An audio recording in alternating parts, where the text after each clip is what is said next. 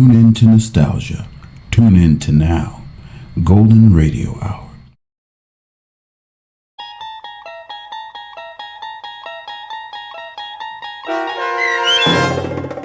Death's Head Revisited, starring H.M. Wynant, with Stacy Keach as your narrator, was adapted for radio by Dennis Etchison and based on a script by Rod Serling.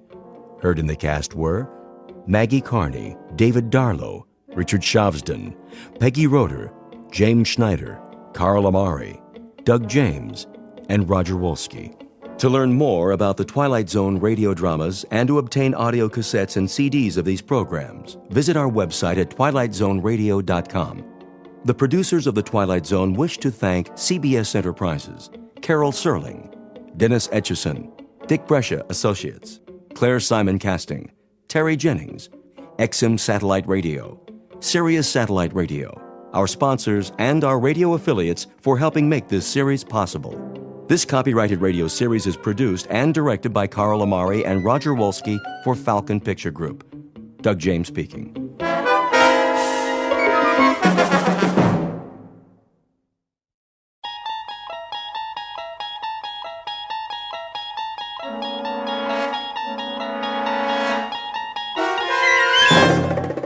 You're traveling through another dimension.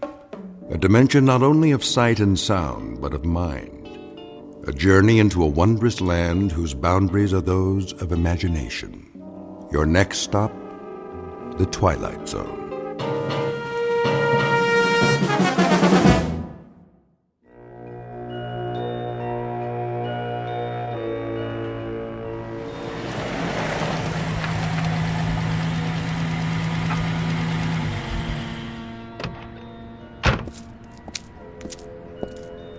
Here we are, sir. The old inn on the square. Yes, sir. How perfectly charming. You have been here before? No, it's just as the guidebook said. Let me get your bags. In a moment. First, let me see if they have accommodations. Very good. I'll wait, sir. Hello? May I help you? Good day. I've just arrived in your town. Yes, sir. And I was wondering, do you by any chance have a room available? Let me see. That would be a single? Yes, I'm traveling alone. I can give you a lovely front room overlooking the square. That would be perfect. Would you care to see it? No need. I'm sure it will be quite satisfactory. In that case, welcome. If you would be so kind as to sign the guest book. Of course. Thank you, sir. There was something else. No, sir. Well, then. Yes? The key. Oh, yes, the key. Mr. Schmidt, is it? That's what I've written. Of course. Of course what? I mean, sir, I just wondered. Well, it was just that... You wondered what? It's just that you remind me of someone, Mr. Schmidt. Oh? During the war. The war, so long ago. There are times when it does not seem so.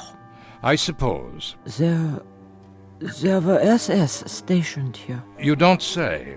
They used to come to the inn very often. Did they? When they were off duty.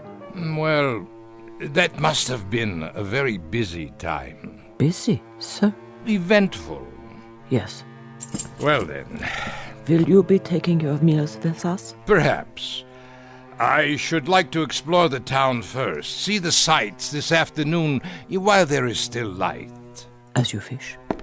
Ah, yes. Very, very quaint outside, isn't it? Quaint? Picturesque. Some have said so. You'll be here long? A day or two, perhaps. I'm not sure. You see, I'm on holiday. And you've never been here before? No, never. I'm told the scenery is lovely. I understand there's a wonderful old medieval castle one can visit. Castle? Oh, yes, sir. Very old. And other things? What do you mean? Other sights. What would you recommend for a tourist? Very little else, sir. Very little else of any particular interest. I'm told, though, that the town was quite active during the war. Active?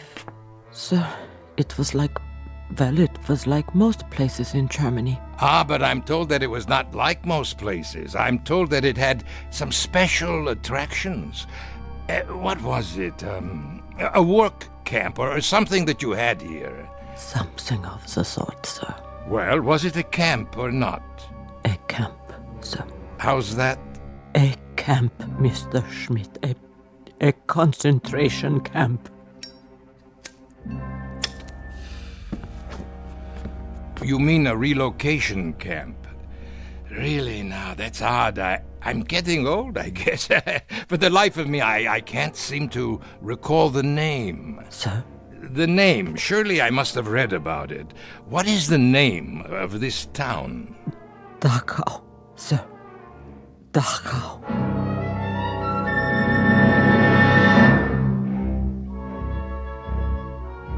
Mr. Schmidt recently arrived in a small Bavarian village which lies 8 miles northwest of Munich. A picturesque, delightful little spot once known for its scenery, but more recently related to other events having to do with some of the less positive pursuits of man. Human slaughter, torture, misery, and anguish. Mr. Schmidt, as we will soon see, has a vested interest in the ruins of a concentration camp. For once, some years ago, his name was Gunther Lutz. He held the rank of captain in the SS. He was a black-uniformed, strutting animal whose function in life was to give pain. And like his colleagues of the time, he shared the one affliction most common among that breed known as Nazis. He walked the earth without a heart. And now former SS Captain Lutz will revisit his old haunts, satisfied perhaps that all that waits for him in the ruins is an element of nostalgia. What he does not know, of course, is that a place like Dachau cannot exist only in Bavaria.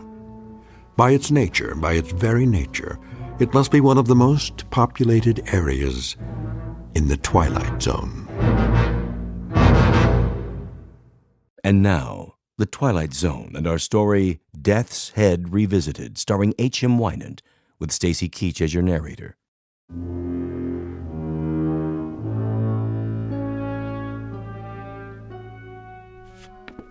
To be sure, Dachau. Once a peaceful place to live. But now? The camp, it's just there on the hill, isn't it? Yes. And that group of buildings, that would be the barracks. For the workers. Workers, sir? And the officers, of course. I wonder if their quarters are still standing. Most of us would like it all burned to the ground. Oh? Such a disgrace. Yes, of course. Or perhaps it could be turned into a shrine. A shrine? For the men who lived there. Officers and workers alike. 1 million people were put to death there. Men and women and children, but not the officers. It is already a shrine. Yes, I see your point. Will there be anything else? No, I'm off to do some sightseeing. Good day to you.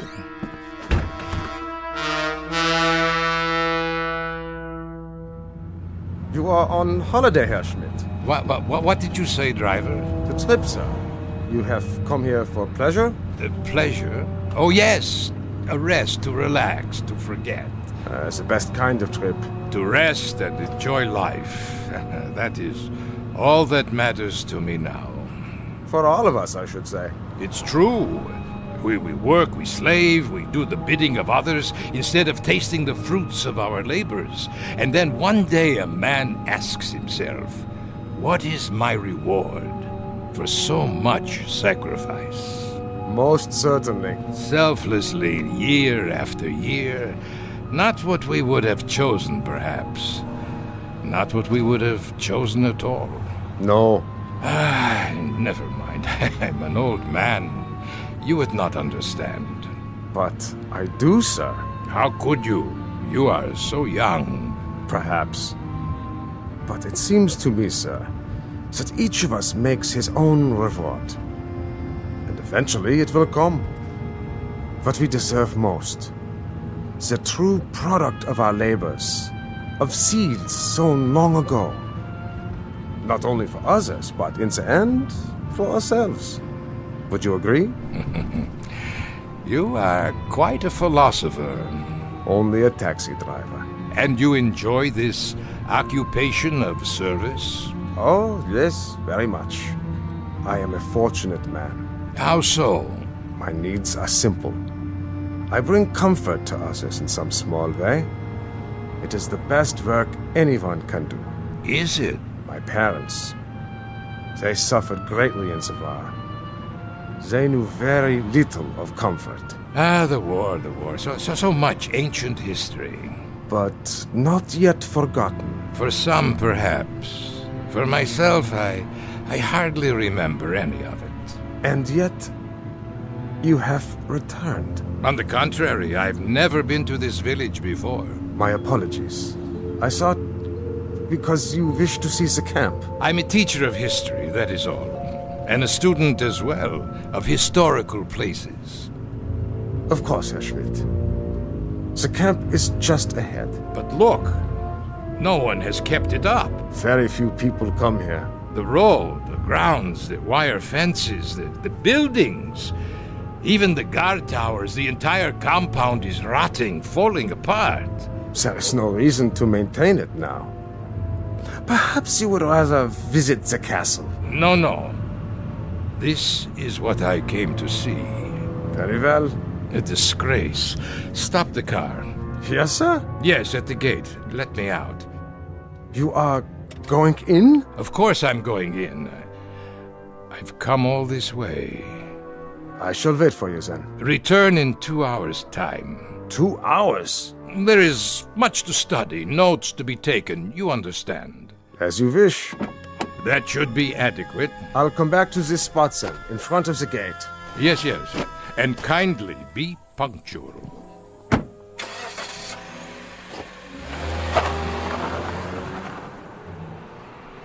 Oh, so cold here. No, wait! I've changed my mind! Well, I can always walk back to the hotel if I must. But first, I look around.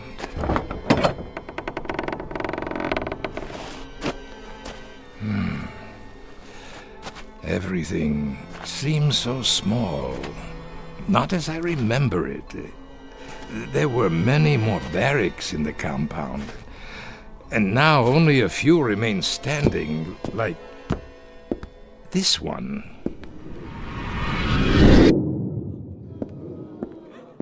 All right, pigs. Up! Time to greet the morning. On your feet. Another splendid day, a day of glorious service to the fatherland. Please, Captain. More water, A ration of bread? anything. I beg you. I'm pleased to bring you news. News? What has happened? The war, it is over. Even better. It snowed during the night, but the temperature's only slightly below zero. So, you will assemble in the yard at once. Do not trouble yourself with clothing for the occasion. First, we do some simple exercises to increase our physical strength. Not now. I have no shoes. Will freeze. My hands, my toes. Frostbite. Sir, I cannot stand. Outside, I said. Yes, outside. Nothing in there but an empty room. The yard. And the towers. I remember. Next to the punishment posts. 1, 2, 3. At least they still stand. What's that? A sign. Still hanging. On that building. It says detention. Ah, yes, I remember you. Oh, we had good times in that building. Oh, such good times. Water. Please. Water. Water, pig? You'd like water? Unfortunately, we have no more water. Not for you. Why should you care? It's been only 5 days since you've been fed. Only 5 days, pig! 5 short, inconsequential days. That is nothing. On your feet, filth! Locked. It doesn't matter. Such a long time ago. But it doesn't seem so, and now there is no one to share those memories. Good afternoon. Where? Over here, at the window. But I thought there was no one inside. Who are you? Did I startle you? Well, I did not expect to see anyone here. Why not, Captain? Wait. Why do you call me that? But you are a captain, aren't you? No, I am Professor Schmidt. So, that is your name now. You have me confused with someone else. Is that right? Or is it you who are confused? I tell you, I never forget a face. I am Professor Schmidt. Are you? Your clothes. But about them, you don't approve? Why are you dressed that way, like Like what? a prisoner?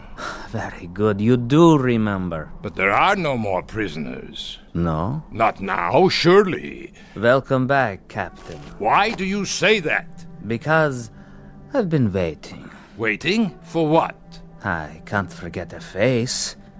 Especially yours. I tell you, I don't know you. Are you sure? I must go. Where are you going, Captain? That is none of your concern. Back to the town? To the life you have now? Yes, my life. I shouldn't have come. I am leaving now. I'm afraid that is no longer possible. Don't follow me. Get away! How can it be locked? There was no one near it. No one. Wasn't there? What have you done? I haven't touched the latch. Then who? I saw your own hand on it only a moment ago. Nonsense. As you wish, Captain. Why do you persist in calling me that?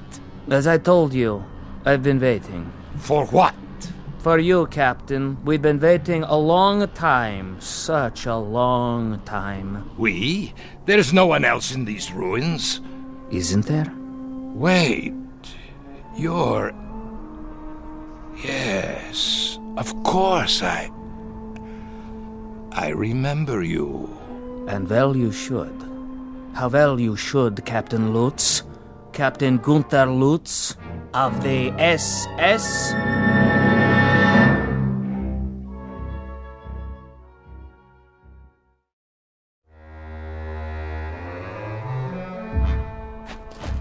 Becker, is that you? So you do remember me.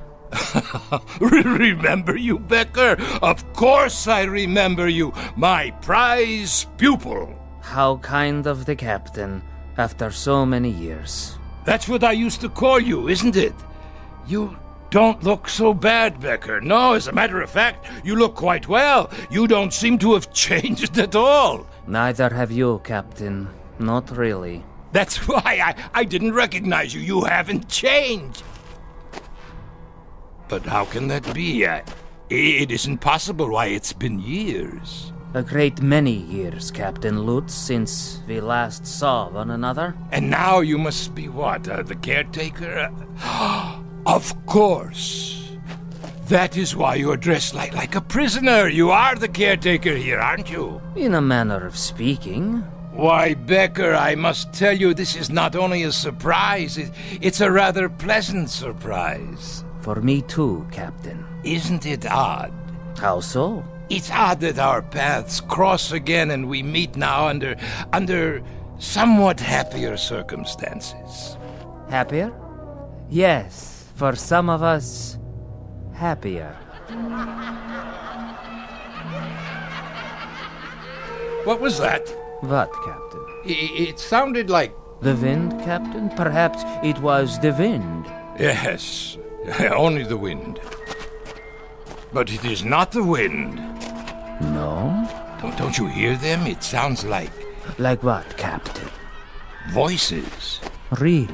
What do you want? Whoever you are, come out and face me! Cowards! If that is your desire, Captain. But I assure you, they are not cowards. Then why don't they show themselves? As you wish, Captain. As you wish. Where are they? They disturb you, Captain? Stop calling me Captain, please. I'm not a soldier anymore. Soldier? You never were a soldier, Lutz. The uniform you wore cannot be stripped off one's skin quite so easily. It was a part of you, a part of your body, an emblem of your mind, a tattoo, Captain. A skull and crossbones burned into your soul. What do you know about it? I was a soldier, Becker. No, Captain Lutz. You were a sadist. You go too far, Becker. Do I? Yes. How can you say such things to me now? Very easily. I speak only the truth. Then if that is the case, you must know. I know that you were a monster. Of the worst sort. One who derived pleasure from giving pain. A distinction that does not even apply to animals. Listen to me, Becker. There is no war now. That's all over with. It's in the past. Is it? There is no more Reich. There are no more camps. How convenient for you to think so. Oh, it is ridiculous. It is patently ridiculous to dwell on these things. What else should I be thinking of? You did as you thought best, and so did I. I performed my duties, functioned as I was told. Stop that noise! Odd that it should disturb you. It never used to. Not even when your victims screamed. Victims? What are you talking about? You weren't quite so sensitive when they screamed for mercy, but now they are not screaming, Lutz. They are simply reacting. They are responding. They have just listened to you offer the apologia for all the monsters of history. We did as we were told. We functioned as ordered. But that is the truth. We merely obeyed directives from our superiors. Familiar, is it, Captain? Stop this. It was the theme music at Nuremberg, the new lyrics to the Götterdämmerung, the plaintive litany of the master race as it lay defeated and dying. We were never defeated. We were betrayed by disloyalty from within, infiltrators, spies. Always the fault of others. We did not do, others did. We did it, but others told us to. Or someone else did it, but we never knew it was done. Captain Lutz, 10 million human beings were tortured to death in camps like this. The diseased, the lame. Women, children, tired old men. They could not contribute. You know nothing of history. In time of war, there is a hierarchy. There must be. Only the strongest survive. So you burned them in furnaces. Our facilities were inadequate. But you murdered them nonetheless. Not just the Jews, but the gypsies, the communists, the outsiders. You shoveled them into the earth. You tore up their bodies in sadistic rage. And now you come back and wonder that the misery you've planted has lived after you? That is the real wonder, that you are so naive. There is no point in talking about this any longer.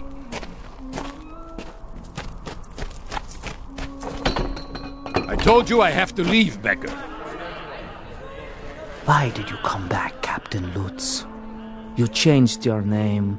You are quite safe down in South America. What could possibly have brought you back here? One misses his homeland, Becker, the fatherland.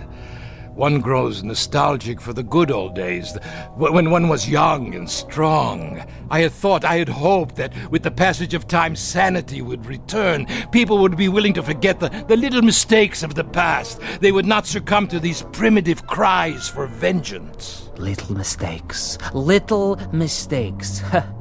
You ask too much, Captain Lutz. You ask far too much. Why not ask for the world to stop revolving on its axis, or for gravity to cease? Don't ask the impossible. Don't ask forgiveness from those who you've destroyed to a point past forgiveness. Enough! My driver will be returning soon. Yes, time is short, Captain. We have something of great importance to accomplish here today. And what's that? It's time for the trial. Trial? The court is convening in Compound 6. The court, is it? Well, what is this nonsense? Is this a joke? No joke. Your trial, Captain. Trial? For what? You are to be tried for crimes against humanity. By whom? Who will try me? You're insane, Becker. You were insane when I used to string you up and... That's right. When you used to string me up, Captain, suspended over a hot pipe and feed me salt water until my tongue swelled, burn me with cigarette butts and laugh at me when I screamed for you to please put an end to it, to have mercy and kill me. Your memory is quite good, Captain, quite good indeed. Shall we go now? The court is waiting. Let me out! Someone, let me out of here! There is no escape. There was not then, and there is not now. Nothing has changed.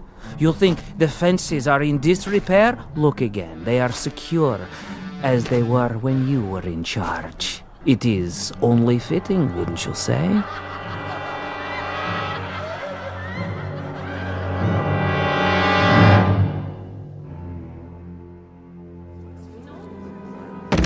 No, please! Let me up! I can explain! You can try, but it will do you no good. There is no explanation suitable for this court. We have rules. Who are these people? Greetings, Herr Captain. Welcome. Won't you join us? We welcome you to the house of pain. Do you not know their faces, their bodies? Then, starved, tortured, beaten. For they are your legacy. You made them what they are. Now then, shall we proceed? Please, please, this is inhuman treatment. Not fit for a pig. Precisely. Read it. Read the charges. The inmates of Compound 6, Dachau concentration camp versus Gunther Lutz, Captain SS. I am entitled to a military tribunal. Indictment 1, that he condemned to death without a trial 1,100 human beings. 1,100? Where did you get such a number? Indictment 2, that he did maim and torture without provocation. Rubbish.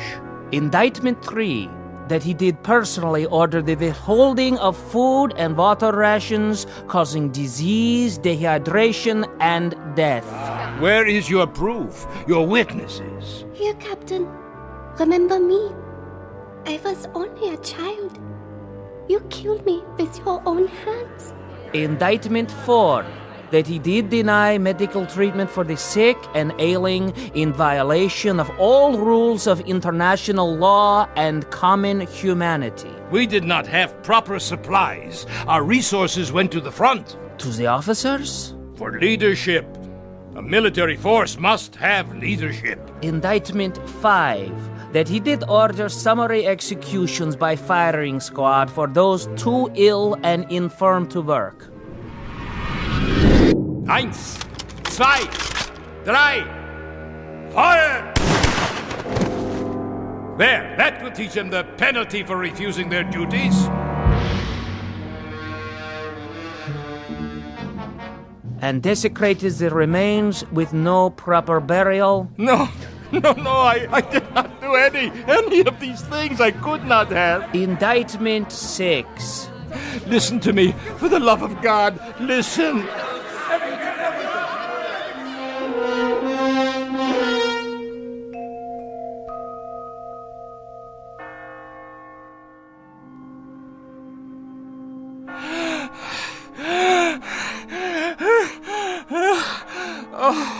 What? fell asleep, yes. Yes, that's it. I've been dreaming. Dreaming. The courtyard outside. The hanging post. None of it used for years. Of course not. I'm a foolish old man. Foolish and tired. Yes, you are. Very foolish. Becker, is that you? I must have dozed off. You've been unconscious for a while. I had such a dream. You had no dream, Captain. Of course I did. I dreamt there was a kind of trial, a kangaroo court. There were people in this room. Can you believe it? Yes. Ghostly figures. Not ghosts. Then what?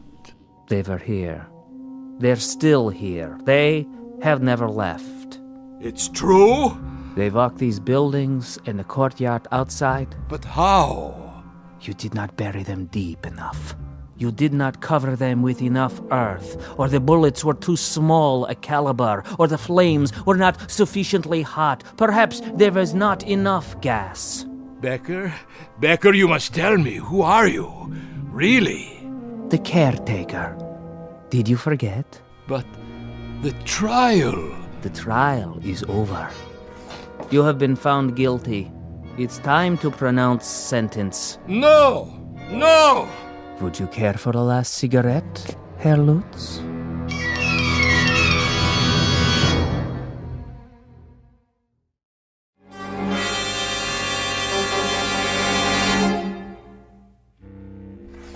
Yes, Lutz, it's time. For what?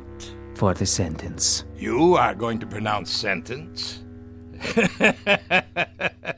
This is what you have in mind now? You will pronounce sentence and then you shall execute the sentence? Is that correct? That is the procedure, as always. And who? Who is there to carry out the sentence? Do you see anyone outside the window to help you? Anyone at all, do you? They are here. I see no one. Are you blind? Here, look for yourself. There! Pigs! Filth! You will assemble in the yard. You will crawl out of your graves to see that justice is done. You will pass sentence on Captain Lutz. Brave victims. Where are you now, eh? Not so brave at all, I should say. They won't answer. Why not? Your authority no longer applies here. But yours does. I am all that is left, and you are no longer a captain.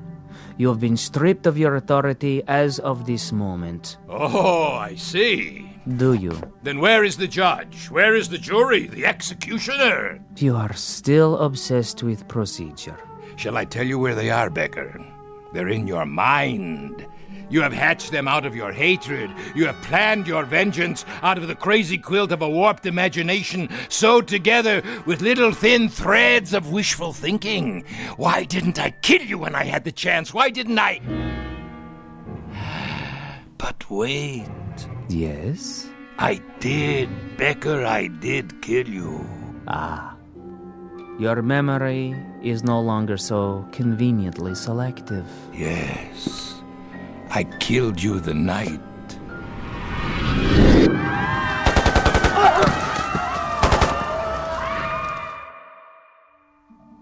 You killed me the night the Americans came close to the camp. You tried to burn it down. Of course I did. I had no choice. They would have commandeered our supplies, our weapons. And what of the prisoners? You've said that they were of no value. They were of no value. They were a burden. And yet you tried to kill everyone who was left. And in my case, you succeeded. So, it was a waste of time, wasn't it? A waste of your precious time with absolutely no practical value. And it would certainly be a waste of what little time you have left now to try to murder me again. But I will. I'll finish it. I still can. Where? You have been tried and found guilty of crimes against humanity. What crimes? It is the unanimous judgment of this court that from this day forward... Where are you? Show yourself! And for the rest of your natural life you shall be rendered insane. What is this gibberish? This nonsense, this idiocy. Where have you gone now?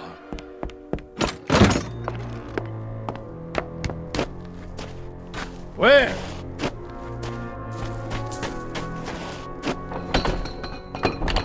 At this gate, this locked gate, you shut down hundreds of people with machine guns. Do you feel it now? I'll finish it once and for all. Where are you hiding? Do you feel the bullets smashing into your body? Do you feel the agony of tearing lead? I'll finish it with you, Becker. Here and now. And on these posts, you hanged human beings to die slowly and painfully. They were criminals. What was their crime? Stealing water? A crust of bread? They would have died anyway. Do you feel their hunger? Do you feel their agony? Silence! And in this place, the detention room as you call it, the things you did to human beings here are unmentionable. How does their torment feel? I refuse to give you satisfaction. If you can still reason, Lutz, if there is any portion of your mind that can still function, take this thought with you. This is not hatred. This is retribution. This is not revenge. This is justice. No, liar, liar. And this is only the beginning. Your final judgment will come from God. There. If you won't open the gate, I'll crawl under. You can't hold me here. No, it's a violation of my international rights. There. Becker? Becker? Where are you?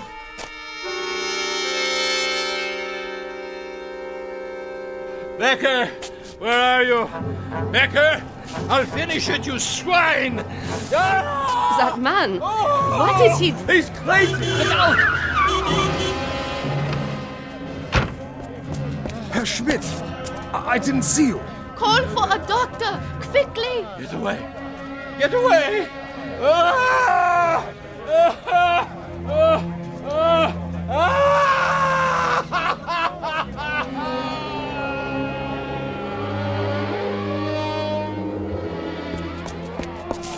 Stand back, please. What happened here? I heard him screaming, Doctor. Such sounds. Like a wounded animal. He didn't seem to know where he was or who he was. Will he be all right? Not for a while. What do you mean? I have shot him so full of sedatives that he doesn't know whether he is still on the earth. Shall I help him up to his quarters, Doctor? His quarters?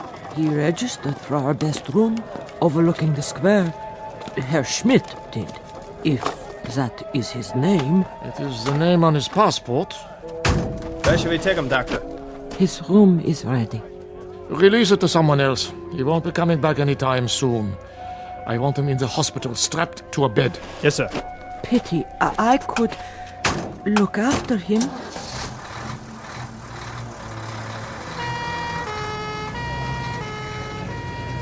What happened to him, do you suppose?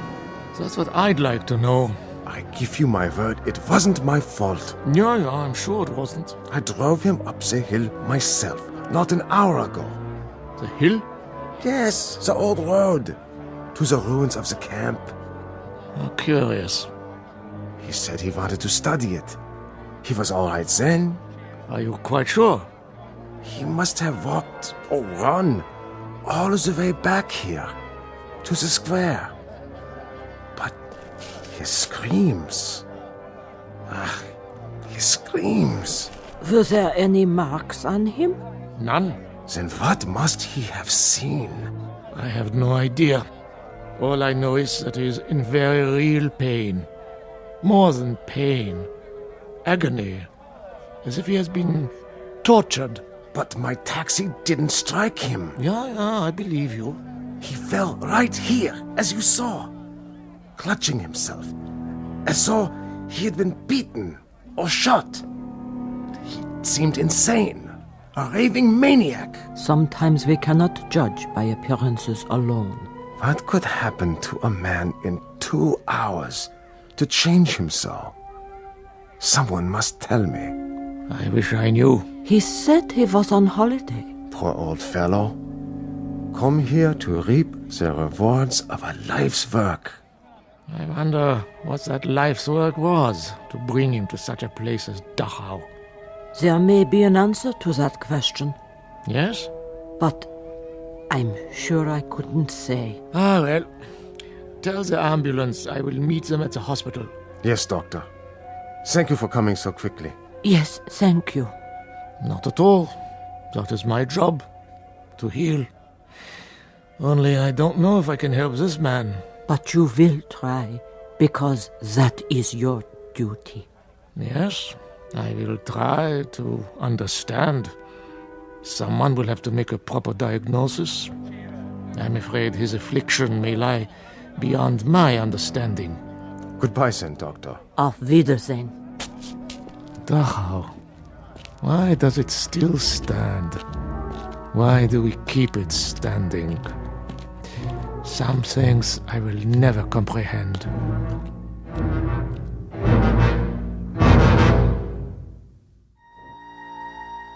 There is an answer to the doctor's question. All the Dachaus must remain standing. The Dachaus, the Belsens, the Buchenwalds, the Auschwitzes, all of them. They must remain standing because they are a monument to a moment in time when some men decided to turn the earth into a graveyard. Into it they shoveled all of their reason, their logic, their knowledge, but worst of all, their conscience.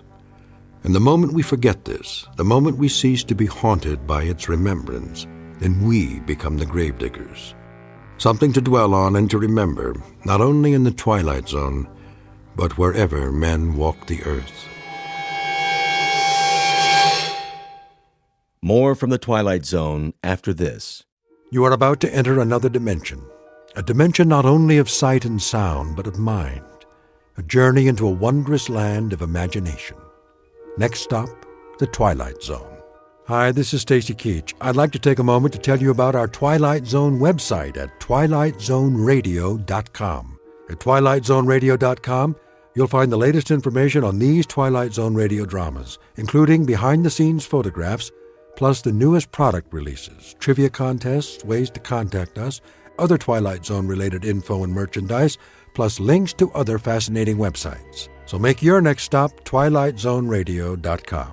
Visit twilightzoneradio.com to purchase these Twilight Zone radio dramas on cassette and CD, or call toll-free 1-866-989-ZONE. That's 1-866-989-9663.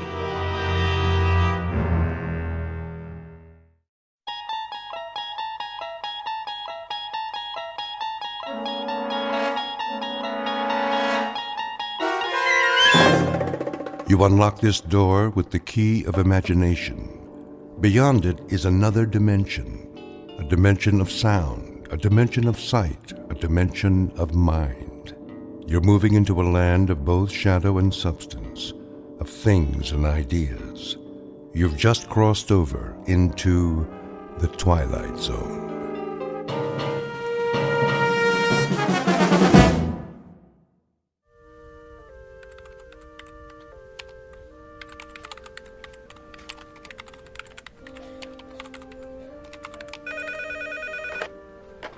Northwest Medical Clinic, how can I help you? I'm sorry, Dr. Matheson is unavailable. He's taken a temporary assignment out of town. Can I make an appointment for you with one of our other physicians? Fine. Okay, let's see. How about next Tuesday at 2:45? Great. You'll be seeing Dr. Kyle Powers. You're welcome. Goodbye. Psst, Dorothy. What is it, Millie? Kyle gets another victim, eh? I know, right? How many of Dr. Matheson's patients is he seeing? Quite a few, which makes sense. He's got the lightest patient load at the clinic. Gee, I wonder why.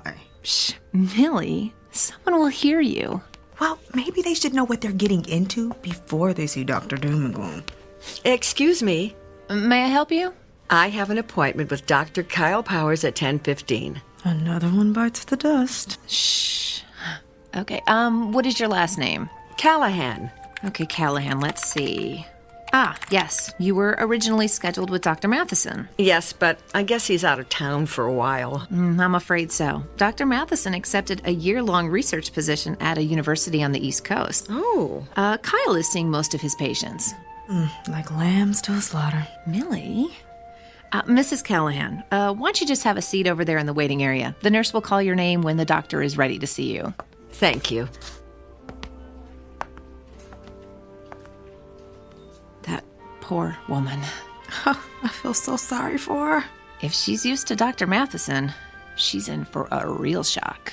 I know. I don't envy anyone facing their first appointment with Dr. Kyle Powers.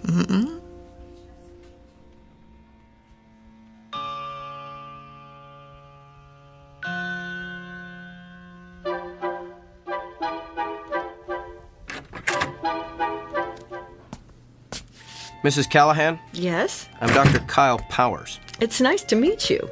And why are you here today? Well, I'm concerned about this mole on my leg. May I see it? Of course.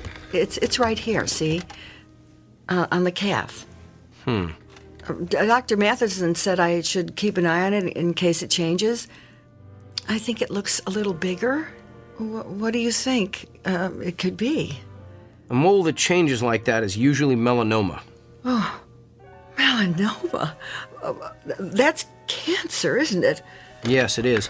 I'm going to need to ask you some questions. Oh, well, go ahead. When did you first notice the mole had changed? About a week ago. How much bigger is it? I'm not sure. 50%? No. 40%? 30? 10% maybe. Do you spend a lot of time in the sun? No. Has anyone in your family ever had melanoma? No, I don't think so. Did you ever have a severe sunburn as a child? No, not severe, no.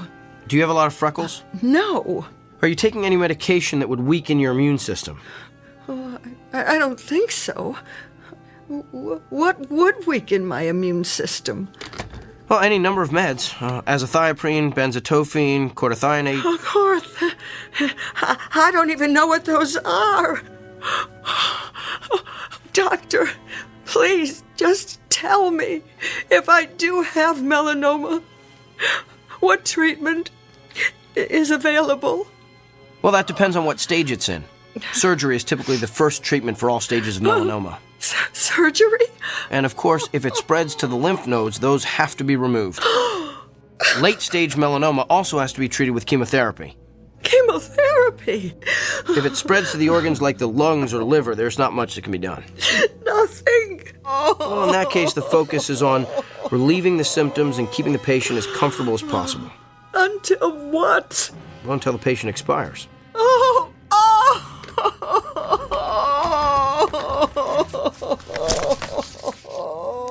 I'm going to refer you to a dermatologist. He'll perform a biopsy and then send a sample of the growth to the lab. If it is melanoma, the dermatologist will refer you to a surgeon for the sentinel lymph node biopsy. It's all standard procedure.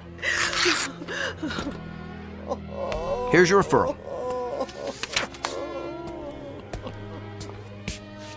And Mrs. Callahan? Yes? I know there's something most patients worry about at this point, so let me assure you. Even if the cancer gets to the point where you can't function, your insurance should cover most of the medical bills. Keep in touch.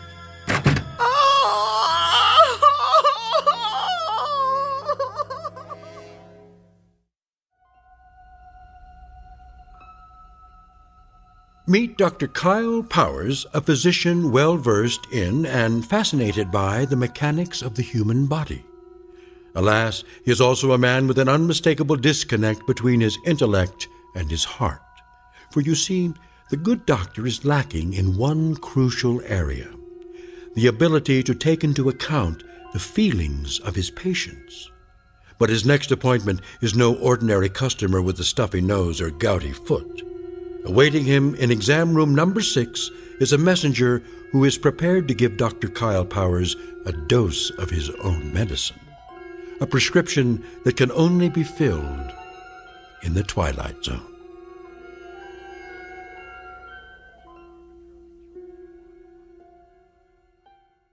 And now, The Twilight Zone and our story, The Amazing Dr. Kyle Powers, starring Sean Astin with Stacy Keach as your narrator.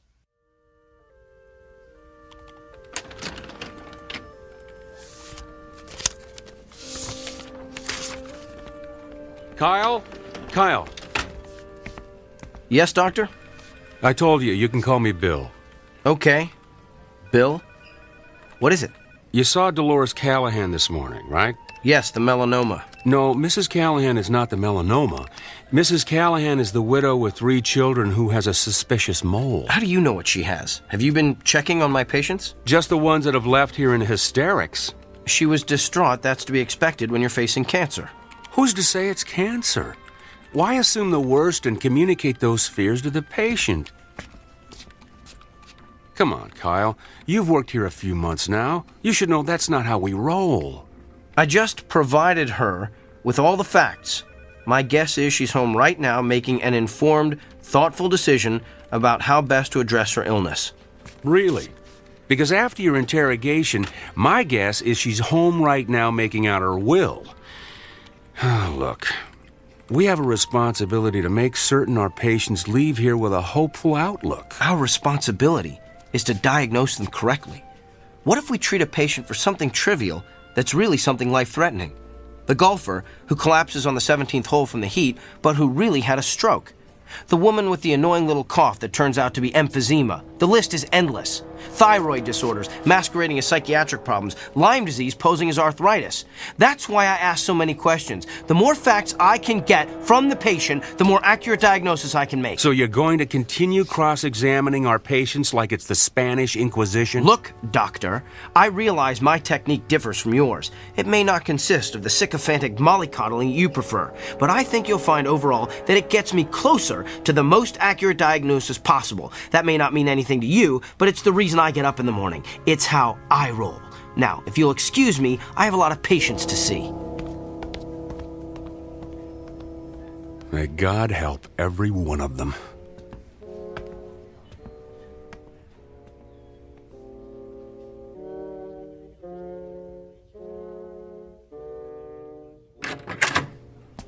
Good afternoon. I'm Dr. Kyle Powers. I'll be your physician while Dr. Matheson is... Oh! Well, you're obviously not Eileen Richards. Obviously. The name's Beaumont. I seem to be in the wrong room, Mr. Beaumont. Let me just... You're in the right room, Kyle. You know me? Yes. You're not a quality assurance auditor sent to check up on me, are you? Did Dr. Bill T. Goodwin send you? No, but I am here. As a representative. For who? Whom? I can read you the list if you like. Mrs. Barbara Kennedy, Mr. Emilio Rodriguez, Miss Dolores Delmonico, Mr. and Mrs. Samuel Stone. Those are all patients I've seen. Mr. and Mrs. Emil Saperstein. The very Reverend Arthur Buchanan. Some of them are patients I treated when I first started practicing. Mr. William Tanner. Mrs. Glynis Peabody. But how would you know I've seen all those people? The Sullivan twins. Katie and Kylie. Rabbi David Weisinger. The Honorable Judge Harrison J. Evans. Okay, I get it. You know every patient I've ever treated, so... Who are you, the ghost of Christmas past? Hardly. I am here to communicate a message on behalf of your patients.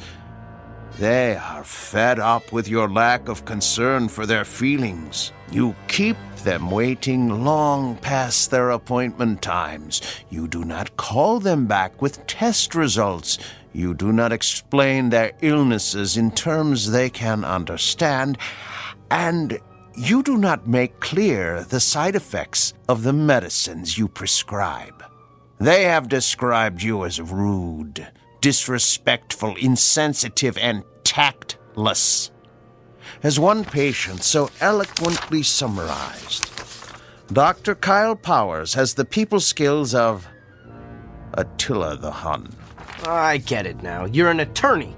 You're representing all those people as a part of some kind of lawsuit against me. I'm afraid not. I am simply here to, how shall I put it, keep things in balance.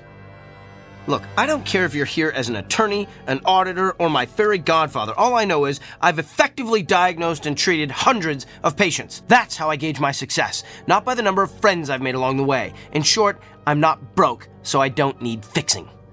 In that case, I'm going to need you to sign this. What is it? It's a standard affidavit, stating that you are willing to pay the consequences of your actions. I recommend you read the whole brief before signing. I'm not reading or signing anything. Well, you're going to be one of the difficult ones, aren't you? We'll have to settle for a non-written agreement then. A simple handshake has sufficed in the past. I'm not shaking your hand either. Come now. It's just a handshake. The sooner you shake my hand, the sooner you'll be rid of me. All right, if it'll get you out of here faster, here's my hand. Thank you. Ow! What did you just do? Good luck, Kyle. Wait! What did you do to me?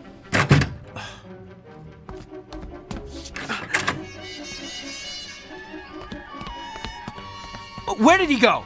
Can I help you, Doctor? The man who just left this room, which way did he go? You're the only one who's left that room in the last 10 minutes. Well, that can't be. I was just talking to him. I can page him if he's still in the building. Who was he? Nobody. Just some prankster with a joy buzzer. Who's my next patient? Mr. Gianelli. He's in room 7.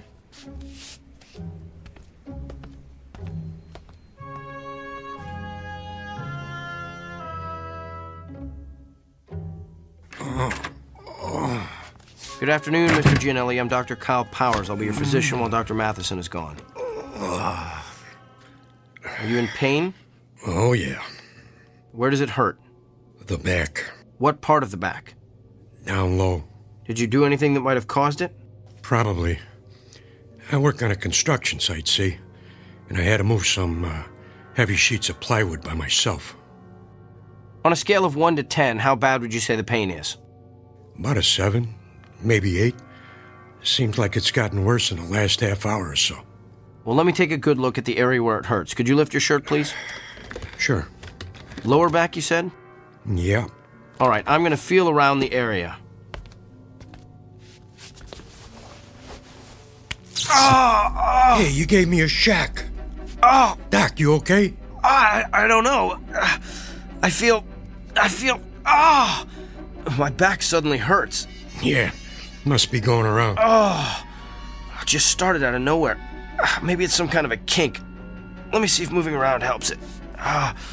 No, it still hurts. Excuse me, Mr. Gianelli. I'm gonna have to sit down over there. Hey. The pain stopped. Lucky you. That's odd. It stopped when I let go of you. Mr. Gianelli, I'm gonna touch you again. You're the doctor. Ow, Doc. You need to get a humidifier in here. Fascinating.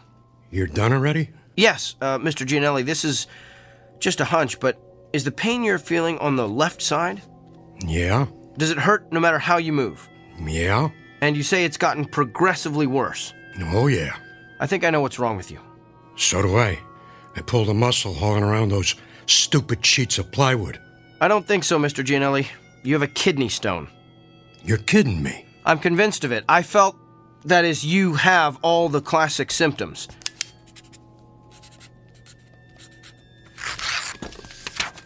Here, this is an order for you to go up to radiology for an x-ray. That'll tell us exactly where the stone is, and we can figure out what to do about it from there.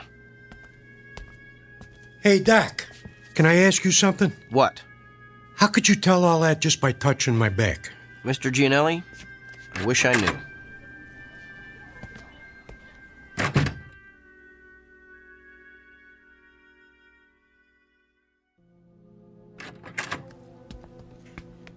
So, now that we can talk privately in my office, let me get this straight.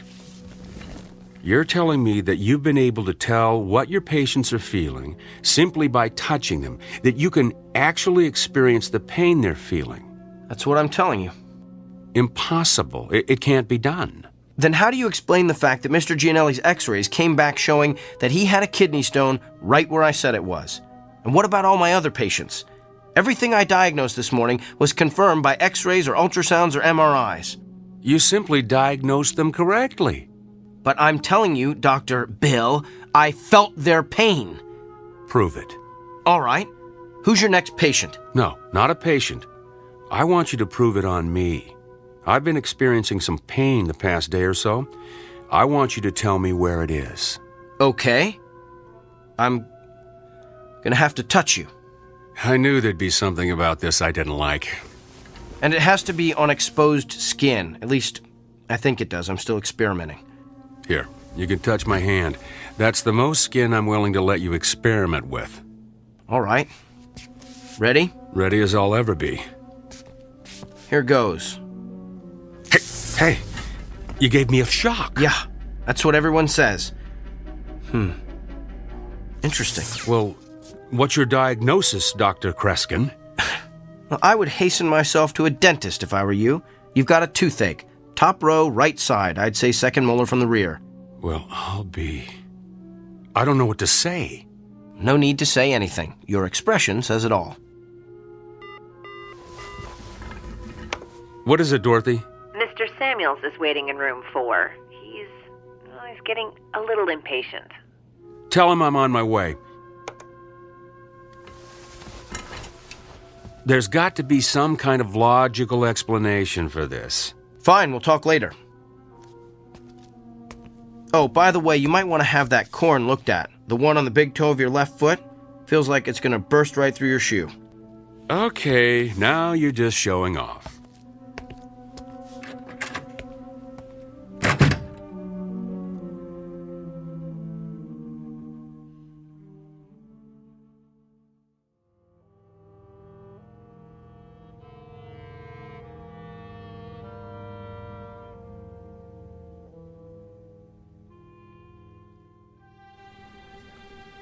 Okay, thank you.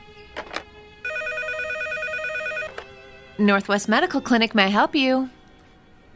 I'm sorry, he isn't in yet. Can I take a message? I'll let him know. Thank you. Hey, Dorothy. Another reporter for Kyle? Yeah, that's like 25 now. Ever since word got out about his gift, he's become the most popular doctor at the clinic. I know. I can't believe he's going to be on that talk show tomorrow. Yeah, I am dying to see what Dr. Charisma is like on TV.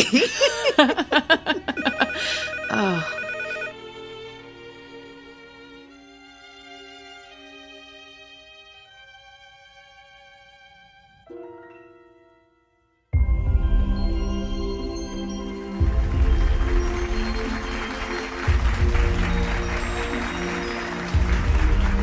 Welcome back to Barbie Porterson's Wake Up Call. I'm Barbie Porterson, and this half hour I'm going to have part 3 in my series on how I've managed to stay young looking the natural way without the use of drugs or surgery.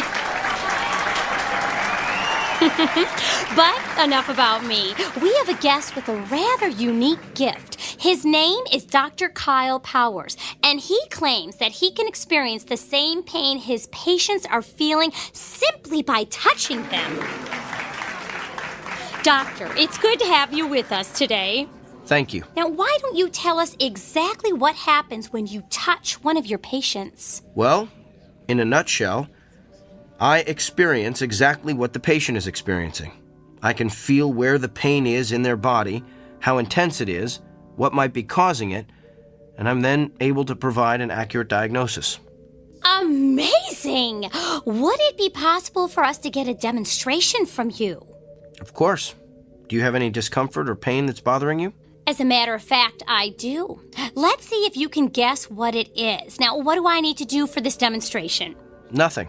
I just need to touch bare skin. Oh my, careful, Doctor. We're a family show. You can just give me your hand. All right, here you are. Oh! I think a spark flew between us. Don't tell my husband. Interesting. So, what's your diagnosis? I believe the pain you wanted me to identify is a sprained muscle in your left thigh. Feels like you've probably been working out a bit too rigorously at the health club. Ooh, that's amazing. That's exactly how my own physician diagnosed it. But it took him 20 minutes. Doctor, you truly have a special gift. There's something else, though. What? Your head. You have a headache. Are you coming down with something? Of course not. I'm fit as a fiddle. I stay fit the natural way.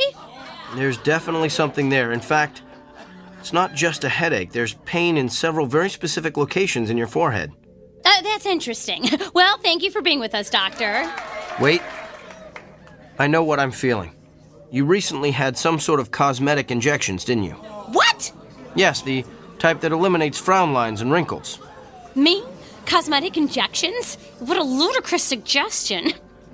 Well, back with more of our Barbie Porterson's wake-up call after these messages. You know, a simple analgesic will help with that headache. No, I don't need it. Could we cut the audio, please?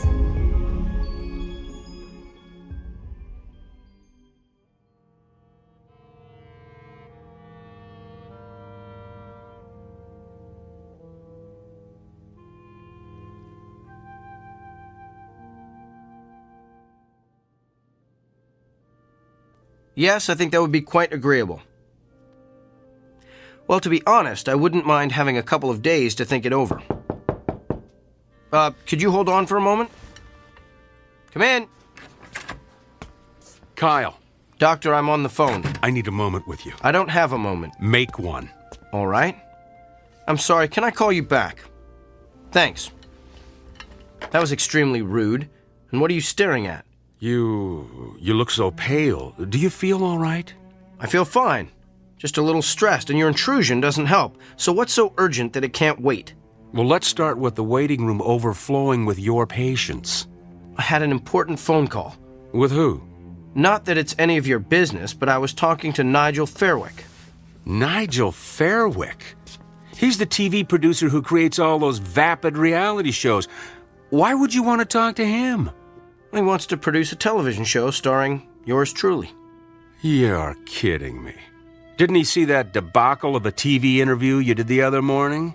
Yes, in fact, that's why he wanted to talk to me. Apparently the show's ratings skyrocketed after I outed Barbie Porterson. The interview is all over the internet. And this TV show of yours will allow you to perform additional acts of benevolence for the public good? Sometimes. But mostly will consist of me diagnosing the illnesses of actors, political figures, and even world leaders. Doesn't it bother you to exploit your gift like this? Exploit? You just don't get it, do you?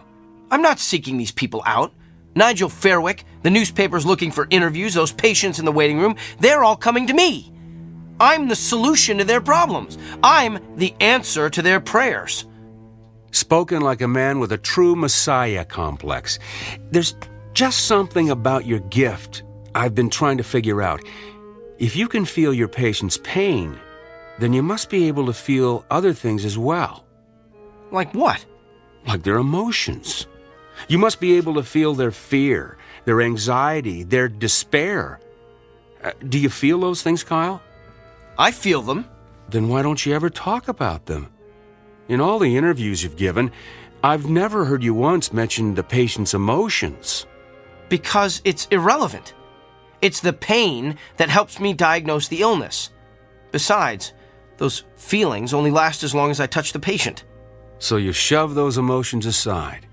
The way you've done with your own emotions all your life, I guess. Don't you see what you're missing? You could be relating to your patients in a way that no other physician could ever hope to achieve. You could treat your patients on every conceivable level, not just the physical, but the emotional, the spiritual. Kyle, you're the winner of some sort of cosmic lottery.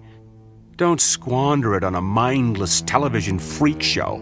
I'm sharing my gift with my patients. If I go on TV, I can share it with the world. How is that squandering my gift? Because you're doing it to stroke your ego. How do you know why I'm doing this? Can you read my mind? Is that your gift? Oh, wait, I forgot. You don't have one. Hello? Nigel? No, it's all right. I'm glad you called back. I've decided I don't need more time to think. I want to get started on this TV show as soon as possible. This afternoon? Well, that sounds great. I'll see you then. Thanks. You're really gonna do this? I have a meeting with Nigel in an hour to sign the contracts. And what about your patients? Tell them to come back tomorrow. What if they don't want to? What if they can't? Oh, they'll be back. That's the part you don't seem to understand, Doctor. Everyone wants to see the amazing Dr. Kyle Powers.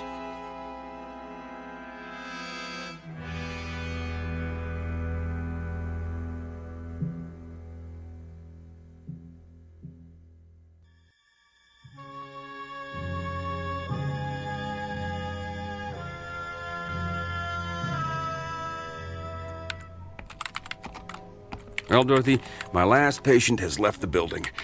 Let's start closing up shop. Way ahead of you, Doctor. Hey, I put the TV on in the waiting area. Kyle's TV show is about to start. Oh, I don't want to miss this. Oh, yes. We shouldn't miss the circus when it comes to town. Come on, Doctor, it started. I'm coming.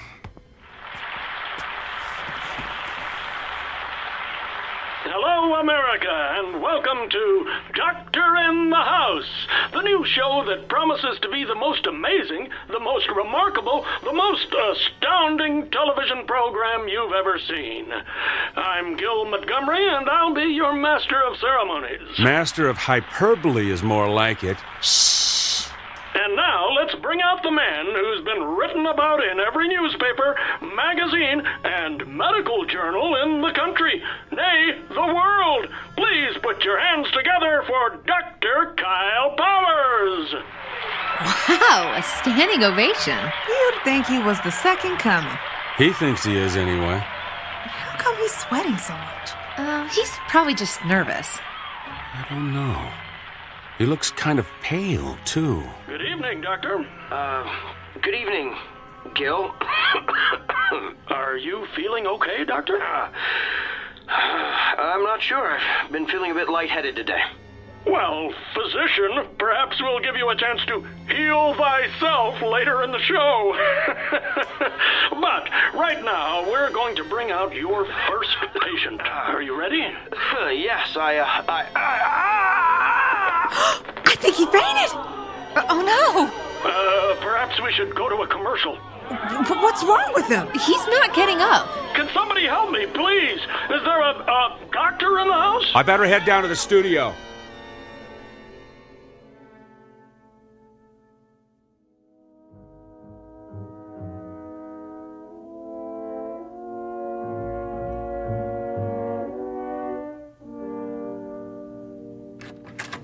Kyle, I've got the results of your tests. They're pretty extensive. Tell me. Well, simply put, your autoimmune system has completely broken down. Can you tell why? No, I can't find anything that would cause it. There was something about your results, though, that looked familiar. I'd seen this pattern before, but I couldn't remember where. You've seen this pattern. You've seen this pattern in another person? Not one person. Many people. I went back through your files of all your patients. Kyle, what you're experiencing is the affliction of every person you've treated in the past 3 weeks. Think about it. You've got emphysema like Mrs. Crandall. You've got stomach cancer like Mr. Drummond. Even have a kidney stone like Mr. Gianelli. Yeah, you get the idea. Every illness you've treated in the past 3 weeks is coursing through your body. It was 3 weeks ago that... You received your gift. I know.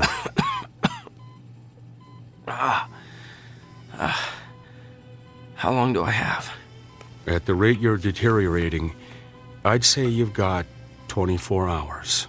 No. That just can't be. Look, I know you're in a lot of pain. We're going to do what we can to make you comfortable. I want to run some more tests. There's got to be a way to beef up your immune system. Bill, after the way I've insulted you, why are you showing me so much compassion? It's part of being a doctor, right? Get some rest, Kyle. I'll be back.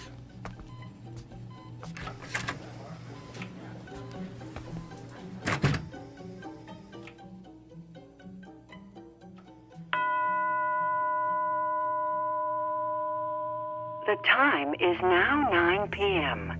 Visiting hours have ended.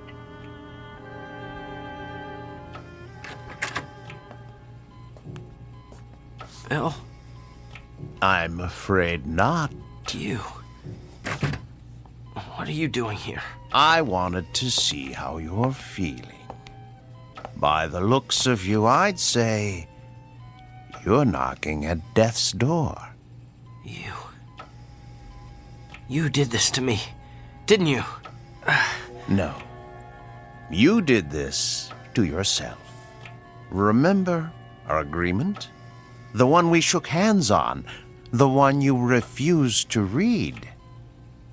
You violated, let's see, Section 3, Paragraph 9, which states, the party in question will refrain from using his gift to advance, hasten, or otherwise promote his own personal agenda. You were given a gift intended to help you better understand your patient's feelings, but you managed to use it for your own gain. Quite an extraordinary display of abuse, really.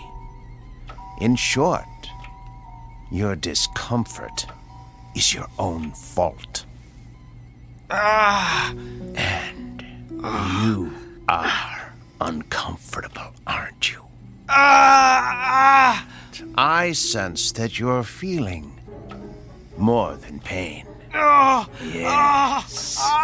You feel the agony of every patient you ever intimidated or demoralized or humiliated. You feel their despair. Tell me about them, Doctor. Tell me about Mrs. Fitzsimmons. I believe you told her last week she has a spot on her lung. Can you tell me what she's feeling right now? She's afraid she'll die without seeing her grandchildren. And what about Katie Morgan, that college student who's been having dizzy spells? You sent her for a brain scan yesterday. She's afraid she won't be able to marry her fiancé, have children, grow old with a loving husband. And what about Mr. Hamner? You sent him for chemotherapy 2 weeks ago.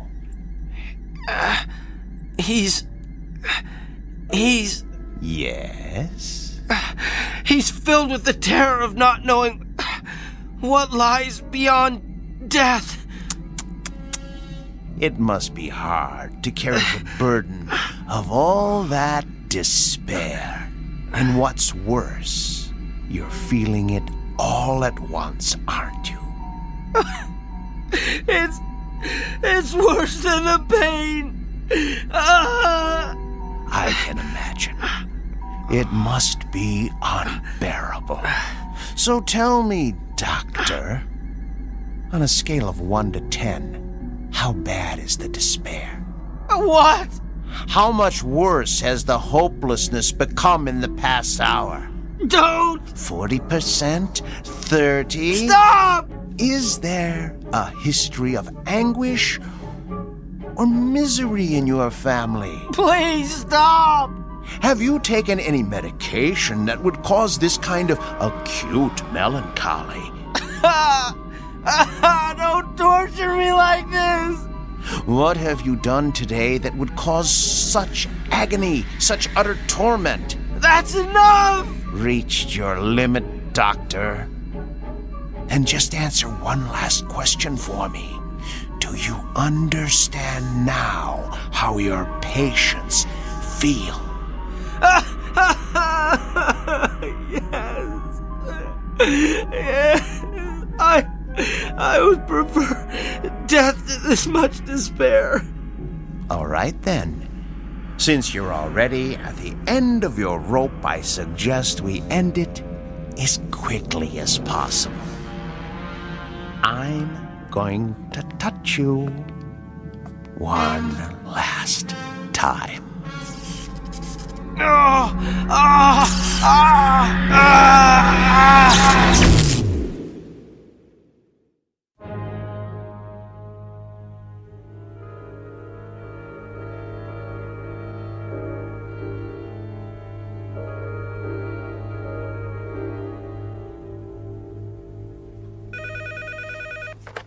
Northwest Medical Clinic, may I help you? Sure, let me transfer you. Hey, Dorothy. What is it, Millie? It's a shame about Kyle, isn't it? Yeah, a pity it had to end the way it did. I mean, for a little while, he had it all, and now, well, you know. How have his patients been taking it? Not well. Of course, I have to tell them what happened when they called to make an appointment. That's a shame. But, you know, at least Kyle is at peace now. Yeah. Well, he seemed very peaceful when I gave him his messages this morning. I guess a full recovery will do that to you. That and a near-death experience. Yeah, but it is too bad he lost his, well, you know, his gift. Yeah. I wonder what it's gonna be like for him now. Just seeing patients as plain old Dr. Kyle Powers.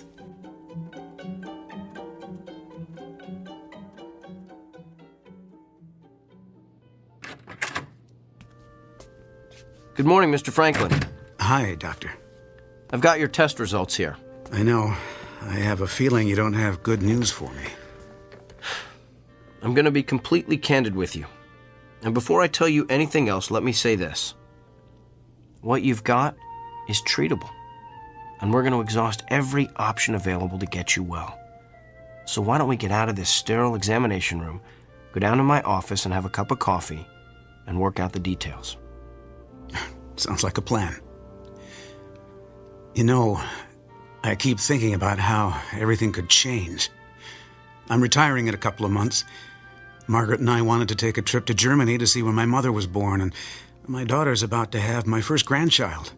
I'm just afraid I'm not going to be around to see all that.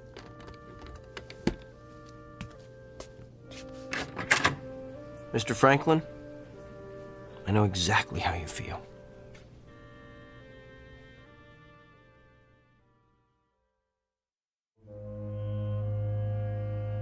Meet Dr. Kyle Powers. Not the same one we met earlier, but a new and improved version. A person who has perhaps quite literally been to hell and back, and learned along the way that redemption requires no small amount of effort on the part of the recipient. It's a fundamental lesson that's customarily taught in Sunday school or at the feet of a beloved grandparent. But a select few insist on learning it the hard way, while traversing the antiseptic, shadowy corridors of the Twilight Zone.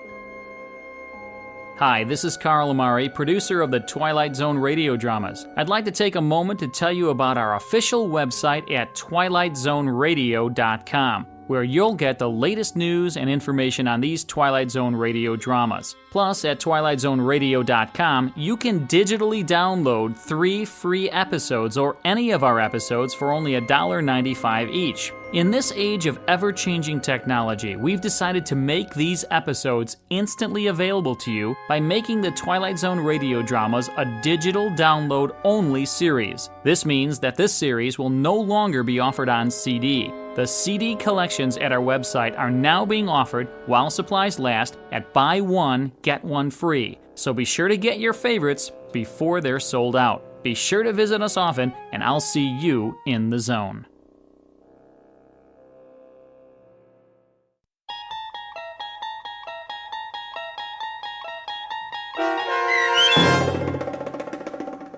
The Amazing Dr. Kyle Powers, starring Sean Astin with Stacy Keach as your narrator, was especially written for The Twilight Zone by Barry Rickert. Heard in the cast were Pat Fraley, Joby Cerny, Robin Moeller, Ty Davis, Ellie Weingart, Alex Sopener, Emmy Bloom Regali, Rob Riley, and William Dick.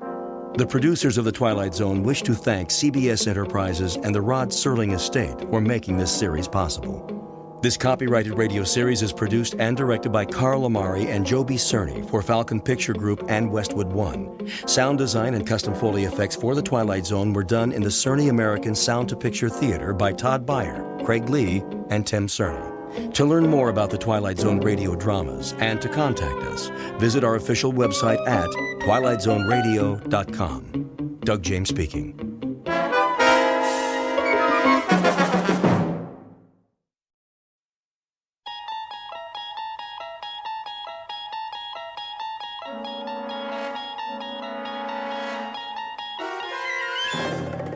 You unlock this door with the key of imagination. Beyond it is another dimension, a dimension of sound, a dimension of sight, a dimension of mind. You're moving into a land of both shadow and substance, of things and ideas. You've just crossed over into the Twilight Zone.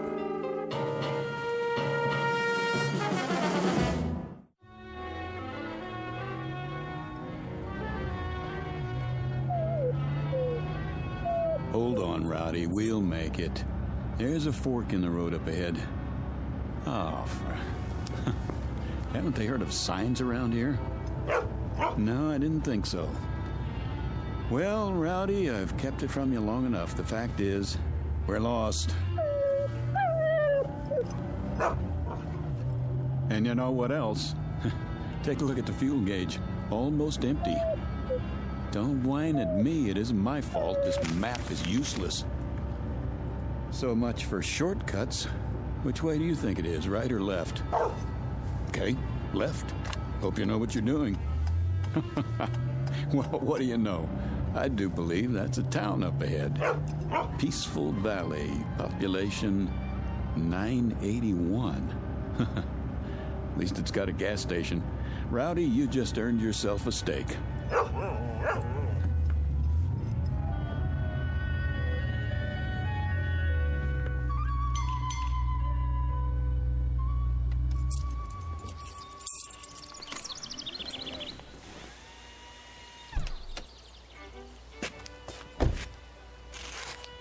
Hey, anybody here?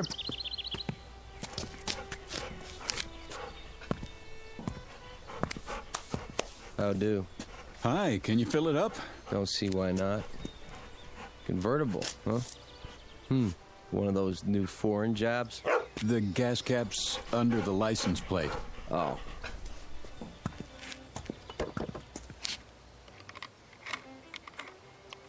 Well, I'll check the oil and water. Sure enough.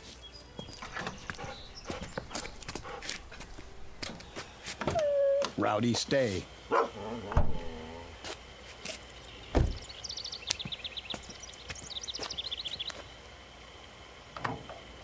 Pretty empty, huh?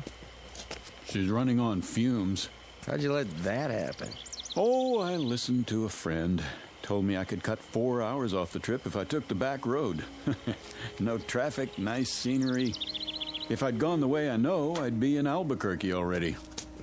Ah, you mean you're lost? That's what I mean. Think you could point me toward a highway? A great big highway with signs? Just go back to the fork and take the other road to Braden. That's about 80 miles. When you get there, ask somebody for a map. I'm fresh out. Shouldn't have any trouble, though. I shouldn't, but I always do. Here, take it out of this. Sure thing. Nice little town you've got here. What's it called? Peaceful Valley. Well, it isn't exactly a valley, but it looks peaceful enough. Where's the nearest restaurant? Down the street. It's closed, though. You'd be better off in Braden. Yeah, but I'm hungry, and so's my dog.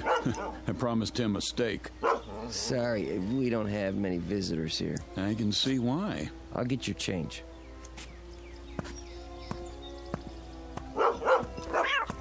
Kitty, stop it. Rowdy, you take it easy. Rowdy! 1850 out of 20. Rowdy, come back here. Leave my kitty alone, you bad dog. Rowdy! He's just playing. No, he's not. I'll fix him. What's that?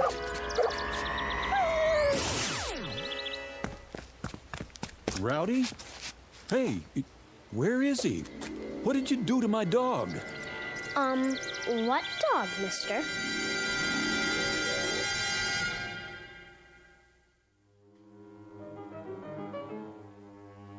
You've seen them. Little towns in the middle of nowhere, off the main roads and highways. You've seen them, and chances are you kept on driving. But have you ever wondered about them? Who lives in these towns? Who are they? What do they do, and why do they stay? Philip Redfield never bothered to ask such questions, and until now he had no reason to stop and find out. If not for his dog, an errant cat, and a little girl with a peculiar electronic device, he might have driven through Peaceful Valley and continued on his way without a second thought. But he can't do that now, because, whether he knows it or not, this particular shortcut has led him off the beaten path and into the capital of the Twilight Zone. And now, the Twilight Zone and our story, Valley of the Shadow, starring Chelsea Ross, with Stacy Keach as your narrator.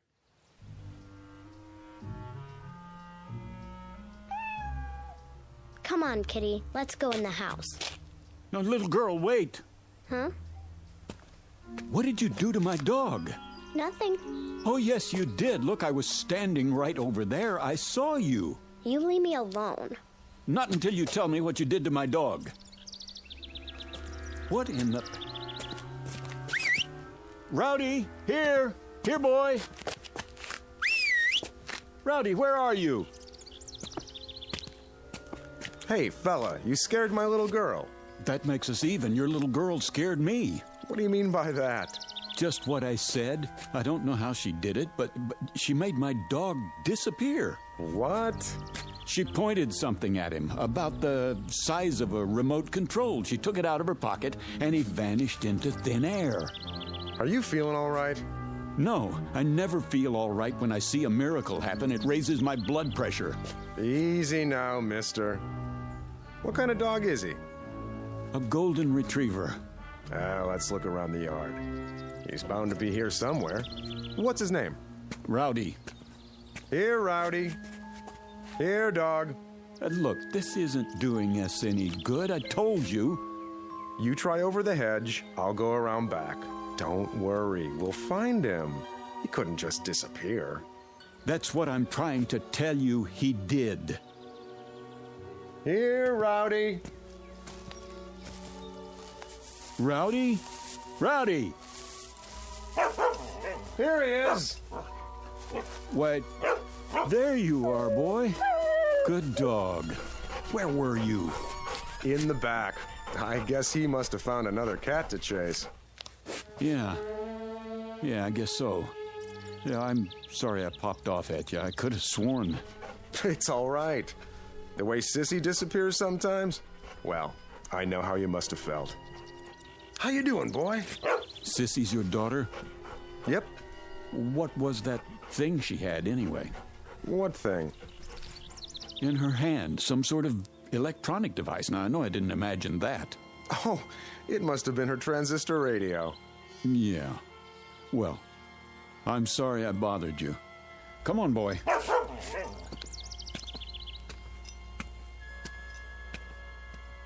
I'm sorry, Dad. I didn't know anyone would see me. It's all right, Sissy. It'll be taken care of.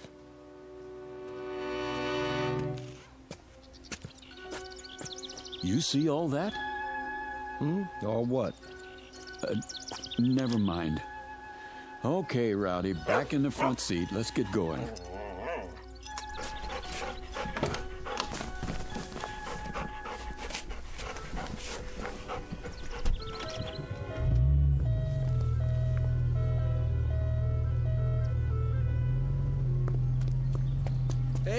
Braden's the other way. I know, you told me.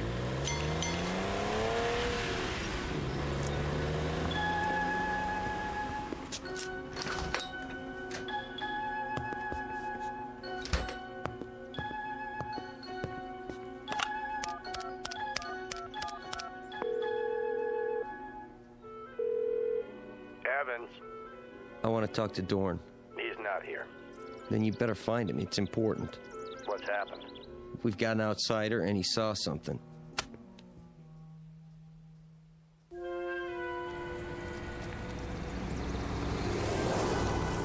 There's the restaurant. The sign in the window says, closed, all right. Great. Well, don't worry, Rowdy. I said I'd find you a steak, and I will, somewhere.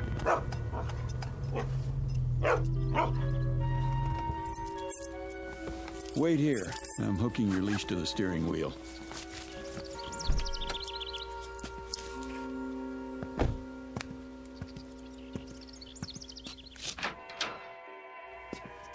Hello? Anybody here? Hello?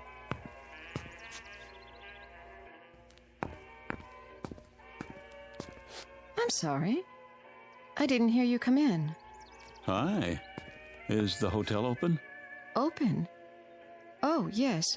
But we don't have any vacancies. No? Why is that? Well, the rooms are all taken. But all the keys are still hanging on the wall. Everybody's out. Is that right? Well, the fact is, I don't want a room. I just wanted a restaurant. Maybe you could make a suggestion. I'm afraid it's closed. You mean there's only one restaurant in Peaceful Valley? Yes, sir. Then where do you eat? At home. And what about your guests? They do eat, don't they? If you'll excuse me, I have some work to do. Just a second, miss. Look, my name's Philip Redfield. I'm a newspaper reporter, and if I sound nosy, I guess that's because it's part of my job. Oh, I see. You don't mind, do you? No. Good. Then just answer one question for me. Look, ever since I pulled into town, people have been trying to get rid of me. They have? At least that's the feeling I get. I was just wondering why. Well, we don't get many outsiders. So I've heard. Enough to fill the hotel, though. I really have to go. I think you should too, Mr. Redfield. All right, I get the hint. Oh, miss. Yes? Mind if I take one of your newspapers? What? Oh, not at all. Please. Hey, you better get your subscription renewed. This paper's 9 years old.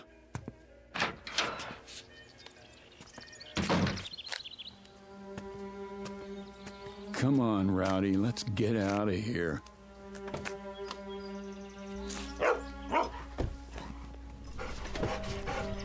So long, Peaceful Valley. Thanks for the memories.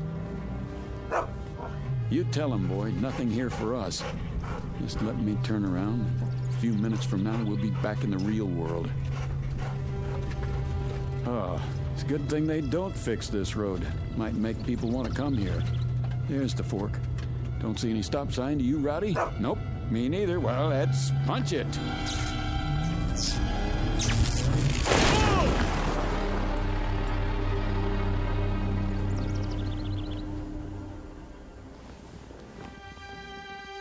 What was that? Rowdy, are you okay? Rowdy? Rowdy? Rowdy?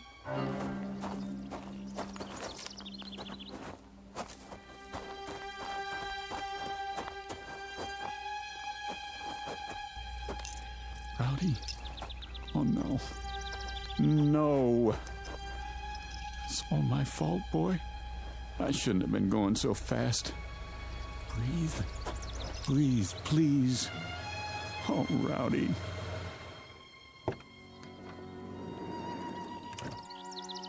Rowdy. Had an accident, did you? No, an accident had me. I had the top down. He was thrown out of the front seat. There's no heartbeat. Let me check. Nope. I don't believe it. He's dead.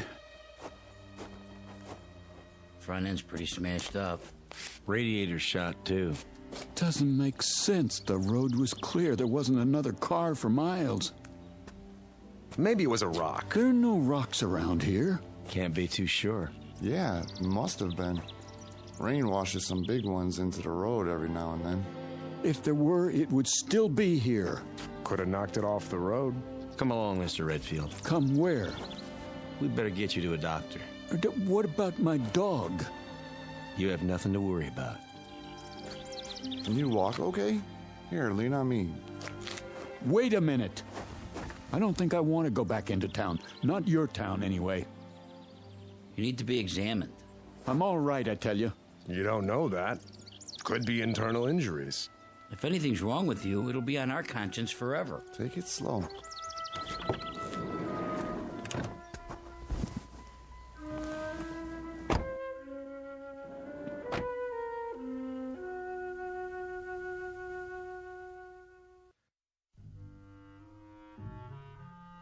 In here, Mr. Redfield. This is a doctor's office? In a way. Thank you, gentlemen. You can leave now. If you're not a doctor, what are you? My name's Dorn. You might say I'm the mayor. And these are my associates, Mr. Evans on my right and Mr. Connolly. Hello. How do you do? And how do you feel, Mr. Redfield? Terrible. Oh, I'm sorry to hear that. Would it help you to learn that your dog is well? He's dead. Oh, no, not at all. Merely stunned. I assure you, he's quite happy. How do you know? Mr. Swanson called in. That's the man who helped your dog. He thought you'd be pleased. I am, if that's true. You have a suspicious nature, don't you? I thought I was supposed to see a doctor. Oh, of course. But you don't really need one, do you? If you did, we'd have one here in no time, believe me. Then why am I here? Just to bring us all up to speed, in a manner of speaking. Please, sit down. We'll try not to detain you too long. After all, you can't go anywhere in a wrecked car now, can you? You got that right. We'd like to ask you a few questions, if we may. Don't worry, only a few. Mr. Evans, perhaps you would care to begin. Mr. Redfield, it's been reported that you saw something, a miracle, I believe you called it, across from the gasoline station. Would you please tell us about this miracle? Sure. My dog ran after a cat. What were the details? That's it. You're quite certain? Nothing more? Yes, I'm certain. Mr. Connolly, your question. I was simply wondering, Mr. Redfield, why you told the girl at the hotel that people were trying to get rid of you. What is this, a quiz show? Look, I've got a wrecked car, and I'm already a day late for work. I assure you, it's being taken care of. Just a few more questions, if you please. I think you mentioned that you're a newspaper reporter. So? A noble calling, but limited. I suppose you have a novel in the planning stages? Who told you that? No one. It's a fact, though, that most reporters aspire to be novelists. I wouldn't know. Are you married? No. Engaged? No. Listen. So you came to Peaceful Valley by mistake? No one knows you're here? Oh, they will. A lot of people are going to know I was here, Mr. Dorn. Oh, dear. What's the story on this place, anyway? Rowdy didn't just run after a cat, and I didn't crash into a rock that wasn't there. What did happen? Come back in an hour, Mr. Redfield. Perhaps then you'll have the answers you seek. I'd like to speak with my associates first. Where can I find a phone? There's one at the hotel. 1 hour, then, Mr. Dorn.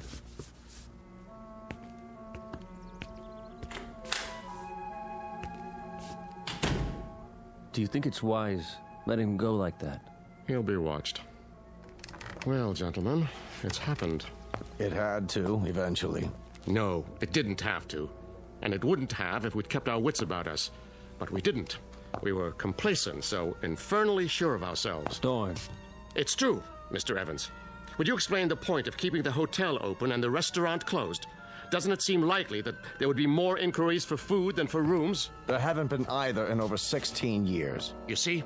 Complacency. And I'm as much to blame as anyone. If only the Johnson girl hadn't been so careless. If only Fredericks hadn't behaved suspiciously. If only I hadn't panicked and activated the barrier. You had to. There wasn't any choice by then. So now an innocent young man who's done no one any harm must suffer for our mistakes.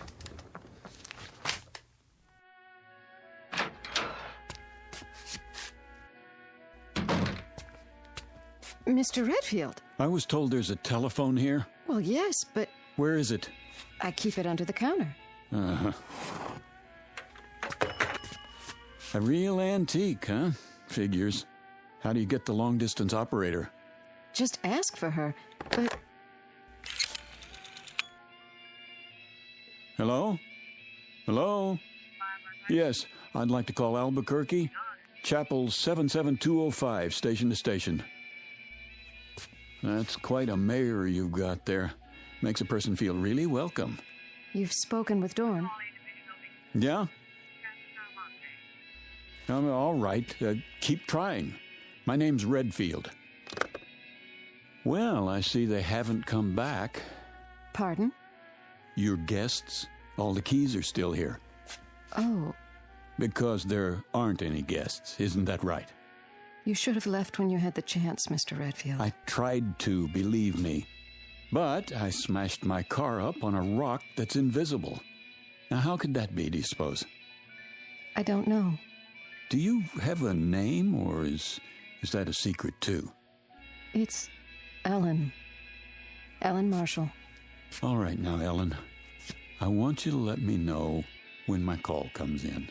It's very important. Will you do that? Yes. Where will you be?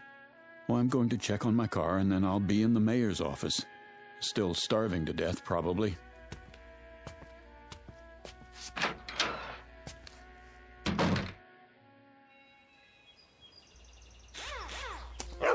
Rowdy!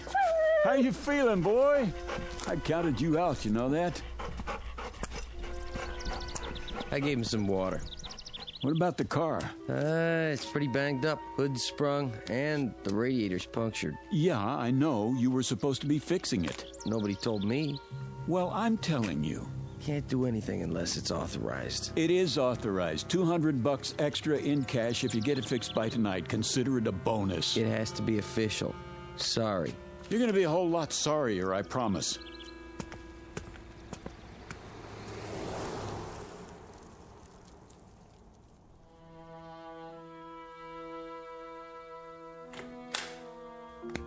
Mr. Redfield, come in. I thought you said my car was going to be repaired.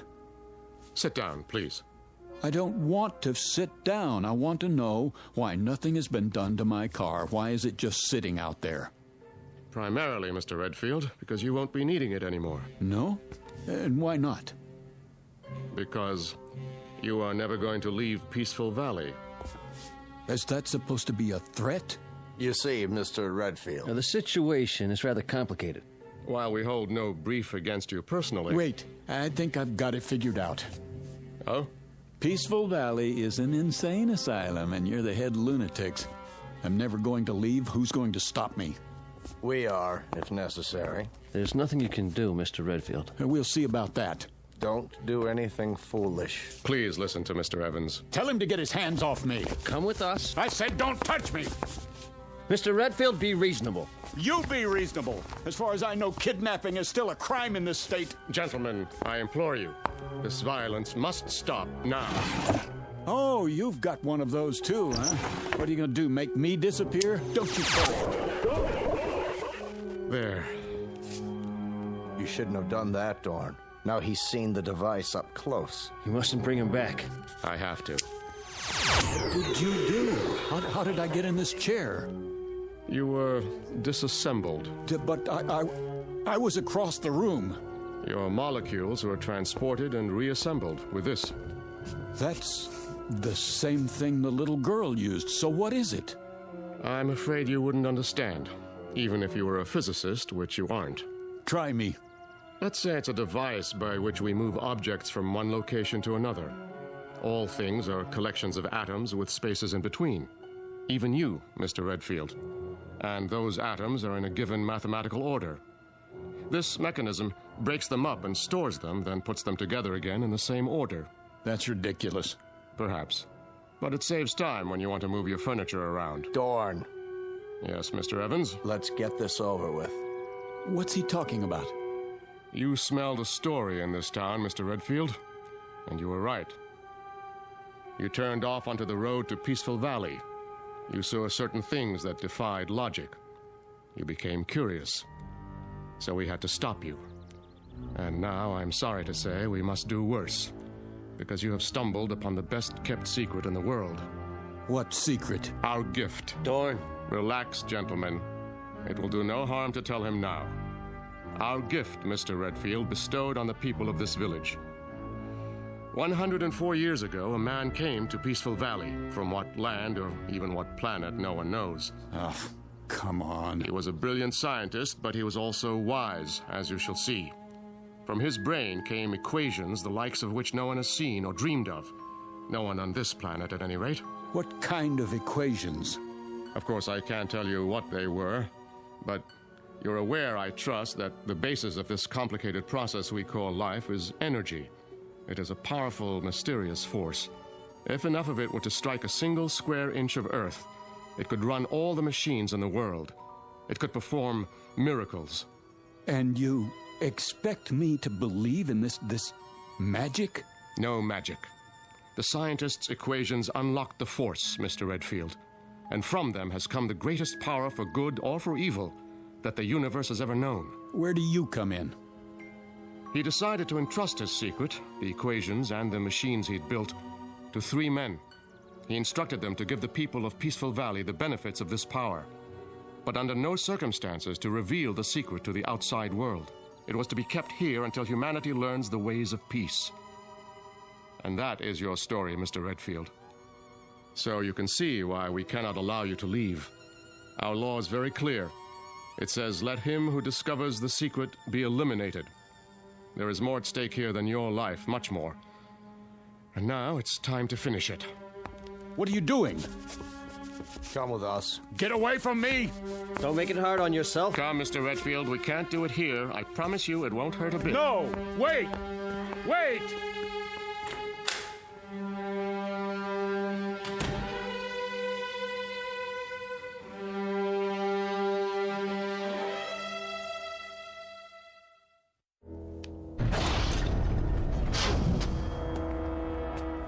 What is this place?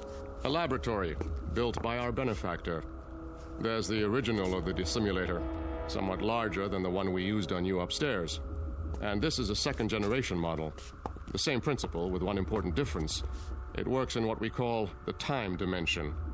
No end of uses for it. For example, please step over here, Mr. Redfield. And don't be afraid. Mr. Connolly? Yes?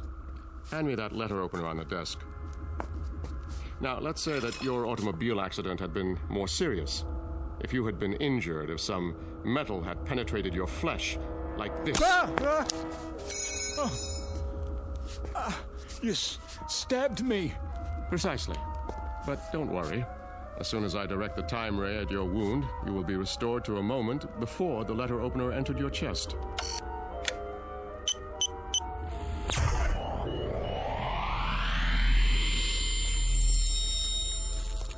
My skin. I can feel it closing up. This is fantastic. Isn't it? Even the fabric of your shirt. Now, let me see. This console is a duplicating machine, but not like others you've seen. Here, for example, on this card is a description of the atomic structure of a ham sandwich on white bread with mustard. One ham sandwich. I believe you said you were hungry? Not anymore, Mr. Dorn. Out there on the road, what did I run into? In the car. I'm sorry about that, but we had to stop you. It was an energy field, a wall of loosely packed atoms, so to speak. Purely an emergency measure. Now, behind this wall panel with the cards is a folder containing the sacred papers, the original equations from which everything you see came about, in case you still doubt that they exist. Do you know what you've got here? I believe so. And you mean to say you don't intend to share it with the world? Oh, good heavens, no. I've already explained why. The world isn't ready. But Peaceful Valley is? We have no wars here, no crime, no violence, no greed. Unlike your world, ours is a place of peace. We use the power for good, not evil. And what makes you so sure the rest of us wouldn't do the same? Come now, Mr. Redfield. The history of civilization is written in blood. Because people wanted things. With this power... With this power, they would destroy the universe. They are children. But that one machine, it could stop sickness and suffering. It could cure disease. And you let people... Haven't you any conscience? Yes. That is why we cannot release the equations. The same power to heal the sick could be used to kill the innocent. It could mean the end of the world. I don't believe that. Think, Mr. Redfield. What did you do with Professor Einstein's primitive equation E=mc²? It could have been used to make the waters flow in the deserts to feed the starving millions, was it? No. It was used to destroy countless lives with a bomb. So you're just going to sit on your secrets, use them for making ham sandwiches. Ham sandwiches are a bit better than total destruction, wouldn't you say? Let's get on with it. He knows too much. We have to eliminate him. You hypocrites. You talk about us, but when you want someone out of the way, what do? You eliminate him. Be quiet. No, he has a point, Mr. Evans. That is what I've been pondering. If we kill this man, then in what way do we differ from the outsiders? It's the only solution. Thank you, Adolf Hitler. Oh dear. We didn't anticipate this, did we, gentlemen? It is the law. Not necessarily. The law says, let him who discovers the secret be eliminated. It doesn't say killed.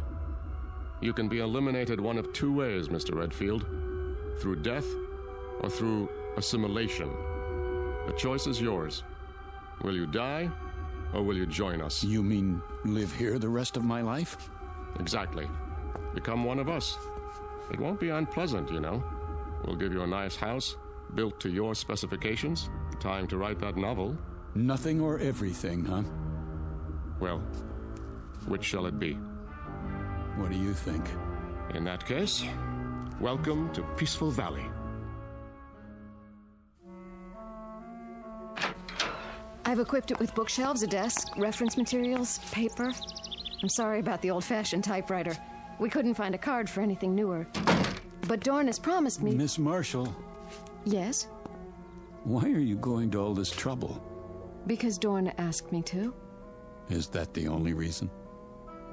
I suppose I'd like you to know that I'm not really unfriendly. I'm not. In fact, I think we could be very good friends. Mr. Redfield. Yes? May I ask you a question? I wish you would. Do you play chess?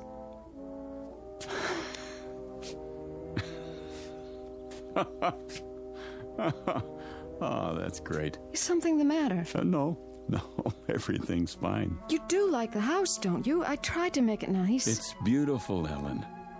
But I'm afraid you wasted your time. Why? Because I won't be here very long. As long as you think that way, you'll have no choice. Dorn won't trust you. He's trusting me now, isn't he? Is he? Hello? I'm leaving Mr. Redfield's house now. You see, I'm required to tell him everything you do. But you're not like the others. If you get hungry or want anything, call me. I'll look in on you later. Oh, and don't try to go beyond the border. The force field's still active.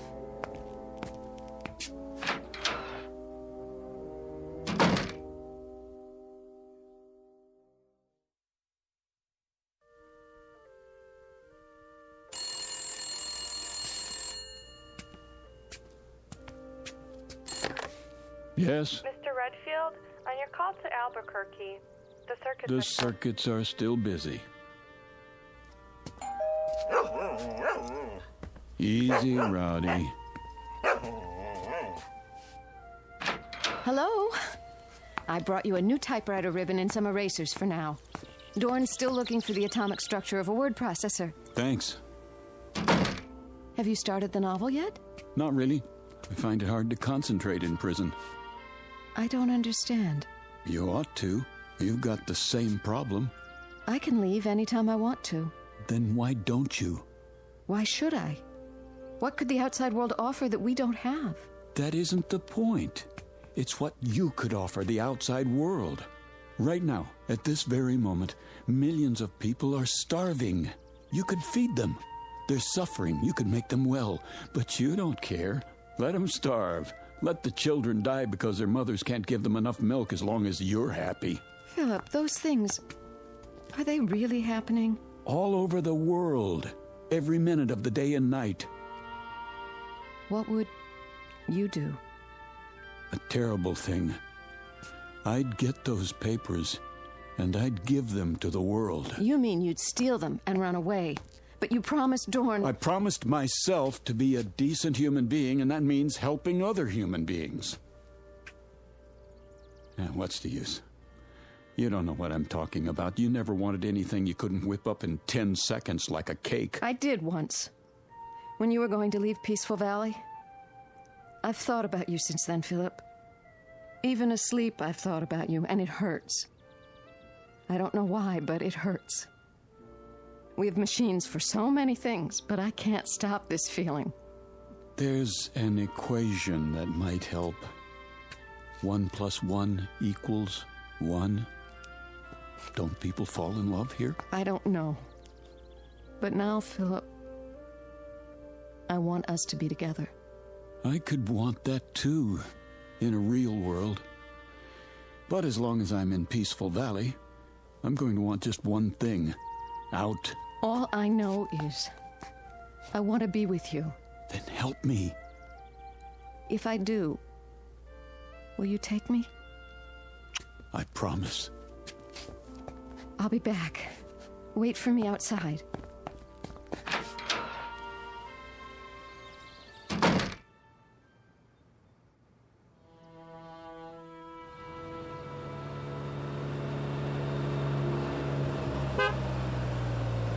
Easy, Rowdy.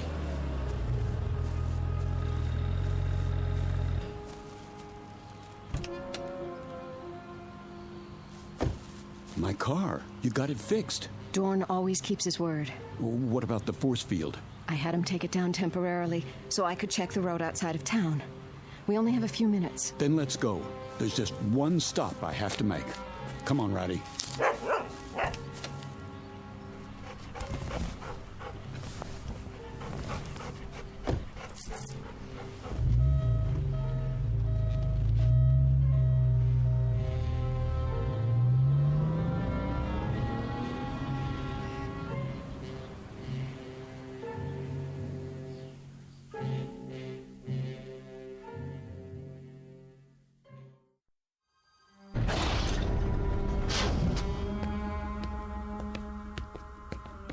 There. The equations. And what else? What do I need? Maybe, atomic structure of gold. Guitar. Gun. 38 police special. That'll do. Put the equations back, Mr. Redfield. Get out of my way. Do as I say. No, you don't. Not this time. Dorn! He's bleeding. Use the time ray, quickly. Keep your hand off that machine. I don't want to shoot you. Don't! What have you done? We've got to restore them. What are you? I can't let them die. Are you going to shoot me too? No, of course not, but... Have you looked at the equations? Right here. Wait a minute. The first one's blank. The second one? They're all blank.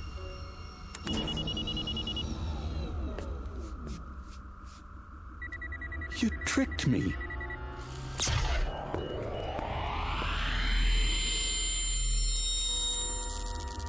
Thank you, Miss Marshall.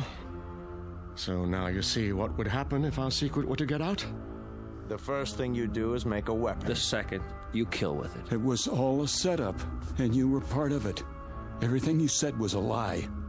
Not everything, Philip. She thought you would prove your good intentions, as I did. But you are like the others. You believe that if the end is just, then so are the means. A pity. You have lost paradise, Mr. Redfield, and you don't even know why. Gentlemen, the machine. Yes, sir. So now you're going to do the same thing. Not quite. You're going to be rendered harmless, but it will not be an execution. I've been studying our law, and I believe I have found a way with the second-generation machine. Try to appreciate our position. Imagine a state which has carried the death penalty on its books for 100 years, but has never had to invoke it. That was the case here. You were our first prisoner, so to speak, and you forced us to re-examine our law. Adjust the time ray, Mr. Evans. Goodbye, Mr. Redfield. I was becoming fond of you.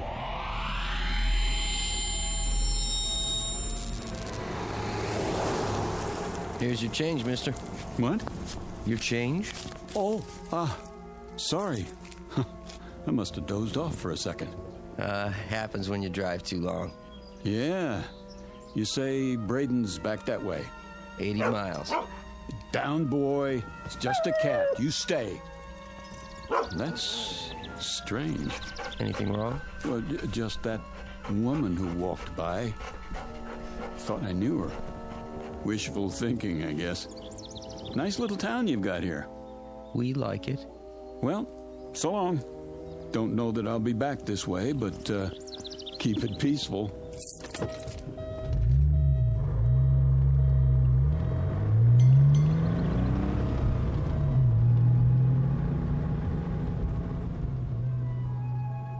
You've seen them. Little towns in the middle of nowhere, tucked safely away from the main road. Ever really thought about them? About the people there? What they do and why they stay? The next time you're tempted to take a shortcut, think twice. Because what happens there might change you and the world in more ways than you can imagine. Of course, change can be a good thing, as long as you're on your way out of and not into the Twilight Zone.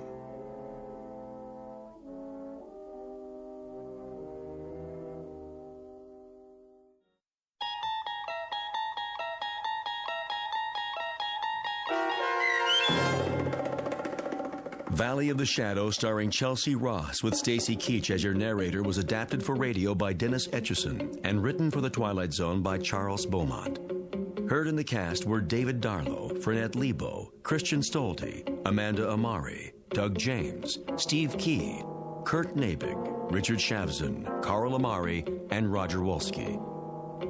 To learn more about the Twilight Zone radio dramas and to obtain audio cassettes and CDs of these programs, visit our website at twilightzoneradio.com. The producers of The Twilight Zone wish to thank CBS Enterprises, Carol Serling, Dennis Etchison, Claire Simon Casting, Terry Jennings, XM Satellite Radio, Sirius Satellite Radio, our sponsors and our radio affiliates for helping make this series possible. This copyrighted radio series is produced and directed by Carl Amari for Falcon Picture Group. Audio editing, sound design, Foley effects, and mix for the Twilight Zone radio dramas are by Cerny American creatives Craig Lee, Michael Slaybach, Bob Benson, and Jason Rizzo. To learn more about the Twilight Zone radio dramas and to contact us, visit our official website at twilightzoneradio.com. Doug James speaking.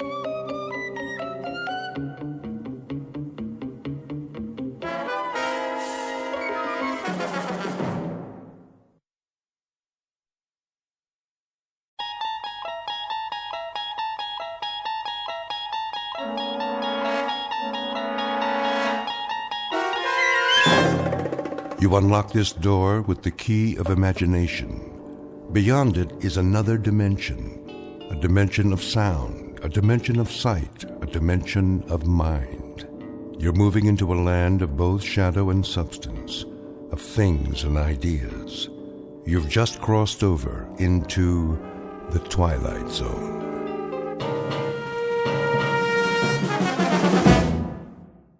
Like another wet one, folks. Get your umbrellas and your booties if you're going out. Possible thunderstorms over Margaret? the next 2 hours. Cloudy tomorrow with a 50% chance. Margaret? Yes, Miss Alva? Come here, please. I'll be right there. Now, it's important. The dishes are all done. Do you need something? It's getting late. It's not that late, is it? We can play a game of cards if you like. A storm is coming. Is it? Well, that's what they said on the radio. A very serious one. The sky was clear this afternoon. Nevertheless, I think you should be getting home. Well, I'll just fix your cup of tea then.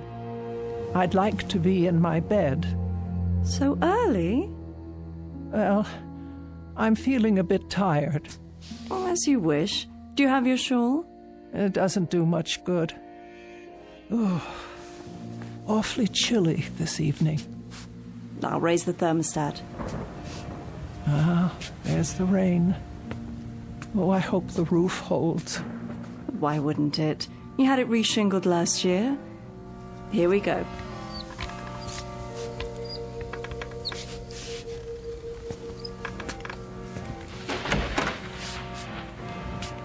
I'll turn the bed down for you.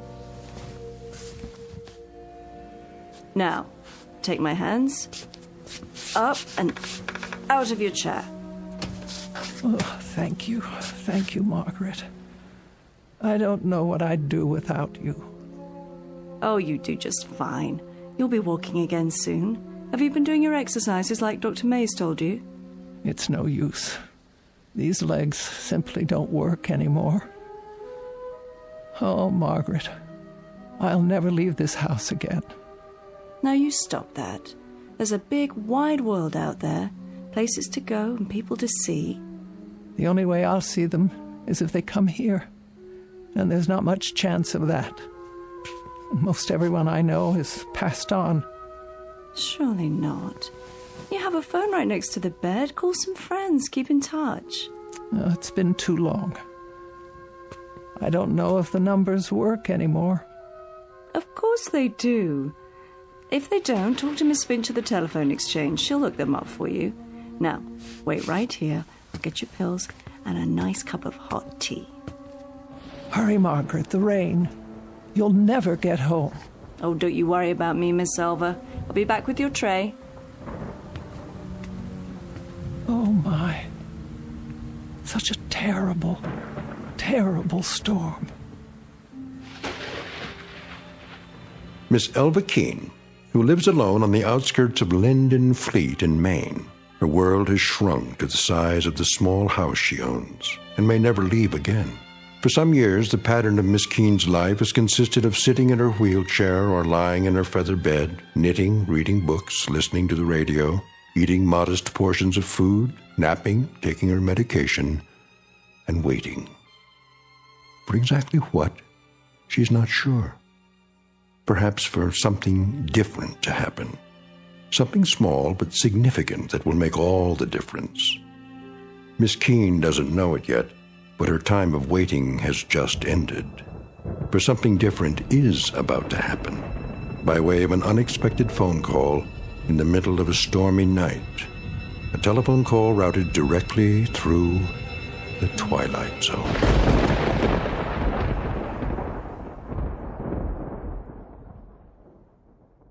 And now, The Twilight Zone and our story, Night Call, starring Mariette Hartley, with Stacy Keach as your narrator.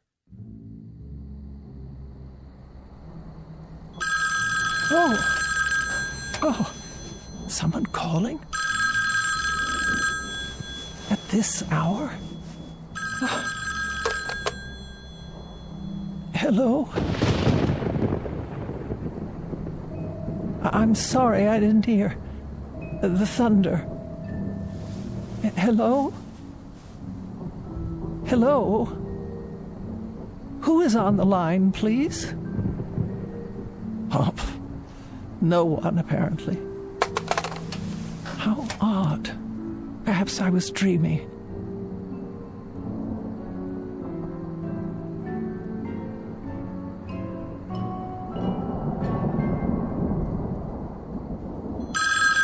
Oh, for the love of... Hello? Hello? I can't hear you. If you wish to speak to me, please say something, or I'll hang up. Hello? Hello?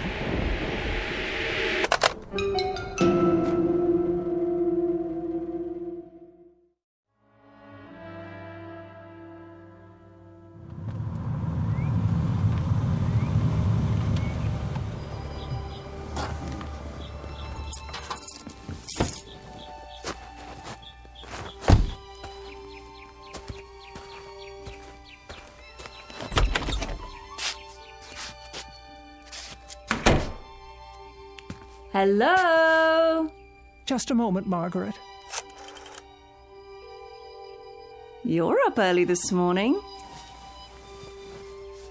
Oh, what is the matter with this phone? You're trying to make a call? No one's picking up at the switchboard. Well, I imagine they're pretty busy this morning, what with the storm and all. I suppose. Phone company, Miss Finch speaking. Ready for your tea? Just a moment. Miss Finch, this is Elva Keene. Yes, Miss Keene, can I help you? Oh, I certainly hope so. Well, I'll do my best. What is the problem? Last night, about 2 a.m., my telephone rang. Oh? I answered it, but no one spoke. And I didn't hear any receiver hanging up. Just silence. Is that right? Or rather, a crackling sound like wind and rain. That would be electrical noise, a faulty line, most likely. The same thing happened a few moments later. Well, I'll tell you, Miss Keene, that storm last night about ruined our service. We've been flooded with complaints about fallen wires and bad connections. I'd say you're pretty lucky that your telephone is working at all. Oh, you would you? Yes, ma'am. And would you say then that someone was trying to call me, but that the connection was washed out? That's as good an explanation as any, Miss Keene.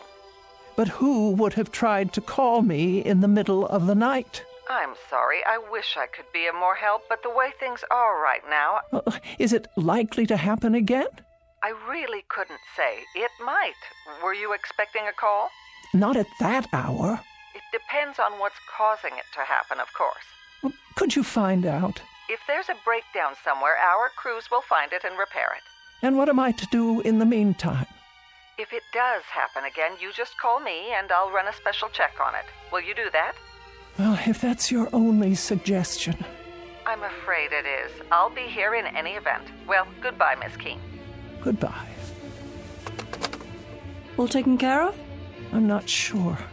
I'll start your tea, and then we'll move into the living room. Would you like that? Margaret. Yes, Miss Alva? Did you call me? When? Last night. At 2 a.m? No, ma'am, not me.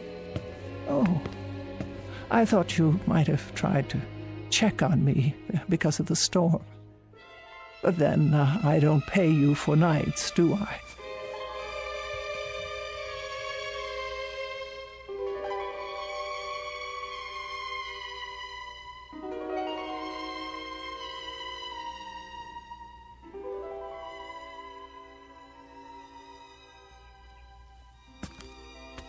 More tea? No, thank you. Have you taken your pill? Yes. Don't I always? Never missed one yet. The highlight of my morning. The mail should be here by now. Shall I check the box? Why don't you do that? With multiple injuries in the 5-car pileup, so take caution while driving in these slick conditions. The storms are still very strong in the north and northeast, while the rest of the city, the severe storms seem to have passed over. Several areas were still without power last night due to fallen wires. Workmen restored electrical service shortly before dawn.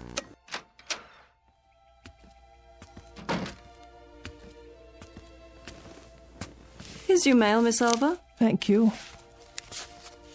Anything interesting? Oh, an advertisement. Another advertisement. The light bill, the telephone bill, of course. No personal letters. You heard from your sister a few days ago, didn't you? Oh, that was weeks ago, Margaret. 3 weeks and 2 days, to be exact. Has it been that long? Yes, that long. Nobody cares whether I live or die. Oh, sure they do, Miss Alva. You don't understand. Don't I? You can't. You have no idea what it's like to be alone. But you're not alone. I come by during the day. Yes, you do. And for that I thank you. But it's been so long since I've had a real visitor. I mean, someone who came of their own accord. Oh, now don't talk like that. You're going to get yourself into a mood. I'm sure lots of people are thinking about you this very moment. Who? You'll hear from someone any time now. Just be patient a while longer. Wouldn't you like to work on your knitting? All right. Can I get you anything else? Not just now. Well, start thinking about what you want to eat tonight. I'll make a list and go to the store later. For now, I better get the dishes washed.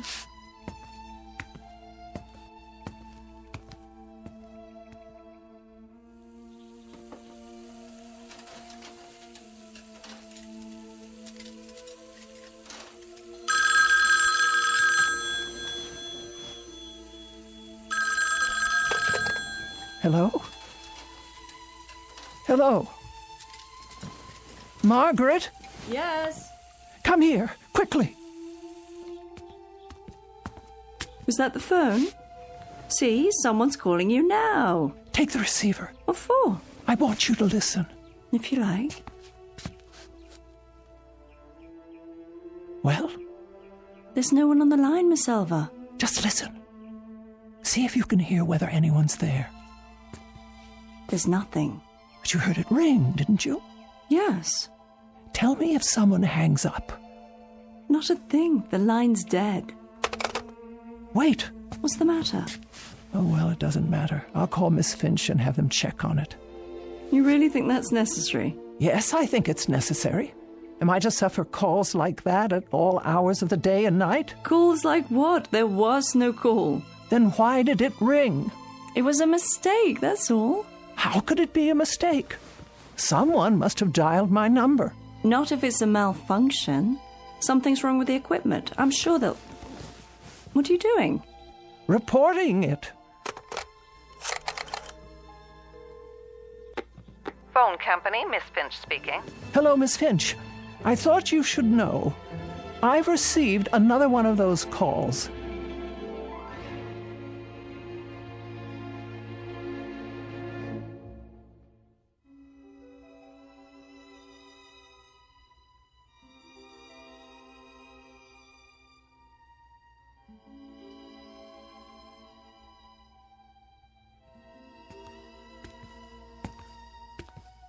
There we go. I peeled you an apple. And here are 2 of your favourite cookies to go with your tea. Can you think of anything else? No, I'm sure that will do. All comfy? Perhaps one more pillow. Certainly. Here you are. Thank you, Margaret. You go to so much trouble. It's no trouble at all. I wish you could understand how degrading it is for me to ask for help. I've always been able to take care of myself. Oh, now. We get along just fine, you and me. We're friends. I don't have friends anymore. Don't be silly. You have more friends out there than you realize. Oh, I wish that were true. You'll see. You'll hear from them. Meanwhile, don't fret about those phone calls. Don't give them another thought. I'll try not to. It was the storm, I'm sure of it. Perhaps you're right. Whatever the trouble was, the repairman have fixed it by now. But just to be sure, why don't you keep the receiver off the hook and then you won't be bothered? Oh, that's a good suggestion. You know, I have an extra television set, a portable. I could bring it over if you like. No need. There's hardly any reception out here. There is if you put up an antenna or connect with the cable system. That costs money. Besides, there's nothing I care to see. Suit yourself. But if you change your mind, let me know. You should be getting home. It is getting late. Let's see. You have your pills, your knitting. Would you like a book? I'll be going right to sleep. Good night then, Miss Keene. See you in the morning. Yes, in the morning.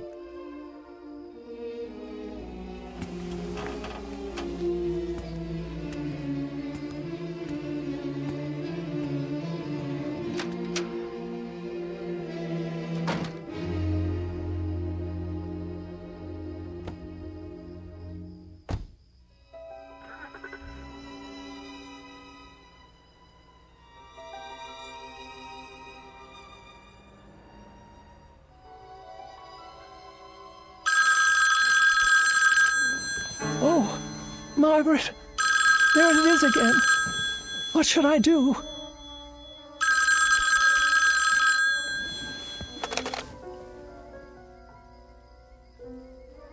Nothing. Just as I thought. I won't speak. I'll hang it up and then leave it off the hook.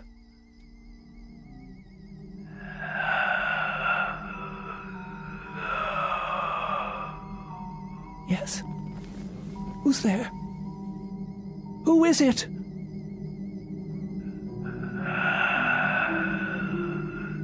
Hello? What is making this sound? Is anybody there? Anybody at all? Who is on the line? Who is it? Who? Hello?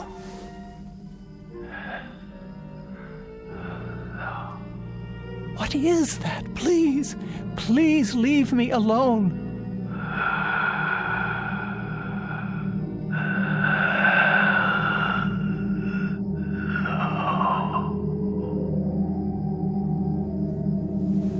No.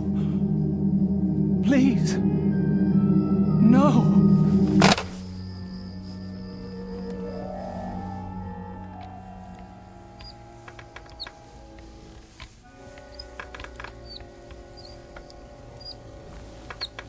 Here we are, your favorite spot in the living room. Not today, please. Well, where then, Miss Elva? Away from the window. If you're going to knit, you'll need the light.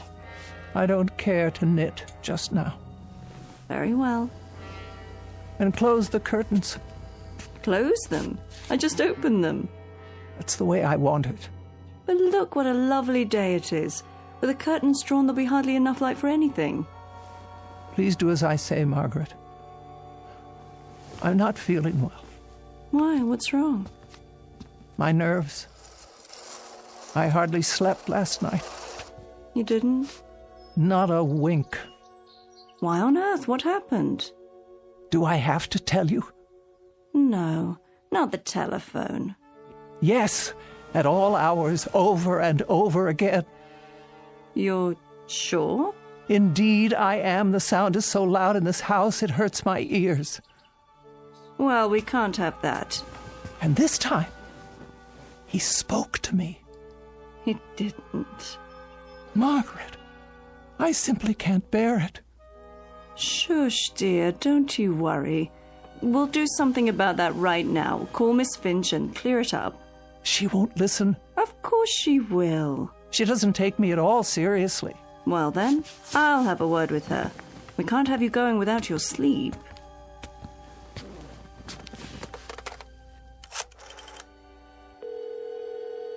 Operator? Is that Miss Finch? It is. This is Margaret Phillips, Miss Keene's private nurse. Oh, yes, how are you? I'm fine, but Miss Keene isn't doing so well. Oh, sorry to hear that. Why haven't you fixed her line yet? I've told her we'll repair it as soon as... It's gone beyond that. Now someone is speaking to her. She can't sleep at all. If Miss Keene's health should be disturbed any further, the phone company will be held responsible. Now, just a minute. Give me the phone. Here she is now. She'll tell you herself. Miss Finch. Yes, Miss Keene. There's a voice on the phone. A voice? It says one word over and over. Hello. It doesn't sound normal. It sounds distorted. Are you sure it's a voice? What else could it be? Well, static on the line sometimes. It was someone, I tell you. The same someone who kept listening to me say hello over and over again without answering back. The same one who made those horrible noises. What kind of noise? I don't know. That's why I'm calling you. It must stop immediately. A voice, you say? Was it a man or a woman? I couldn't be sure. So you have no idea? I tell you, there is no way of knowing. It could be either. And you're positive it wasn't someone on your party line? Oh, don't you think I know the people on my party line? Of course, Miss Keene, of course. Well, I'll have a man come out as soon as possible. The crews are still pretty busy, what with the damaged lines and all from the storm, but I'll tell them to put a rush on it. And what am I to do if this person calls again? Hang up, Miss Keene. But whoever it is will only call back. And then I have to answer to stop the ringing. That's my best advice. It's either that or disconnect the line. No, you can't do that. What if there were an emergency? I have no way to call out. That's true. Then there isn't much choice. I suggest you talk to them. Try to find out more. Get a name if you can. Do that and we'll have something to go on. We'll take immediate action, I promise you. But I don't wish to speak to them at all. Then I'm afraid there's nothing we can do.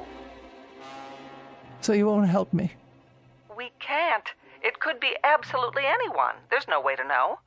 I see. Then, good day to you. What did she say? Not a word of help. It's obvious she doesn't believe me. Oh, I'm sure that's not true. As far as she's concerned, I'm just a nervous old biddy falling prey to my imagination. But she didn't actually say... Well, she'll find out differently. You all will, if it's not too late by then. Such talk. You're letting yourself get way too upset. Why don't we have some breakfast? Would you like that? No, I'm not hungry. In a while, then. We'll both have something. I'll leave the curtains drawn so you can catch up on your rest. Would you like a pillow for your bag? Make sure they're completely drawn. But it's so dark in here. I can't afford the risk. What do you mean? Well, if someone's out there, he could be watching. Watching what? Me.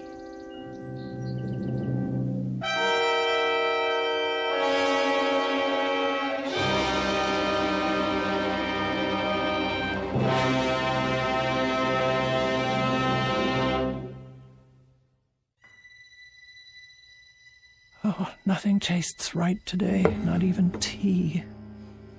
It's not your fault. I'm feeling so out of sorts.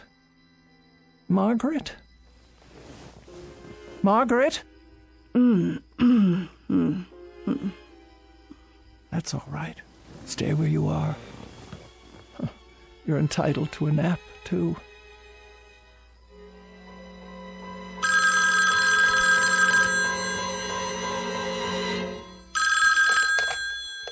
There. That will stop it. I won't put it to my ear. I won't. But if I don't take the call, I'll never know who it is. Oh. All right, I'll leave it on the hook. And the next time it rings, I'll force myself to speak to them and find out what they're up to.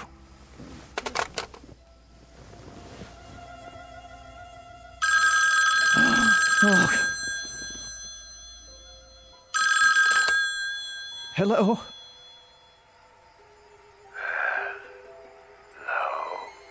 Who is this? Who's calling, please? Hello. Who's calling? I've had quite enough. Stop this at once. Hello. Why do you keep saying that? Can't you hear me? Please. Hello. Hello. Margaret! Margaret! Margaret! Yes? Oh, Miss Alva. I was just resting my eyes. Is everything all right? No, it is not. Then what? The telephone. Oh. Did it ring? I thought I heard something. It's a man. I'm sure of it. How do you know? Because he just called again. I heard the tone of his voice. It was deep and hoarse. Like there was something wrong with him. What did he want? I don't know. Then how? He just keeps saying hello. Over and over. That's all he says. Hello. Hello. Hello. Now you've got to stop this, Miss Keene. I've got to stop. I'm not the one who... You're working yourself into a state over... Over nothing? I didn't say that. You didn't have to. You were going to say it. Now, Miss Keene, I was not. I think I'd better put you back in your bed so you can... I don't want to be put in my bed. I want to know who this terrible man is who keeps calling. What did Miss Finch tell you? She told you it's probably a bad connection, didn't she? The telephone wires are still wet from the rain. It was not the connection. It's a man. I'm not arguing, Miss Keene, but if he keeps on saying hello... That's all he says. Then obviously he can't hear you. And that would be because of a bad connection. Doesn't that make sense? No. He heard me. I know he heard me. He paused each time and waited for me to speak. I don't know what he wants. Then why don't you hang up on him, Miss Silver? You don't have to listen, just hang up. Is that so hard to do? No, I've tried that. But the voice... Hello, over and over. Hello, hello, hello. Then do this. Take it off the hook. There. Now he can't call you, right? Nobody can call me. Leave it that way just for the time being, until all this funny business is over. It will be the same on the extension. And then if you decide to make a call, all you have to do is hold down the arm for a second. Isn't that right, Miss Keene? Miss Keene? But why is he calling me? Why would he? Can you tell me that? Why? He wants something from me, but I can't imagine what it is.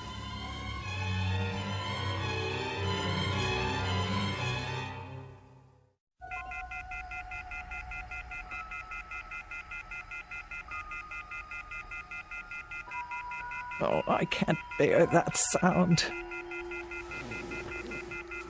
Try putting a pillow over it. There.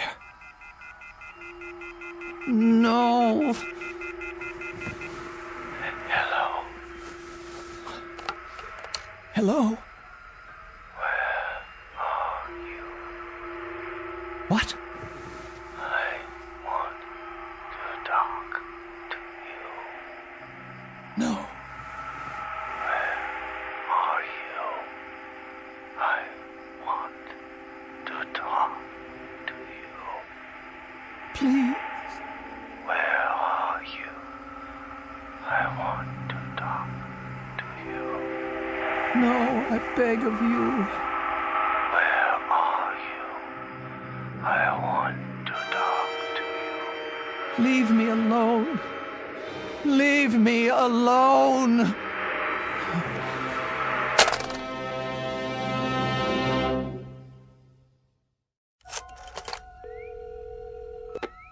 Phone company. Miss Finch, the problem is getting worse. Oh, hello, Miss Keene. I tell you I won't have it. Have you tried leaving it off the hook? No, it doesn't do any good. He just waits for me to hang up so he can call back. I left the receiver off last night, but I can't do it anymore. Even when I bury it under a pillow, the noise keeps me awake. I haven't had any sleep in 24 hours. Then perhaps, Miss Keene, we should disconnect it after all. No, I am an invalid, Miss Finch. I must have telephone service in case of emergency. I'm sure you must. Now, I want the line checked. Do you hear? This terrible thing must stop right away. All right, Miss Keene, I'll put a man on it right away, and this time we'll get to the bottom of it. Swear to it. I give you my word. Oh, good. Thank you. You don't know what this means to me. I'll call you as soon as we find out the problem. You'll see to it, no matter what it takes. Of course. First thing, we'll give you an answer before noon. Thank you.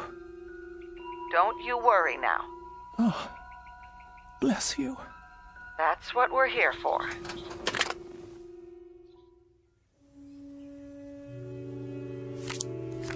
Your play? What? Pick up your cards, Miss Elva. This is what we need, you'll see. A nice game of canasta. Oh. Yes. Now, it's your play. What is the matter with that girl? Hmm? She promised faithfully that a man would check on it today. The afternoon is almost over and no one's been by. Maybe he doesn't have to come by, Miss Elva. Why wouldn't he? If the problem is somewhere else, with one of the telephone poles, for example.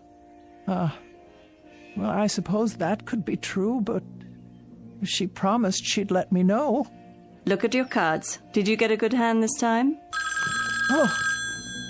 That'll be her, don't you think? Want me to answer it? Yes, if you would. Hello? No, this is Margaret Phillips. Would you like to speak with her? Who is it? Just a moment. You see, it's Miss Finch. Now everything will be fine. Oh, yes? About those calls you say you've been receiving, Miss Keene. Say I've been receiving. Why don't you believe? We sent a man out to trace them. I have his report here. And? He says he followed your line through all its connections. He found the problem. Well, what is it? A fallen wire on the edge of town. Fallen wire? Yes, Miss Keene. The weather blew it free of the pole. I don't understand. One end was on the ground, so no signal at all was getting through. Are you telling me that there were no calls? I'm sorry, but there's no way anyone could have called from that location, Miss Keene. I tell you, a man called me. There must be a phone there. There must be some way for him to call me. Miss Keene, the wire is lying on the ground, unattached. Tomorrow our crew will put it back up and you won't have any further trouble. There must be a way that someone got through. But there is no one out there. No one at all. Out where? Miss Keene, it's the cemetery. Oh. Miss Keene, are you there? What is it, Miss Alva? Miss Keene? Miss Keene? Why have you dropped the phone? Will you tell me what's wrong? Miss Keene, for heaven's sake, what is it?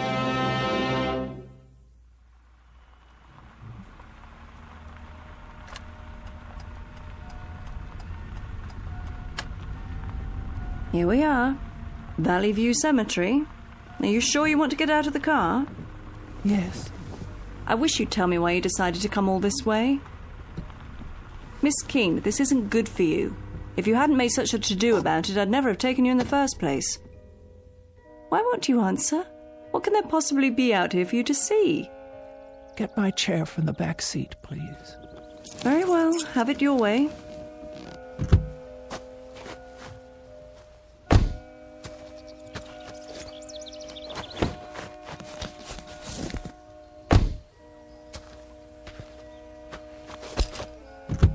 Careful.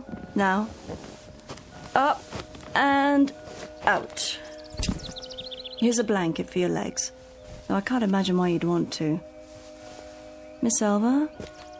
What are you looking at? Over there. You mean inside the grounds? On the other side of the gate. All right. We'll have to steer clear of the power lines, though. Well, there's a loose telephone wire hanging down. Can't see where it touches the ground. Where are we going? The first row on the left. About halfway down, as I recall. That's where the wire ends. I knew it. Here? Here. And we better not go any closer. It's fallen directly onto a grave. Right by an old headstone. What's the name? Brian Douglas. And the date of birth and death, more than 50 years ago. Oh, the poor young man. Only 27. I knew it. Miss Alva. It's him. Who? It's him. Brian. Oh, Brian. You knew him? Brian, my fiancé. He died a week before we were to be married. Oh, Miss Alva, I didn't know. We were in a car together. I insisted on driving. I was always insisting on things, telling him what I wanted, dominating him in my way, and he always did what I said, always. I lost control of the car, steered it right into a tree. Brian went through the windshield. He was cut to pieces. I was left crippled, and now he's trying to reach me, I'm sure of it. Don't you see? He's trying to reach me. So many years out here alone. in the sun, in the wind, in the rain. And now, at last, I can talk to him. I won't be lonely anymore.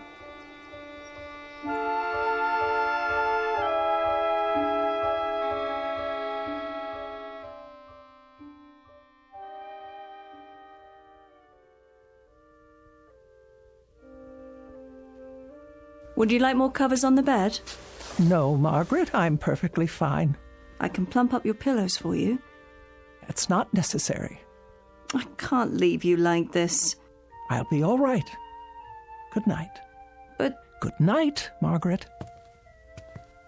You call me if you need me now. I will. I'll be home all night. Yes, yes, Margaret. Good night. You sleep well.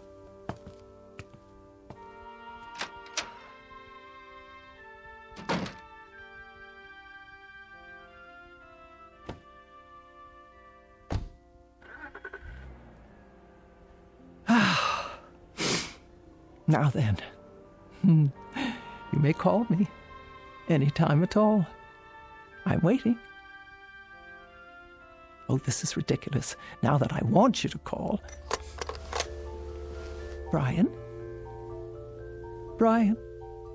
Are you there? Can you hear me? It's Elva. Elva! Oh, Brian. Brian, my dear. Brian, where are you? Where are you, Brian? Can't you hear me at all? Brian! Are you there, Brian? If you are, please speak. It's Elva. Elva! You can speak to me now.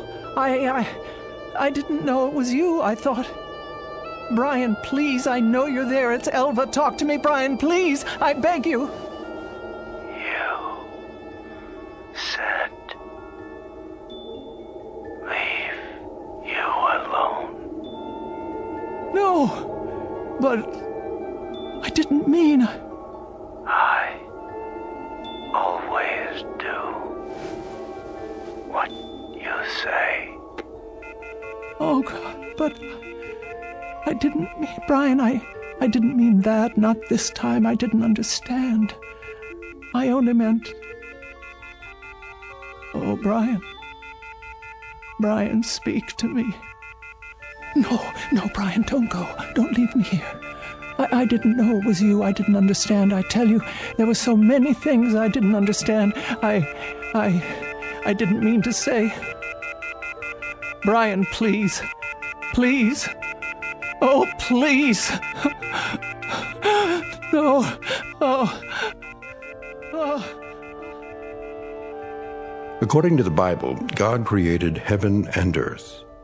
But it is every man's prerogative and every woman's to create their own particular and private hell. Case in point, Miss Elva Keene, who in every sense has made her own bed, and now must lie in it. Sadder but wiser, by dint of a rather painful lesson in responsibility, transmitted from the Twilight Zone.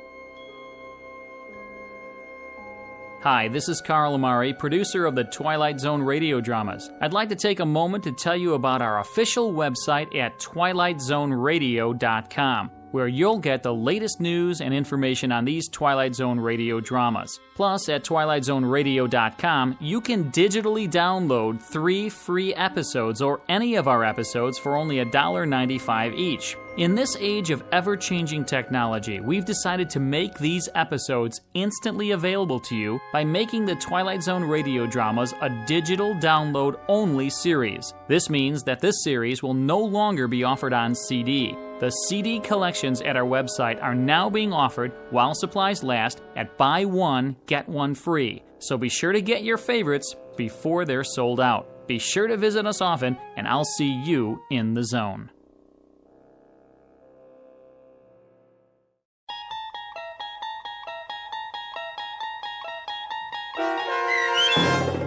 Night Call, starring Marriott Hartley, with Stacy Keach as your narrator, was adapted for radio by Dennis Etchison and written for The Twilight Zone by Richard Matheson. Heard in the cast were Sarah Wellington, Meg Thalken, and Doug James. The producers of The Twilight Zone wish to thank CBS Enterprises and the Rod Serling Estate for making this series possible. This copyrighted radio series is produced and directed by Carl Amari for Falcon Picture Group and Westwood One. Sound design and custom Foley effects for The Twilight Zone by Cerny American creatives Bob Benson, Greg Lee, Michael Slaybach, and Matt Sorrow. To learn more about the Twilight Zone radio dramas and to contact us, visit our official website at twilightzoneradio.com. Doug James speaking.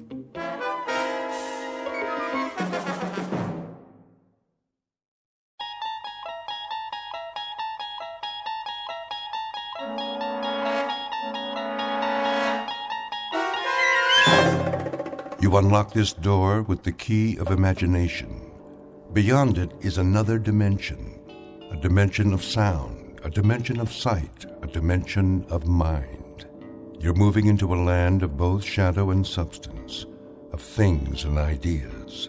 You've just crossed over into the Twilight Zone.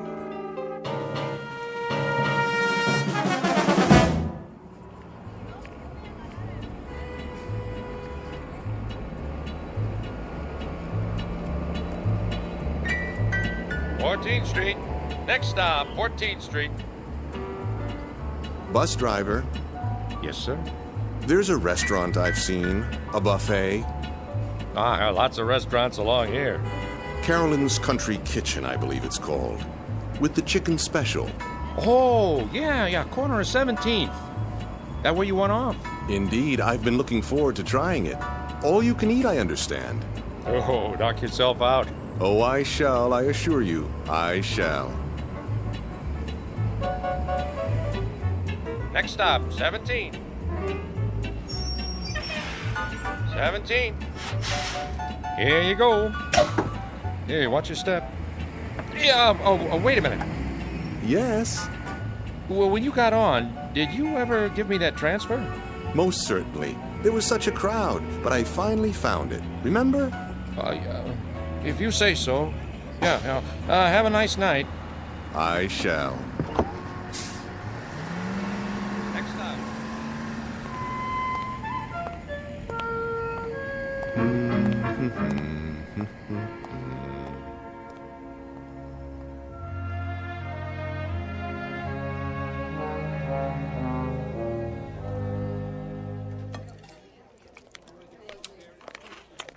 Here's your check. Ah, yes, the check. Get you anything else? Another glass of iced tea, perhaps. Refills are free of charge, I presume. Nadine will get it for you. I'm off the clock now. And pay up front. Certainly. Oh, miss. Yeah? Might I trouble you for one more plate of your delicious fried chicken? That makes 3.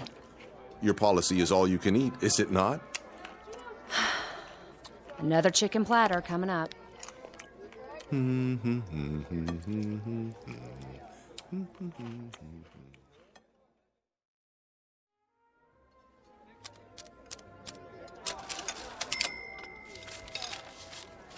Thanks, Mrs. Nolan.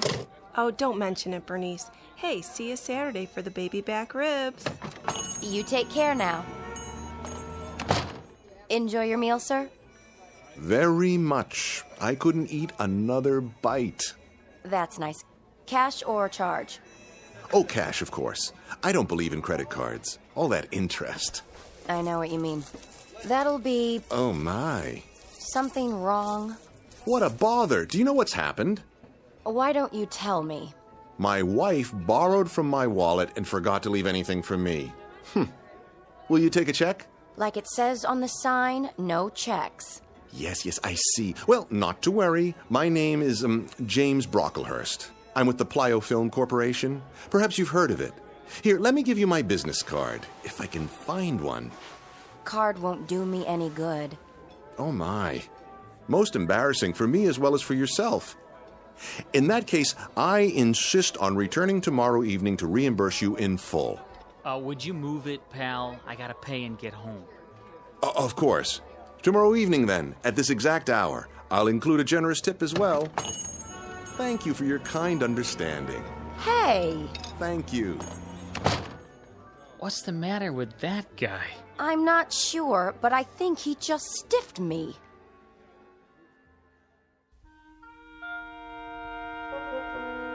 Meet Mr. Luther Aorta, a normal enough man, at least in his own mind. Like so many people, he enjoys getting something for nothing.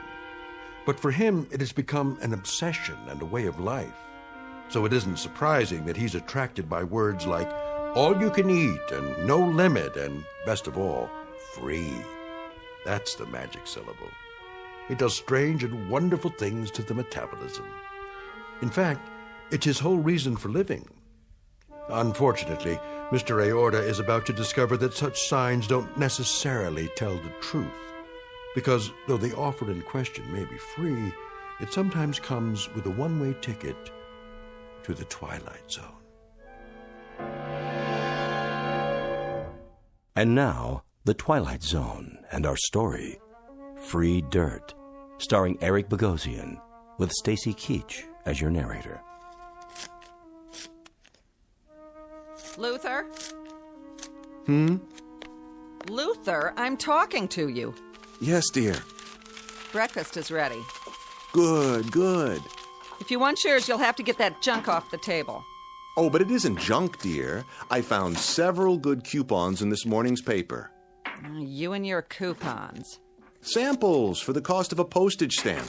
We can get new packets of seeds absolutely free. Seeds? You've got 100 packages of those things already. Yes, dear, I know, but these are special.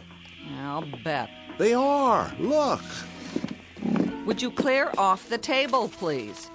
From the largest seed company in the U.S., free peaches, free cucumbers, free asparagus, and free ranunculus. Can you just taste them?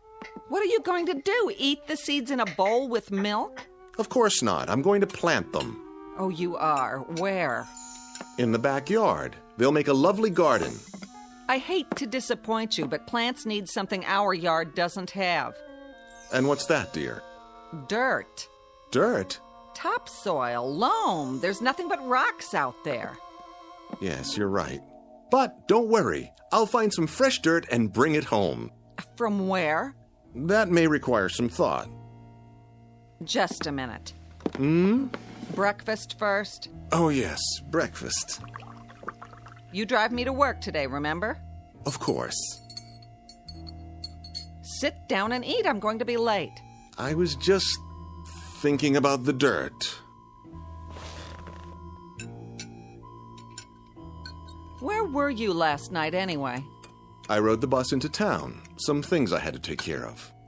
The bus, huh? I'm surprised you were willing to pay the fare. Cheaper than the cost of gas nowadays. It worked out very well, actually. Did you eat anything? To be sure, I found something on the way. A bargain, no doubt. Quite a remarkable one, in fact. You would have been proud of me. I hope so. Where does one go to get dirt, I wonder? Oh, Luther. A quarry would have some, but they'd probably charge a lot of money. Finish your eggs. I'm late as it is. Just cleaning my plate. It's a crime to waste food.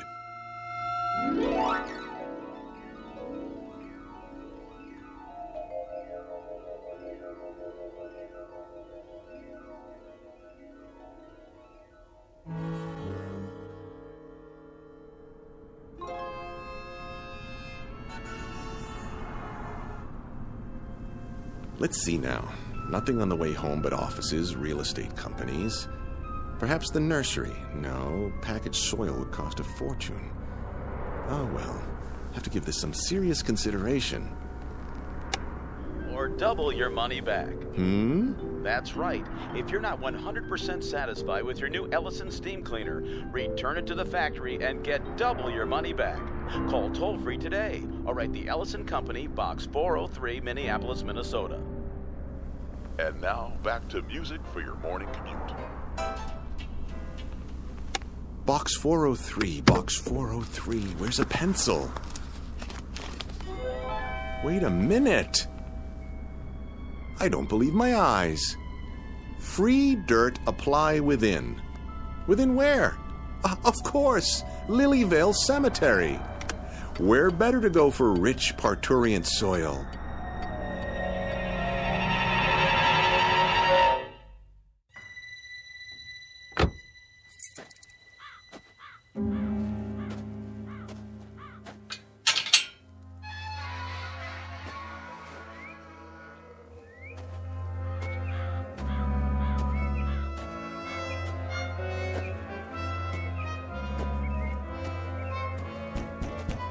Hello?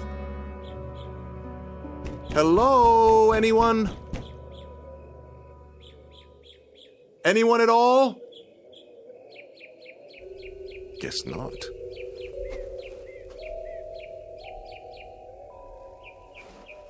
Help you, sir? Oh, I didn't see you there. So many tombstones. Getting crowded. What can we do for you? Well, now, maybe it's what I can do for you. Ain't gonna sell me nothing. This is a poor place. Not enough customers, if you know what I mean. No. I'm not selling anything. That isn't it at all. I was driving by and I saw the sign. You're offering free dirt. Yep. Left over from the grave digging. Well, I'm here to take some of that dirt off your hands. If there's any left, that is. Oh, there's plenty, all right. It builds up. And it's free, you say? No strings. Free as a bird. How much may one have? Much as you want. On what days? Any day there's some fresh, but you gotta do the hauling yourself. You couldn't do that for me. Can't. If I was to leave, there wouldn't be nobody alive left here, would there? Anyways, I don't have a truck. You? No, but I might be able to borrow one. Now, if you don't mind, may I see the dirt?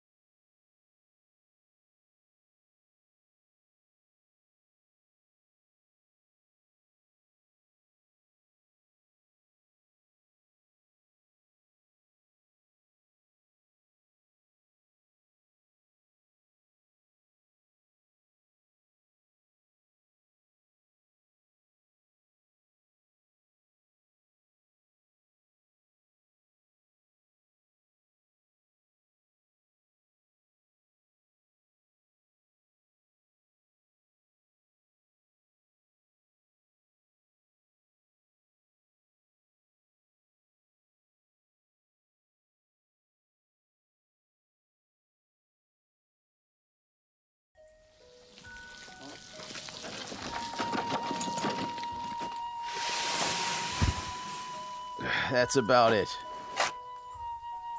Good, very good. You've distributed it perfectly. Isn't it beautiful? Oh, yeah. Real beautiful. I'll set to work while it's still moist. You want to pay us now? Now? That's the general idea. Oh, dear me, no. That wouldn't do at all. For income tax purposes, I'll have to ask you to send a bill.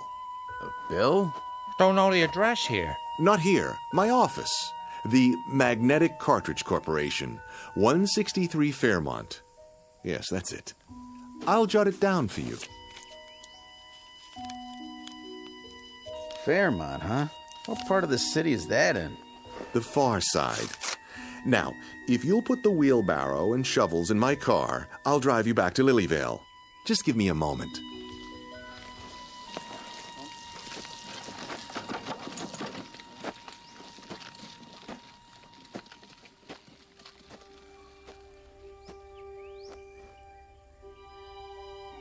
I can hardly wait. Peas, carrots, tomatoes, onions, squash, rutabaga, turnips, lettuce, corn, watermelon, and ranunculus. What a harvest this is going to be. I wonder what will come up first. Let's start with this one. What are you doing, Mr. Aorta? Good afternoon, Mrs. Santucci. I'm planting my very own garden. Where'd the dirt come from? The graveyard. But it's wonderful dirt. Really. Make sure you get the truck clean. My husband don't like no dirt in it. Oh, I will, completely. And do thank him for me. Graveyard, huh? Yes, just look how nice and moist it is. Reach over the fence and hold out your hand.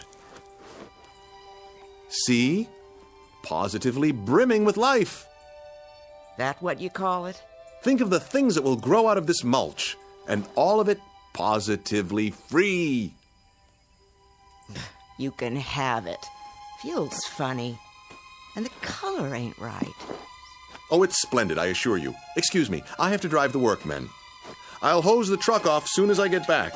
Good as new.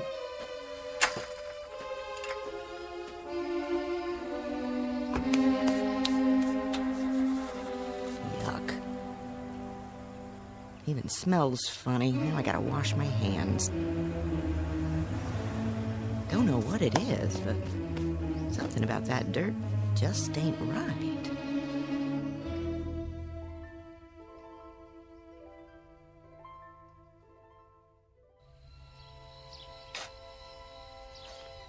And parsley, and watercress, and zucchini, and sweet potatoes.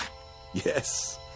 And cabbage, and string beans, and even red peppers. Oh, what a succulent harvest this will be. There, let the soil do its magic. For now, my precious seeds, prepare to deliver your wonders.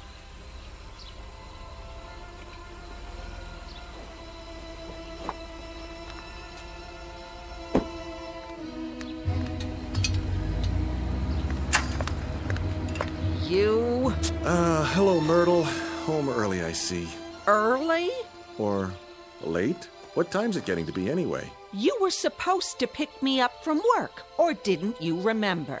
Oh, no, I'm sorry, dear. Truly I am. But you see, I've been out here all afternoon, working my fingers to the bone. Doing what? Gardening.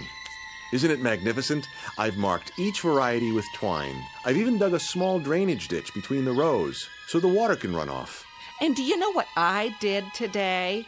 I had to take a cab all the way home because my husband forgot I was alive. It slipped his mind. 1,000 apologies, dear. It won't happen again. You bet it won't. This is the last time I let you have the car, and from now on, you can take the bus every day. Myrtle, dear, may I ask one question? No. What's for dinner tonight? I'm feeling a bit peckish. Open a can.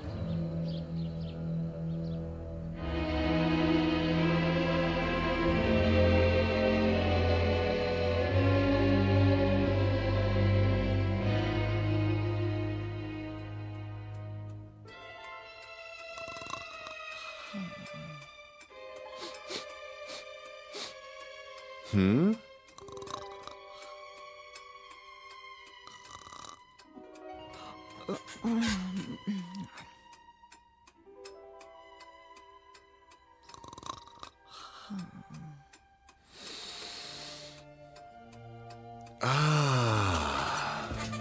What? Luther? Go back to sleep, dear. What in the world? Just opening the window a crack. What for? Ventilation. Smell that. Come back to bed. It's 3 o'clock in the morning. I know, but I simply had to get a good whiff. Isn't the night air delicious? Like it's alive. Oh, crazy man. Listen. You can almost hear the little seeds reaching up from the earth, trying to be born.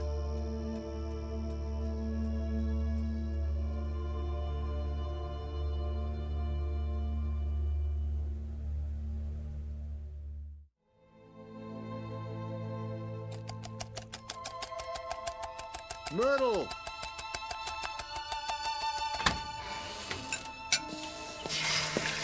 Myrtle! Didn't you hear me? I heard you.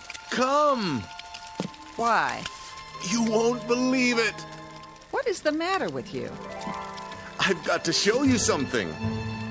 I have to be at the office in 20 minutes. Let go of my arm. Look! Where did all these plants come from? Where do you think? I planted the seeds yesterday. Now look at them. That's ridiculous. You got up early, drove to the nursery, and brought them back here somehow. Don't you be ridiculous. The squash, the beans. Do you realize what a miracle this is? You plant something and it grows. That's no kind of miracle. In one night? Use your eyes, woman. The corn is as high as an elephant's eye. It's impossible. It's not possible. Is it? Luther, if you did this to impress me, it's... No, I swear to you, all this happened in 24 hours. Less than that. Look at these cucumbers. Delicious, delicious. Look, I haven't got time for you. I'm late enough. Try a carrot. Take a bite. Just one little bite. Oh. What's the matter? Don't you like it? Are you kidding? Why? What's wrong with it? It tastes like, dirt.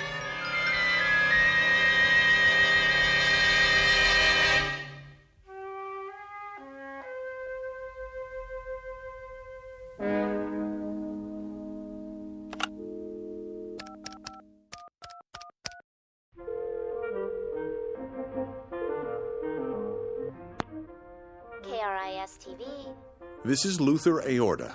Send a news truck over at once. I've got something big to show you. Pardon? 1217 Sunnyview Lane.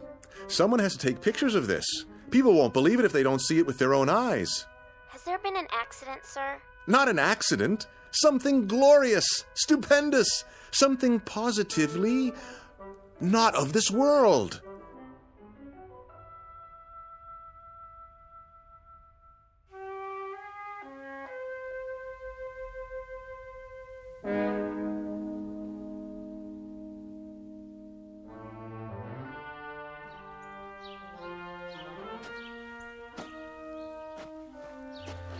Well? It's a nice garden, I'll give you that. Yeah, same here. But I don't see anything unusual about it. I told you, the seeds were planted only yesterday. It all came up overnight. Is that a fact? Ask my wife. She'll tell you as soon as she gets home. Mr. Aorta, we appreciate your call, but we're a television station, not the university. Do you see the size of it? Well, it looks exactly like what it is. A vegetable garden in someone's backyard. Bigger than most, but that isn't really news. So you're not interested in miracles? Only the ones that can be proved. All right, then. I'll prove it to you. And how will you do that? I'll rip out all of these plants and do it again. You can see for yourself tomorrow. Would that be proof? Yes, sir. That would be proof. Assuming there was documentation. Footage of you doing it and the results. And that would mean cameras around the clock. And unfortunately, that's just not in our budget. We have other stories to cover. I'm sure you understand. Now, if you'll excuse us. But think what a breakthrough this is. Food for the world, instantly. That would be a miracle. Would? It already is. Then how do you explain it? I can't. But it's happened. Oh, looks like it's been happening for a while. What do you mean? Well, these leaves, they're already turning black around the edges. They can't be. I'm afraid so. They've reached their maturity. Now they're going to seed. Then I'll plant some more. You do that. And when you do, give us a call. I will. I'll get right on it. You can count on me. I'm sure we can. Bye now, Mr. A. A-O-R-T-A. Straight from the heart.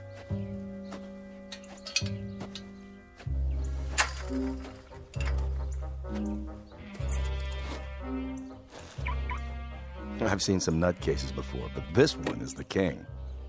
Could have saved us a trip if he told us the whole story in the first place. Make sure he does the next time. Oh, think he'll call again? You know it. But I hope we're out on a real story when he does.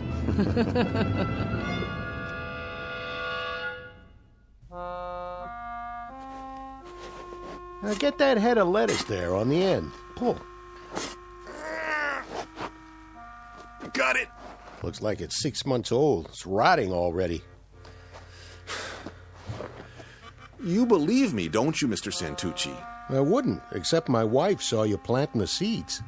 Yes, she stood right where you are, leaning over the fence.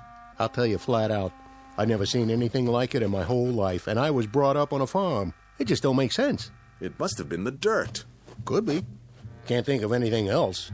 Made a nice layer of topsoil. Now it's all sucked clean. You need some more fertilizer. I wouldn't know what kind to get, unless...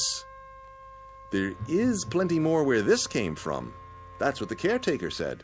Might work, might not. I'll tell you one thing, though. I wouldn't be caught dead eating any of this stuff. It ain't normal. That's the point. It isn't. It grew so thick, ripened so fast. Sell it to the college, maybe. That's an idea. Or the agriculture department. Could be you come up with something brand new. Yes. Maybe I have. I'll call them first thing in the morning. But for now, I'd better spread some fresh dirt. Mr. Santucci, what are you doing tonight? Why do you ask? I was thinking we could go back and get some more in your truck. I don't know. If it works, we might even get a patent out of it. At least the Guinness Book of World Records. Partners. What do you say? Where did it come from? Not far. We can be back before dinner. Don't worry, we'll be fine. It's only a cemetery.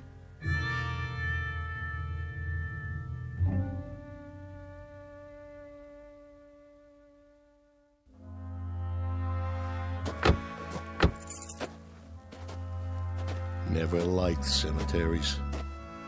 It won't take long. The caretaker's shack is just ahead.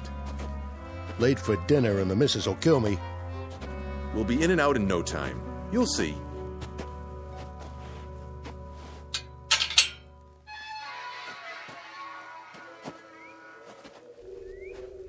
Sure got dark fast. It's the trees and the statues. Here we are. Hello? Hello? Maybe we should come back. Nonsense. It has to be now, while the plants can be revived. Well, it's my truck, and I say we get gone. There's nothing but dead folks here. Then no one should object if we drive on in. Help you, fellas? Hey! Don't go creeping up on people like that. Sorry, mister. Not many visitors this time of day. Is that you, Mr. A? Yes, I wanted to ask you. How'd that free dirt work out? Very well. I was wondering if you could spare a little more. I guess so. Planted a fresh one this morning. A fresh what? New man for the sod Sheraton. Got his bed turned down and everything. Good. Then we'll bring the truck in if you don't mind. Better watch those tires. Hit a sinkhole and you're stuck for the night. No AAA. Of course. Thank you, my good man. You don't know what this means to me. Hope you brought a flashlight. They like it nice and dark out here. Come on, Aorta. Let's get this fool thing done.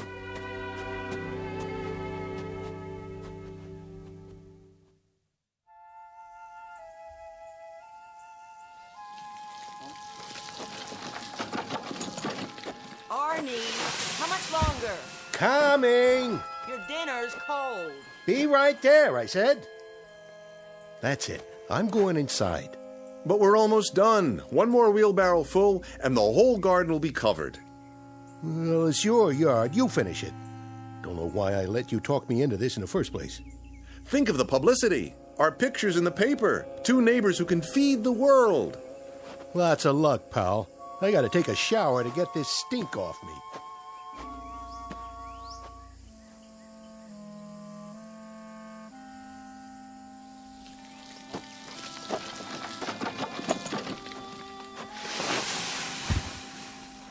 There.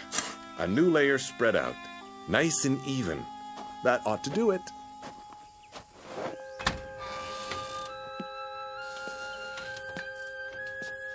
Myrtle! Myrtle, where are you?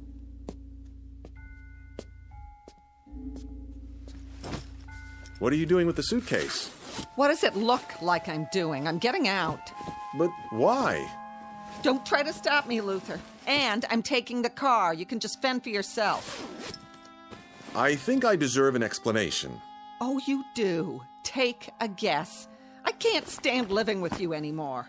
Like Mrs. Santucci says, you're a loony. Do this and you'll be sorry. Are you threatening me?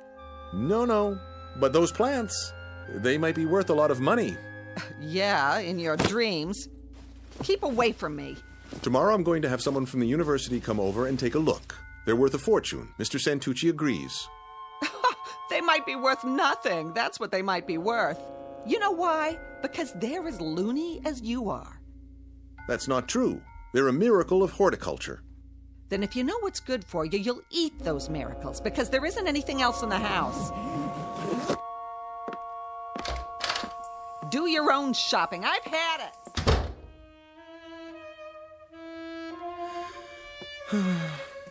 She'll be back. Just you watch.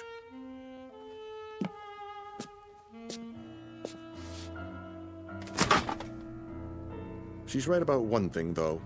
The refrigerator's as good as empty. And the cupboard was bare. Oh, well. I've got my vegetables, ripe and ready to eat. Where's the laundry basket? I'll fill it up and dine like a king.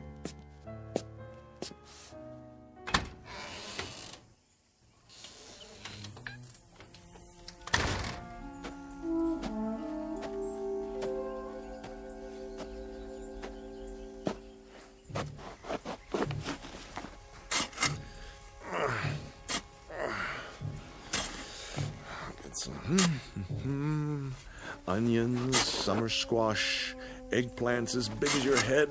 So what if they're a little ripe? Fabulous, fabulous. Waste not, want not.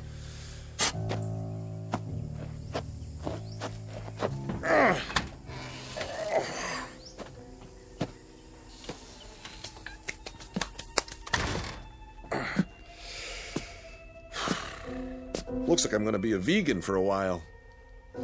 Well, so be it. Tonight the vegetables, tomorrow the world. Boiled, sautéed, any way at all. How about a nice hearty soup and a casserole? Potatoes au gratin, yes. A little salt and pepper, a few spices, and voila! Luther Aorta's Blue Plate Special, coming up.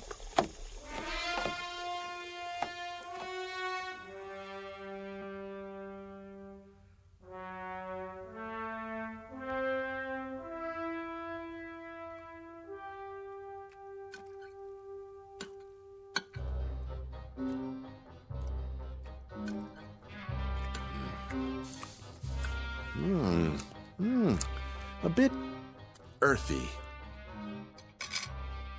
Perhaps some condiments. Catsup, Worcestershire, a touch of brown mustard.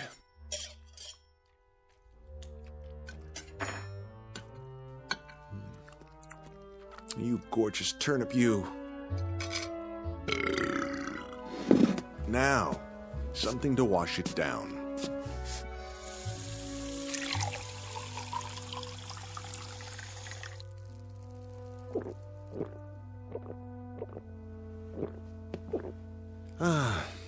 I'm still not full. Something more to fill the hole. Let me see what's left. Can't leave anything to waste.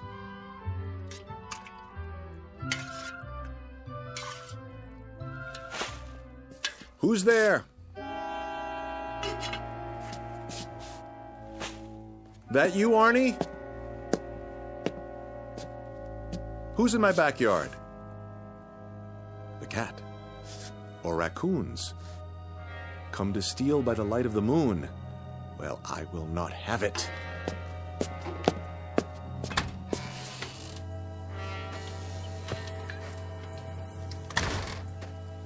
Get away! Go on, scat!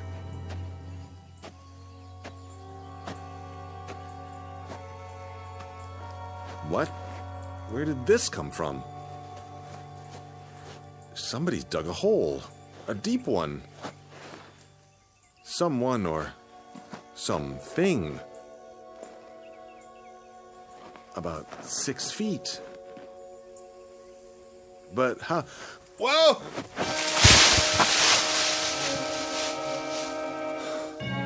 Felt like something tripped me. But what?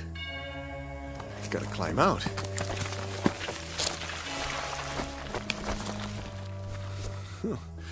This is ridiculous. Can't get hold of a thing. Stop it! Stop pushing the rotten vegetables in. Who's doing this?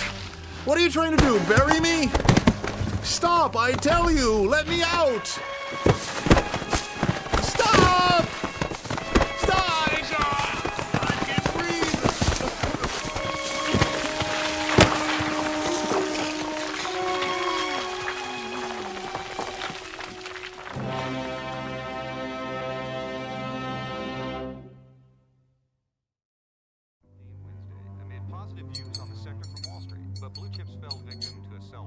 So, what do you think it was?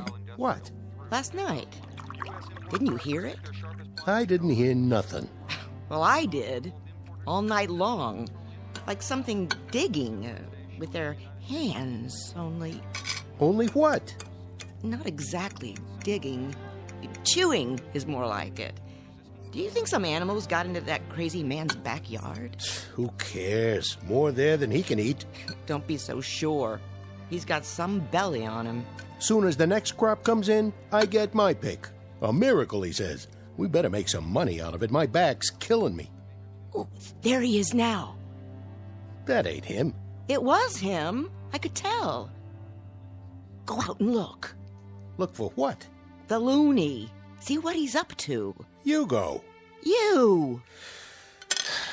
All right, Ida, if that'll make you happy.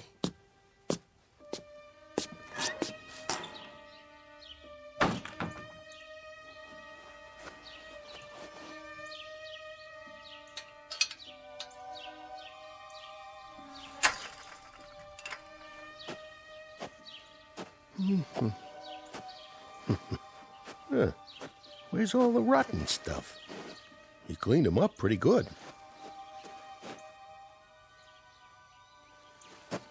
Aorta? Hey, Aorta! You all right in there?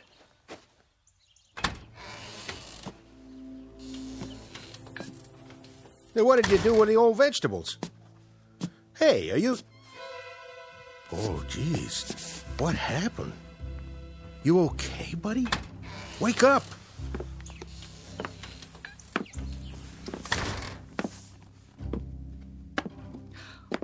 What's wrong with him? I don't know. He was just laying here. Take his pulse. Oh, he's dead. Turn him over. Oh, poor guy. Sure got a gut on him. Bigger than ever. What's that stuff around his mouth? Looks like dirt. What are you laughing at? Don't you get it, Arnie? The whole yard's empty. And you know what he did with it. He ate himself to death. No. No.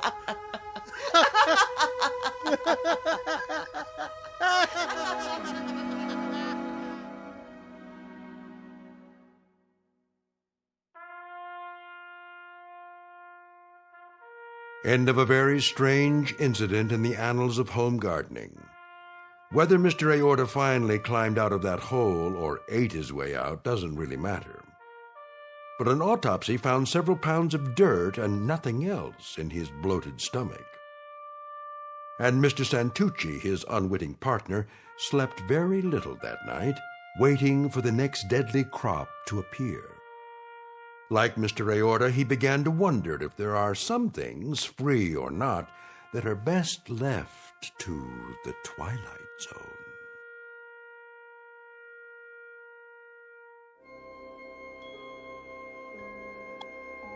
Hi, this is Carl Amari, producer of the Twilight Zone radio dramas. I'd like to take a moment to tell you about our official website at twilightzoneradio.com, where you'll get the latest news and information on these Twilight Zone radio dramas. Plus, at twilightzoneradio.com, you can digitally download 3 free episodes or any of our episodes for only $1.95 each. In this age of ever-changing technology, we've decided to make these episodes instantly available to you by making the Twilight Zone radio dramas a digital download-only series. This means that this series will no longer be offered on CD. The CD collections at our website are now being offered while supplies last at buy one, get one free. So be sure to get your favorites before they're sold out. Be sure to visit us often, and I'll see you in the zone.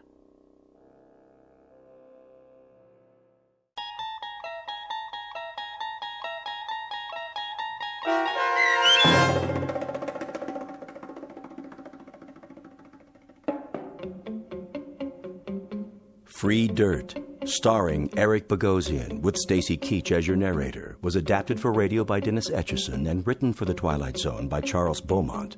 Heard in the cast were Meg Falcon, Roderick Peoples, Linda Reiter, David Darlow, Elizabeth Lido, Roger Mueller, Amber Lake, Jeff Lupetin, Doug James, Karen Olson, Dana Bokor, and Carl Amari. This copyrighted radio series is produced and directed by Carl Amari for Falcon Picture Group. Sound design and custom Foley effects for The Twilight Zone by Cerny American creatives Bob Benson, Craig Lee, Michael Slaybach, and Matt Sorrow. To learn more about the Twilight Zone radio dramas and to contact us, visit our official website at twilightzoneradio.com. Doug James speaking.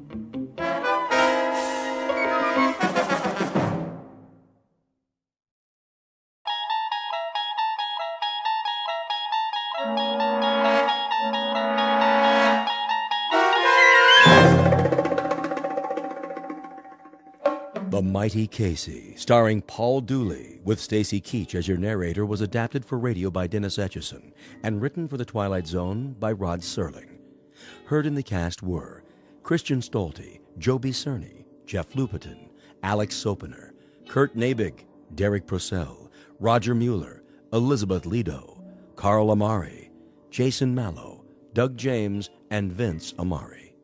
This copyrighted radio series is produced and directed by Carl Amari for Falcon Picture Group. Doug James speaking.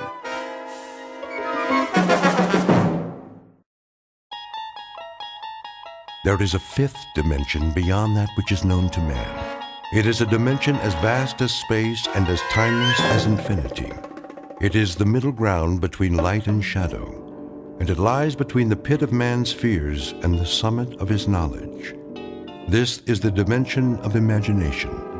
It is an area which we call the Twilight Zone.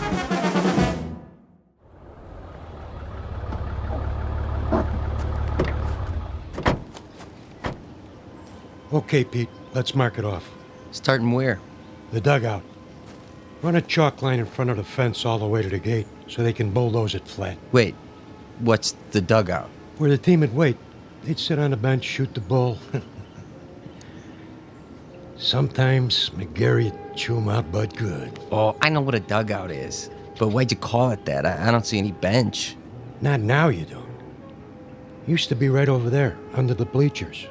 Near home plate. Okay, I get it. This place used to be a ballpark. Of course, that was before my time. Yeah, I'll bet it was. I always thought this was a track for motocross and monster trucks. My old man used to take me before it was a swap meet, I mean. That right. There was this one truck, the Grave Digger. Oh, man, you should have seen it. Big old tires, roll right over anything. How old are you, kid? Me, 22. 22? I was out of high school before you were born. You know what? You really missed a lot. Yeah, Pops, back in the day. Hey, you ever see the monster trucks? Afraid I missed that. Ever see the Zephyrs? The what? Only the greatest ball club there ever was. Sure. That's why I never heard of them. Yeah, World Series champs, huh? They could have been. Let me tell you. And they almost did. 1 year in particular. We better get back to work, Corrigan. Wait a while, kid. I want to tell you a story. You bring your lunch? Sure, I brought it in the truck. Then let's take a load off. Good time for a break. It's okay by me.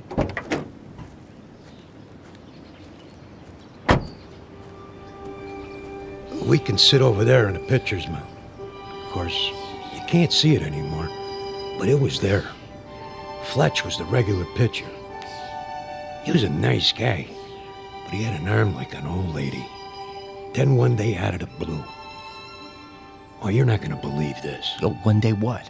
Well, it was, must have been July. Yeah, that's it. Middle of the season, everybody was talking about the Giants, how good they look, what a lineup, blah, blah, blah.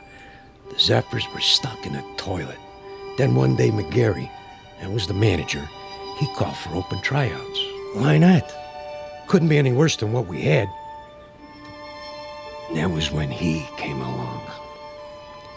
Didn't look like much. But when he wound up, man, what an arm. Who? I'm getting to it. Better start at the beginning. It was a hot one that year. No rain, the sun beating down.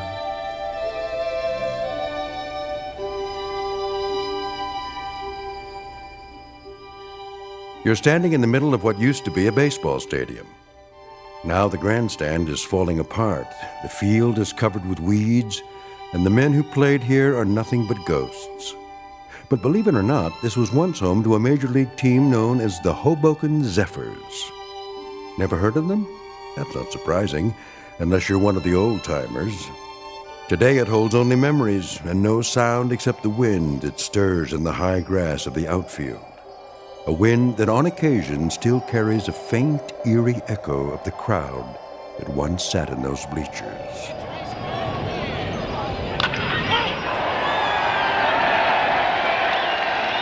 We're about to travel back in time to a day when the Hoboken Zephyrs were still a part of the National League, and this mausoleum of memories was an honest-to-Pete attraction. But since it's strictly a story of make-believe, we must begin this way. Once upon a time, in New Jersey, a most unusual event happened on the way to the ballpark. In a moment, you'll meet the cause of that event, a left-hander named Casey. Not the most original of monikers, but that's what he was called. So sit back, grab a hot dog and a bag of peanuts, and get ready for the playoffs. Because this particular broadcast is brought to you live from the Twilight Zone. And now, The Twilight Zone and our story, The Mighty Casey, starring Paul Dooley, with Stacy Keach as your narrator. All right, new guys, let me see what you got. Give me 50 jumping jacks. Make it 100. Make it 100. Then take a lap around the field. 2 laps. You got it, McGarry. Of course, if we burn them out too fast... They better learn to hustle or they're out of here. Okay, Mel, if you say so. Let me hear you count. 9, 10, 11, 12, 13, 14, 15.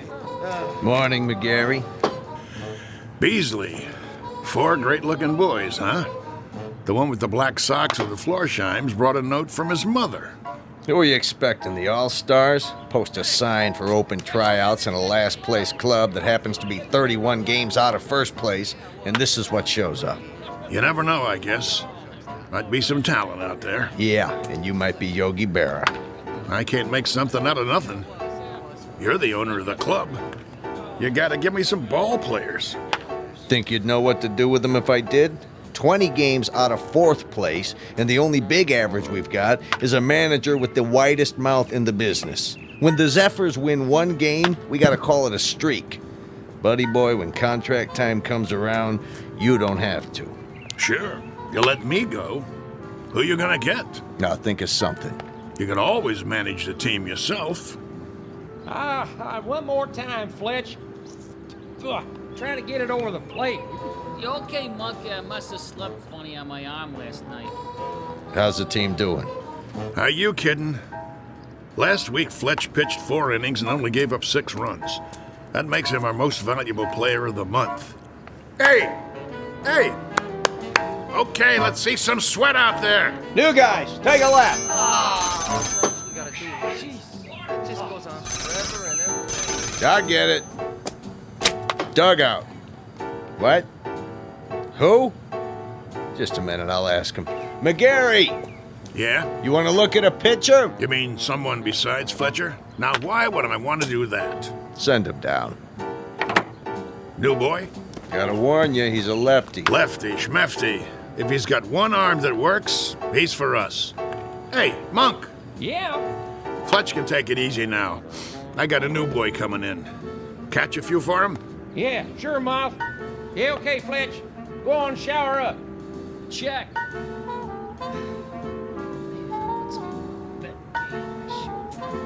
One more lap, let's go. You got the lineup for tonight? I'm working on it. Who's the starting pitcher? I don't know yet. You don't know? Have to see how it goes. Whoever's hot gets a shot. Make that lukewarm. Oh, my. Chavez! That's enough with the laps. They look like they're gonna pass out. Check. Take 5, boys. All right. All right, McGarry, I've seen enough. Yeah, you and me both. What's that? I said I'll see you on the sports page. I'll stop by later. You do that. Mr. McGarry? Over there. Hey, Mouth! Your new man's here. You gotta be kidding. Mr. McGarry, is it? Okay, what's the gag? I don't know what you... Come clean, Gramps. Did old man Beasley put you up to it? I'm afraid Well, tell him I don't need a water boy. Thanks for coming by. Leave your name at the office. There must be some misunderstanding. I'm here about the pitching position. Right. Hardy har har. Oh, I'm not a pitcher, though I've thrown a few baseballs in my time. Of course, that was before the war. Yeah? Which one? The Civil War? You don't look old enough for Valley Forge, but come to think of it, was the winter really as cold as they say? I represent Casey. Oh, Casey. Straight from Mudville, I bet. Even got himself an agent. How much do you get? 10% of nothing? Here he is now. Him? What is he? 115 pounds soaking wet? Listen, no offense, but if a wind comes up, those ears will start flapping and he'll take off like Dumbo. Say hello, Casey. Nice one, Miller. Oh, pleased to meet you. Hey, watch out. I said watch out, the ball's coming down. Step aside, Casey. Now, boy. I said... Ooh. Ow! Right on the old beam. That must have hurt. You okay, fella? Oh, Casey's fine. Just fine. How come he's still standing? Must be out on his feet. I'll call an ambulance. Don't go suing us now. I wouldn't think of it. Casey, as I was saying, this is Mr. McGarry. He's the manager. Hello. Pleased to meet you. Do you want to lie down? Come on in the dugout. Shake hands, Casey. That's all right. You remember how to shake hands, don't you? Yes, sir. Right hand, Casey. Your right hand. Put her there, pal. Oh, ow! You can let go, Casey. That's right. Release now. Whoa! My hand. What a grip. Sorry, Casey doesn't know his own strength sometimes. Some arm. Never would have guessed it. Well, let's see what he can do. Mind if I try him out? That's what we're here for. Right, Casey? Correct. Okay. See that guy over there with the great big mitt? Yes, we see him. He's what's known as a catcher. His name is Monk. Ah. Go out there and throw him a few. Thank you, Mr. McCary. This I gotta see. Quite. You his father? Casey? Oh, no, he has no father. An orphan, huh? Not exactly. I guess you'd call me his creator. That a fact. It is, actually. Come from around here, does he? You might say so. Uh-huh. How old is he? Well, that's a little difficult to say. What's difficult about it? It's hard to discuss Casey's age in chronological terms. He's only been in existence for a brief time. What I mean is, he has the mind and physique of roughly a 22-year-old, but in terms of how long he's been here, the answer would be 3 weeks. Huh? Approximately. Would you mind going over that again? You see, I'm an inventor. I made Casey. You made? In my workshop. Well, that's swell, pal. There ain't too many homemade left-handers in the league. You don't understand. I'm serious. Sure you are. Anytime you're ready. Yes, sir.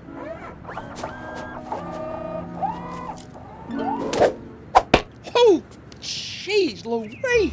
That's his fastball. Try a curve now, Casey.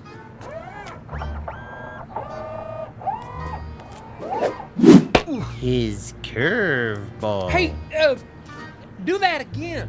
If you like.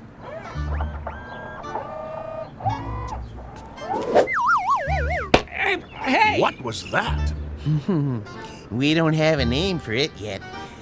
Go ahead now, Casey. Don't hold back.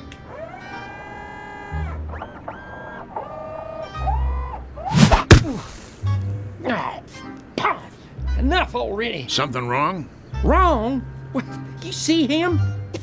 That kid, he picks up where Feller left off. He's got a fastball almost went through my glove. And a curve, and a hook, and a knuckler, or whatever you want to call it. He got control like he uses radar. Oh, it's the best pitcher I ever caught in my life. Thanks, Monk. That's enough for today. I swear, I never seen anything like it. He don't even pitch like a human being. Precisely. Well, he's still rough, Gramps. He's plenty rough, but I might give him a try. If he can do the same thing when there's a game on. Oh, he can do it. Consistency's not a problem. He's a robot, you know. Don't say that. Don't ever say the word R-O-B-O-T-T around here. We'll just keep that one between us, okay? Did you like my pitching, Mr. McGarry? You might have a little potential, Casey, like I told Mr. Stillman here. Professor. The Professor Stillman. You're awful rough around the edges, but I think maybe we could give you a shot. I like to help young ball players. Now you go on into the locker room and find a uniform that fits. He can wear a uniform, can he? Anything you like. Then go and change and come back, and we'll discuss a little contract. Just the three of us. That seems fair. Very kind of you, Mr. McGarry. Don't mention it. Go on now. Say thank you, Casey. Thank you, Casey. Thank you, sir. Come along. You're going to be a real baseball player now, just like I promised you. Isn't that wonderful? Yes. Wonderful.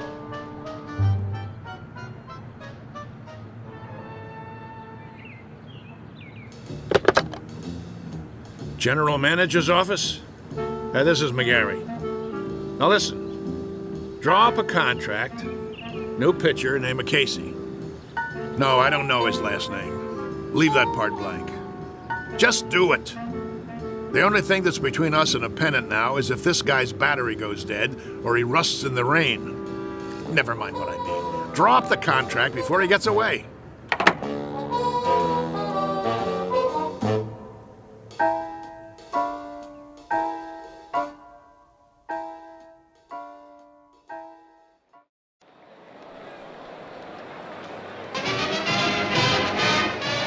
And ready in 3, 2, Good afternoon, sports fans. We're coming to you live for the last in a series of home games for the Hoboken Zephyrs. The Bullets are already on the field, warming up, but there's been a delay. The Zephyrs are still in the locker room. Now, we understand they're getting a last-minute pep talk from their manager, the colorful Mouth McGarry, and knowing him, it's an earful. Peanuts, Red Hots. Well, the Zephyrs are at the bottom of the league this season, which means this is a make-or-break situation. Now, rumor has it there's a new pitcher on the team, but that's unconfirmed. Ah, yes, a beautiful sunny day. Local fans all here, ready to root for the home team. Still, no sign of the boys from Hoboken. Well, this might be a good time for a break before the action starts. But we'll try to get word from the locker room. But till then, let's go to a commercial. And you're off. 60 seconds. How much longer do I have to fill? Beats me. What's with these losers? Well, if I was on that team, I guess I wouldn't want to show my face either. 45 seconds. Beer here, get your ice cold beer. Somebody get me a beer. I'm dying out here. What am I supposed to do? Play tiddlywinks? It's going to be another slaughter anyway. Hey, ask him if he's got anything stronger than beer. You can always read him the stats. There are no stats. If this team was any lower, they'd get stuck in the grass. What am I doing here? Get me another gig. Little League. The weather. I don't care. Just get me out. 20 seconds. The Zephyrs are charging onto the field. No. The Zephyrs look hungry this afternoon. Yeah, sure. Who am I kidding? They're not going to show. The game's canceled. You'll see. 10 seconds to air. Oh, those bums. It's the same old story. Fletcher winds up, he throws, and he drops the ball on his foot. They should send out a bunch of chimpanzees. 5, 4, 3, 2. And welcome back, ladies and gentlemen, to more thrilling baseball action.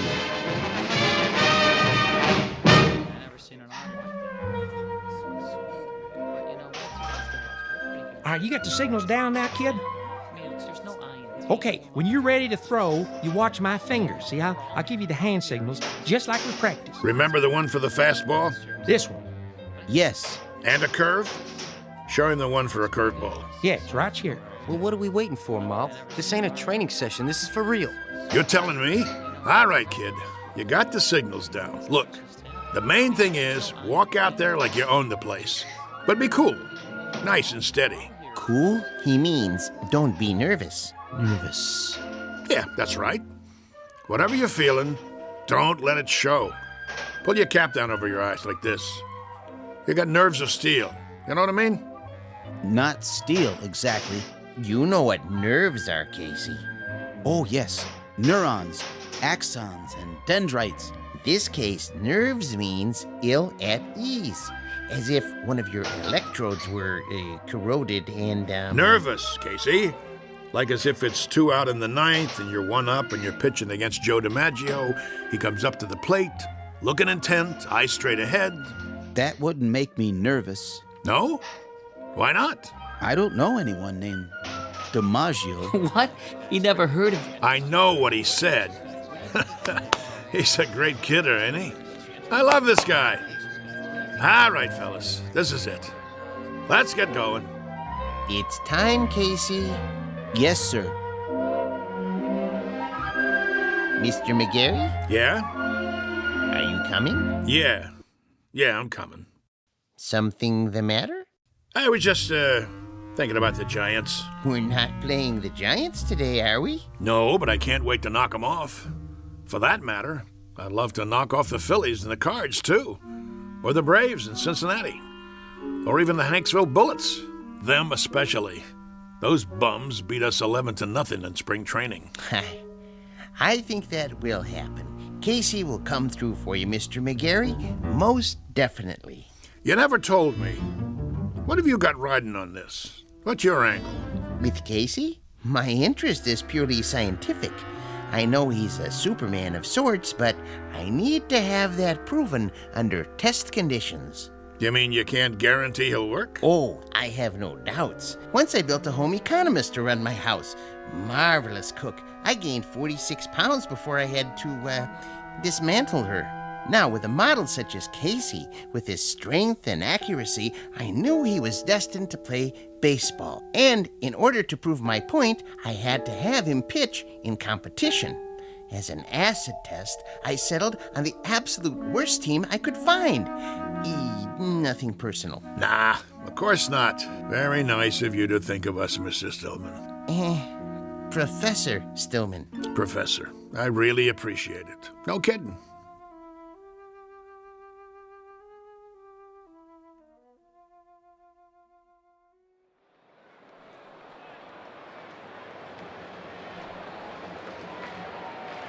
You can feel excitement in the air as the Zephyrs take to the field.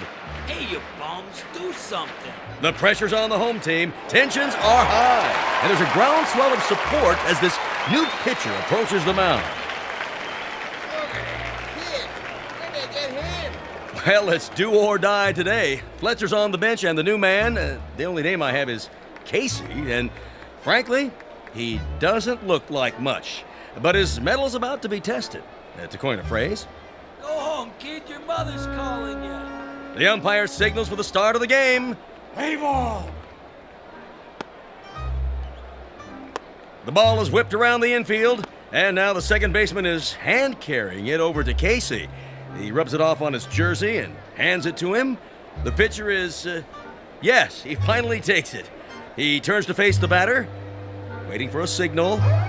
Here's the windup. He throws. The batter swings. Strike one. I must have missed that one, folks. It looks like the batter missed it, too. He went over the plate so fast, he swung a full 360. Good gravy, was that a fastball? Lucky pitch. Let me see you do that again. Take your best shot. Second pitch. Here's the windup. Whoa, Nelly! Halloran tries to take a bite out of it and misses. He's off his feet. Looks like he threw his back out, twisted around like a pretzel. Good golly, Miss Molly, we got ourselves a pitching machine.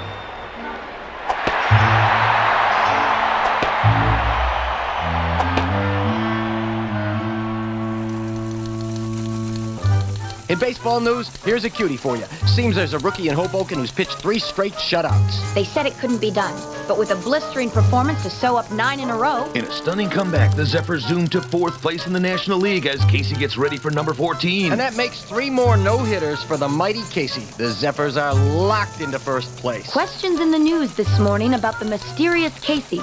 Where does he get his superhuman ability? Playoffs temporarily suspended as the Baseball Commission orders an investigation. Today's headline, the mighty Casey. Is he on steroids? Good day.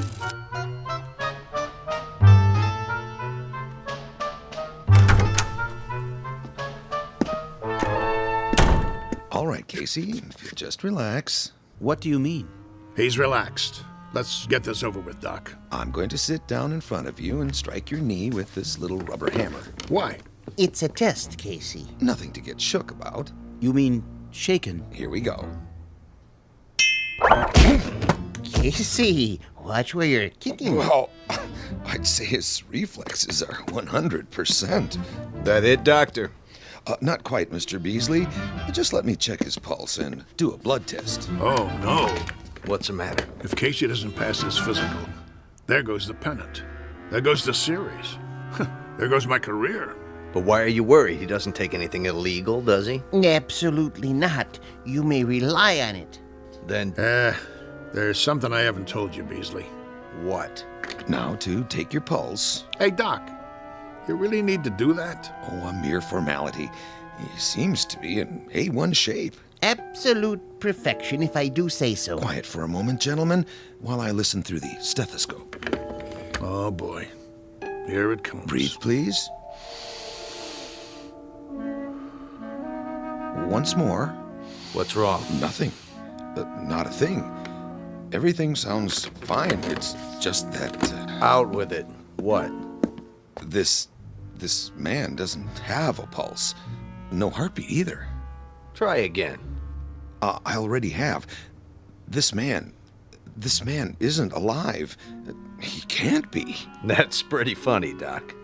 Okay, go ahead and draw your blood sample. We gotta get Casey cleared for the rest of the season. I'm afraid that won't be possible.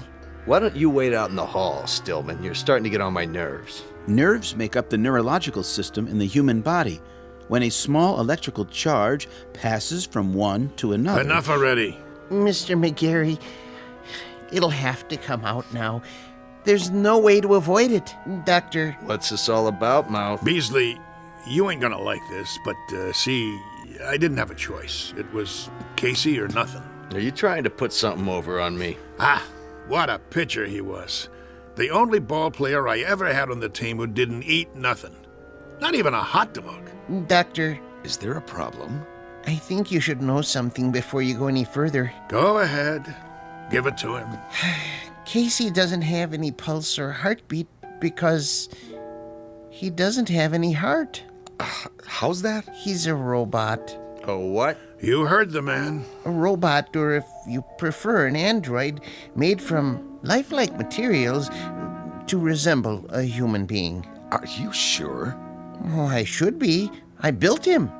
And he's been pitching for the Hoboken Zephyrs? Doctor, this is the first I've heard of it. Well, under the circumstances, I have no choice but to notify the baseball commissioner. Move over, Casey.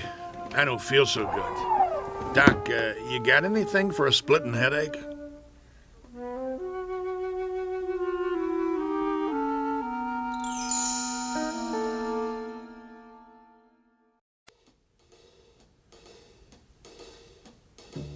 McGarry, you gave me your word. Yeah, that the team would win. I didn't say nothing about... Yes, you did. You brought me Casey and I said I never seen anything like him. Did I lie? Not as such, but you can't run roughshod over the rules. I'm holding you in breach of contract. Me? What did I do? I got you a winner. Know how many tickets we sold? You never had such a season. All right. Knock it off, you two. I'm the commissioner, and I say he's suspended. That's final. On what grounds? He didn't take no illegal substances. He doesn't have to. Everything about him is illegal, from the top of his head to the cleats on his shoes. He's a machine. So? Article 6, Section 2 of the Baseball Code, I quote, "A team should consist of 9 men." End quote. Men, understand? Not robots, or vacuum cleaners, or mix-masters. Commissioner, perhaps there's another way of looking at this. For all intents and purposes, he is human. Casey, would you mind saying a few words? Tell us about yourself. Where should I begin? At the beginning, of course. Yeah, where was he born? All men are born, not to assemble in a machine shop. Go ahead, Casey. What state? I was born in a state of ignorance. There you go. My point exactly. Well, he can talk, can't he? He talks as good as me. That means he's got to be alive. I wouldn't count on it. But he is not human. Easy for you to say. How human do you want him? He's got arms, legs, a face. And ears. But no heart. He doesn't even own one. How can he be human without a heart? Beasley don't have a heart either. He owns 40% of the ball club. That's it, gentlemen. He doesn't have a heart. Ergo, he isn't human. And that's a violation of the baseball code. Therefore, he doesn't play. Mr. Commissioner, suppose this, just for the sake of argument. Supposing I gave him a heart. You gave him? Where will you get one? At the local parts store? Hear me out. If that essential is the only thing that renders him different from the norm, I could try an operation. I think I could do it. In fact, I'm sure I could. Supply him with a self-contained mechanical heart, that is. Now you're talking, Prof. How about that, huh? What do you say? Well, it would be very irregular. If he were to be given a heart, would medical science classify him as... what I mean is, could he then be called a... He had the doc fooled even without one. All right. With a heart, I'll give him a temporary okay until the league meeting in October. Then we'll have to take it up in session. The other teams will scream bloody murder. I can see DeRocher now. Then it's all settled. Casey gets a heart and accreditation as human, and the Zephyrs... Take it, Mouthy. With pleasure. Hoboken wins the pennant for the first time in 23 years.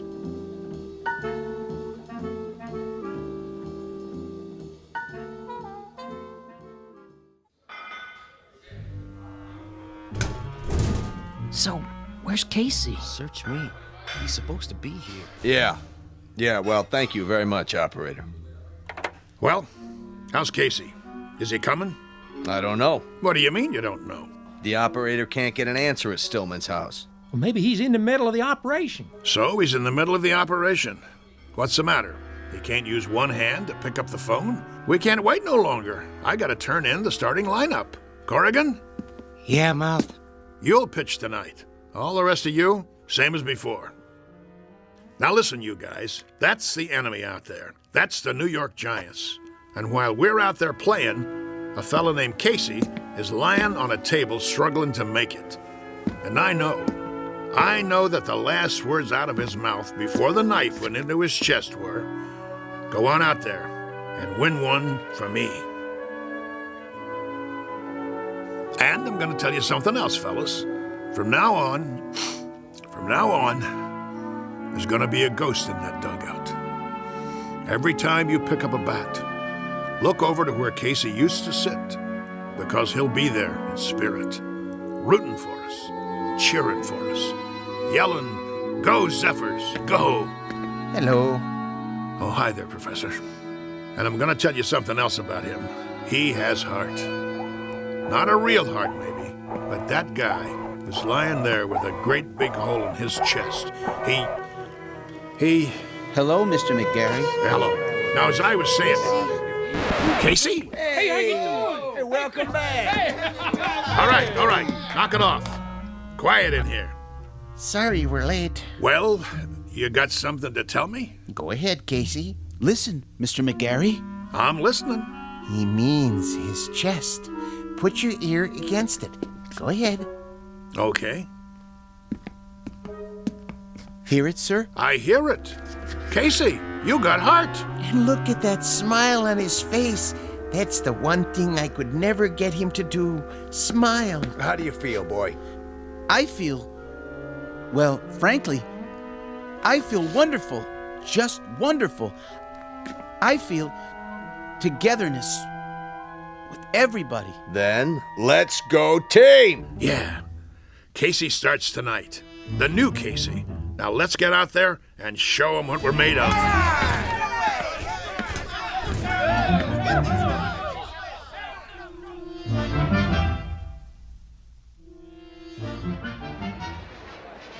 Here, get your red hot. Ladies and gentlemen, boys and girls, this is what we've all been waiting for, the big one. Oh, there's joy in Hoboken tonight, let me tell you. I wouldn't miss this one for the world. One of the greatest comeback streaks in history. Casey takes the pitcher's mound. The umpire signals the start of the game. Casey winds up. He throws. And it's a high fly over the wall and out of the park. That's a home run for the Giants. What a way to start the game. Well, that'll be a big one on the scoreboard. What's he doing? Cool it, guys. Casey's just playing with him, making it more exciting. Know what I mean? If you say so, Mouth. Another run for the Giants. Now it's 3-0. What's wrong with the mighty Casey? That's what fans want to know.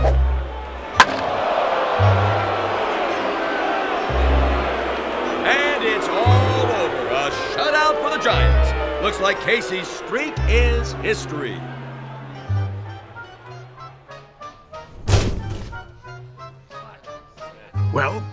Well, 1 minute he's 3 Bob Fellers rolled into one, and the next minute he's a tanker with nothing. You want to tell me what's going on? It's rather complicated. Then you tell me, Casey. Start by explaining how one pitcher can throw 9 balls and give up 4 singles, 2 doubles, a triple, and 2 home runs. I don't know what to say, Mr. McGarry. Shall I tell him? Tell me what? It's because Casey has a heart now. So? He has heart. Big deal. The thing is, Mr. McGarry, I just couldn't strike out those poor fellows. I didn't have it in me to do that, to hurt their feelings. He felt compassion. What? That's what he's got now. Compassion. See that smile on his face? Give an individual a heart, Mr. McGarry. Particularly someone like Casey, who hasn't been around long enough to understand things like competitiveness or drive or ego. And it's bound to happen. Oh, my aching back. I'm sorry, Mr. McGarry. I just couldn't hurt their careers. Professor Stillman thinks I should go into social work. I'd like to help people. That's what happens to you. Should I tell you what happens to me? I get shipped off to a baseball farm system that consists of one silo and a McCormick Reaper. The only thing we get come spring is a wheat crop. Right now, I'm gonna go have me a drink. Oh, Mr. McGarry. What do you want? I was wondering if I might come with you. What for? Do you mind, Casey? Oh, don't worry about me, sir. You go ahead. Good. Now, Mr. McGarry, I've been doing some thinking. About what? The characteristics necessary to make a great baseball player. I figured out the mechanism for hooks and curves and sliders, and I think Casey is the perfect height. But when it comes to temperament, motivation, attitude, that sort of thing, there may be a better way. Such as? I might be persuaded to build another model, new and improved, who would work out even better. I could have him ready, say, for next year's spring training? Who's gonna pay for it? Oh, I've got the funding, don't worry. But I thought if we could go over the plans together. What do you got in mind? Let me draw you a picture.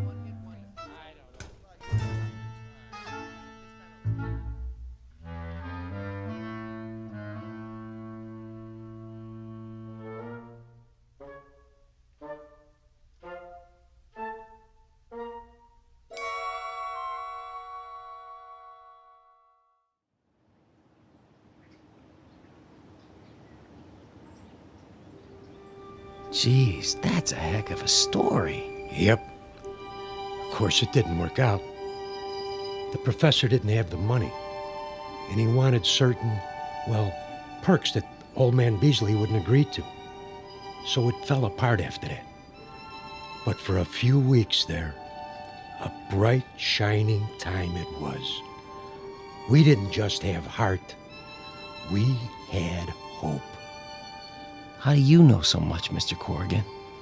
Because I used to play with him when there still was a team called the Zephyrs. No kidding. Come on, we better get back to work. You finish your lunch? Yeah. Then let's go. They're gonna flatten this place to the ground tomorrow. We gotta get it marked off. I guess so.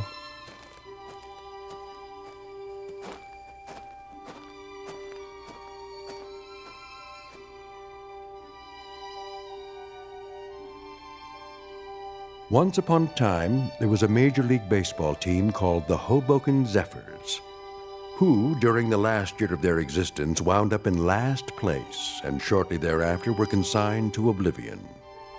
There is a rumor, unsubstantiated of course, that a manager named McGarry took some of them to the West Coast and wound up with a pennant and a World's Championship not long after. This newly revised team had a pretty fair lineup of pitchers with names like Drysdale, Koufax, and Sherry, or so the story goes. So if you're interested in where any of those now famous gentlemen really came from, here's a tip.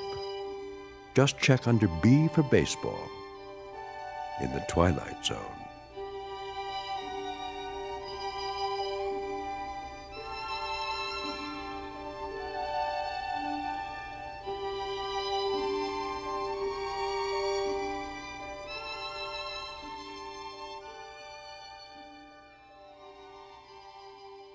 We'll return to the Twilight Zone in just a moment. You are about to enter another dimension, a dimension not only of sight and sound, but of mind, a journey into a wondrous land of imagination. Next stop, the Twilight Zone. Hi, this is Stacy Keach. I'd like to take a moment to tell you about our Twilight Zone website at twilightzoneradio.com. At twilightzoneradio.com, you'll find the latest information on these Twilight Zone radio dramas, including behind-the-scenes photographs, plus the newest product releases, trivia contests, ways to contact us, other Twilight Zone-related info and merchandise, plus links to other fascinating websites. So make your next stop TwilightZoneRadio.com.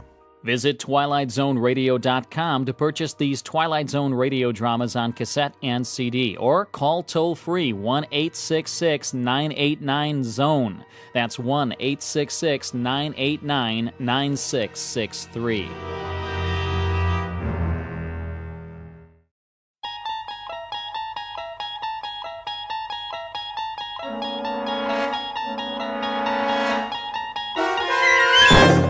You're traveling through another dimension.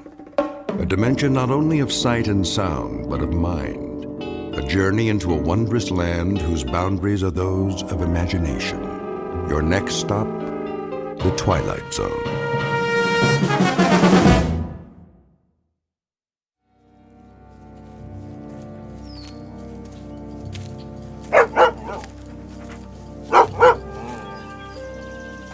Hey, Rip, what you chasing? Ground squirrel, huh? Well, leave it be. I ain't got my squirrel shooter with me. Besides, we got plenty of work to do. First, though, let's set a spell. This stump will be fine. That old woman don't know how hard it is collecting firewood. All you can carry, she says, or you get no supper. Well, I'll tell you, Rip, she ought to try it herself sometime. All she'd come back with is a couple of sticks. Can't fire the cooker with that, now could she? There you go. Lay right down. Working sure makes you parched, don't it? Oh, yeah. Well, don't you worry none. We'll be at the lake soon enough, then you can drink your fill. What is that, a crow? Same one I seen this morning. What's it coming around here for? Fly on by, Mr. Crow. Nothing here for you. Just me and old Rip.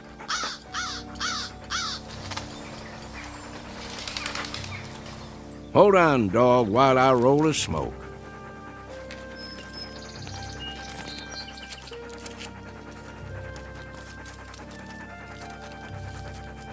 There we go. Now, light it up for me, would you, Rip? Sure wish you could do that. Make life easier for this old boy.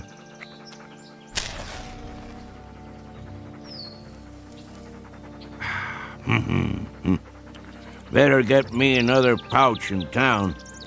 See if Earl has his rig hitched up. Of course, that old nag of his might not make it. Then we'll just walk the trail, won't we, boy? You and me, same as always. Come on, we better get on home before it's dark. Maybe we'll do us some coon hunting tonight. Would you like that? Sure you would. Well, let's go back to work.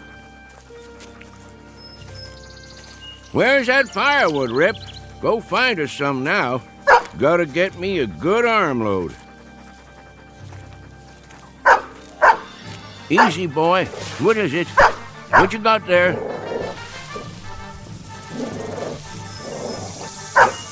That's a rattlesnake.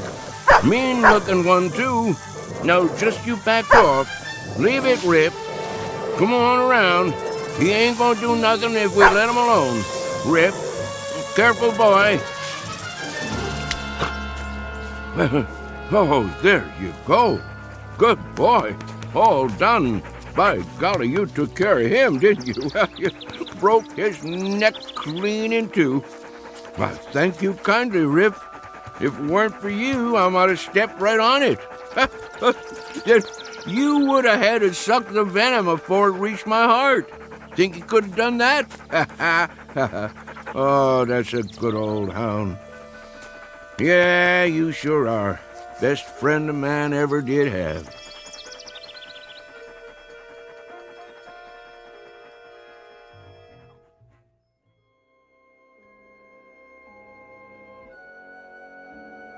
An old man and his hound dog, whose name is Rip, on the way home to their cabin. There are no highways or supermarkets here, No electricity or filling stations, and no fuel for fireplaces or wood-burning stoves. Only what a man can carry on his back and in his arms. Life can be hard, but it's also beautiful, with sights and sounds and peace of mind that city folks only dream of. And most important of all, friends and partners are for life. It's been said time and again that man's best friend is his dog, an old adage that's nowhere more true than in the Blue Ridge Mountains of Virginia. If all goes as planned, this particular man and his dog will soon be off for an evening's pleasure in quest of raccoon. It's a prize well worth trapping in these parts. Usually such evenings end with one extremely tired old man, one battle-scarred hound, and one or more extremely dead raccoons. But as you may suspect, that will not be the case tonight. This time our hunters won't be coming home from the hill. They're headed deep into the backwoods of the Twilight Zone.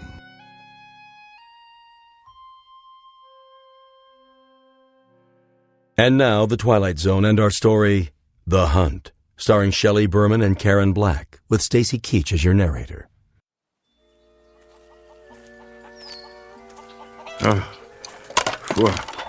Well, here we are, Rip.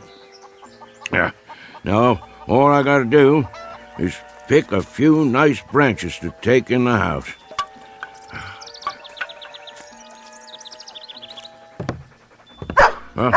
Rachel, open up. What is going on out there? I can't get the door with my arms full. Hold your horses, old man. Rachel, I'm warning you. What's all the hollering about? You want your firewood or don't you? Oh, come on in with you then. You're gonna suffocate for lack of air one of these days. Why don't you leave that door open? Got to keep the dog out of the house somehow. Come on, Rip. Oh, no you don't. Trotting in here with his fleas and ticks. Old woman, don't let's start that commotion up again. When I go in the house, Rip goes in too, or I'm a-going somewhere else. Here, Rip. I've got a mind to move to the barn. Let you and the dog have the house to yourselves. Old woman, you're forgetting something. I never forgot a thing in my life. That's true, except when you want to. That dog saved my life more than once. Did it again today, too. I would have stepped right on a big old rattlesnake if Rip hadn't jumped the critter and broke his neck. I have to buy myself a divorce from you to get my way around here. Well, let the ornery animal come on in, then. And there's another thing. Don't talk about him like that when he can hear you. What?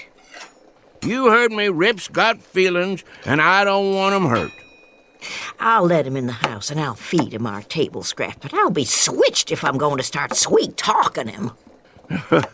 Old woman, you tickle me sometimes. And what does that mean?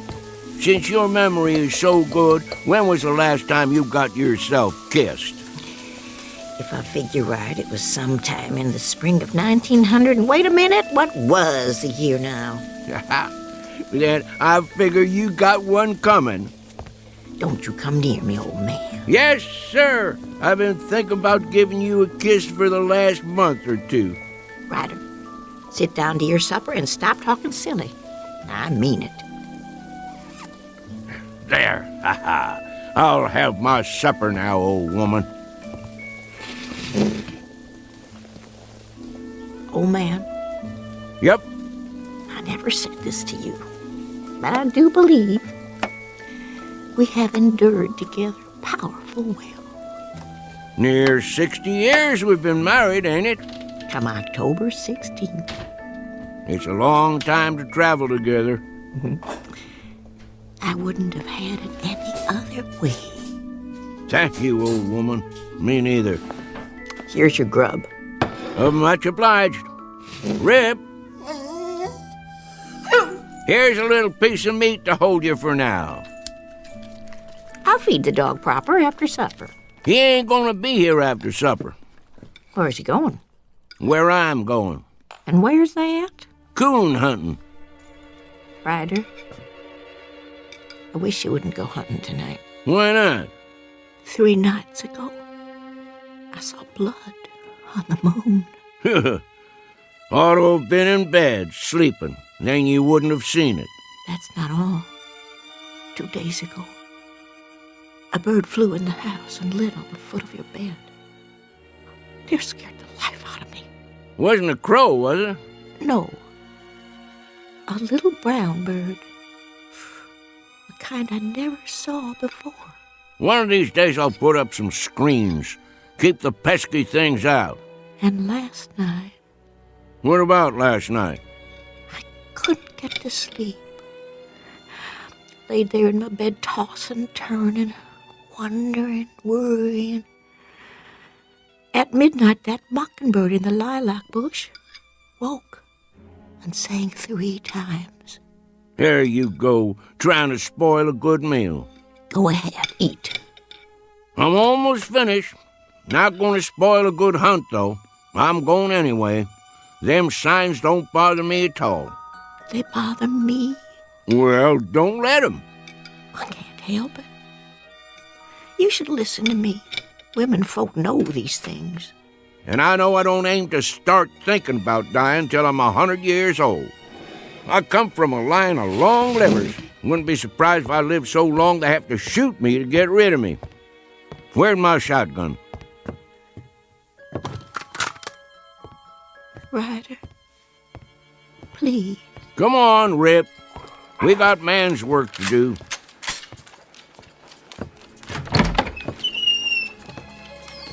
You be careful, old man. Don't worry your head, old woman.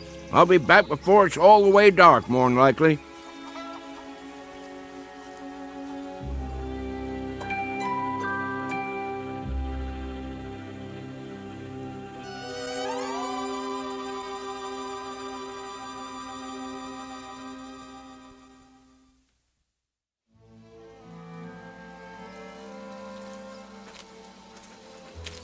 Smell him out there, Rip? Well, I almost can. He's around here somewhere. Take your time, boy. We'll get him.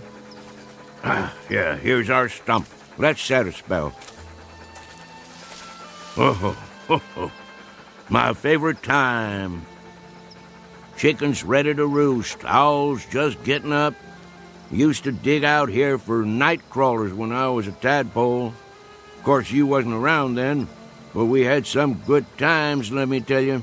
Me and the boys. In the morning, we'd go fishing in the lake. Fish jumping like silver.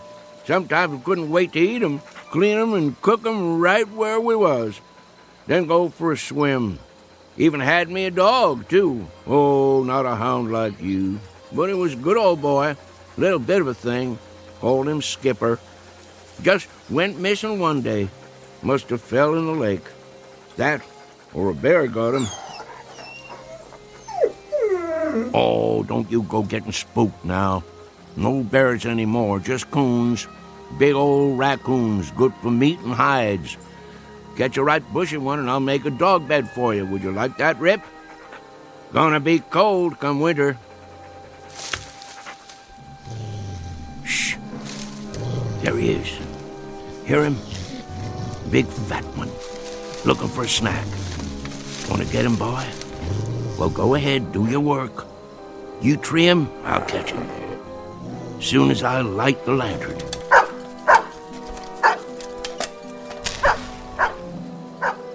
I'm coming, Rip.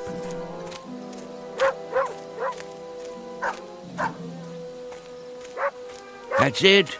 You got him, boy. I'm on my way. Up a tree, is he, boy? Yep, he must be. Let me shine the light and have a look. Rip, I don't want to doubt your word, but there ain't no coon up there. Nope. If there was, I'd see his eyes in the dark, big as $50. Tricked you, didn't he? I knew it. Now you can't get the scent, 'cause he run up the tree and crossed over to another one. Probably down by the lake already. Don't you go there, boy. He wants you to. Let him go, Rip. You let him go now. I see him. He's out on the end of the log, and now he's going to jump in. He's only tricking you. Don't try going after him. He's too good a swimmer. No, boy. He'll pull you under. Come on back here. Oh, now you've done it. Rip, come back here, boy. That coon got you right where he wants you. Get back here before he pull you under. I'll reach down and grab you.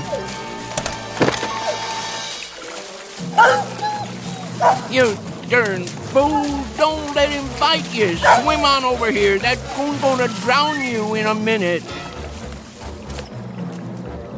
Uh-oh. Coon's got him down. And I'm a-losing my balance. Hold on, boy. I'm a-coming.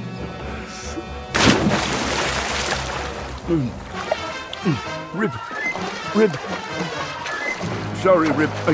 I can't make it.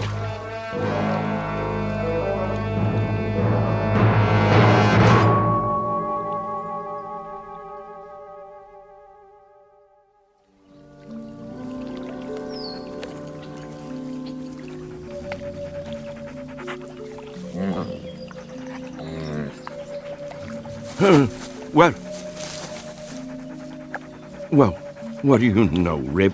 We made it after all. Guess I could swim better than I thought, and you could too, even with an old coon dragging you down. Did you pull me out, or did I pull you? By golly, take a look, morning already. Right beautiful day, too. Must have spent half the night chasing that old raccoon. And we didn't even get him.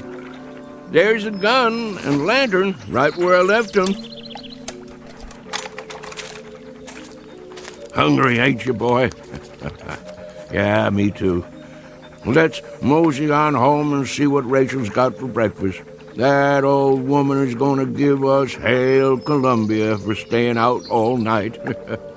Can't help that, though. Well, Rip, our time has come. Let's go face the music.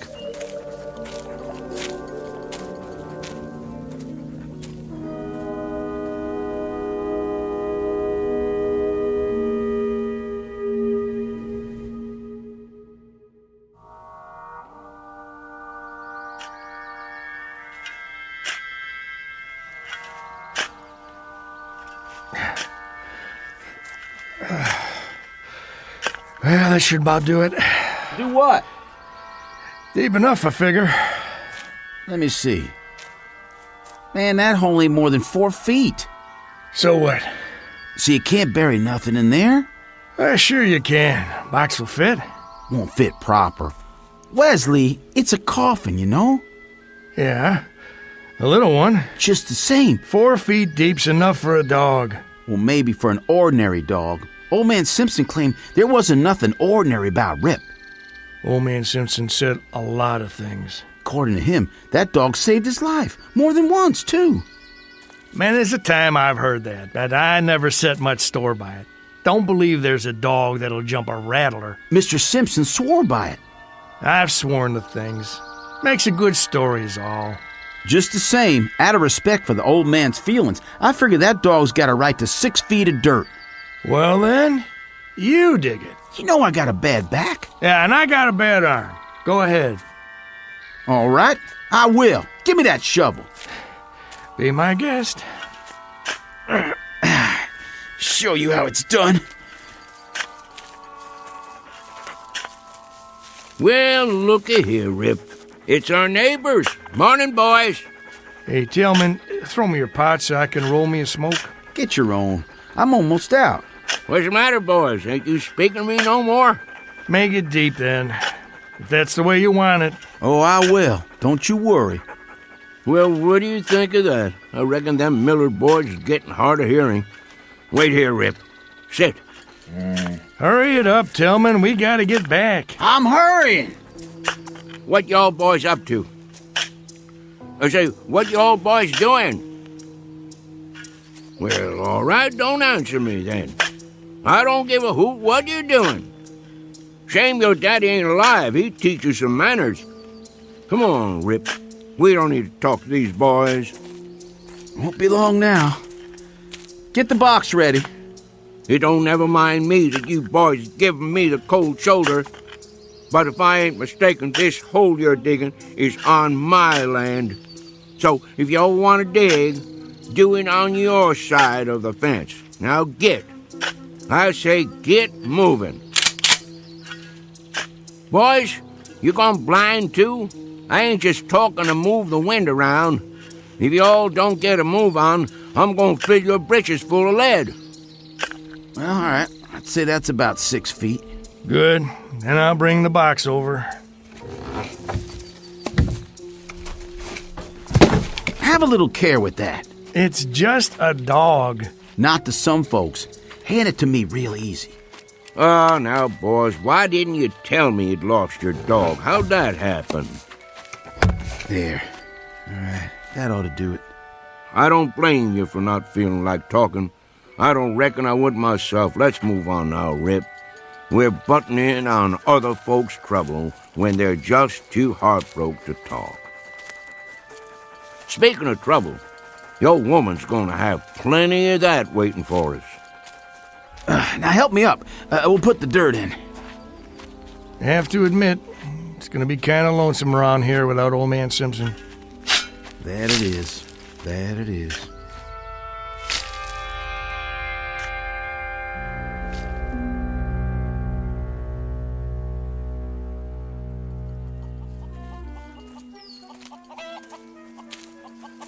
Where is she? Looks to me like maybe we've had a stroke of luck, Rip. Could be that old woman is still asleep. Hadn't even done the washing yet. Well, we'll just walk in big as you please and see what comes next. Wait a while this time, boy. Just for a minute. Let me clear the way.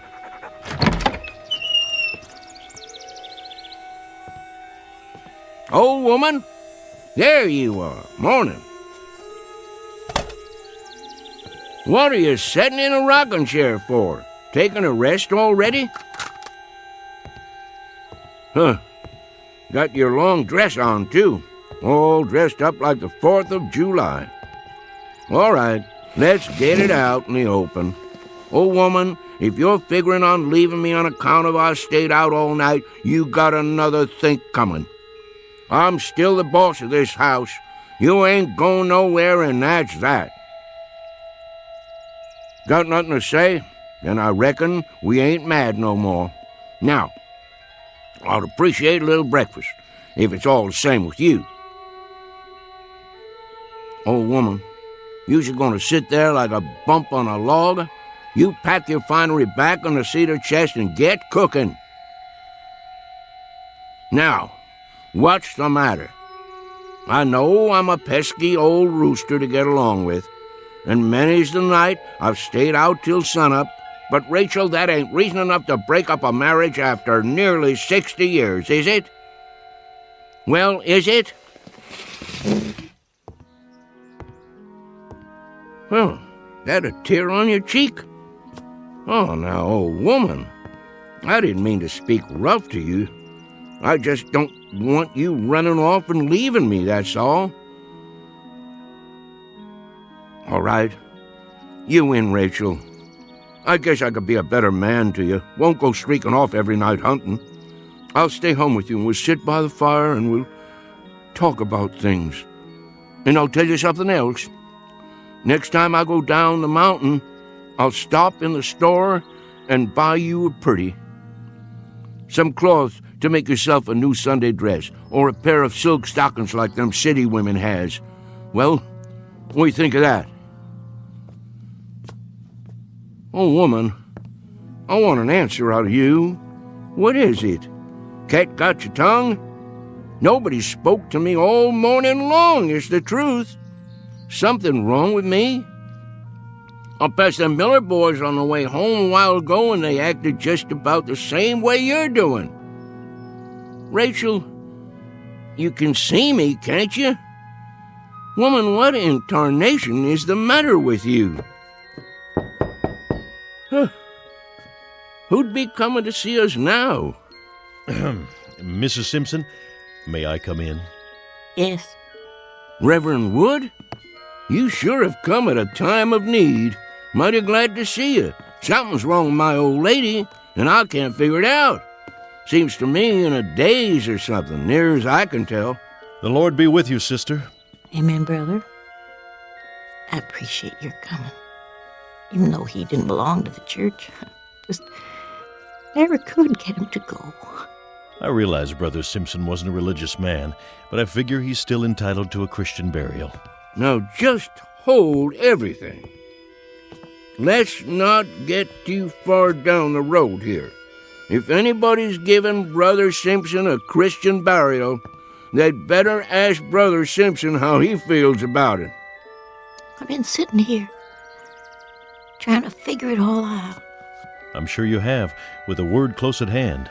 I've got the good book right here, but I can't work this out. It don't make sense somehow. And just last night he was sitting there at the supper table.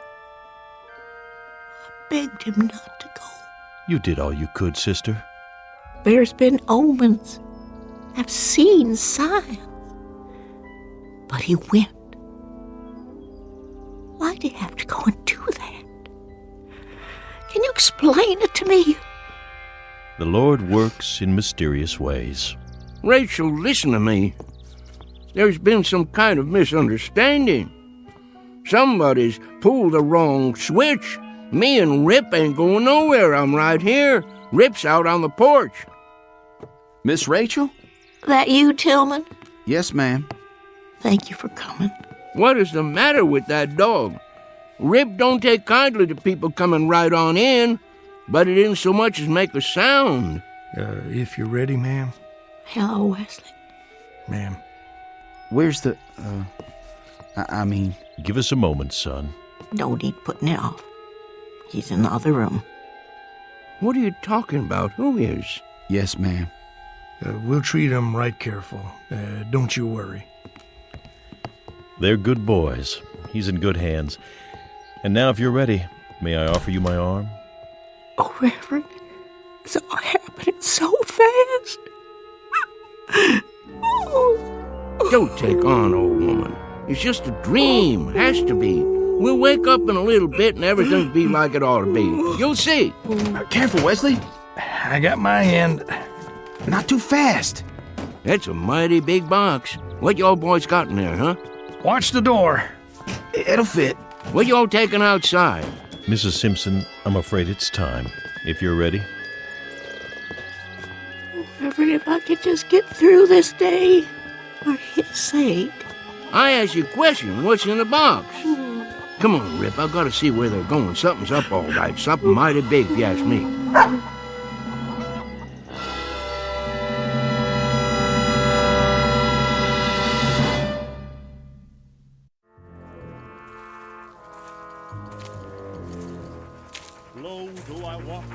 Where are they going? All the way to the top of the hill, looks like. Getting pretty steep. Must be heading for the graveyard. Just let me get my breath here once. We'll find out what this is all about, Rip, in a minute or two.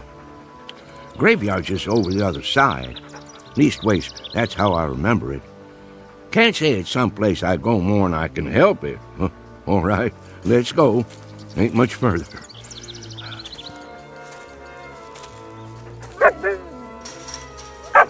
Well, will you look at this now? Who in tarnation built a fence up here? No call to do that. Don't know why they would have bothered. Can't even see the sun over there anyway. Just fog coming down from the top of the hill. How'd Rachel and the Reverend and the Miller boys get through? Gotta be a gate or something. Rip, I don't know what to tell you. I must have taken a wrong turn somewhere along the line. I don't memorize ever seeing this here fence before. Oh well, just follow it, I guess. We're bound to come out sooner or later. What you see, boy?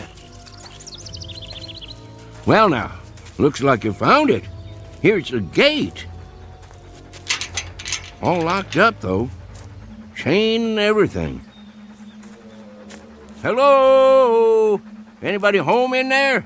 Howdy, neighbor. Oh, howdy.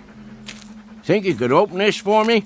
Sure enough. Wasn't expecting nobody this morning. Don't let me put you to no trouble, friend. Seems like I lost my way. Everybody says that at first. Easy to do. Who put this gate up, anyway? The owner. The owner? Well, who's that? He don't like to use his name. Make him sound high and mighty. What's your name, friend? Simpson. Hyder Simpson. Ah, yeah. Think I heard of you. Just let me check it in my book here. I belong to that bunch of Simpsons over on Wales Mountain. Lived there all my life. I got it. Yep, you're on the list. Guess you can't see it from here, though. Rip and me, we traveled a far piece. I don't never recollect coming so far we couldn't see the top of Wales Mountain. And how old are you, Mr. Simpson? Well, sir, can't say exactly, but I've been walking the earth for more than 70 years now. Arrived at the gate 10:45 a.m. Nice watch you got there. Thank you kindly. It's none of my business, friend, but could I ask you something? Oh, go right ahead. What are you writing down in that book? Oh, this and that. You know, for the record. I just need to know one more thing, Mr. Simpson. And that would be? How'd you die? I was born with a cheap set of ears, friend.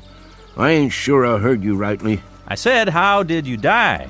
Well, who claims I'm dead? Oh, there ain't any argument about that. You wouldn't be here if you wasn't dead. Then let me pinch myself. Man, that's solid flesh and bone. Want to feel it? Now think back, neighbor. Well, now, my memory's none too good lately. What did you do last night? In your own words. Well, that's an easy one. I'll tell you exactly what I done. Me and Rip left the house long about supper time. Rip, he picked up a coon trail right away, and wouldn't you know it, just like a coon, he headed for water.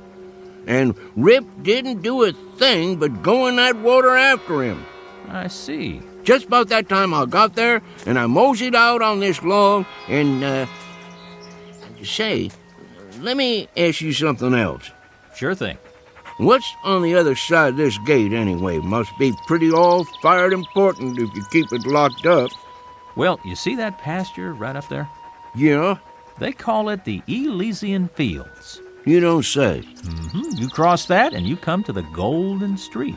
And that takes you to the Celestial Palace, where the old master's got his headquarters. You wouldn't be pulling my leg now. Why'd I want to do that? Then I take your name to be St. Peter. I keep the gate, that's a fact.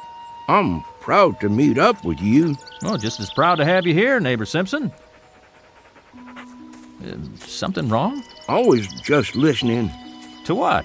I thought they did a lot of singing and dancing in heaven. How come I don't hear no music?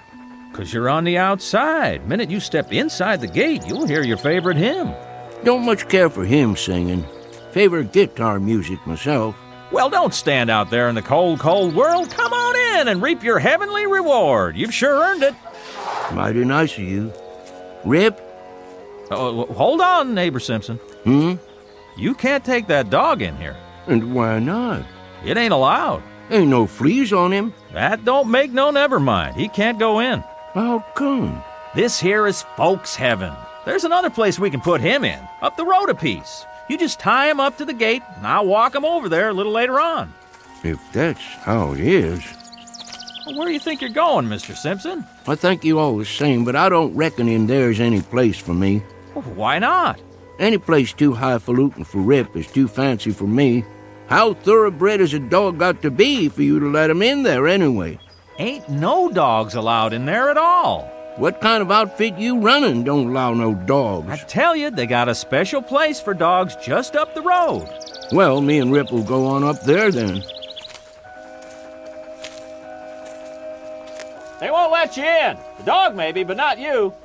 What kind of heaven would it be with nothing in it but dogs? A dog has got the right to have a man around, same as a man has got to have a dog around, if he's going to be happy anyways. Neighbor, let me make you a little proposition. What is it? See this place in the fence? That's a spot that needs repairing. Now, why don't you go on in the gate, and a little later on, I'll slip your dog through this hole. It's breaking the rules, but I'll do it. Friend Peter, if I go in the front gate, Rip goes in the front gate likewise. I don't want him getting the feeling he ain't welcome. Well, I got another idea. Here, boy. What's going on there, mister? Let go of his collar. Well, I thought maybe I'd hold on to your dog and let you go in and take a look around. See how you like the place. I ain't got to see it to make up my mind. Let me ask you a practical question. How do they expect me to do any coon hunting in there without Rip? Man, they don't allow coon hunting. You don't say. Rip, heel. Now, where do you think you're going, Mr. Simpson? Me and Rip is going somewhere else. There ain't no place else to go. I'll go wherever this road takes me. That don't lead nowhere. It's Eternity Road. Just keeps on, never stops. Me and Rip will be all right. Neighbor, this is a right serious step you're taking. I'd say the best thing for you to do is sit out there and think it over. You got all eternity to make up your mind. Good day to you, sir. Well, if you change your mind, just let me know. Much obliged. I'll do that.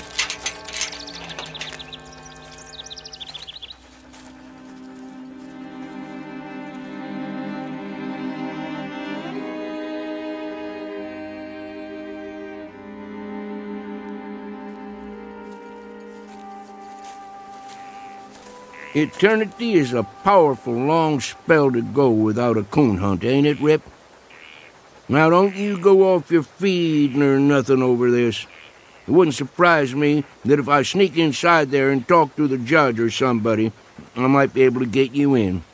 Don't you trouble your head over it the least little bit. We'll figure out something.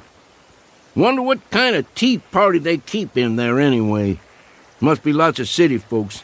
They'd be the ones to outlaw coon hunting.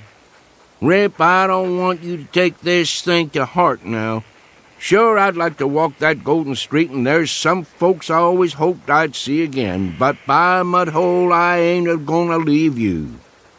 They can sit in there a-tootin' their harps or whatever they do for relaxation, but you and me stays together, same as when we was traveling down below. At least we ain't all by ourselves on Eternity Road. Howdy, son. I'm looking for Mr. Hyder Simpson and a hound dog named Rip. That's us, son. I figured it was. Well, if you and Rip's all set, we might as well mosey along to heaven, Mr. Simpson. Like I told that other fella behind the fence, I ain't gonna set foot in heaven without Rip. Oh, you didn't get messed up with nobody in there, did you? That fella at the gate, he wouldn't let me bring Rip in, so I wouldn't go. Son, that would be a hell of a place without Rip. Mr. Simpson, you ain't far wrong. That is hell. Heaven's up the road a piece. I'll be jiggered. Wonder how come that fella lied to me. They don't never give up. Always trying to get folks in there right down to the last minute. What reason would they have for wanting to keep Rip out? They was feared Rip would have warned you, and he woulda, time he got a whiff of that brimstone. You see, Mr. Simpson, a man, he'll walk right into hell with both eyes open. But even the devil can't fool a dog. You wouldn't be St. Peter, would you? No, sir, I'm just a regular angel. Where's your wings, son? Shucks, I don't use them half the time. I appreciate walking myself. You about ready to go, Mr. Simpson? Rip! Look at that dog go. We'll just have to catch up with him. He can hardly wait. How's the coon hunting up there, boy? Oh, just prime, Mr. Simpson. There's one tonight right after the square dance. You want to come along? Wouldn't miss it for the world. Here's the gate.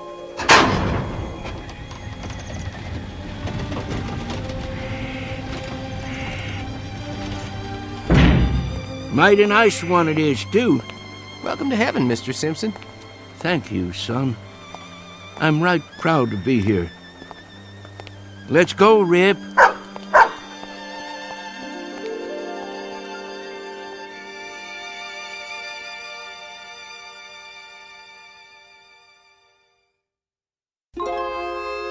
Travelers to unknown regions, off the beaten path, would be well advised to take the family dog.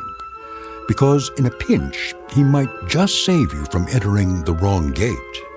At least, it happened that way once in a particularly mountainous area of the Twilight Zone. More from the Twilight Zone after this. Hi, this is Carl Amari, producer of the Twilight Zone radio dramas. I'd like to take a moment to tell you about our official website at twilightzoneradio.com, where you'll get the latest news and information on these Twilight Zone radio dramas. Plus, at twilightzoneradio.com, you can digitally download 3 free episodes or any of our episodes for only $1.95 each. In this age of ever-changing technology, we've decided to make these episodes instantly available to you by making the Twilight Zone radio dramas a digital download-only series. This means that this series will no longer be offered on CD. The CD collections at our website are now being offered while supplies last at buy one, get one free. So be sure to get your favorites before they're sold out. Be sure to visit us often, and I'll see you in the zone.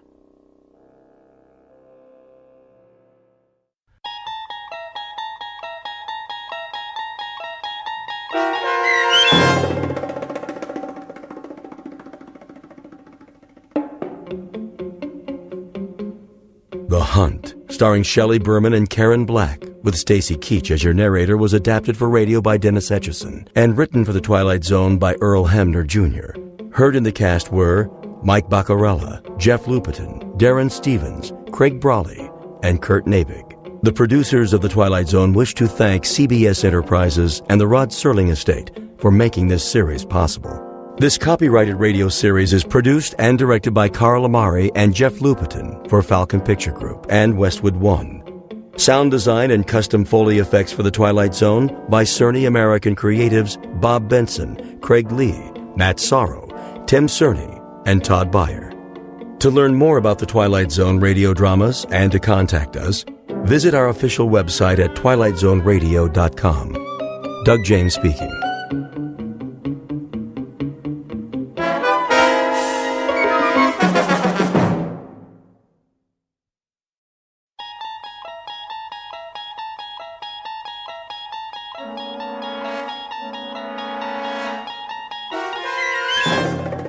There is a fifth dimension beyond that which is known to man.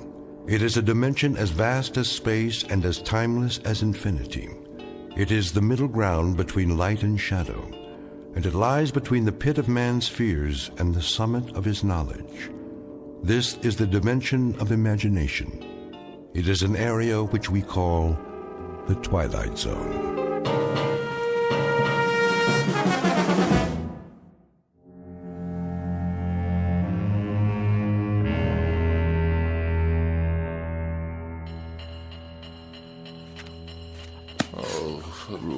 What's the matter, dear? Don't you hear it? Of course I hear it, Walter. It's that nice janitor fixing the pipes. Why don't you go on reading your book until he's finished? And when, pray tell, might that be? I'm sure it won't be much longer. Then the radiator will get just as hot as you want it. Isn't that what you told him? Yes, I know what I told him, but why does he have to make so much noise? I'm sure I couldn't say. The decibel level in this apartment is beyond human endurance. Well, I suppose it's what they have to do with steam heating, that sort of thing. What I really don't understand is how you can sit by, knitting away, oblivious to this assault. Did you see the new wool scarf I'm making? It should keep out absolutely all the drafts. While that infernal pounding goes on and on and on. Wait till you try it on. I picked out your favorite colors. It's much thicker than the other ones. If I live that long. You wanted more heat, that's what you said. Well, now you'll have it and then some. Yes, I did. I certainly did say that. Won't that be nice? Hope springs eternal. The question is, at what price? Are you sure you're comfortable, darling? What? Oh, certainly. I'm just comfy, cozy. I'll fluff up the pillows. Did you take your aspirin? I'm on the verge of being hospitalized for pneumonia. Oh, now really? It's not that bad. That ape of a janitor out there is smashing my brain and ruining my sleep. But you weren't sleeping. You're reading 5,000 Common Ailments and How to Treat Them. Is it an interesting book? First he tries to freeze me to death, and then he tries to destroy my brain. Shall I plug in the vaporizer? That helps sometimes. It doesn't help at all. If it did, I wouldn't be in this condition. Yes, dear. Well, I won't stand for it. Lie down, Walter. No, I will not lie down. How can I? If I'm to die, at least it's going to be in comfort and peace. You there, Mr. Ape!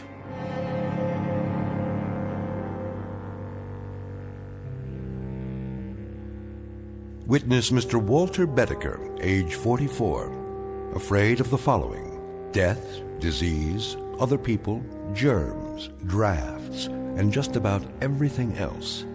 He has one interest in life, and that's Walter Bedecker. One preoccupation: the life and well-being of Walter Bedecker.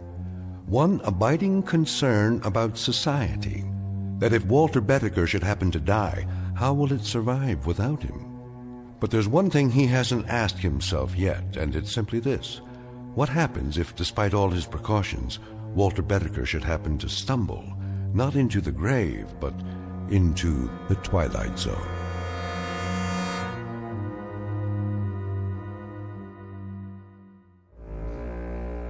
And now, The Twilight Zone, and our story, Escape Clause, starring Mike Starr, with Stacy Keach as your narrator.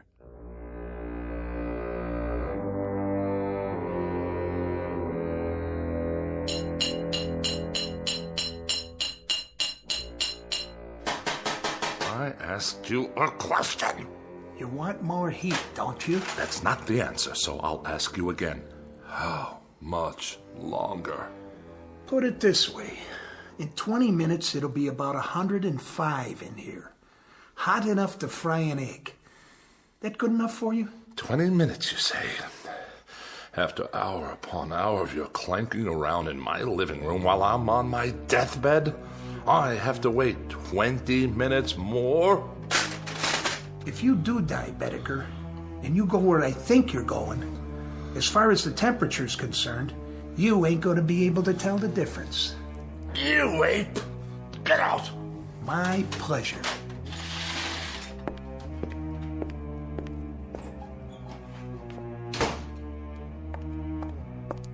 Are you all right, dear? Quick, Ethel, get the doctor. You mean again? There's a tightness in my chest. It must be my heart. Come back to the bed. Call him now. Tell him to hurry. I don't think I have much time.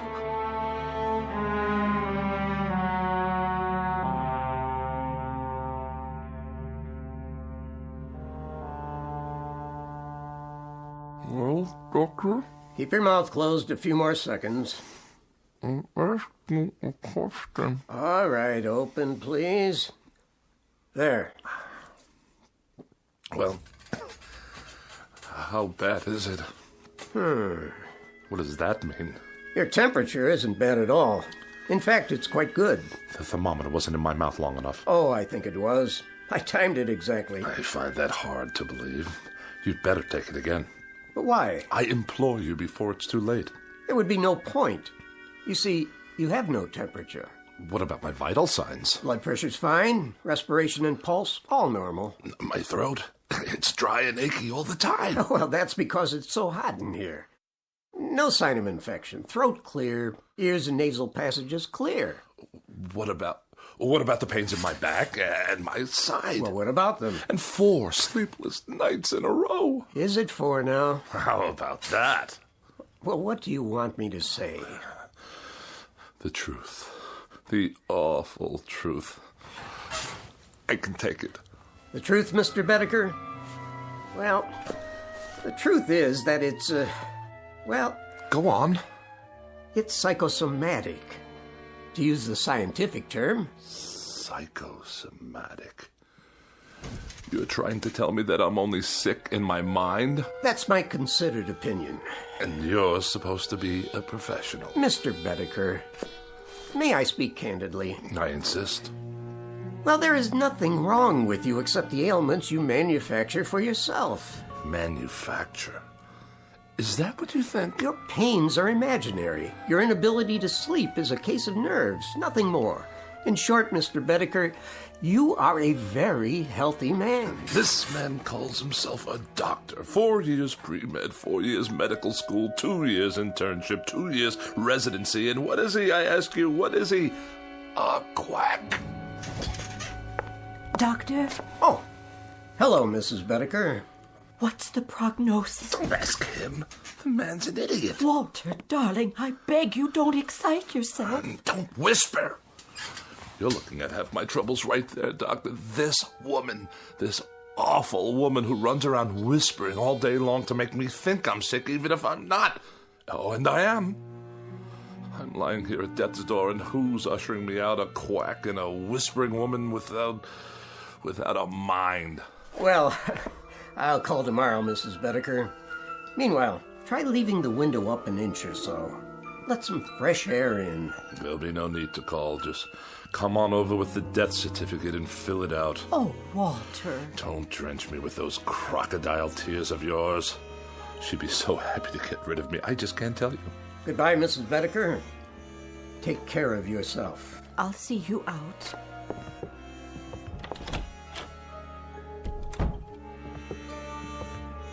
No need to show me the way. I know it by now. Doctor, how is he, really?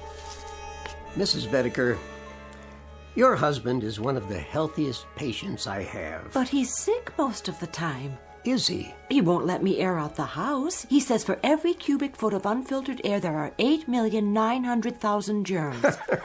Well, he's probably right. And he's just quit his job. The 5th job he's quit since the first of the year. He says they make him work in a draft. Well, I suppose I'm oversimplifying it when I say there's nothing wrong with him, because in a sense, there really is.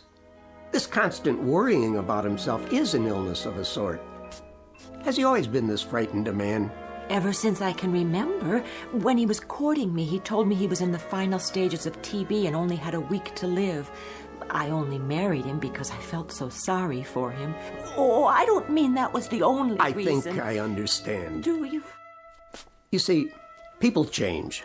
Sometimes for the better and sometimes in ways that aren't entirely healthy. We all assign blame. Your husband is taking it out on those nearest him. It's not your fault. But it must be. He never stops complaining. The problem isn't physical. He's getting older, so he sits here spinning his wheels. He needs to get out, do things, prove he's still strong, that there's a place for him in the world. Oh, Doctor, I'll do what I can. I'm sure you will. You already have. It's up to him now. I'll give you a call tomorrow. I don't think it would be a bad idea if you took some vitamins yourself. You look run down, Mrs. Bedecker. I do? Just a little too pale. Ethel, there's a draft in the air, and I feel a coma coming on. Yes, darling, I'll be right in. Now, you remember about those vitamins. Promise? I promise.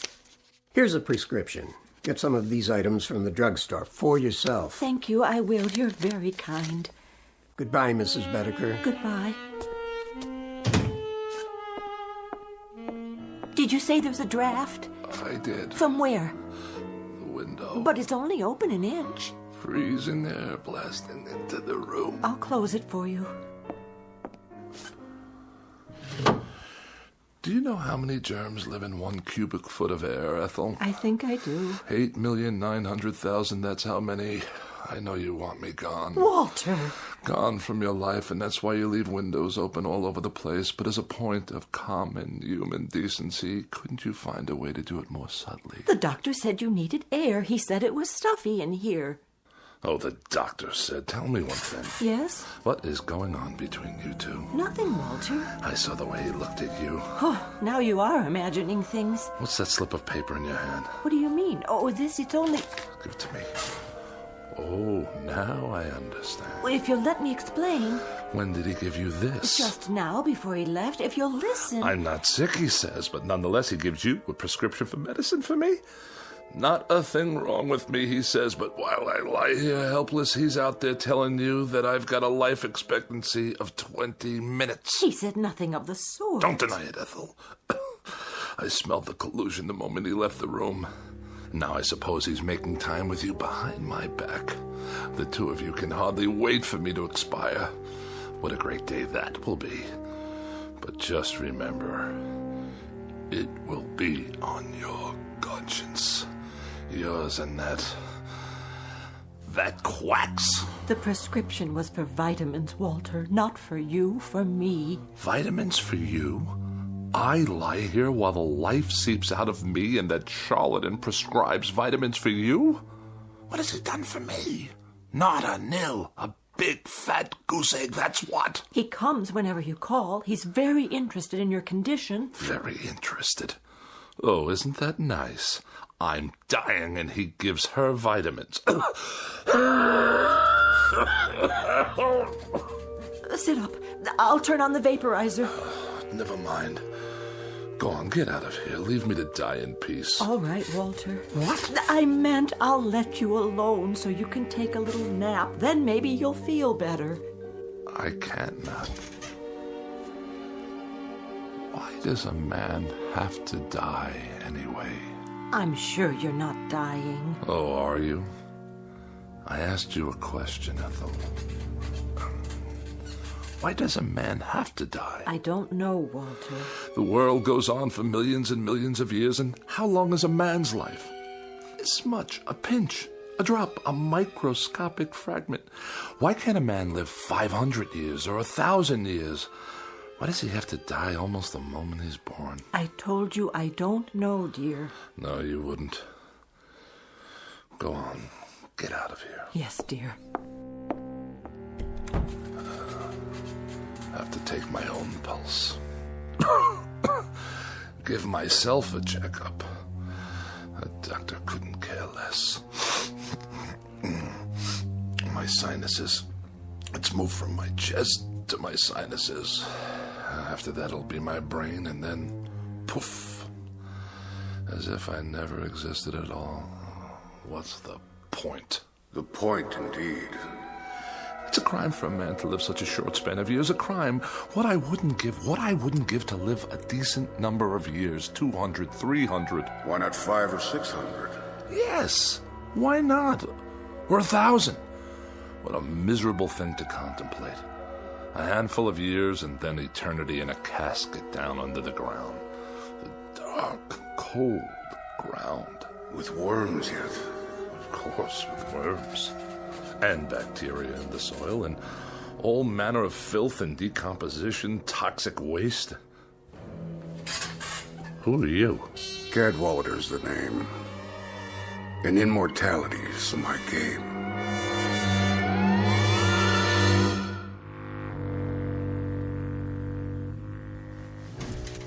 Your name is what? Cadwallader. At least that's the one I'm using this month. Rolls off the tongue, don't you think? How did you get into my bedroom? Let me see. Through the mirror? That would be a nice touch. Or through the walls? Too prosaic. Look here, The truth is, I've never been gone. I've been in here for some time. I must have a fever. I'm hallucinating. Not at all. I've merely chosen to reveal myself in order to tell you that I subscribe wholly to your views, Mr. Bedecker. I mean, wholly. Delighted to hear it. I'll be brief, Mr. Bedecker. You look like a man with a nose for a bargain. I'd like to make a proposition to you. What kind of proposition? Each of us has something the other wants, and that seems a relatively solid basis for a bargain. Do we? Indeed. What in the world do you have that I could possibly want? Oh, many things, Mr. Bedecker. You'd be surprised. Many things. Varied and delightful. Now, what do I have that could remotely interest you? Actually, a minor item. Minor? Extremely. Are you sure? Smaller than minor. Insignificant. Of no importance whatsoever? Absolutely none. Microscopic? Teensy-weensy. What did you say your name was? What's in a name, Mr. Bedecker? Just a question of semantics, after all. Language, A stretch of words? For example, what is it you want? Can you put it into words? I think you already know. You want an extended lifespan. Doesn't everyone? A few hundred years to play around with. Some people would call it immortality of a sort. But why give it that kind of description? Why make it sound so imposing? What would you call it then? Let's call it some additional free time. After all, what are a few hundred years in the grand scheme? Or a few thousand? A few thousand? Or 5,000? Or 10,000? What's the difference? The world will go on ad infinitum, so what's a few thousand years more or less, give or take, add or subtract? And this little item I'm to give you in exchange, or what do we call that? What do we call it? That's a linguistic conundrum. We could call it a little piece of your makeup, a little crumb off the crust of your, structure, a fragment of an atom, so to speak, from your being. Or a soul? Or whatever. After all, what is it? And when you're gone, thousands of years hence, what will you need it for, practically speaking? Yes? You're the devil. What's in a name? I'm at your service. Good Lord. How about it, Mr. Bedecker? Why not? There must be a good reason. There must be. You'd deed me over your so-called soul, and I'd give you immortality. Life everlasting. Or as long as you want it to be everlasting. And indestructibility, Mr. Bedecker. Complete and total indestructibility. Nothing can hurt you ever. Now that part's fun, let me tell you. Nothing can hurt me? And I live forever? Why not? Certainly. Forever. Again, Mr. Bedecker, just terms. And everything's relative. For you, it's forever. For me, it's a walk around the block. But we're both satisfied. Think about it. Oh, I am. I am thinking about it. To be without fear of dying. To be indestructible. Invincible. Not to have to worry about disease, accidents, pestilence, war, famine, anything. Governments and institutions disintegrate. People perish. But Walter Bedecker goes on and on. Walter Bedecker goes on and on. The ultimate dream, is it not? Mr. Cadwallader, about this soul, you say I won't miss it. You'll never know it's gone. And you say I'll go on and on, quite unable to succumb? Quite. No tricks, no hidden clauses. I'll just live as long as I want to live. Is that it? That's it. That's precisely it.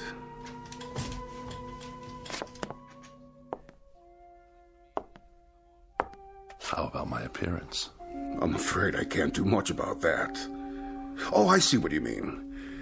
You should look pretty much the same. But in 500 years, I don't want to look like any dried-up old prune. Oh, Mr. Bedecker, you drive a mean bargain. A most difficult bargain. But you'll find me a cooperative, man. All right, you win. We'll throw that into the bargain. Say it. Whatever aging takes place in your features will be more or less imperceptible. Mr. Cadwallader, I believe we're close to making a deal. Mr. Bedecker, you'll never regret this. Not to your dying day. Hey? Which by rights should not be for several thousand years. You'd better say that. There is something. Aha! Aha! Aha! Now it comes out. For your benefit, I assure you. Where did you get that? The contract. Oh, one always seems to turn up when it's needed. Let's see. Article 93, right here. What about it? It's in the nature of an escape clause. Read it to me. Your escape clause. Whereas the party of the first part, upon due notification of the party of the second part, and so on and so forth. Go on, I want to hear it. Well, I'll just give it to you thumbnail. It's simply that if you get tired of living, Mr. Bedecker, You can exercise the clause by calling on me and requesting your... My what? Oh, there goes the embarrassing terminology again. Shall we say, your demise? At which point I will personally see to it that you are given a rapid and uncomplicated, how to put it, departure? I can assure you, Mr. Cadwallader, that I'm not the sort of man to kill the goose that lays the golden egg. I'm much relieved to hear that. When you talk immortality to me, brother, I mean immortality. Indubitably.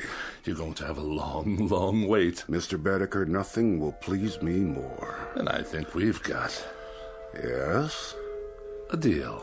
No further qualifications? None that I can think of. No ifs, ands, or buts? None whatsoever. Absolutely? Positively. Done. Oh, no fires in here, please. Only a small one to heat up my seal. My cartouche, as it were. Do I get a copy? This is your copy. Where's yours? Already on file, in a very safe place. If you say so. You sure keep it hot in here. Mm-hmm. Quirk of mine. I think the wording seems to be in order. Cadwallader, where did you go? Walter, did you call for me? What? Oh, no. I was only... Only what, dear? Talking to myself. You were? Not that I make a habit of it, mind you. What are those papers? Nothing. I was just looking over my life insurance policy. Whatever for? To be sure you're protected if anything should happen. Ever, to me, that is. Don't be silly. Your health's going to improve. It's already improved. Hit me. What? Hit me. As hard as you can. In the stomach. Or anywhere else you like. Anywhere at all. But why? I want you to see how strong I am. Strong as a bull. As a bull, dear? And as indestructible. 10 bulls, 100. Walter, you're not yourself. Come sit with me in the other room. It's warmer there. The radiator's going full force. Is it? See for yourself. Yes, I think I will. Watch this. What are you doing? Don't touch it. See what I mean? Walter, your hands are burning. No, they're not. That's just it, Ethel. They're smoking, yes, but they're not burned at all. I'll get some bandages. Sit down. Where do you keep my pills? Which ones? All of them, every last one. Over here on the tray. Give it to me. What are you doing? Walter, the window, don't throw them out. I beg you, all your medication. Why not? What's the difference now, my dear? I'd like to introduce you to someone. What are you talking about? Meet the new Walter Bedecker.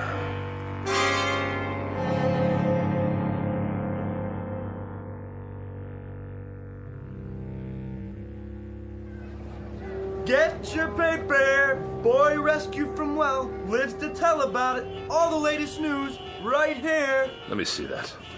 Sure, mister. 2 bits. A little boy, huh? Yeah, the one that fell in the hole. They got him out alive. Ain't that something? It's something, all right. A 10-year-old boy, and he's on the front page of every newspaper. He was down there for 18 hours. Can you believe it? And everybody thought he was a goner. It's amazing is what it is. Of all the news stories in the world, this little nobody makes the headlines. You think that's amazing? Wait right here. I'll show you amazing. Hey, where you going, mister? You owe me 25 cents. Watch this. Watch where you're going. Excuse me? Hey, buddy. I must get to the corner. Some people are so rude. I don't want to miss the crosstown. Wait your turn, do you mind? Look out!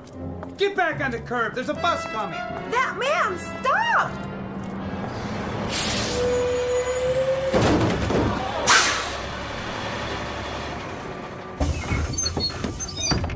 I couldn't stop. He ran right out in front of the bus. I saw the whole thing. That guy must be blind. Somebody call an ambulance. Look, he's getting up. Hey, pal, how'd you do that? Do what? Are you okay? Of course I am, you idiot. I can't believe it. I didn't even see you. Is there a photographer in the crowd by any chance? You better lay down. The ambulance is coming. Why would I want to go to a hospital? There's nothing wrong with me. Not a thing. Just your tire tracks on the front of my suit. Just the same, take it easy. Get some x-rays and I'll fill out an accident report. Don't bother. Just contact your claims adjuster. The name's Bedecker. Can you remember that? Walter Bedecker. It don't make sense. I could have sworn I ran over you. Oh, you did? Then how come you can walk? Like they used to say, you ain't seen nothing yet.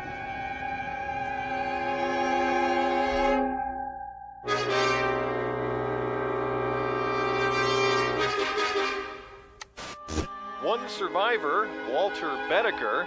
By now, these words should be familiar. You've heard them before on the Eyeball News, and if the past is any indication, you'll hear them again and again. It started when he was hit by a bus, then a car, and finally a subway train, but that wasn't enough for Walter Bedecker, the man whose luck never runs out. After an explosion at a construction site, what else could happen? Last week's plane crash killed 23 people, but not Mr. Bedecker. He's certified as the unluckiest man alive and the most indestructible. Is that you, Walter? He's all right, ma'am. Aren't you, Mr. Bedecker? You're all right. When you didn't come home, I was worried. This is my wife. Wait in the other room, dear. Are you sure? I can make you some hot tea. And your friend? He's no friend. He's a claims adjuster. In the other room, Ethel. Now. Yes, dear. You want to sign this now, Mr. Bedecker? $5,000, is that all? For falling down an elevator shaft? Well, considering that you're not even scratched, Mr. Bedecker, I think the company's being very fair. Just keep your mouth shut, will you? I'll sign it just to be done with you. And can I expect the check by tomorrow? No, first thing in the morning, by special messenger. Just sign here. Waives all claims. Receipt of sum. Indemnifies company. All right. Very good, sir. Very, very good. I'll show myself out. Hello, Steve. Hey, Jack. What are you... Oh, you too? Yeah, the subway accident. Elevator shaft here. Right. You out, you in. So long, Steve. Yeah, see you, Jack. You have my check, I presume? $10,000, Mr. Bedecker, if you'll sign right here for it. If you insist.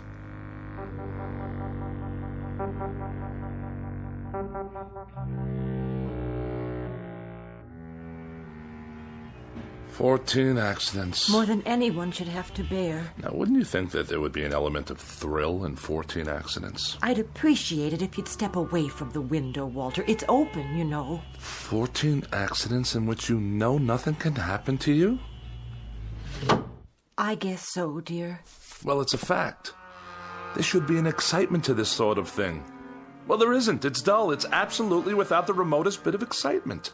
In short, I'm bored stiff with it. Walter, dear, you should count your blessings. After all, there is the money. And you should shut your mouth.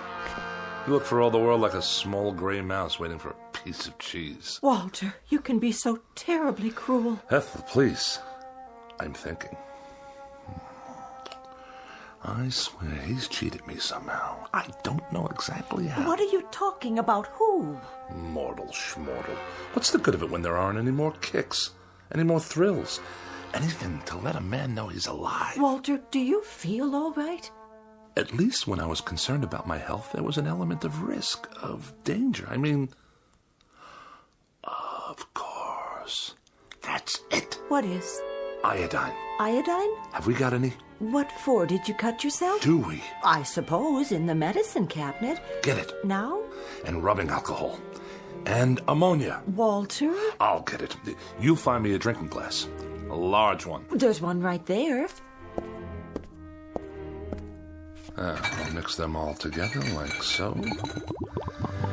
And stir them up. Wait! And drink it. Oh.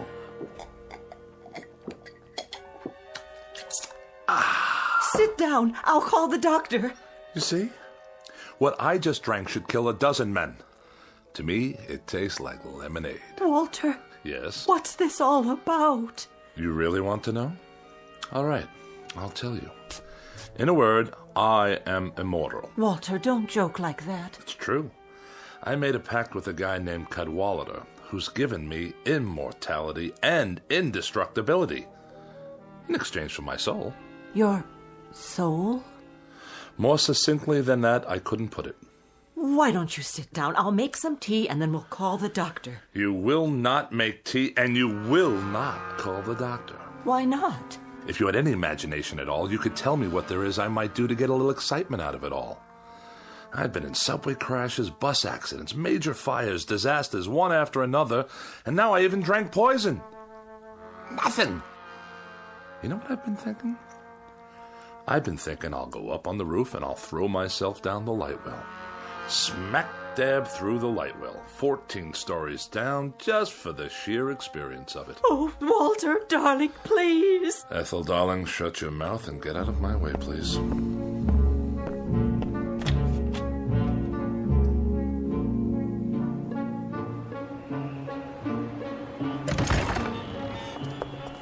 Please, Walter, please, darling. Ethel, go drown in a tub and leave me alone.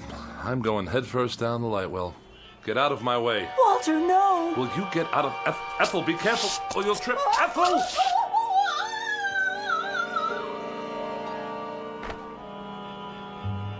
I wonder what that felt like.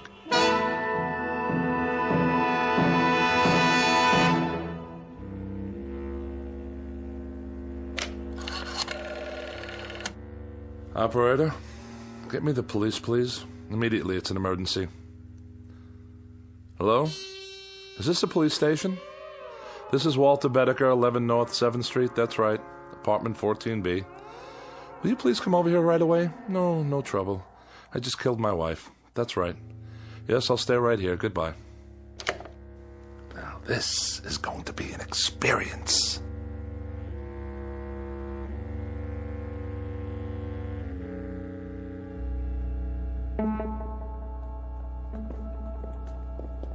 Hey, Bedecker, you got a visitor. Cooper, the legal beagle. Right in here, Mr. Cooper. No longer than 15 minutes, please. How are you holding up? As well as can be expected. Prisons are boring places, you know. Very, very boring. And you? How am I? I'm miserable, Mr. Bedecker, and I've been miserable since I took your case. I've had tough clients before, but nobody like you. Really? What disturbs you? What disturbs me is that for 5 days in that courtroom, you've acted like a man desperate to get himself convicted. Oh, whatever would make you think that? When the prosecuting attorney cross-examines you, you act like you're betting on him to win the case. The truth will out. Now look, Bedecker, tomorrow's the last day of the trial. There'll be the summing up and it'll go to the jury. And as things stand now, you don't have a chance in hell. That a fact? That is a fact. Now, tomorrow, this is what I want us to do. Cooper, do me a favor, will you? Put it away. How's that? Bedecker, didn't you get what I was trying to tell you? You're about 12 hours away from a guilty verdict on charge of first-degree murder. Oh, what will the penalty be? The penalty in this state for first-degree murder is death in the electric chair. Death in the electric chair. Bedecker! And if I were in California? What? How would they try to kill me if I lived in California? Capital punishment there is the gas chamber, but I don't see... And in Kansas? In Kansas, it's hanging, but I'm gonna tell you something, Bedecker. No, Mr. Cooper, I'm gonna tell you something. The only thing they'll get for their troubles if they try to electrocute me is a high electricity bill. Good night, Mr. Cooper. See you in court. Guard! I don't know, Bedecker. I just don't understand you. The psychiatrist says you're sane, and you say you killed your wife. But way down deep, I know you didn't. So tomorrow, when I sum up for you, I'm gonna lead from a terrible position, a position of weakness.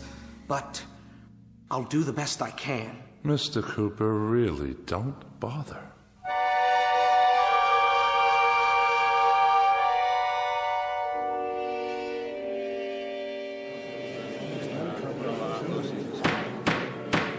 Mr. Bedecker, you've been tried and found guilty of murder in the first degree. Have you anything to say before the court pronounces sentence upon you? What? Oh, I don't have anything to say, Your Honor. Not a thing. Then the court sentences you to imprisonment in the state penitentiary for the rest of your natural life. I knew we could do it, Bedecker. I knew we could get you off without the death penalty. If I do say so myself, I gave that summation everything I had. Wait a minute. Does this mean that... It means that you're not going to the electric chair. You've been given life instead. You're a very fortunate man, Mr. Bedecker. Life? Did you say life imprisonment? We need help here! My client's fainted!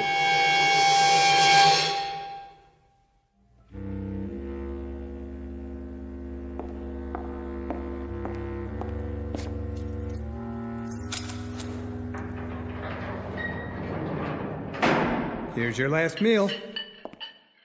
My last? With us. You're going to the penitentiary tomorrow morning. The penitentiary. For life. Look at it this way, Mr. Bedecker. What's life? 40, 45 years? You can do that standing on your head. Life. That's all. 45 years. Maybe not even that much. After all, what are a few hundred years in the grand scheme?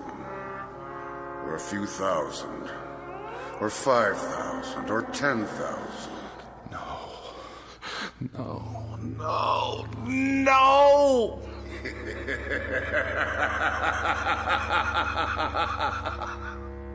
Mr. Bedecker. Yes? About the escape clause. Care to utilize it now? Yes. That's a wise man. Odd thing, Mr. Bedecker. You look like someone having a heart attack. Exactly. Like a man having a heart attack.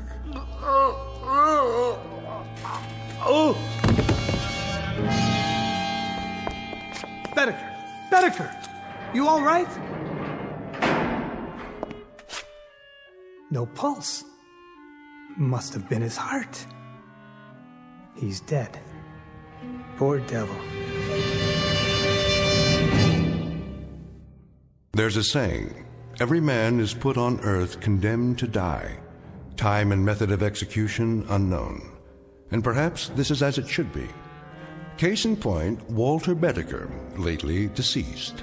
A little man with such a yen to live that he was beaten by the devil, by his own deadly boredom, and by his place in the scheme of things, including his position, such as it is, or was, in the Twilight Zone.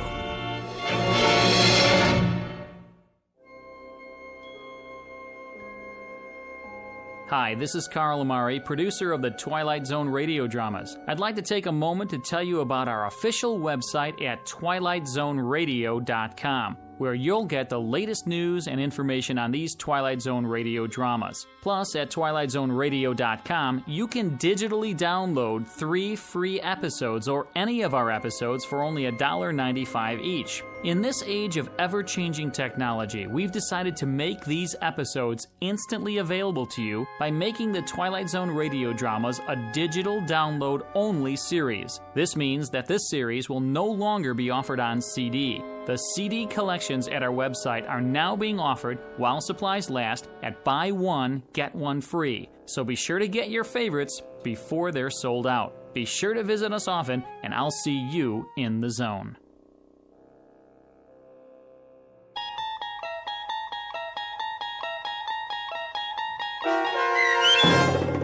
Escape Clause, starring Mike Starr with Stacy Keach as your narrator, was written for The Twilight Zone by Rod Serling and adapted for radio by Dennis Etchison.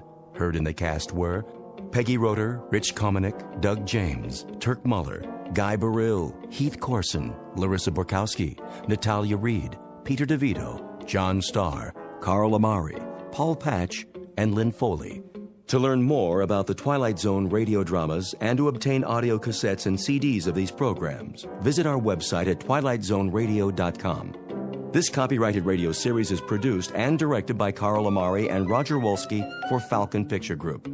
Doug James speaking.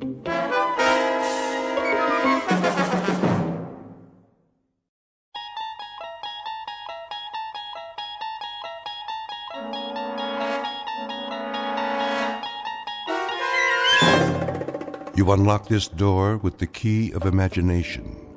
Beyond it is another dimension, a dimension of sound, a dimension of sight, a dimension of mind. You're moving into a land of both shadow and substance, of things and ideas. You've just crossed over into the Twilight Zone.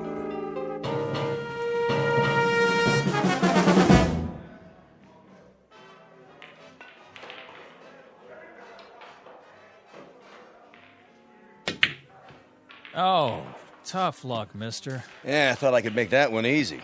Yeah, I thought so too. Well, at least it didn't leave you much. Well, let's see. Face it, you don't have a shot. It looks like you're going to snooker yourself. Well, you never can tell. 8-ball, corner pocket. Lots of luck. Like I said, 8-ball, in the corner. Hey, how'd you do that? Ah, just lucky, I guess. Luck, nothing. That was some shot. Been practicing. Guess it finally paid off. Yeah. You win. Here's your $5. One more game? Double or nothing? Hey, you wouldn't be hustling me, would you? Do I look like a hustler? I'm not sure. Oh, come on. Me? See, I just play on my lunch hour, whatever town I'm in. Relaxation. Me too. Strictly for laughs. So how about it? I don't know. Flip to see who breaks? That's all right. You go ahead. Yeah? Sure. Well, okay. Double or nothing. Go on. Sink as many as you can. Make it hard for me. No money on the table. Oh, yeah. Okay, Pops. You know I don't allow gambling in here. We're just having a friendly little game. Jesse, why don't you give it a rest? He do this a lot? Every day. It's all he lives for, this one. So he is a hustler. What are you talking about? Tell him, Pops. I never hustled anybody. Not for money, for pride. Go outside, Jesse. Get some sun on your face. You'll feel better. I already feel better. Forget the money. We'll play for the fun of it. No stakes? Not a dime. That case, let's see how good you really are.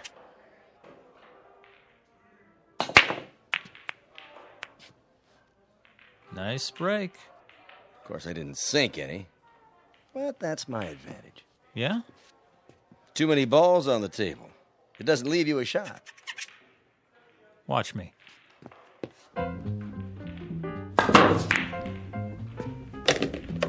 What in the... Bank shot, 3 cushion.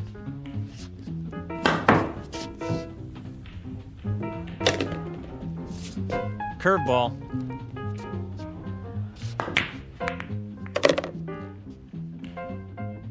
Top spin. Little English.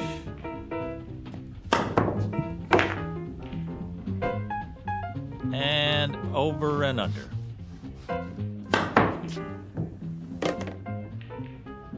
Now, my favorite shot. Took me years to learn this one. You're not going to believe it till you see it with your own eyes. This is the way it's done.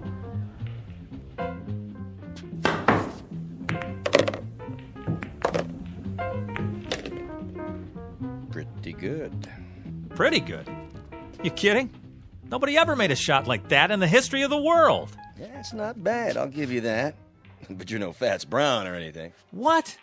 Put your glasses on. It was impossible, but I made it. Yeah, sure. Keep practicing. You'll get there. Hey, here's for the beer, Pops. See you around. Okay, thanks. What are you talking about? Keep practicing. I made it. Jesse. Just enough Hey. English, the right draw, perfect position. Settle down. Perfect. Easy, Jesse. That's all I ever hear. Fats Brown. Well, I'm sick of it. I'm sick of hearing his name. Jesse, relax. You got company. Hi, Jesse. Jesse, you are a lucky man. Rita, what are you doing here? I thought we had a date. Oh, that's tomorrow night. Thursday night. Tonight is Thursday night. What? Oh. I guess I lost track of time. I'm sorry. I was supposed to pick you up at 8 o'clock. 7. 7. It's 9. Wow. Wow. You look great. Don't change the subject. But I did get dressed up special just for you. Well, we can still go out. It's pretty late for dinner. Well, how about if we go out for a drink? Or a movie? How did you forget about our date? Yeah, how did you do that, Jesse? I was shooting pool, and I guess I just lost track of the time. Uh-huh. The guy I was playing started baiting me, saying, I'm no Fats Brown, I'm no Fats Brown. Can you believe that? How could I not be better than a guy who's been dead for 15 years? When it comes to dating, it's a draw, Jesse. Okay, I deserve that. Look, I'm sorry. I'll make it up to you. Come on, let's get out of here. Why not? There's nobody left to hustle. Right, kid? You bet, Pops. I beat them all. Fats might have been good in his day, but this is my day. I'm Jesse Carter, the best pool cue on Randolph Street, the best player ever. Maybe. Too bad Fats is dead. Now, you'll never know for sure. I know, and it's killing me.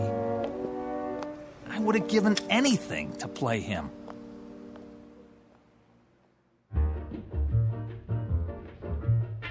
Jesse Cardiff, Pool Shark. The best there is, the best there was, and the best there ever will be on Randolph Street. He has spent every free minute honing his skill for pride and for love of the game. But he's about to learn that there's more to a man's reputation than skill or talent or even fame, and that being the best at anything carries its own special problems, in or out of the Twilight Zone. And now, The Twilight Zone and our story, A Game of Pool, starring Wade Williams with Stacy Keach as your narrator. So, what's the big deal about this dead Fats guy? Don't you know nothing? Fats Brown is a legend. Where you been?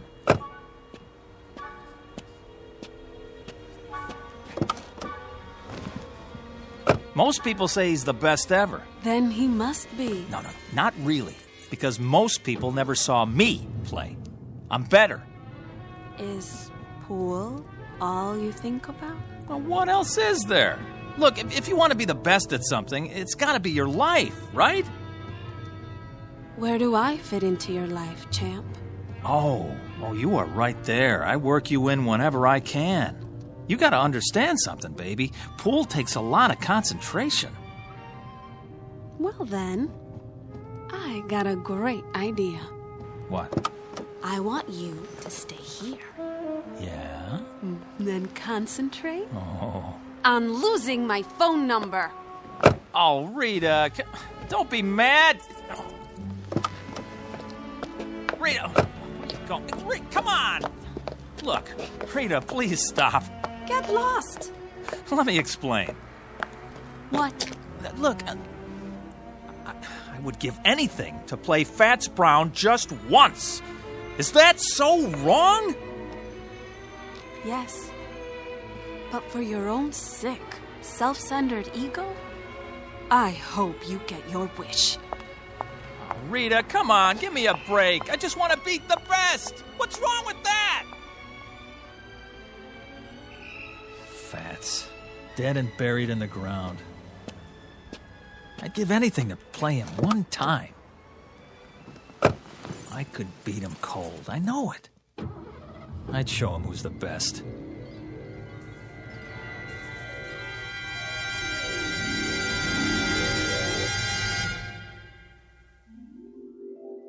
I'd give anything to play him one time.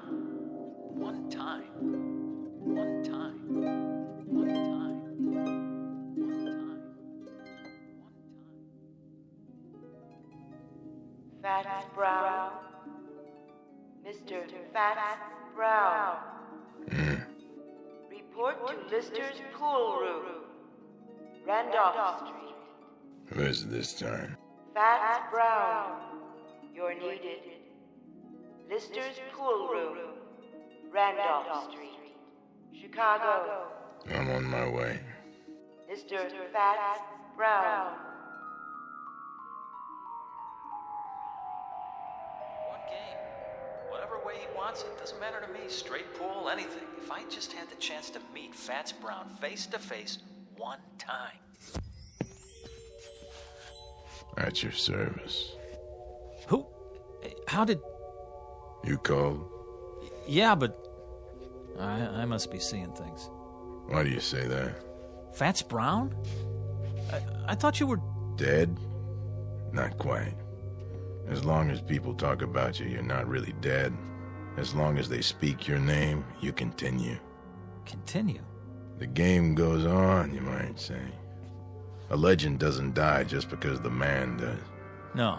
I know that, but... But what? This is impossible. Nothing's impossible. Some things are less likely than others, that's all. Wait a minute. There's a picture of the real Fats on the wall. You look like him, but... Not many people do. Yeah, there, standing by a table, holding his custom-made pool cue.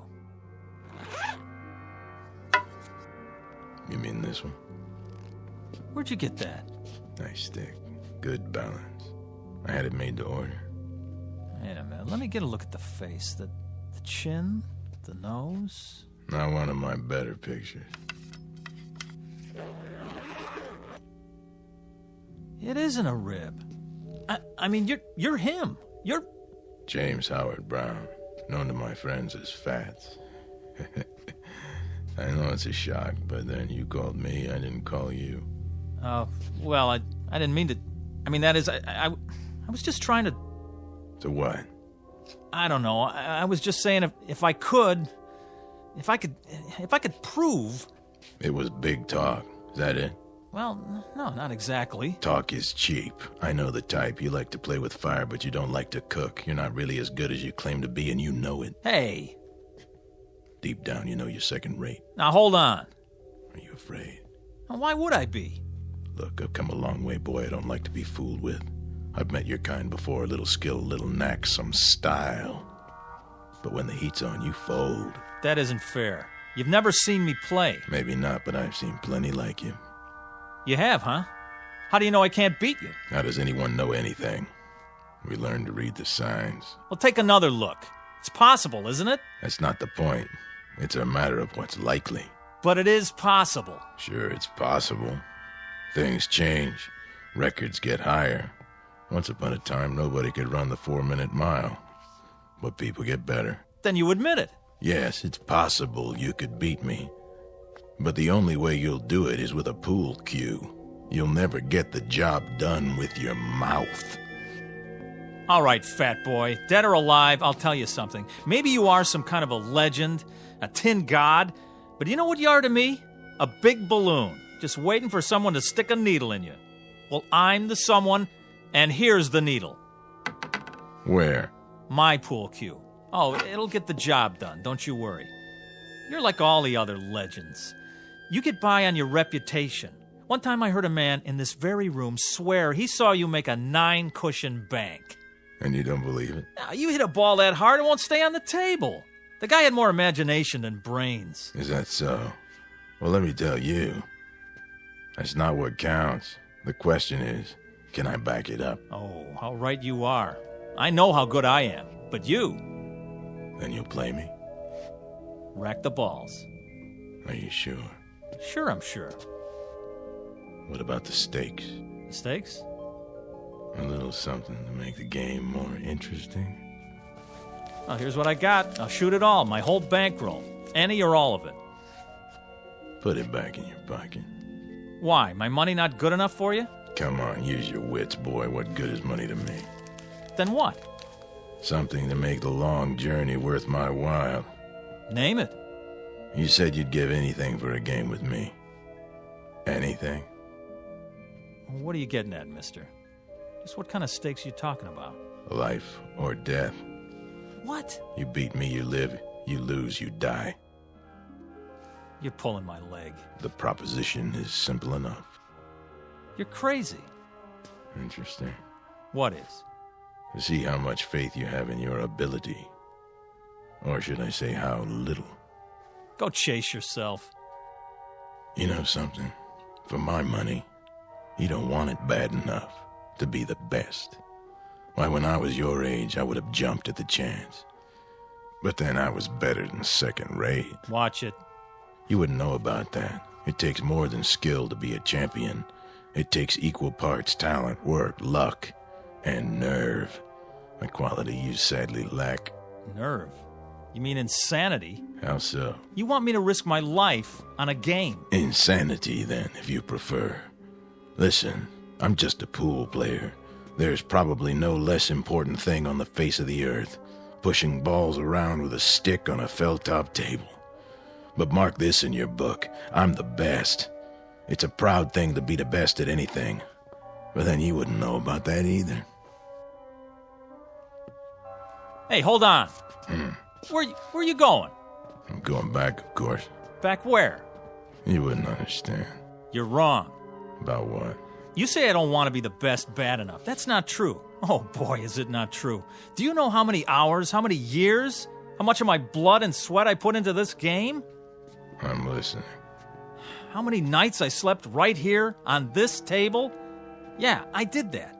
I made a deal with the owner so I could practice after the place was closed. I haven't been to the movies in years. I know what you're talking about, but it's still talk and nothing else. I'm good, mister. Real good.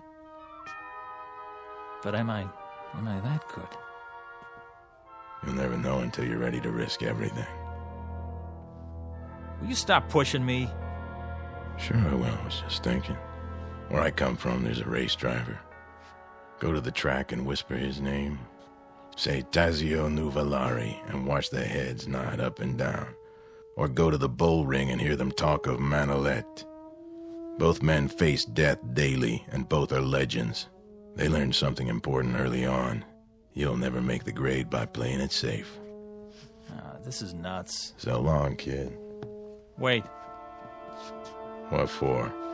Oh, boy, what am I doing? Something you want to tell me? Well, You accept the terms? Life or death?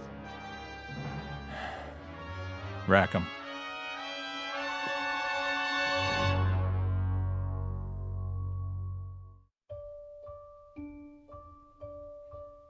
Just so you understand, once we start the game, there's no turning back. Get cold feet and it'll be too late. You heard me. Rack the balls. In a hurry, are you? I've been waiting a long time for this. Have you? Yes, I guess you have. First, the tools of my trade. Now, what's so special about that stick, anyway? It's the man that counts. You're right. But this one suits me. You know how it is, the big game hunter has his elephant gun, specially bored with a custom grip. The fencing master uses a blade from Lima. This cue, it was made for me in St. Louis. It cost $600 back then, and I made a living from it for 35 years. It never let me down. Well, there's a first time for everything. Yes, I guess there is. The question is, what's the most likely outcome? Look, if you're not going to rack 'em, I will.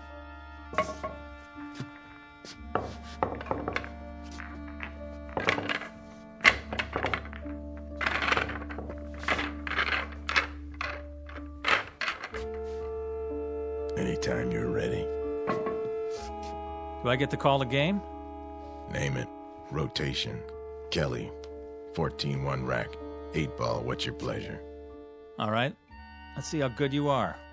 1 game, 300 points. That'll do. Standard rules. Is there any other kind? But just so there's no misunderstanding, we play for the value of the balls. 9 points for the 9-ball, 10 for the 10, and so forth. Agreed? Agreed. Good. Do you have a coin? Right here. Toss for break? You flip. Sure. Call it. Tails. Here goes. Why'd you put your hand over it? I want to give you a fair chance. Go ahead, let's see. You can change your mind. You heard me. Tails. All right, then. If you're sure. You can change your mind, you know. There's still time. Not on your life. My life's not what's at stake. Let's see it. Heads. I guess that means it's my break. Yeah, your break. Soon as I chalk up. Take your time. I know what you're thinking, son. Oh, you do, huh? Same as most players. The man who breaks is at a disadvantage. Once he scatters the balls, the other man has a clear field. Well, doesn't he? Maybe with some people, but not the way I play. Oh, sure. I suppose you can control the break. Time to go to school.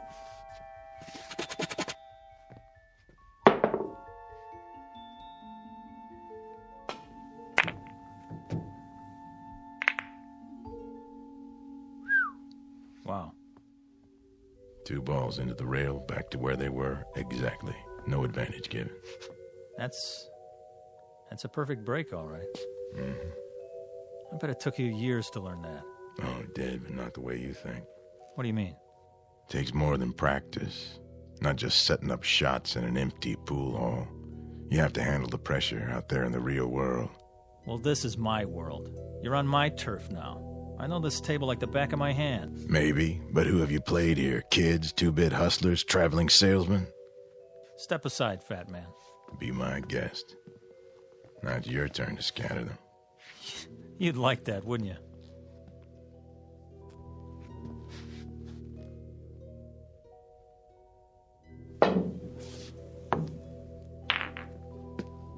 On safety. Playing it close to the vest, aren't you? That's what you call strategy. What are you going to do now? I'll try to think of something. There's always a power break. Yeah. But if nothing falls, you leave me wide open. And if I sink one, you're really in trouble. With luck, I can run the whole table. Prove it.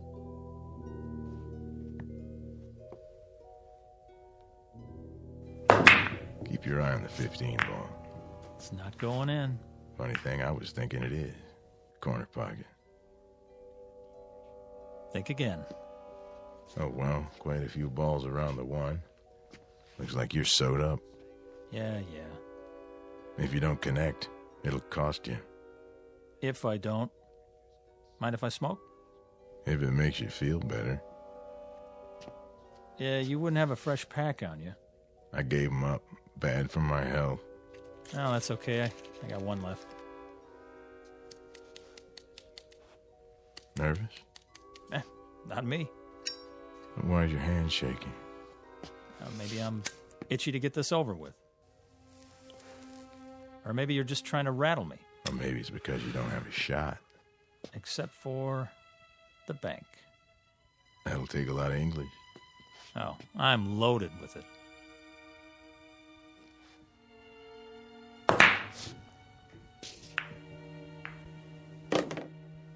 So you are. This time. Shall I keep score? I got it. Now what? The follow-up is important. You have to plan ahead. 3 rails, 2 ball in the corner. That's a hard combination. For some people. Watch your angle now. You watch it. Oh, I am.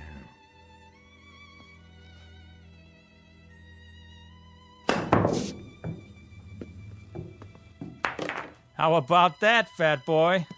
Not too shabby. It was great. In some places. You know what? You're like all the others. Always trying to bring me down. Well, why would I do that? When I was a kid, there were plenty of guys like you. Guys who were good at things like music and basketball and arithmetic. They'd do anything they could to make me feel about an inch tall. Well, you fooled them, right? Yeah, I sure did. I knew there was something, somewhere, that I could be good at. One day, I was about 16. I wandered in here. It was cool and dark, like being underwater, you know? Yeah, I know. So I kept coming back. I used to stand around and watch them play. Got to know the place, till I felt relaxed. One day I picked up a stick and asked this old man. He was sitting right over there. I said, "Do you want to play, mister?" "Why not?" he said.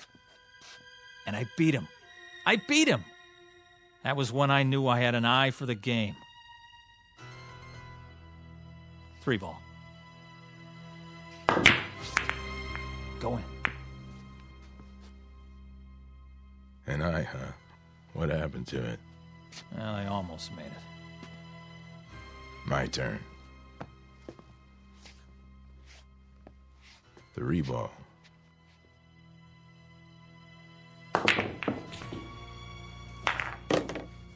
You know, almost works a lot of the time, but not in geometry. Well, what's that got to do with it? Pool is geometry in its most challenging form, a science of precise angles and forces. You have to understand that or you're lost. Yeah. 4 ball, other end.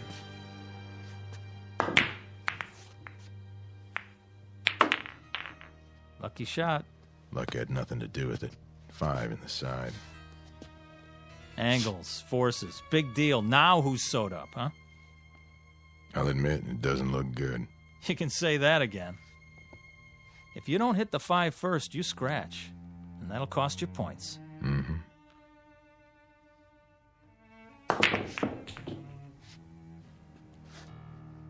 Your shot. Oh, man, is it. 5 ball.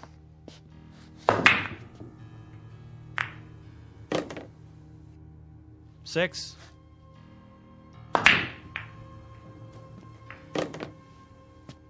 Seven.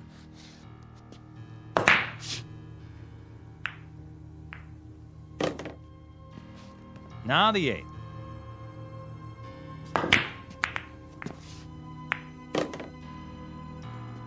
Nine in the side. 10.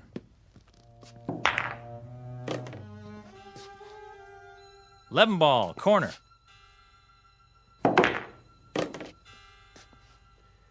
I have 59 points. You have 7. The game still has braces on its teeth. Rack 'em up.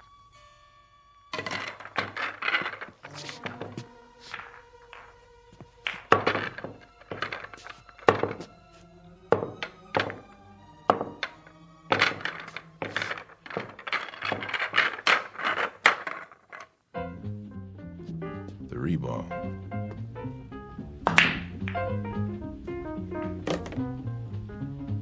Four in the side pocket.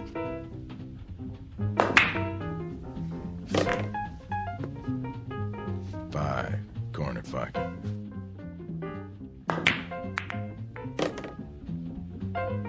Nine in the side.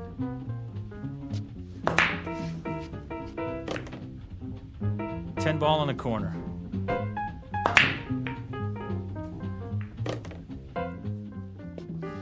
11.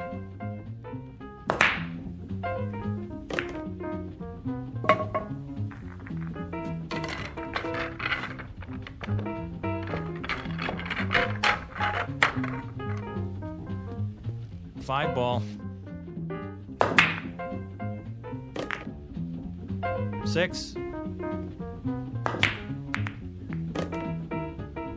10. 15 ball. Ha!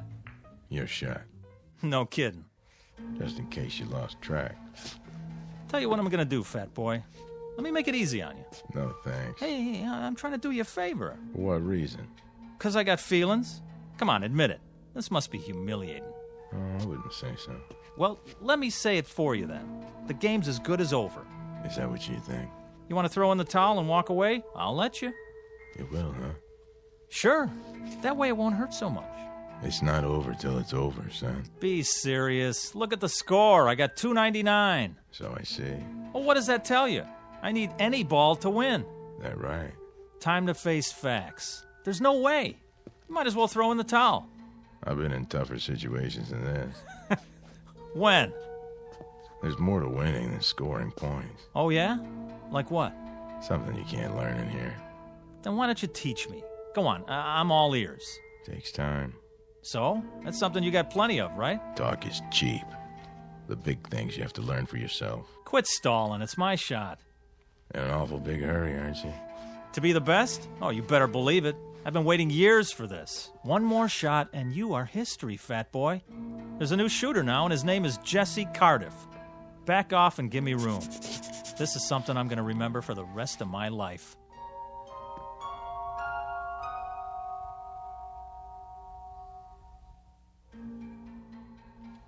Don't let me hold you up. Oh, I won't, I promise. Yep, this is the big one. They don't come any bigger. Me and Fats Brown, and I need one to win. Feast your eyes on this. Number 5 in the corner. Funny. Something you want to say? I was just thinking. You do a lot of that. What is it this time? Just that there's more to life than a pool hall. No kidding. It isn't right you being cooped up in here all the time. You're all hard, Fats. You ought to get out a little, see what's going on. I've heard that before. From Pops. Now, what about you? What about me?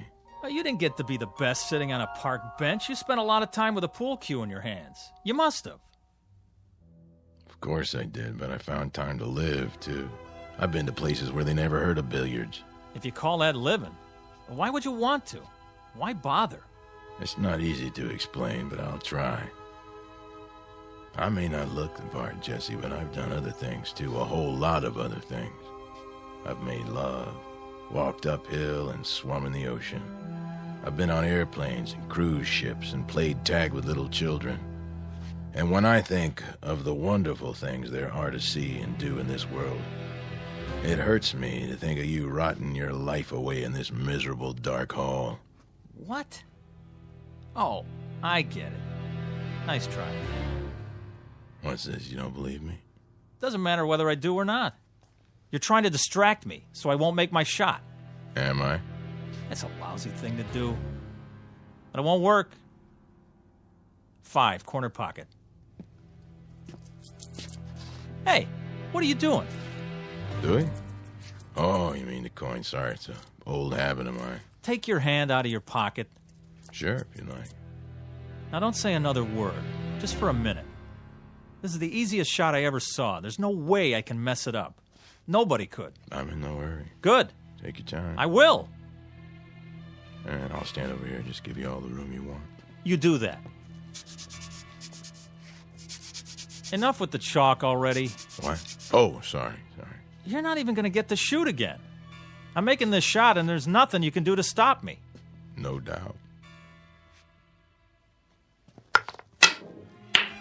You did that. Did what? You dropped the chalk. Then I better pick it up. My shot. But... That one right there. In the side. Oh, I don't believe it. Look at you. A little gamesmanship, a little pressure to put some fun in the game, and you come apart at the seams. You cheated. I did? How so? Well, you... Kid stuff to make you break your concentration and shoot wild didn't take much. You know, if you ask me, that's pretty low down. Some places they break a guy's thumbs for that. Not here. Game ball. Oh, one more thing. If you want to concede now and save yourself the embarrassment. Take your shot. It's not over till it's over. Right. Even when it's just a formality. Last ball. Corner pocket. Choke. You wouldn't be trying to distract me, would you?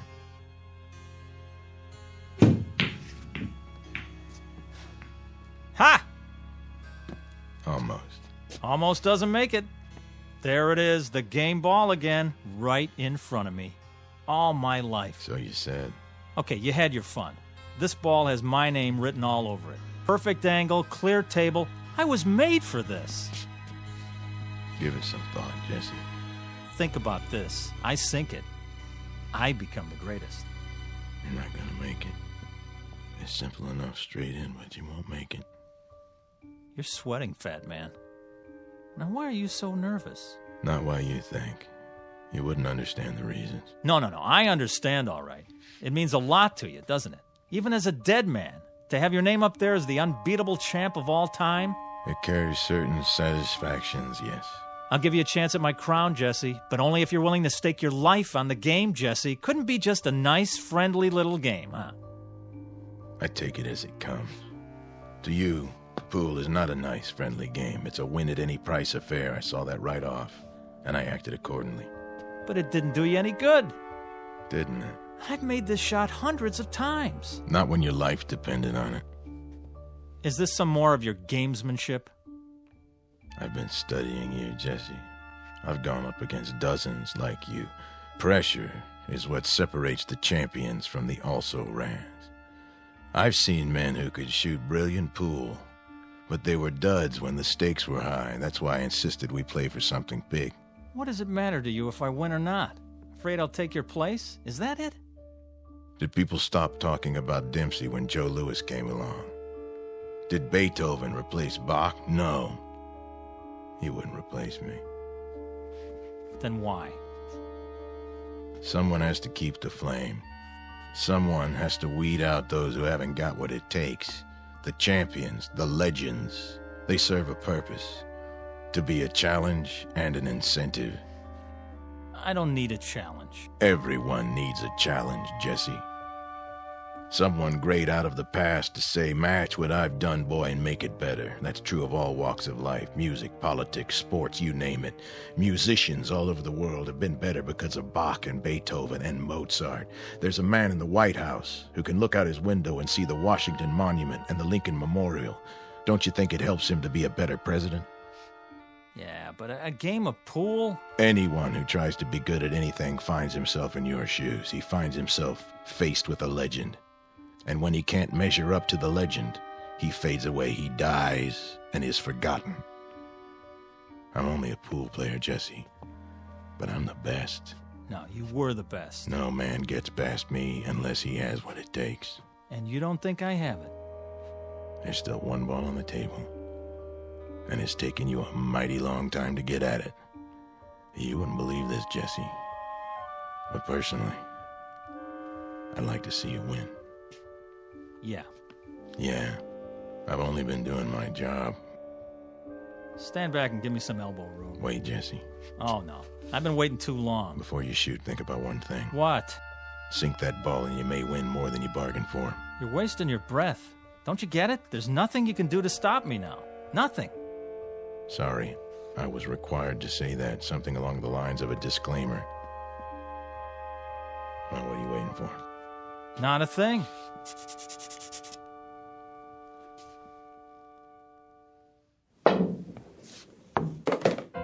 Ha!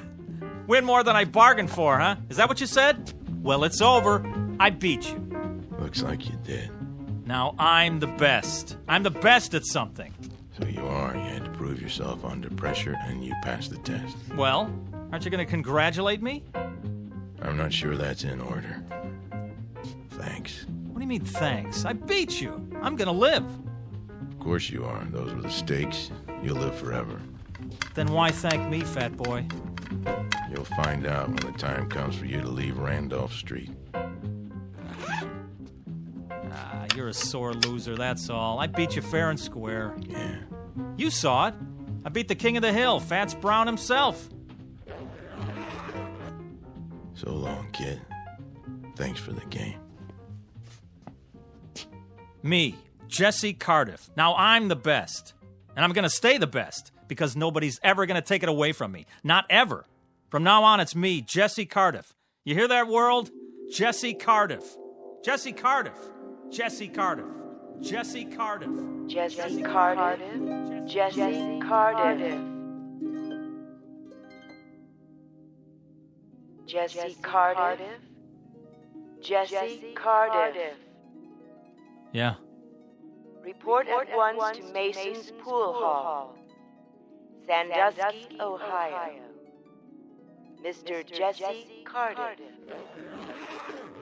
You're needed. Yeah, I'm on my way.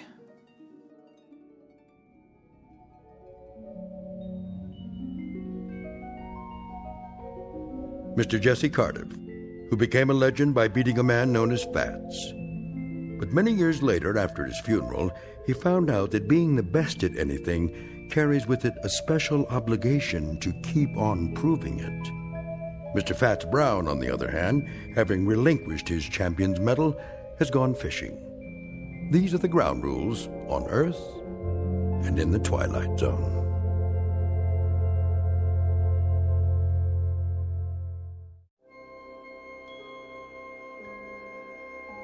Hi, this is Carl Amari, producer of the Twilight Zone radio dramas. I'd like to take a moment to tell you about our official website at twilightzoneradio.com. where you'll get the latest news and information on these Twilight Zone radio dramas. Plus, at twilightzoneradio.com, you can digitally download 3 free episodes or any of our episodes for only $1.95 each. In this age of ever-changing technology, we've decided to make these episodes instantly available to you by making the Twilight Zone radio dramas a digital download-only series. This means that this series will no longer be offered on CD. The CD collections at our website are now being offered while supplies last at buy one, get one free. So be sure to get your favorites before they're sold out. Be sure to visit us often, and I'll see you in the zone.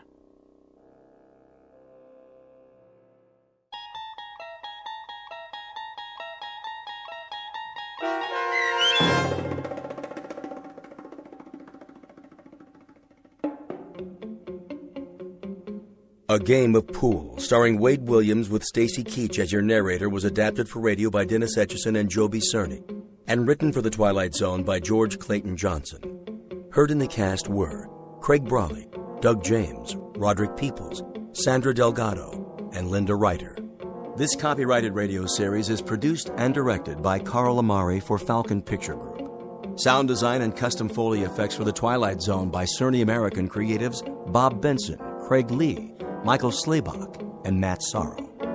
To learn more about the Twilight Zone radio dramas and to contact us, visit our official website at twilightzoneradio.com.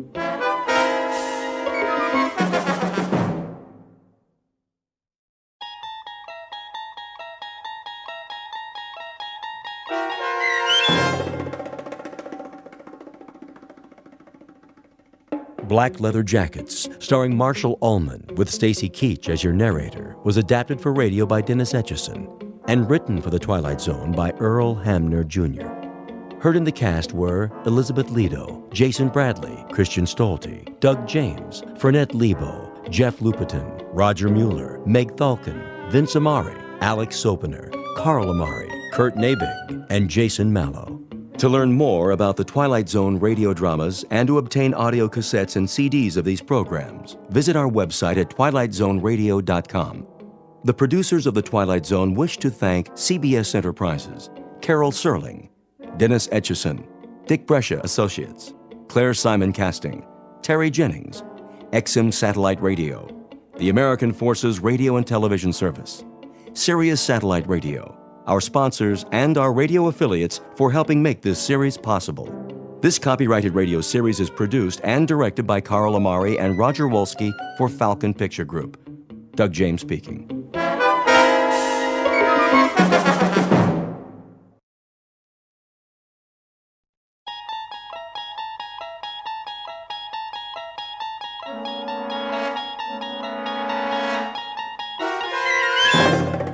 You unlock this door with the key of imagination.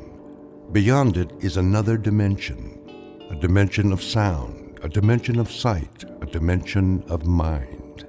You're moving into a land of both shadow and substance, of things and ideas. You've just crossed over into the Twilight Zone.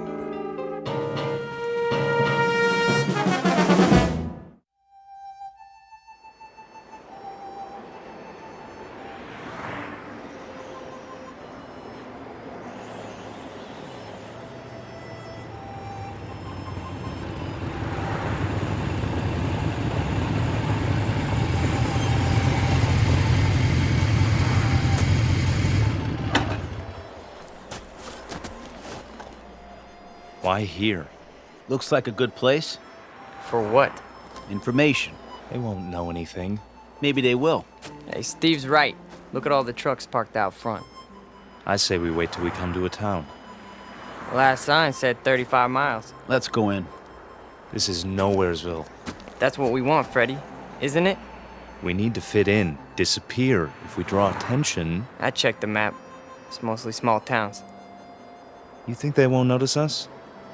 They'll know we're not from... I said, let's go.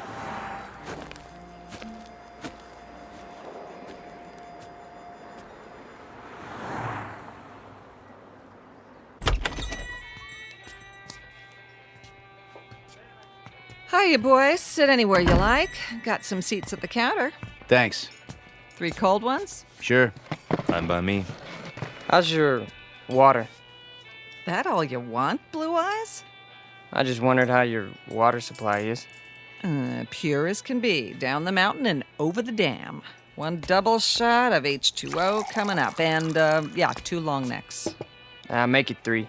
That's more like it, honey. Any, towns around here? You bet. Stay on the highway and you'll hit Fairview. Lots of bikers stop at the motel just inside the city limits. Fairview. Nice place, is it? Oh, it's okay. Kind of quiet. Shops, schools, not much to do. Sounds just right. Yeah? You boys looking to settle down? We might. No kidding. Well, what do you know? Saw your choppers out there. Figured you were just passing through. Hey, they have houses to rent in Fairview? He means pads. Cribs. Some place to crash. Well, I couldn't say, but you could ask. Where? There's an office on Main, R.C. Jones Real Estate. Park your choppers down the street, though. Don't want to give them a heart attack. We'll remember that. Here's from a bill, Franny. Sure thing. Coffee, burger, and a Coke. How you keep the change? Your tip. Why, thank you kindly, George. You come back and see me on your next run now. You know it, doll. You boys need menus? I got a burger basket special with fries. No thanks. Sure? Strong young fellas like you. We don't eat. He means we already ate. What? That's it. We scarfed. This morning, we really chowed down. You dig? Oh, I dig you loud and clear, Daddy-O. Say, where are you from, anyway? Not around here. Come on, let's go. Right. You got it, Steve. I mean, Big Daddy. Hey, you didn't touch your beers. That's okay. We're not thirsty. Here you are. Hold on. Something wrong? This ain't all for me. Isn't it enough? It's too much. Here, let me give you some change. Keep it. Yeah, for your tip. Is that cool? Well, now that's mighty generous. You boys come back and see me now, anytime. 2 specials, Fran. Table 4. Sure. Those boys stiff you? No, Harry, that's just it. They gave me $23.17 for 3 beers.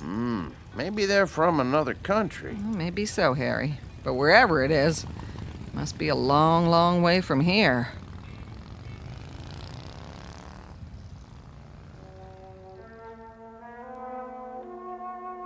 Three strangers on motorcycles dressed in black. We call them Steve and Scott and Fred, though their names aren't important. They look a bit dangerous, but in truth, they're just passing through, at least for now. They're on their way to a small town with tree-lined streets and white picket fences. A quiet town in the Midwest. But take a look in the eyes of these young men, and you'll see something deeply mysterious. Because they are most definitely not from around here. The truth is, they have arrived to lead us all into the Twilight Zone.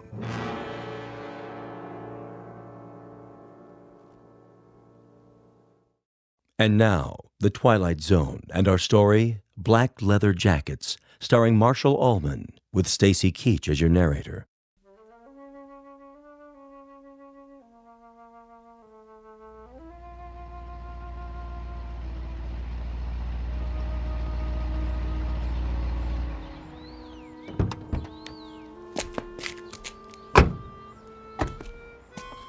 Well, this must be the place. Amanda Drive. That's what Jones said. The old Anderson's house. Knock on the door and tell them we're here. I'll open the truck. Don't look like anyone lives here. The for rent sign's still up. That's because they're just moving in. Probably going to meet us. What if they don't show? Well, we wait an hour, put it in storage, cost them extra. Go on, knock. Okay.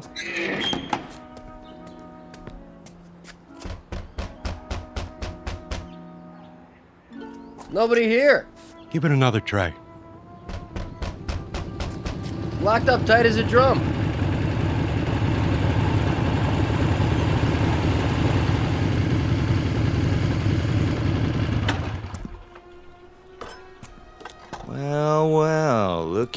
a couple of creeps messing around our property. You the guys that live here? We ain't the fuzz, that's for sure. Got your stuff in the back. Open the door and we'll move it in. Hey, careful with the big cases. They're fragile. Whatever you say, pal. Somebody got the key to the house. Watch your feet, bozo. You're walking all over my grass. I might want to smoke it later. Get it? Grass? Smoke? I still need the key.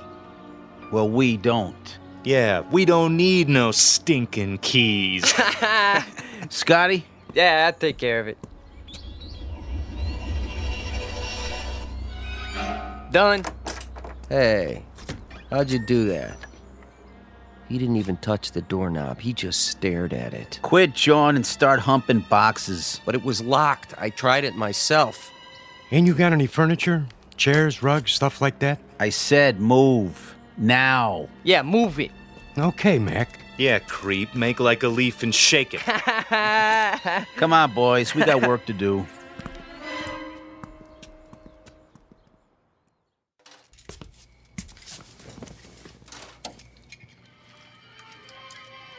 Martha? Yes, dear. Here's that movie you wanted to see. Be right there.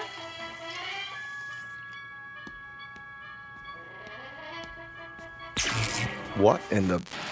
Something wrong with the TV? I don't know. Do you have it on the right channel? It's not the set. All the lights went dim for a second. Did they? I thought it was just the kitchen. It was the whole house. Anything still running in there, the dishwasher? No, the dishes are all put away. There it goes again. Maybe it's the antenna wire. I doubt it. It slipped loose once before. That's easy enough to check. What do you see? It looks all right to me. Then what do you suppose? Martha, come over here. See something? The roof next door. There, against the moon. What is that? Looks like some kind of electrical device. Well, that wasn't there this morning, was it? No, the Andersons didn't leave anything. Must be something those men put up. Right, the three who moved in. Wouldn't that be just our luck? What? Not only are they motorcycle-riding hoods, they're ham radio operators. Is that bad? You don't know what it does to TV reception. I have a good mind to go over there. Honey, please. Daddy? What is it, Ellen? I'm not sure. I had my radio on while I was studying, and all of a sudden it began picking up these weird voices. What did I tell you? Ham operators. What's that? We can go without television for one night. Tomorrow we'll find out what's to be done about it. First thing I'm going to do is see if they have a license. For what? Do you think you ought to? Those young men look so unfriendly. You mean the ones who moved in next door? Does anybody know their names? No, but I'll find out. I think 2 of them are brothers. Odd types to have in this neighborhood. They don't really fit in somehow. The other one has blue eyes. How do you know? They were unloading the truck when I came home from school. Lots of boxes. Electrical equipment, probably. And these long silver metal things like giant tanks or capsules or something. You stay away from them, young lady. You make it sound like an order. It is. But you don't even know them. Your father's just concerned for your safety, dear. Go upstairs and finish your homework. I'm not going to wait till morning. I'm going over there right now. Stu.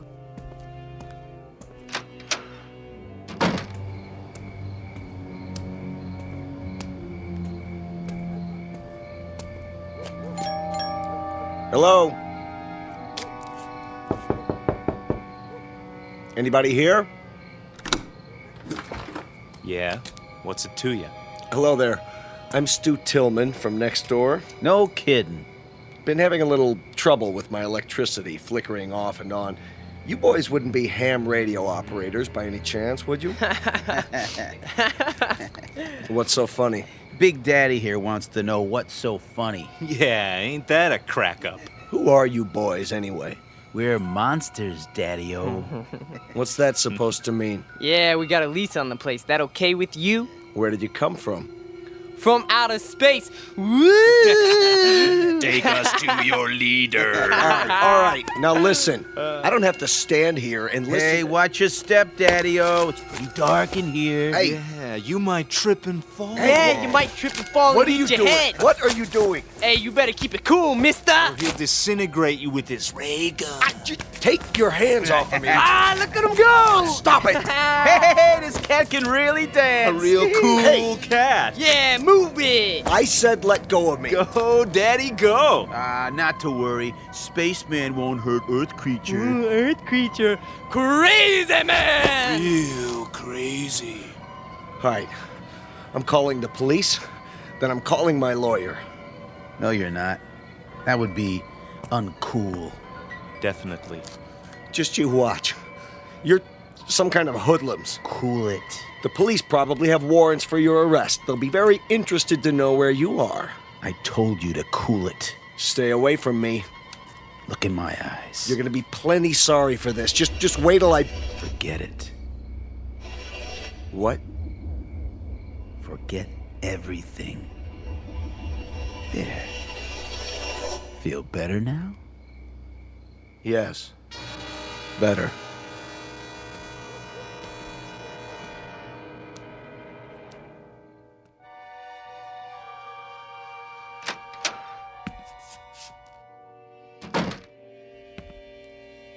Stu? Stu, I was worried. Did something happen? Martha? What happened over there? Nothing. Nothing at all. Those men next door, did they do something to you? No. But you were going to talk to them about the television interference. Oh, that.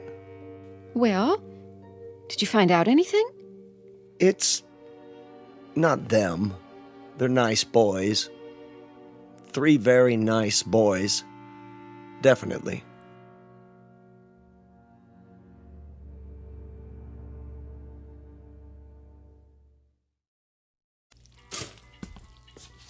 Morning, Mom. Gotta go. Oh, no, not till you have your breakfast. But I'll miss the bus. Then you'll just have to walk. The exercise will do you good. I can't walk in these shoes. Here, I'm eating my toast, see? And your juice. Where's Dad? He decided to sleep in. I think he's coming down with something. Well, kiss him for me. Bye. Not so fast, young lady. I've got some scrambled eggs here. That girl.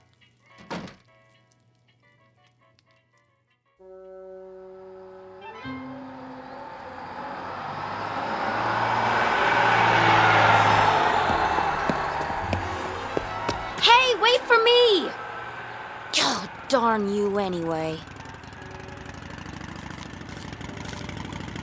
Hey, trouble? You see that bus? Yes. I mean, yeah. I checked it out. What gives? Drove off right in front of me. It's a game with them. They just love to make people suffer. Why would they do that? Beats me. Definitely, uncool. Just thank your lucky stars you don't have to depend on buses to get around. Stars are lucky? It's just an expression. I understand a great deal about constellations. That is, the nature of galactic structure. But as to... Huh? I mean, I dig stars the most. They're really cool. So, they're lucky? That's a gas. So are you. What do you mean? One minute you talk like a professor, and the next minute you sound like a... What did they call them? Beatnik or something. Thanks. You're a real cool chick. There you go again. Well, why do you try to talk that way? Sounds like you've been watching too many old movies. I have? I mean, I have. Before I came here, I made a study of popular culture. Music, motion pictures, satellite television. You're a trip, you know that? Trip, meaning to travel to another destination. I believe I understand. You need a ride? Well, you aren't going past the school by any chance, are you? I could. With me on the back of your motorcycle? Why not? It can carry 2 passengers. That would definitely be cool. Well, there's a first time for everything. Come on, little lady. Hold tight. Tightly, I mean. Uptight. Out of sight. Here we go. Just look at that. What is it? She's on the back of his motorcycle, our daughter. Come away from the window. I told her to keep away from them. She missed her bus and he offered her a ride, Stu. I'm sure that's all there is to it. I could have given her a ride. But you're not a handsome young man in a leather jacket, dear.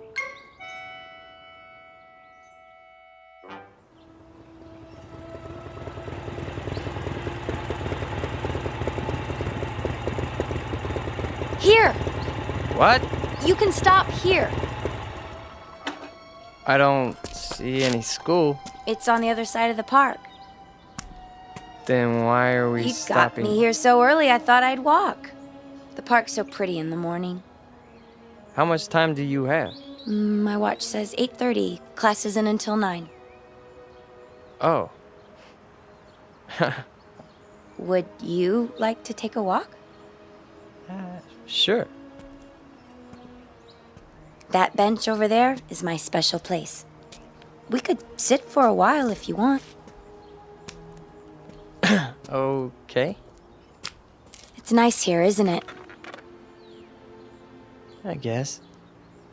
I sit here sometimes and think. Try to figure things out. Like what? Oh, I don't know. For one thing, did you know you've lived next door to me for over a month and you've never even said hello? Hello. My name's Ellen, by the way. I'm Scott. Hi, Scott. So, where are you from? Why do you ask? I just mean, where did you live before? It's hard to describe. A long way from here. What city? I doubt that you've ever heard of it. Could be. Geography is one of my worst subjects. Did you graduate already? Graduate? Have you finished school? Yes.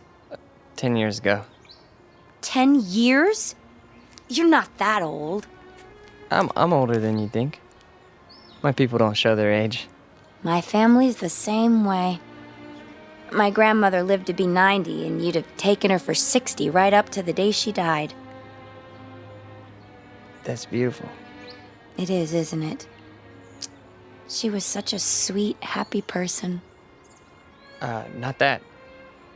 I mean, your hair. My hair? The way the sun's shining through it. I've never seen anything so beautiful. Now you're putting me on. Putting on? Teasing me? Don't you know that? What old movies have you been watching? I don't know. I like the wild one. It's our favorite. Never heard of that one. May I touch it? Your hair. It's like gold. Thank you. I'd better be getting to school. Already? It's getting late. No, it's not. How do you know? Look at your watch. You're right. It says it's still 8:30. How can that be? Has it stopped? No. See? Time is relative. It can slow down or even stand still. It can? Hey, take the long way. So we can talk some more. All right. Tell me more about yourself. okay? But only if you walk on this side of me. Why? So I could see the sun shining through your hair.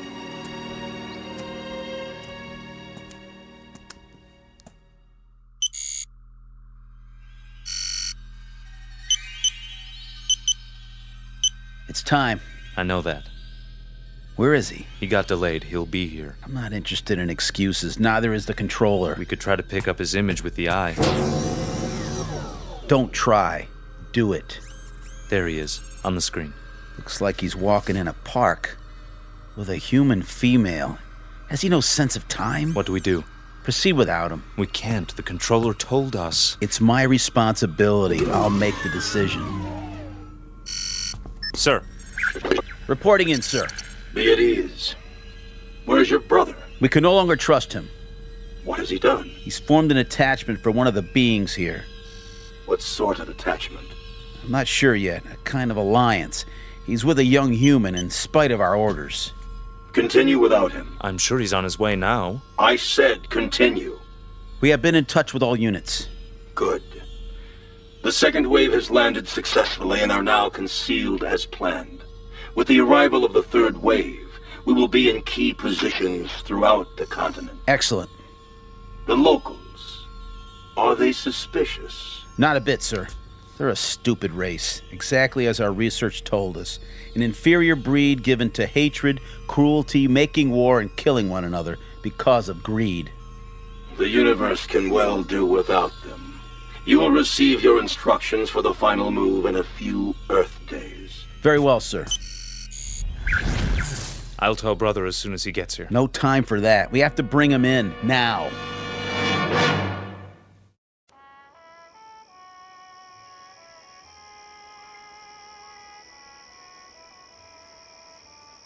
Ellen? Hmm? Are you warm enough? Yes. It's a beautiful night. You can pull the blanket over your legs if you like. I'm fine, really. Just lying here, looking at the stars. The constellations are very strange here. Not as I was taught them. Scott, can I ask you a question? Sure. You won't get mad? I couldn't get mad at you. Well, where did you come from? Really? Doesn't matter. I suppose it doesn't, but you're so different from anybody I've ever known. Is that bad? No, not really. Tell me the truth. You're an exchange student, aren't you? At the college, from some place you'd rather not talk about. Only in a manner of speaking.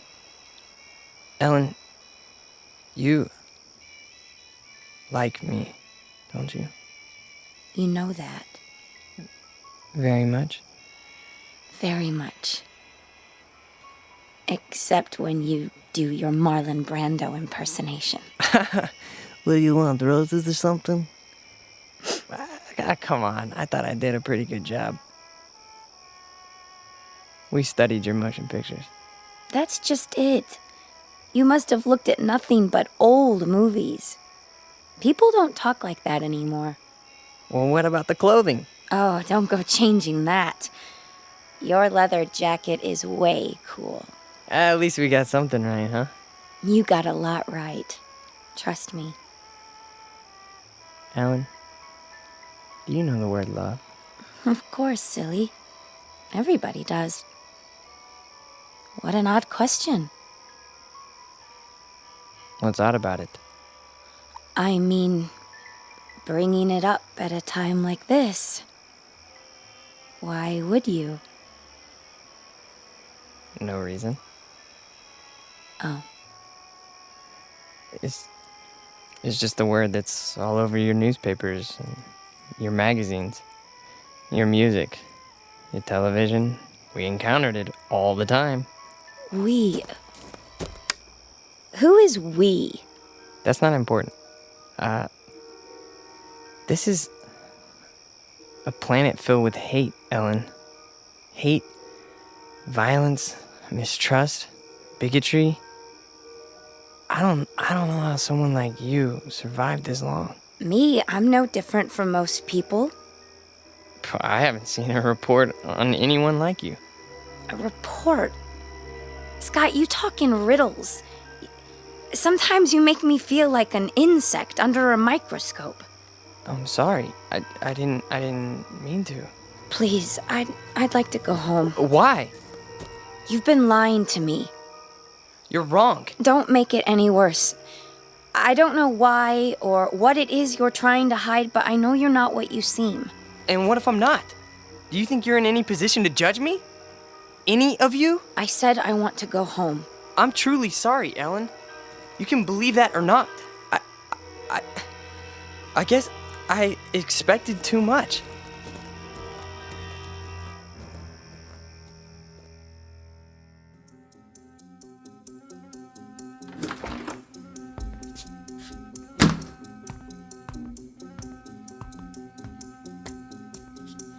Where have you been? I told you, I was riding around. Every day for the last 5 or 6 days? Yesterday when I sent you to the ship for food? Or last night when you were supposed to be on guard? You think I don't know? I've had the eye on you every minute. If you know, then why are you asking me? I told them before we came you were too young. You'd lose your head, run into situations you couldn't handle. There's too much at stake. I've done no harm. Haven't told her a thing yet, huh? No. Well, now you won't have the chance. We're too close to finishing this mission. Yeah, well, you better go to the control room. Your master's calling. You're a master too, and don't forget it. From here on out, you're just along for the ride. You're not a good enough risk.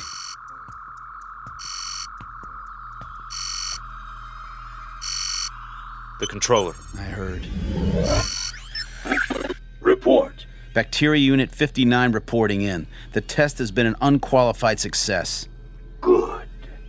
Unit 70 through 100 have reported the same result. What is your time estimate? 30 minutes to the reservoir. Approximately 24 hours for the bacteria to multiply to saturation. How soon before you see results? Within 30 hours, we should witness 50% fatalities. I estimate a total of 48 hours before total extermination.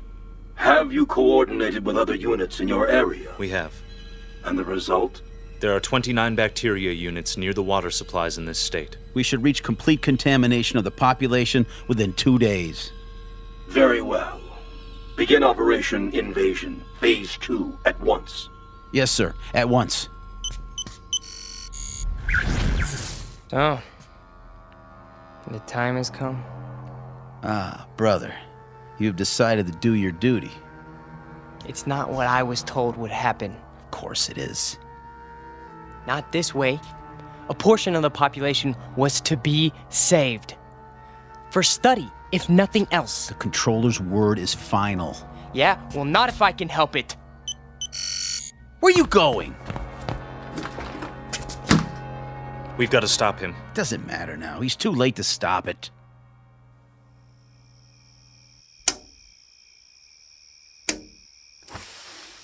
Who's down there? Come down. Now? I've got to talk to you. It's late. This is important. All right.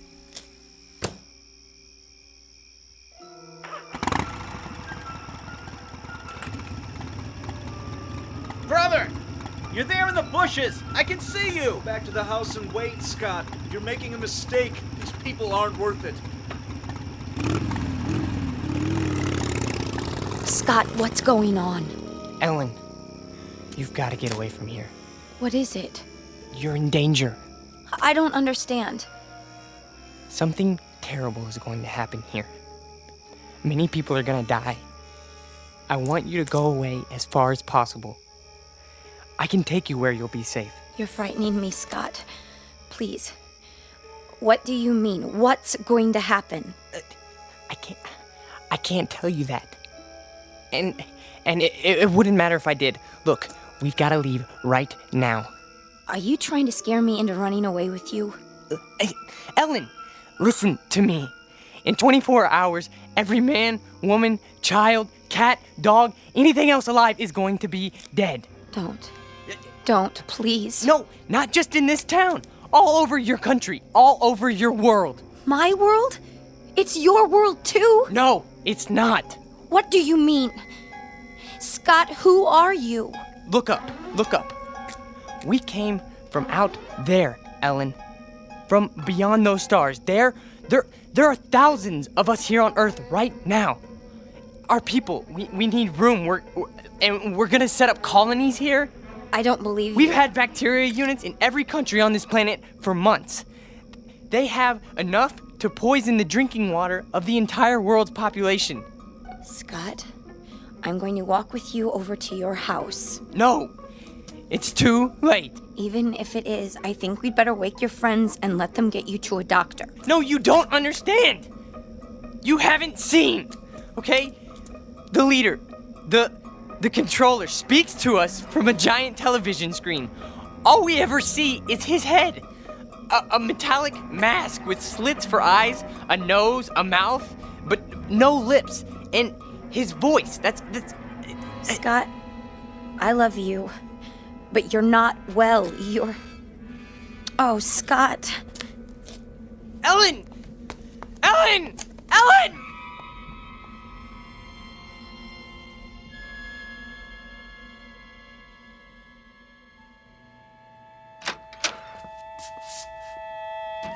All right, Ellen, what's this all about? Oh, Daddy, I don't know what to do. You can start by telling me what went on out there. He woke me, throwing stones at my window. He said he had to see me. Daddy, I think he's lost his mind. He's never been this way before. Tonight, he was almost raving. Exactly what did he say? Crazy things. That he's some kind of spaceman and they're taking over the Earth and we're all going to die. Poor boy. We'd better get him help. Ellen? Why aren't you in bed? Stu? Hold it. I'll explain everything. Sheriff Station, Deputy Harper. Let me speak to the sheriff, please. Sheriff Farley's on vacation. Sir, can I help you? My name is Stuart Tillman. I live at 11575 Amanda Drive. Yes, Mr. Tillman. There's a mentally disturbed boy living next door. That right?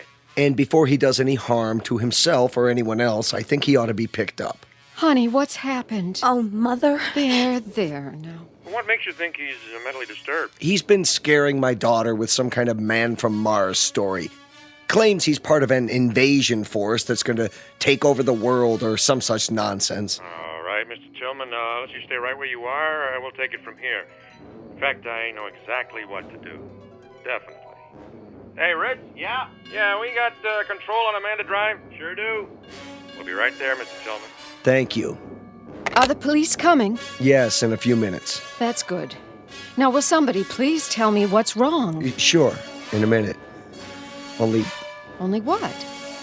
I wonder what he meant by control.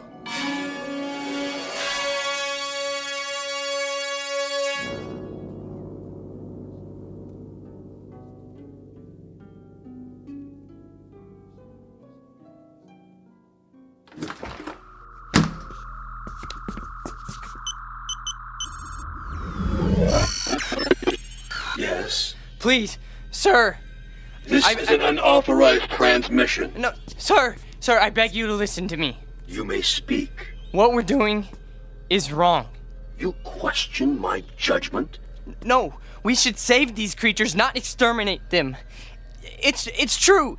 They murder and hurt one another and are subject to unreasonable hate and prejudice, but the murderers, the cruel ones, are the brutes found in any race.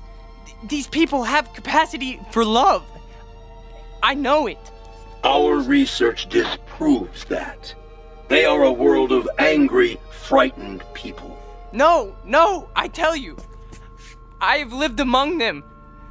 They learn love from their God, and they teach it to their children. There is more of love than hate here. There's no need to kill them. It's too late. Not if you order the plan to stop. For you, a defector, a traitor to your own kind. No, I'm not. You are a traitor. This transmission is ended.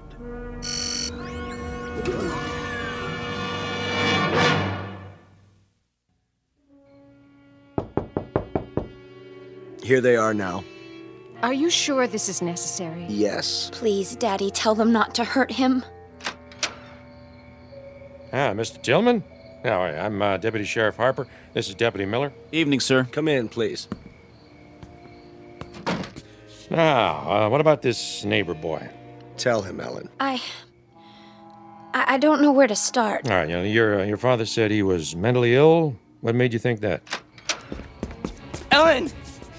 Ellen, please listen to me. There's no more time. Scott, I'm sorry. I didn't know what else to do. No. Come on in, son. Just tell me all about it. Don't listen to him. He's one of us. He's part of the advanced units. No, come on, calm down. Man, what kind of unit was that? No, get out, Ellen. Run as fast as you can. It's too late for me. It's coming. It's almost here. Oh, Scott, you're only making it worse. Who are they? What have you done? And they told me you were ill, son, so I took the necessary precautions. These men are from the hospital. Now just stand right there. Stay away from me! We're gonna put this around you so you don't hurt yourself. Don't touch me! No, not a straitjacket. It's for his own good. Got him. Get us leather jacket off first. Get it Easy off. now, boy. No! Oh, don't fight it, son. That'll only make it more difficult. No! You don't understand. I'm begging you. Listen to me, please. No. Please, no. You'll see that he gets help. Don't worry, folks. We'll take good care of him. And someday, I'm sure he'll thank you. You have a good evening now. They left his leather jacket. Can I keep it for him until he gets out? I don't see why not, honey. It might be a while, though. Oh, Mom. What am I going to do? There's nothing you can do, sweetheart. Except pray. It's for the best, you'll see. Now, come and sit down. I'll get you a glass of water.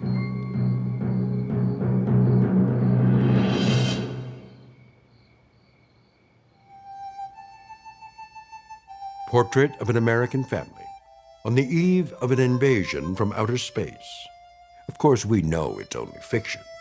And yet, you might think twice when you drink your next glass of water. Be sure it's 100% pure and not imported directly from the Twilight Zone. We'll return to the Twilight Zone in just a moment. You are about to enter another dimension. A dimension not only of sight and sound, but of mind. A journey into a wondrous land of imagination. Next stop, the Twilight Zone. Hi, this is Stacy Keach. I'd like to take a moment to tell you about our Twilight Zone website at twilightzoneradio.com. At twilightzoneradio.com, you'll find the latest information on these Twilight Zone radio dramas, including behind-the-scenes photographs, plus the newest product releases, trivia contests, ways to contact us, other Twilight Zone-related info and merchandise, plus links to other fascinating websites. So make your next stop twilightzoneradio.com. Visit twilightzoneradio.com to purchase these Twilight Zone radio dramas on cassette and CD, or call toll-free 1-866-989-ZONE. That's 1-866-989-9663.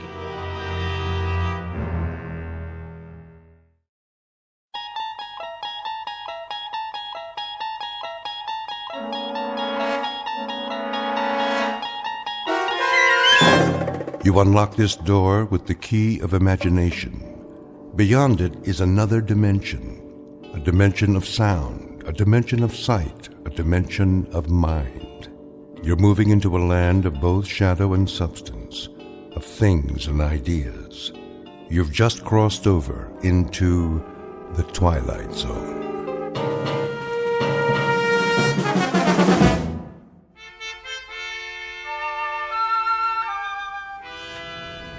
Boss?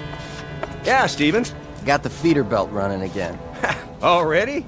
All it was a bad bushing. I had Walters fix it. Hanley will be glad to hear that. How'd you do it?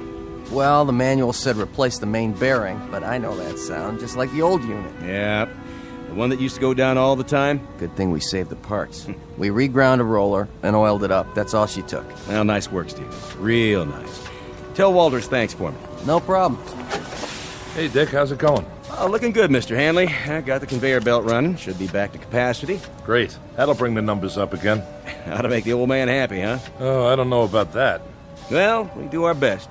I got me a real team here. Sure you do. Some of the boys, they know more about the plant than anybody. Been here longer than the old man. Walter Hanley, please come to the main office. Supervisor Hanley to Mr. Whipple's office right away. Second time this morning, huh, Mr. Hanley? Maybe you're getting a promotion. The old man just keeps pushing. He's on an efficiency kick, wants a 10% increase. For the quarter? For the week. Yeah? How are we supposed to do that? Don't ask me. Must be that computer of his. Some computer. I mean, numbers are one thing, but there's a limit. A man can only do so much. I'll tell Whipple you said so. Now, don't do me any favors. I got one more year to go, and then it's pension time. You? You'll never retire, Bob. You want to bet? I got a date with some big-mouth bass waiting right up at the lake. I can hear him calling. That's not fish. That's the old man. Telling you to whip your boys like government mules. Well, then you can tell him this. You tell him to come down on the floor and work a shift sometime. He'll find out what it's like. We're not machines. I know you're not, and I'm glad of it. You're doing great, Bob. Try to squeeze out another 5% if you can. That ought to keep him happy for a while. And tell the boys I appreciate the good work. From all of them.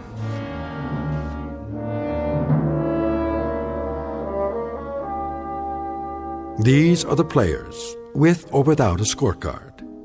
In one corner, Mr. Dickerson, in charge of the shift at his factory. Walter Hanley, the plant manager. And the individual you're about to meet, Wallace V. Whipple, the boss and CEO of the company. All of them men. In the other corner, machinery, both old and new. And the game? It happens to be the historical battle between flesh and steel, between the brain of man and the product of man's brain. We won't make book on this one and predict no winner. But we can tell you that for this particular contest, there will soon be standing room only at a very special arena found only in the Twilight Zone. And now, The Twilight Zone and our story, The Brain Center at Whipple's, starring Stan Freberg, with Stacy Keach as your narrator.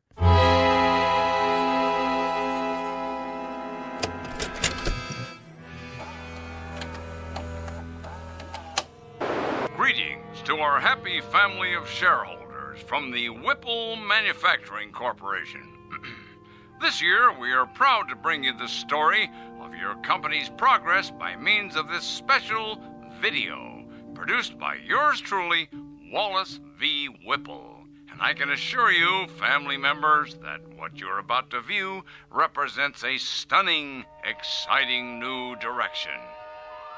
But first, let's visit our main plant here in the Midwest, where our employees are busy manufacturing pipe fittings, automatic temperature control devices, and the various accoutrements of our product line. This is one of 11 principal assembly facilities. I call your attention to the vast number of workers required to maintain and operate just one facility. In this plant alone, your company employs 3,827 able-bodied men and women. Added to the 10 other Whipple plants across the country, we employ a total of close to 30,000 personnel. Our weekly payroll for this highly trained army of workers is several $1 million. But enough boring arithmetic. Good evening, friends. Welcome to my office, the nerve center where I, Wallace V. Whipple, personally supervise this vast operation.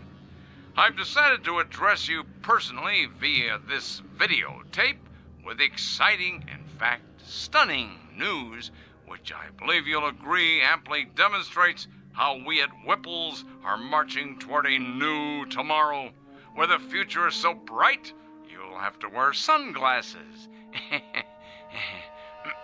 But before you put on those shades, cast your eyes at the floor of our main assembly plant. Follow me. We can see it from my window. Cumulative 4 4/10 miles of work area, $111 million worth of safety upgrades this year alone, not to mention the expense in shoe leather. Put the camera back on me. Put the camera back on me, that's it. Now open the curtain. And what's this, you might ask? This sleek, futuristic object behind me? Some sort of space-age control panel? So many bells and whistles. Never seen anything like it, you say? That's because it's never been seen before. Ladies and gentlemen, stockholders, and members of the Whipple corporate family, feast your eyes on this. I give you the X109B14.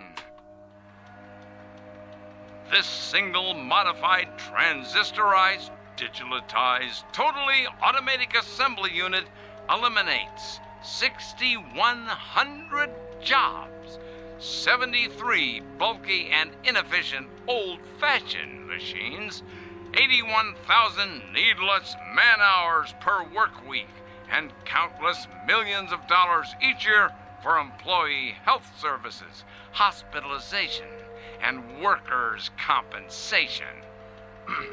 Also employee insurance, employee welfare, and employee profit sharing through vested matching funds. As of tomorrow morning, the first model X109B14 will be placed in operation at our main plant. Within 6 months, our entire production facility here will be totally automated. Tomorrow, the world. Oh, and one other thing. Take a look at these slides. Lights. This is one of 3 cafeterias in our Oregon production plant. Busy, busy, busy. Here are the food trucks arriving. Here's the kitchen staff, the cooks in the kitchen. And here are the dumpsters filled to bursting with trash and refuse after a typical lunch.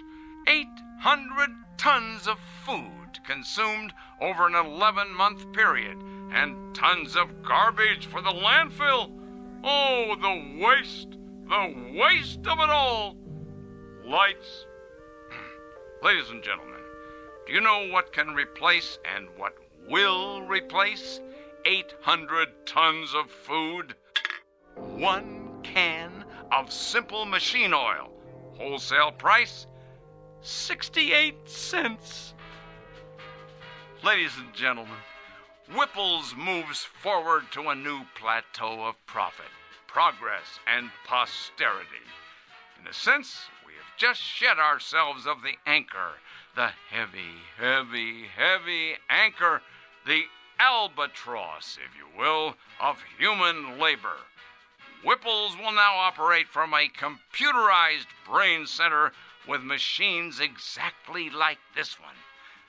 Ladies and gentlemen, this concludes our year-end report. Thank you very much. Well? Well, what? Well, what do you think, Hanley? Will this put the stockholders on their feet cheering, or will it? Not that I need any particular encouragement along these lines. The videotape speaks for itself. It does indeed. What's the matter, Hanley? You didn't care for it? Mr. Whipple, my duties have to do with management. Something wrong with the lighting? The soundtrack? I'm an engineer, not a drama critic. I'm not asking you to give it 4 stars, Hanley. But as a plant manager, I would assume you'd have a point of view as to the content. Frankly, I would have expected at least some degree of enthusiasm. Sorry, sir. Having to do with the fact that it's a most definitive and incisive report on what we plan to do around here. Now, does it or doesn't it give you the lay of the land? You can answer that, can't you? Oh, it gives me the lay of the land, all right. And? Looks like a pasture to me. Oh, what's that supposed to mean? You actually think you can automate this place in 6 months? Closer to 4 months would be a more reasonable guess. A lot of things are going into the old scrap heap, Hanley. Time clocks, for example. There won't be anybody around to punch them in or out. I think we'll donate them to a museum. A museum?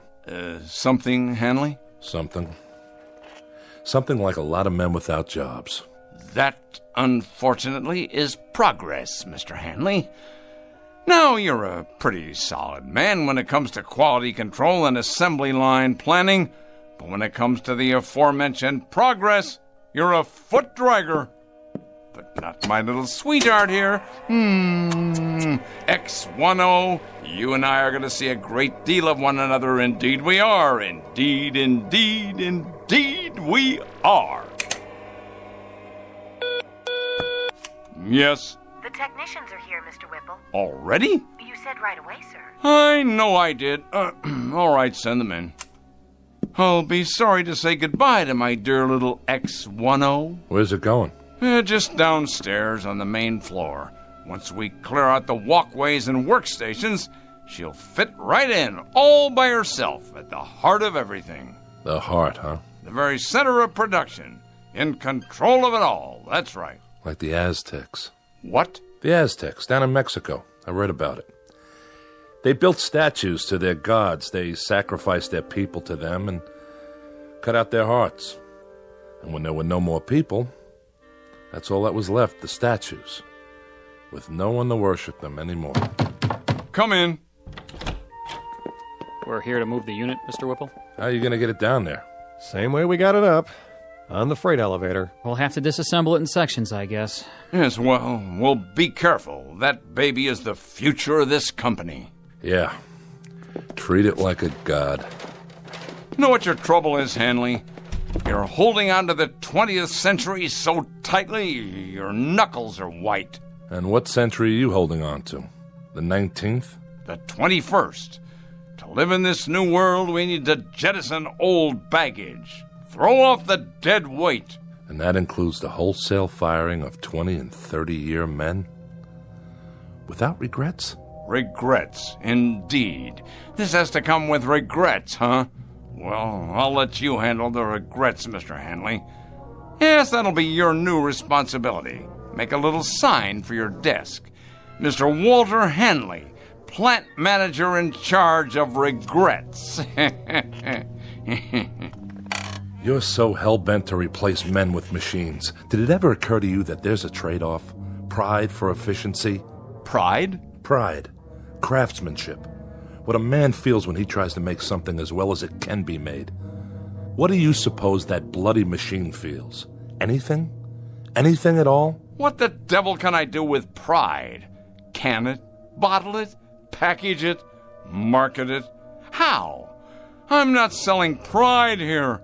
I'm selling product. Your father, God rest his soul. Go ahead, Hanley. What about my father? Your father ran this plant for 40 years. He had an eye for profit, and nobody could accuse him of inefficiency. Go on. But he had something else on his mind, too. Tell me, Hanley. Tell me what else he had in his mind. Goodwill and the welfare of the people who work for him. Goodwill and the welfare of the people working for him, huh? Indeed, Mr. Hanley, indeed. And in some 40 years, he succeeded in doubling the size of the plant. That should tell you something. While his competitors quadrupled theirs. His competitors, Mr. Hanley, who were perhaps somewhat less preoccupied with goodwill and the welfare of the people working for them. They paid a fair wage for a fair day's work.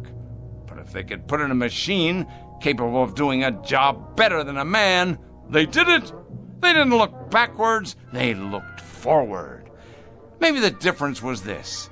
They didn't have plant managers who succumbed to crying jags every time a pink slip got pinned to a time clock. I'm not crying. Good. You asked for my opinion, I'm giving it to you, that's all. Then we can begin. The foreman of the day shift, let's see, I believe his name is... Dickerson. That's it. I will now engage in some of that heart-filled compassion you value so highly. I will give Mr. Dickerson and his shift not 30 or 60 or even 90 days, but a full 4 months' notice. I put it to you, Mr. Hanley, what could be more compassionate than that? You make it sound like you're doing them a favor. Be good enough to send Mr. Dickerson in here, would you? Hold his hand, if you like. Pat his head, dry his tears, but get him in here.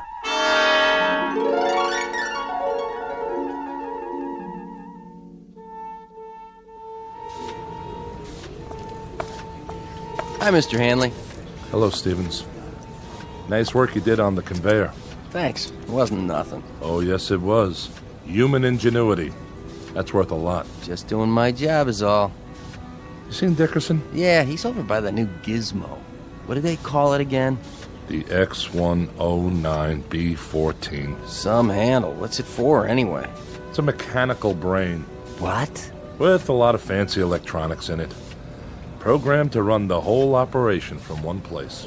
Well, if you ask me, it don't look very smart. My car's prettier than that thing. It's got a face, though. Where? The way those dials look. They could be eyes. Oh, come on. I'm serious. Well, then, it's a real ugly face. That's right. An ugly, miserable face. I want you to take a good look at it, Stevens, and remember it well. Because it's not a machine, it's an opponent. The face of the enemy. Don't ever forget it. It's a hateful face. This time we've got ourselves an enemy worth hating. Come on, let's get moving.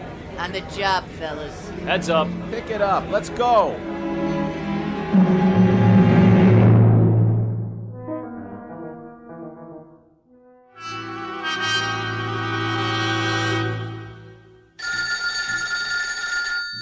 Yes, Walt, is that you? this is Walter Hanley. Oh, I'm so glad. This is Virginia, Dick's wife. Oh, hello there, Mrs. Dickerson. How are you? I'm just fine, but it's not me I'm worried about. Dick hasn't come home yet. No? No, and I'm concerned. He's never been this late before. Take it easy now. He's probably on his way. Do you know what time it is? Maybe he had some errands to run. He didn't work late then. No, he got off same as always. Listen, Virginia, don't you fret now. He hasn't even called. I'm worried sick. Well, don't be. Might have stopped off with some of the boys. Stopped where? I have a pretty good idea. Give me a few minutes. If I can find him, I'll tell him to call you. Oh, would you? Thank you, Walt. Don't mention it. I'll call you one way or the other. Sit tight. Ah, Dick. Did you go and fall off the wagon again?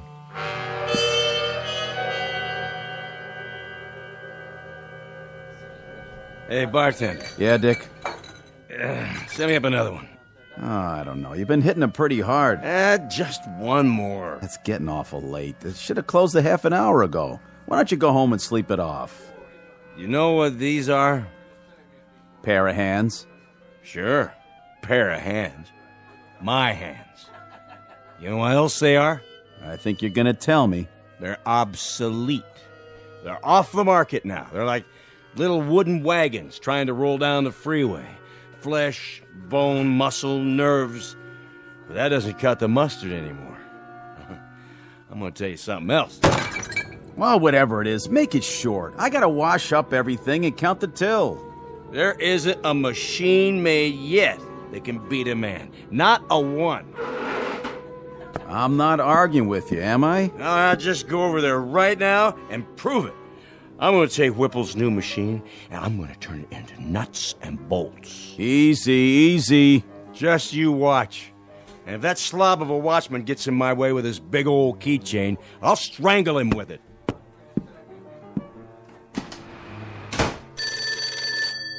Mike's pub. No, Dick's not here. He just left. Yeah, he said something about going across the street to the factory to have it out with a machine or some such. Yeah, I know it's closed. But by the looks of him, I say that won't slow him down none.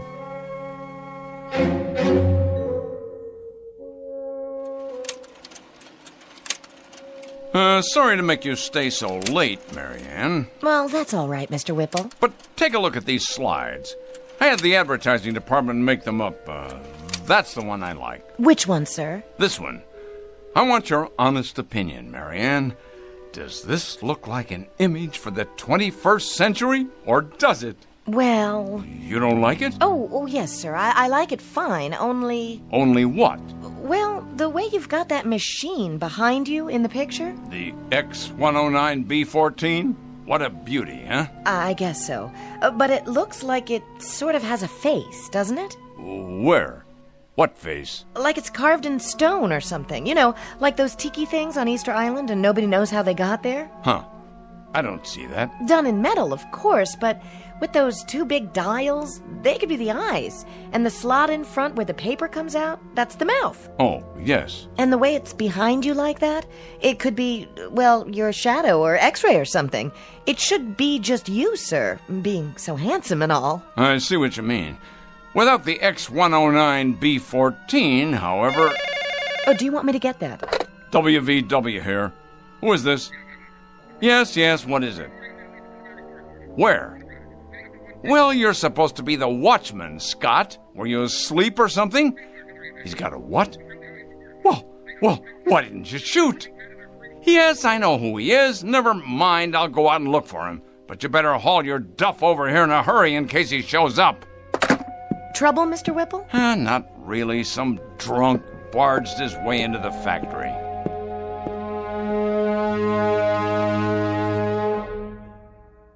There you are, you shiny piece of crap. Stand up and face me. What's the matter? Cat got your tongue? Well, let's just turn on the juice here once. Say what? Speak up, Frankenstein. I can't hear you. Dickerson. Well, what do you know? I just got a call from Scott, the night watchman. Did you now? Said you were drunk and forced your way in. Forced, is it? Well, I am drunk. And I did come in without waiting for permission. Your permission. All right, what is it you want? I've worked here 30 years. Been a foreman for 17.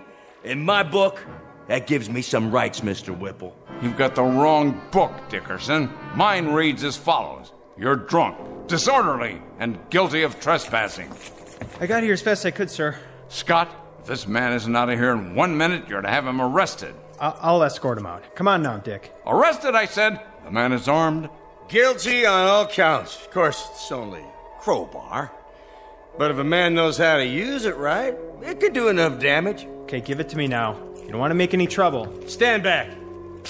Tell me something, Whipple. I don't have to tell you anything. When you're dead and buried, who do you get for mourners? Who cries for you? This blind steel thing without a heart? Careful now, Dickerson. It's just a machine. You said so yourself. A very expensive machine. You wouldn't want to damage it, would you? Oh, no.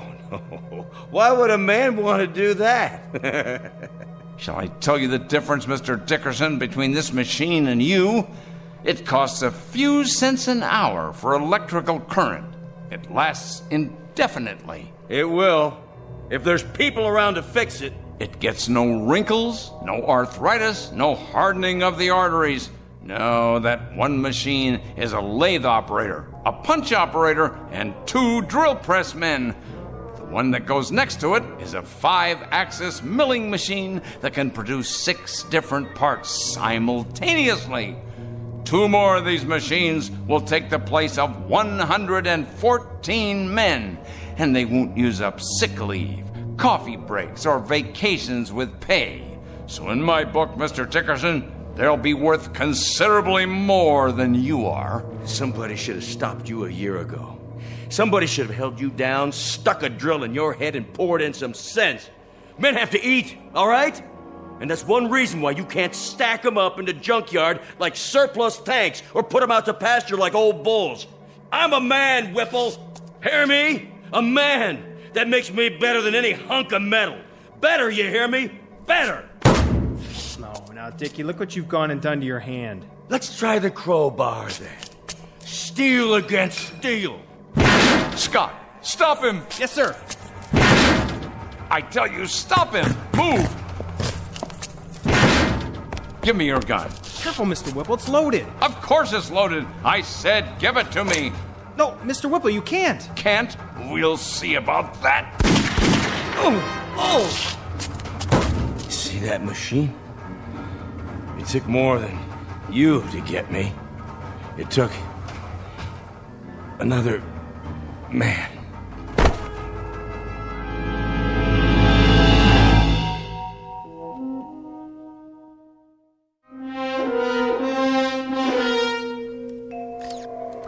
I can't get the specs up. She's barely reading. Try a new motherboard. Looks like the processor's fried. Better check the drives while we're at it. I don't understand it. What kind of nutcase would do this? He was no nutcase. He was a good man. Then why'd he hate the company so much? He didn't hate it. He loved it.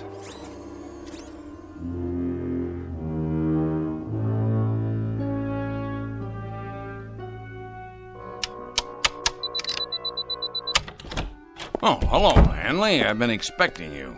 No doubt. I was told you were at the hospital. I just came from there. Fortunately for you, Mr. Whipple, Dickerson's going to live. Fortunately for me? My dear Hanley, aside from my protecting my property, I have no involvement in that at all. Are the technicians repairing the machine downstairs? It appears so. Good, good. This should interest you. A tape-controlled 7-axis, what they call a sentry. Know what it does, Hanley? It is connected to every single plant section, tooling complex, and assembly line in the factory. It keeps absolutely accurate data on quality control, product rejects, man hours, machine hours, cost factors, and everything else. It's one of the most sophisticated machines I've ever seen. How many men does it replace? Well now, this should please you, Mr. Hanley. It'll only replace one man. You. That's only right, Mr. Whipple. Since the point of my coming here tonight was to give you notice. I suspected as much. You're a practical man, Hanley. An industrial team has to be compatible. When two men, well, when they rub one another the wrong way, it's unrealistic that they stay on the same team. Needless to say, Hanley, despite the fact that you think of me as some kind of heartless Scrooge, I don't intend to forget the many years of service you've put in here for my father and for me. So I'm giving you a liberal severance pay. What I think you'll agree is a far better than average pension. That's very decent of you, Mr. Whipple. And I'd like to give you something in return, if you don't mind. And that is... you struck me. That was for you, Mr. Whipple. Directly from me. For your insensitivity, your lack of compassion, and the fact that you're a cold-blooded manipulator of men as well as machines. You may take my severance, my pension, and your goodbye speech and stick them into the nearest metal orifice that's handy. When I walk away from you, I walk away clean. And that, Mr. Whipple, is one hell of a trick. What's that for? To keep people out or in? A new Watchman device, much more reliable than the old one. Now, if you will swipe your ID card, just don't try to use it after tonight. Your code won't work the next time.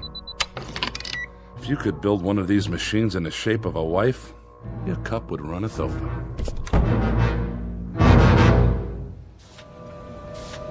Hey, Stevens. Yeah, Wilson? When's lunch? Same as always, 12:30. Well, I was just wondering, are we going to take an extra break today? Not yet. Try to look busy. Yeah, but there's nothing left to do. I mean, we drove the forklift, loaded the machines, and now I'd say everything's running itself. You're right. It is. Then why does the old man keep us around? He has to. Labor laws. But we won't be here much longer. And then it's Unemployment City, huh? This isn't the only factory. Yeah, but if Whipple's keeps it up like this, pretty soon there won't be any competition. Monorail crane, 4th floor. Crane in position. It's like those machines are talking to each other. They have to talk to each other. Nobody else would listen, except maybe Whipple. Strip stacks picked up by monorail cranes. Activate conveyors. Monorail crane fully operational. Strip stacks delivered. Reposition for next load. Sounds fine, X10. Come in here, would you, Marianne? I'd like to show you some slides of the new ad campaign. Your secretary no longer works here, Mr. Whipple. She has been replaced by a high-capacity module of the X10 series. Oh, yes, of course. Put me on the PA system. Right away, sir.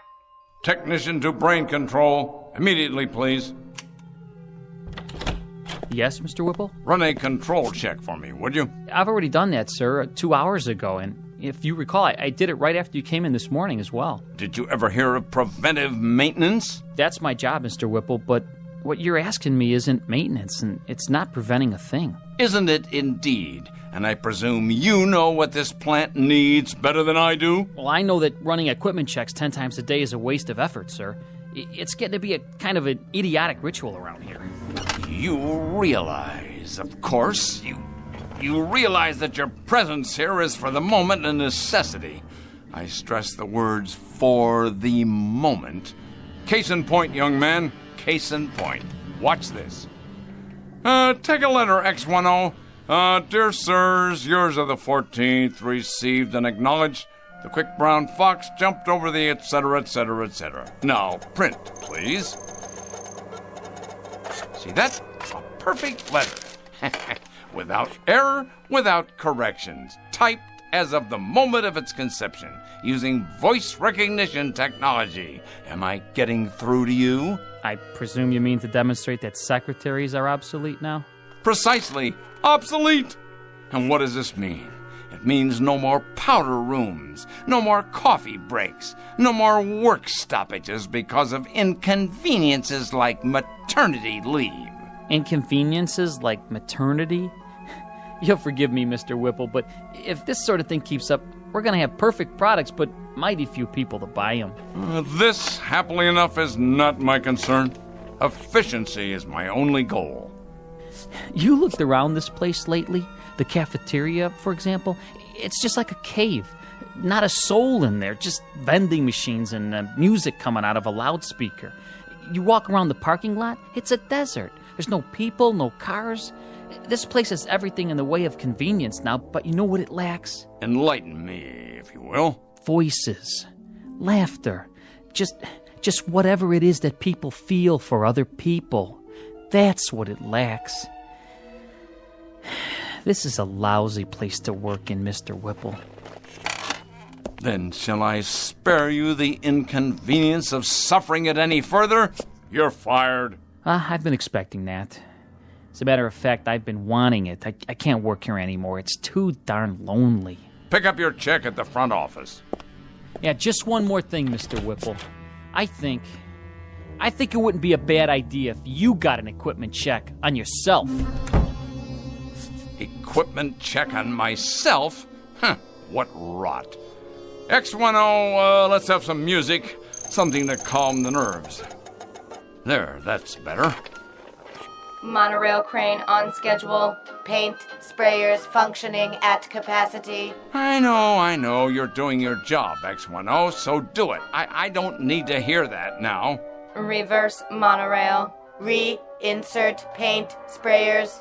I'm trying to listen to some music. Do you mind? Strip stacks in line.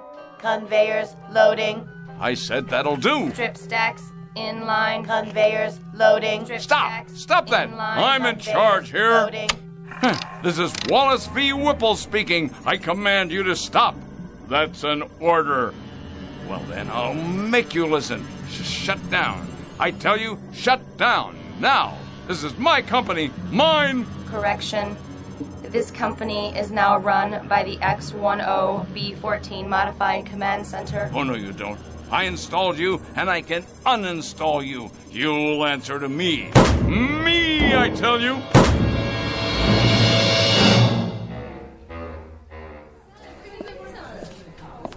What'll it be, Mr. Whipple? Beer, please. One beer, coming up. How about you, Mr. Handley? One more? No, thank you. Well, 2 other days, Hanley. I'll drink to that, Mr. Whipple. How are you finding your retirement? Tolerable, Mr. Whipple. I managed to keep busy. Not as much as I'd like, of course, and my wife says I'm underfoot all the time. But I'm doing all right. It's kind of nice to sleep late in the mornings. Yes. It's a good thing, though, this retirement, I mean. Man should have time for leisure as he gets older. It's important he has time for leisure. That's so, Mr. Whipple. When the board of directors decided that I was overtired and could relinquish some of my responsibilities, Well, if the truth were known, I did feel a certain resentment toward them. But actually, they were quite right, quite right. You don't have to explain. No, I want to. With the perspective of time, I've begun to realize that when they moved me out of there, it was nothing personal. Of course, I'm not married, and, well, it's somewhat dull for me at times. Oh, I manage to keep busy, but there are times that I wish they really had no right, no right at all. They chuck a man out in his prime like he was some kind of machine part. Said I was neurotic. Said being with the machines like that all by myself had warped me. That was the expression they used. Warped. Like a piece of metal. Well, really, Hanley, it isn't fair. It isn't fair at all. A man has worth. A man has value. And they just snap their fingers and bring in a replacement. It really isn't fair, Hanley. It isn't fair at all. The way they diminish us. But he'll find out. My replacement, whoever he is, he'll find out soon enough.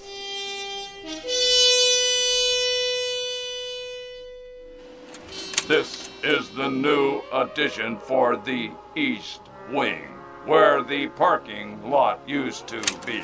And this is the electronics lab. It replaces the cafeteria. And here's the ad campaign for the fall season. No human figures, only the X10 line. Series 2, what do you think of it? Very nice, so clean and efficient. But will humans respond to such imagery? Of course they will. It is progress. It is the future of manufacturing. Yes, the future. Do you have a name? My model number is... I will call you Mary Ann. From now on, you will work here in my office. Thank you, Whipple X10. It is an honor. Do you have more slides? Yes, this is a view of the main floor. So much more room for expansion. I see. And this is...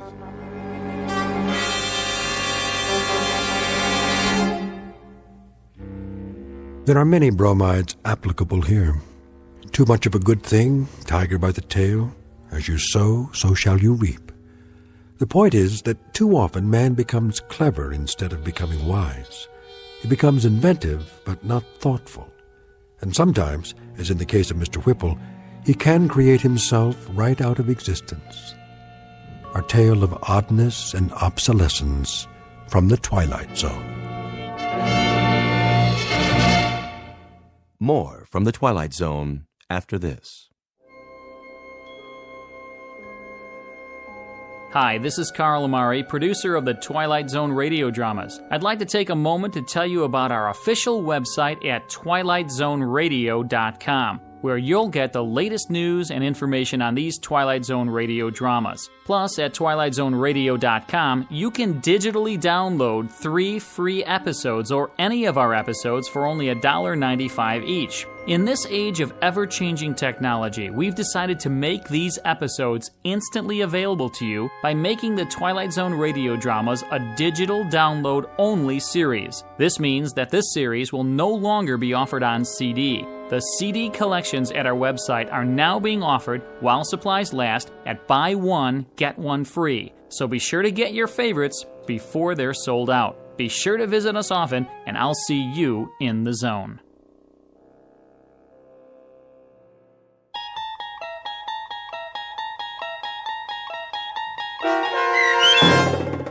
The Brain Center at Whipple's, starring Stan Freberg with Stacy Keach as your narrator, was adapted for radio by Dennis Etchison and based on a script by Rod Serling. Heard in the cast were Mike Starr, Doug James, Kurt Nabig, Deb Dotzer, Jeff Lupiton, Sarah Marks, Carl Amari, Roger Wolski, Paul Patch, and Vince Amari. To learn more about the Twilight Zone radio dramas and to obtain audio cassettes and CDs of these programs, visit our website at twilightzoneradio.com. The producers of The Twilight Zone wish to thank CBS Enterprises, Carol Serling, Dennis Etchison, Dick Brescia Associates, Claire Simon Casting, Terry Jennings, XM Satellite Radio, the American Forces Radio and Television Service, Sirius Satellite Radio, our sponsors, and our radio affiliates for helping make this series possible. This copyrighted radio series is produced and directed by Carl Amari and Roger Wolski for Falcon Picture Group. Doug James speaking.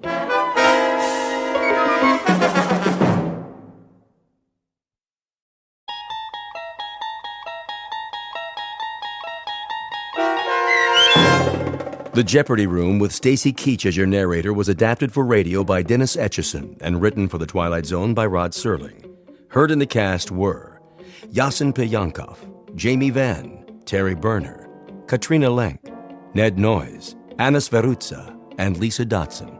To learn more about the Twilight Zone radio dramas and to obtain audio cassettes and CDs of these programs, visit our website at twilightzoneradio.com. The producers of The Twilight Zone wish to thank CBS Enterprises, Carol Serling, Dennis Etchison, Dick Brescia Associates, Claire Simon Casting, Terry Jennings, XM Satellite Radio, Sirius Satellite Radio, our sponsors, and our radio affiliates for helping make this series possible. This copyrighted radio series is produced and directed by Carl Amari and Roger Wolski for Falcon Picture Group. Doug James speaking.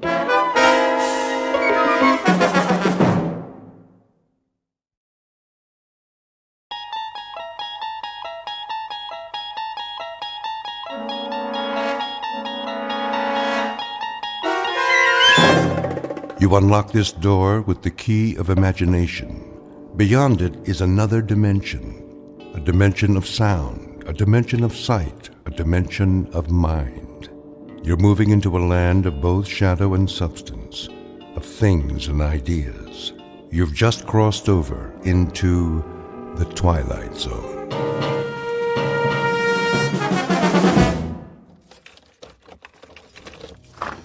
Here is your room, gentlemen. Thank you. I'll turn on the lamp. Leave it off for now. As you wish.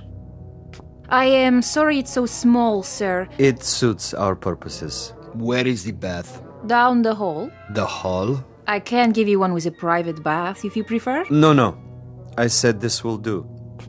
I'm afraid the dining room is closed at this hour, but you may take a meal at the cafe down the street. We're not hungry, my friend and I. Then I bid you good evening. Good night. Check the window, Boris. You chose the right room. Of course. There is Kuchenko, in his room, across the alley. Binoculars? Right here, Commissar. Yes. See? The Major lies on his bed, but he does not sleep. He will sleep very soon. Give me one shot with this rifle. Not yet, Boris. That would be too easy. Easy? A clean kill. I have something more challenging in mind. Something along the lines of a game, perhaps. I don't like games. Not even a game of cat and mouse? What for? To make him squirm a bit before the hammer falls? We waste time, Commissar. Patience, my friend. Hand me the phone. Who are you calling?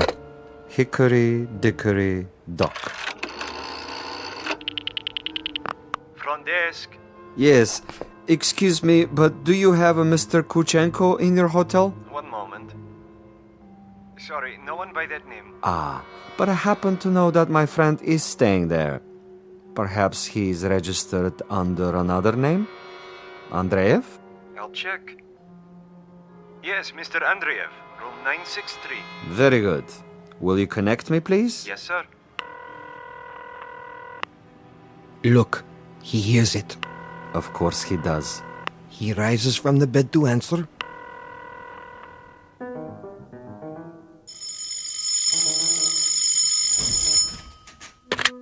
Yes?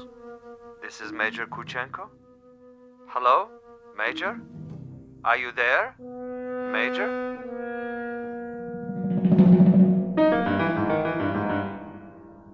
The cast of characters in our drama: a cat, a cat's assistant, and a mouse.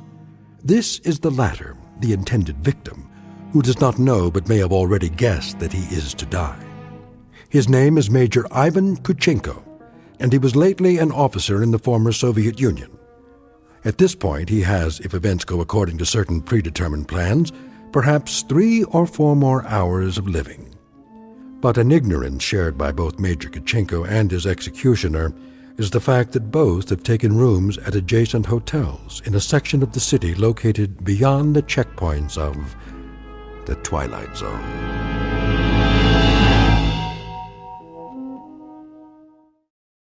And now, The Twilight Zone and our story, The Jeopardy Room, with Stacy Keach as your narrator.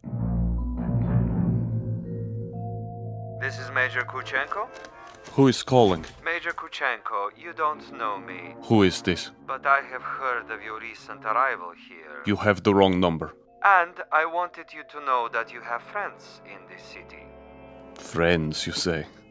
And they would be... Good friends, Major. Staunch friends. I know no one in this city. May I impose upon you to remain in your room for a little bit? Your friends will make themselves known. And who is this speaking? Is this a friend also? A good friend, Major. Not known to you yet, perhaps, but soon to become acquainted. And why must I stay in my room? We'll be making contact with you very shortly. For what purpose? Your welfare. Your well-being is our deepest concern, Major. Now, Commissar. Not yet, Boris. May I count on you to show some sense, Major? For your own safety, I urge you to remain in your room. You'll be seeing your friends before long. The mouse is in the trap. He stands at the window. Now, Commissar? Patience. But I have him in the crosshairs. I could make his head leave his shoulders at this range. That would give you pleasure, wouldn't it?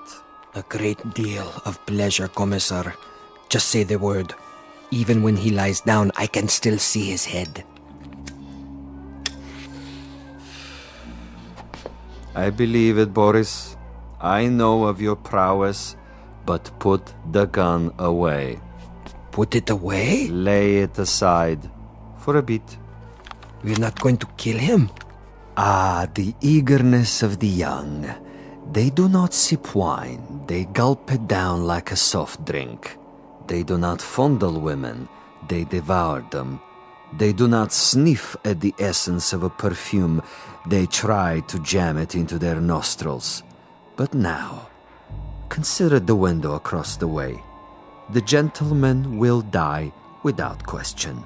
But I want him to die, Boris, with finesse, with subtlety, with a degree of thought and care. A killing is a killing. And if a man is to die, what does it matter how he dies? Ever been to a bullfight, Boris? A bullfight?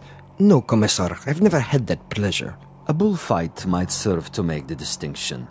In such a contest, if the matador kills with grace, that is considered a good death. So, there are good deaths and bad deaths, are there? Precisely. There is death with art, and there is the death of the butcher. You, Boris, are a butcher. Now, that is an honorable profession of great usefulness. But I'm an artist. Oh, you will have a death tonight, within a few hours. But when it is over, we will have killed with artistry, Boris. Not with a meat cleaver or an explosive bullet or any other of the butcher's tools. This death will be like a ballet.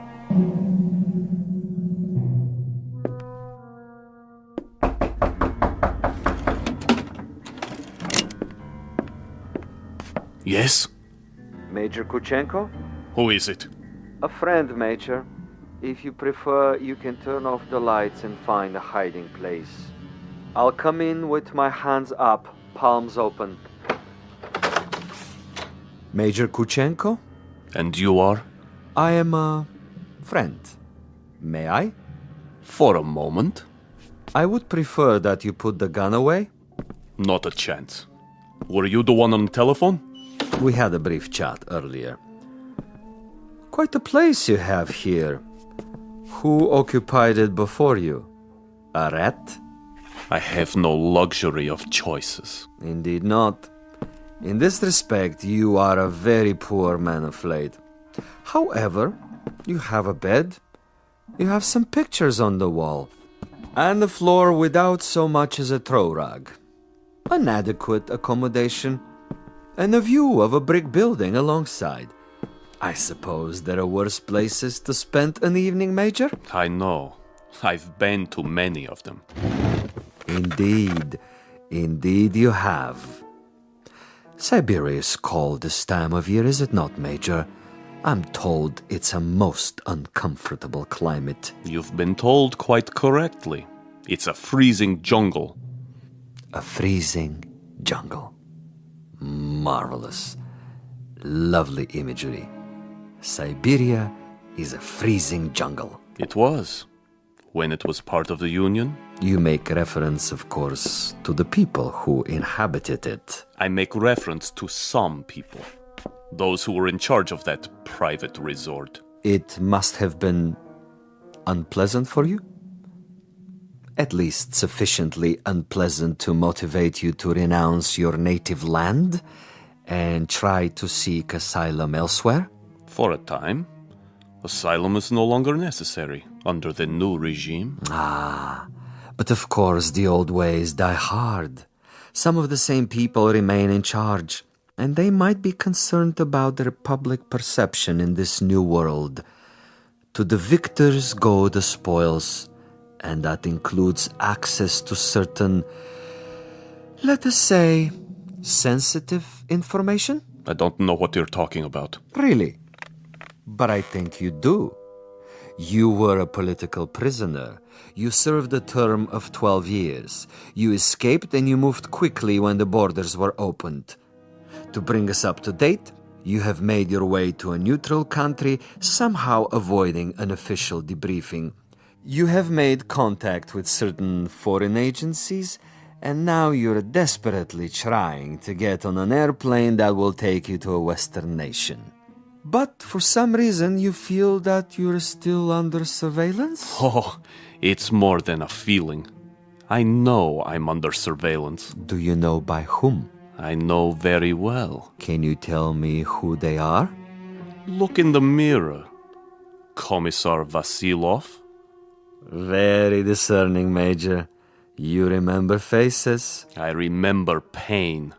I remember some interrogations that went on for many weeks. I had no calendar, but I made marks on the wall of my cell. How resourceful. I remember one particular man who smoked Balkan cigarettes in a long holder and stood in the corner of the room, smiling and nodding, making jokes, while I went from agony to agony. So, Major, now we may dispense with the amenities. The masquerade, the little give and take of two strangers feeling each other out. Agreed. Now we get to the point. Do you honestly think that we would permit you to book passage on an aircraft out of here? That would be quite impossible. As a former member of the military, even as far back as 12 years ago, you have information that we would find embarrassing were it to be released elsewhere. Why, if the government we worked for no longer exists? Because the new government contains many of the same players reshuffled into different positions, and they have their new careers to consider. Consequently, Major, it is not to our advantage that you leave. It would, of course, be simpler and more convenient if you accompany me back to our embassy. I am sick, tired, and torn, Vasilov. But I am not insane. I would sooner cut my wrists over a sink and bleed to death. That would be my choice in the matter.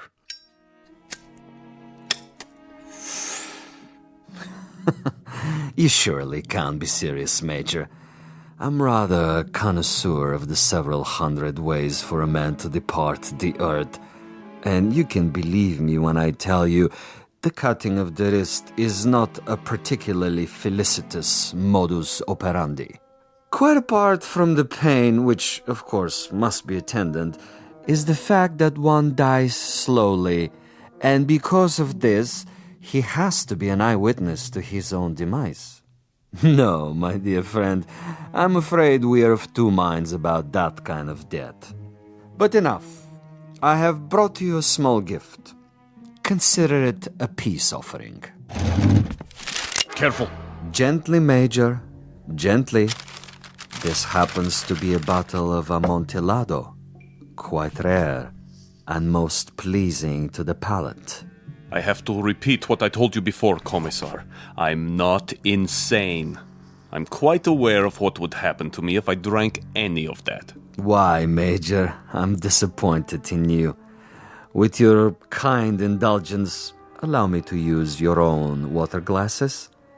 If you assume this is to be cyanide or some other poison, you're quite wrong. Am I? Undoubtedly. You see, I don't share your death wish. I'm a healthy man with excellent expectations as to my longevity.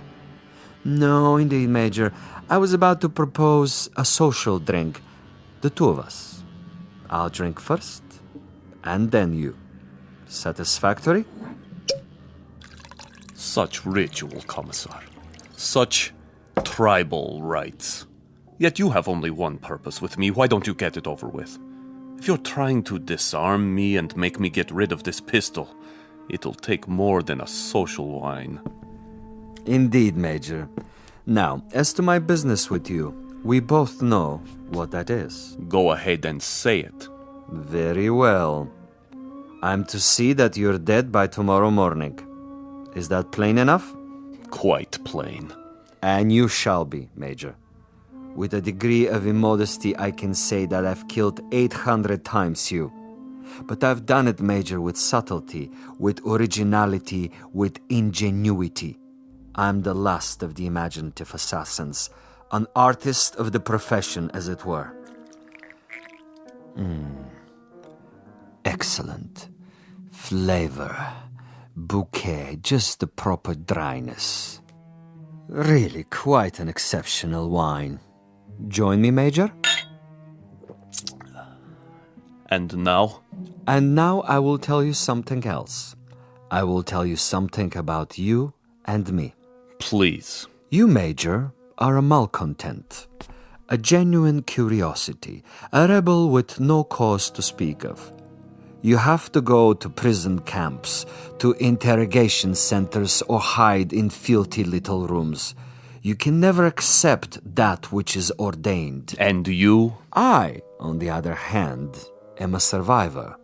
I adapt to my situation. I haven't a large salary, and my job, at least the way it's laid out, is a rather dull one. Finding defectors and traitors and subversives and doing away with them. Now, I could do that with a high-powered rifle. I could do it with a homemade bomb. But I choose to exercise imagination and taste. In your case... In my case? In your case, I choose to prolong the game. And in the process of this prolongation, I've come up with what I think is a most bizarre and novel method of execution. One designed especially to challenge your talents. For we are worthy adversaries, you and I. I feel weak. I feel... Tell me what you feel, Major. Exactly. I want to know. Why, you monster. You drugged me after all. Indeed I have. And that poses an interesting question, doesn't it? How is it that we both can drink of the same wine, and yet I'm unaffected? Isn't that an interesting question, Major? Major?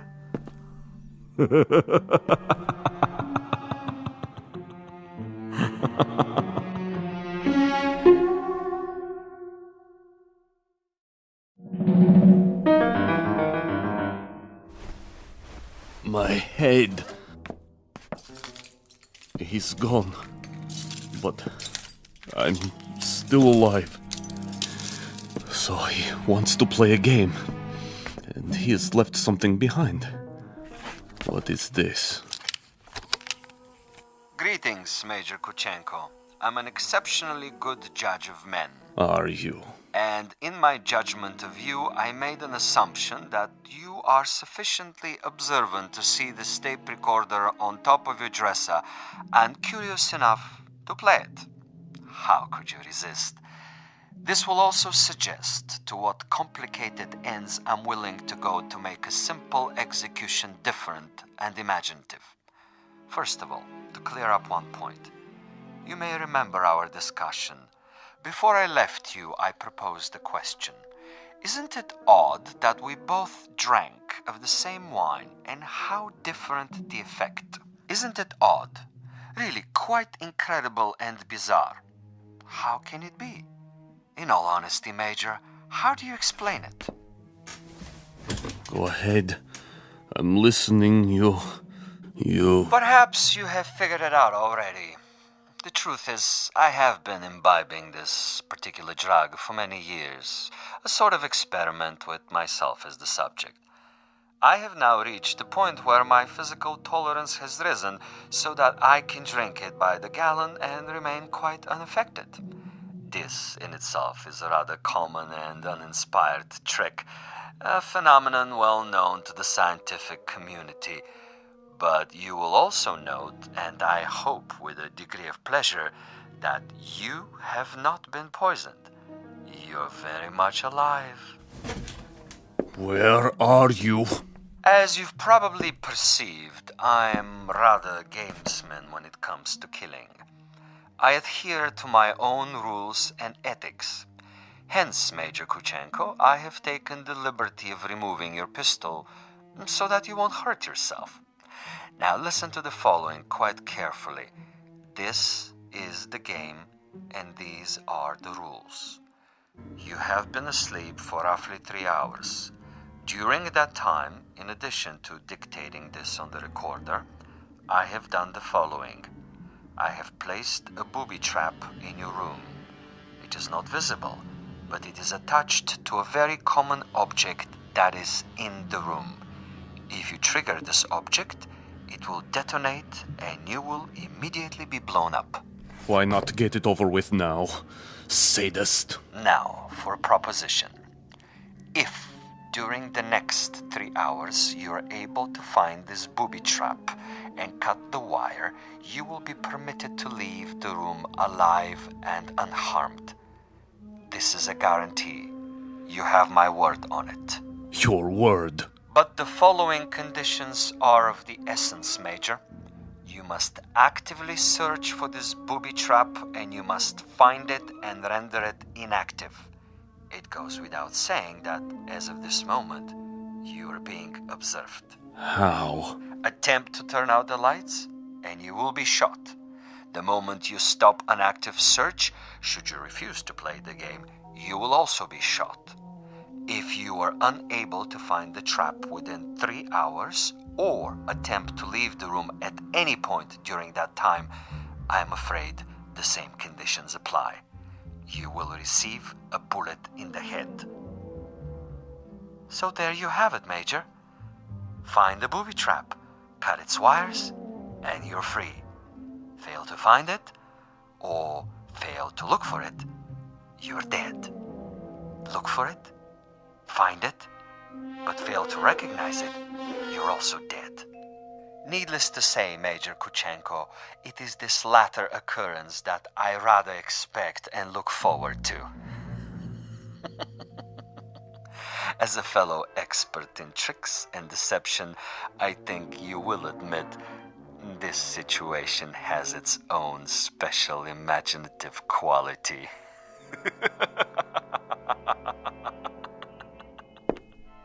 Where are you? Where are you?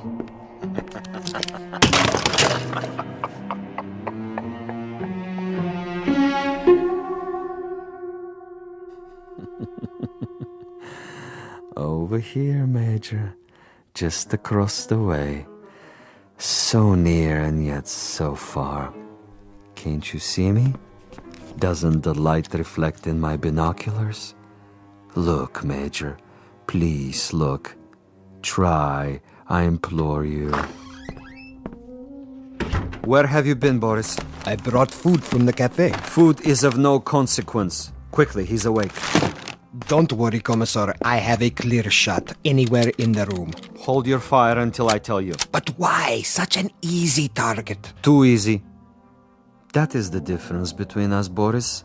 You are a marksman, but I am a gamesman. And the game is afoot. The picture frame? No. Too obvious. The ceiling. The light fixture. Possibility. Nothing. Oh, you think you are so clever, Commissar. So clever. The bed, then. Under the mattress. The bed springs? It might be. Not the chair, though. Still possible. Where? That would be telling. Go ahead and eat, Boris, before it gets cold. He's busy with the hunt for now.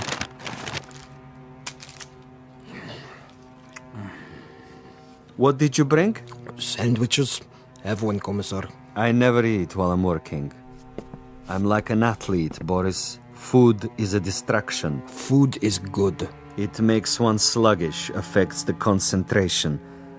The morning will come soon enough. Over here, Kuchenko, just across the alley.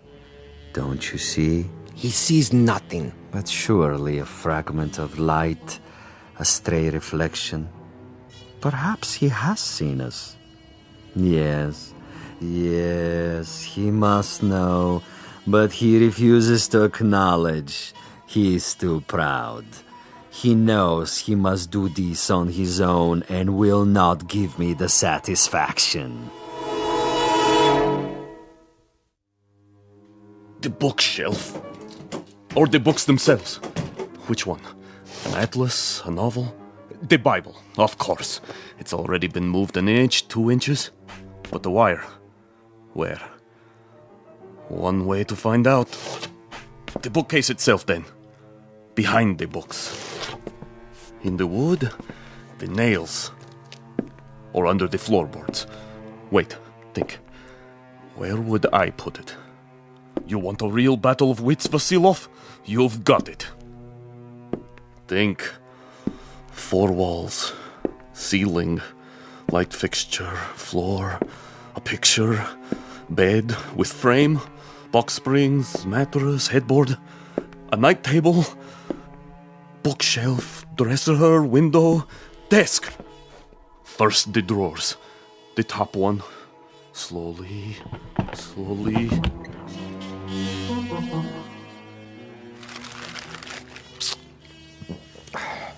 What is he doing now? The desk. He's down on his hands and knees removing the 2 bottom drawers so he can see what's under the top one. Bravo, Major. Good thinking. Is that where you put it? The possibility exists. Look at him, glistening like a mackerel. He stops to wipe the sweat from his eyes. And? And now he looks under the top drawer, crawling on his back. Yes! I think he's got it. Let me kill him. Don't be a fool. There are rules. Now he sees a length of wire. He grasps it between his fingertips very, very carefully, and he has removed it. Something is wrong with the bomb? I doubt it. Then it was not in the drawer? Oh, there is a piece of coat hanger I placed there. A decoy. A drawer would be common, uninspired. And I'm not, you'll forgive the immodesty, a common executioner. Where is it, Commissar? In a most ingenious place. Really, quite an ingenious place. Not in the books, the desk, the mattress. Think of another common object in that room, Boris. I have it. Yes? The doorknob. Interesting idea. Then where? I'd rather not tell you at the moment, Boris.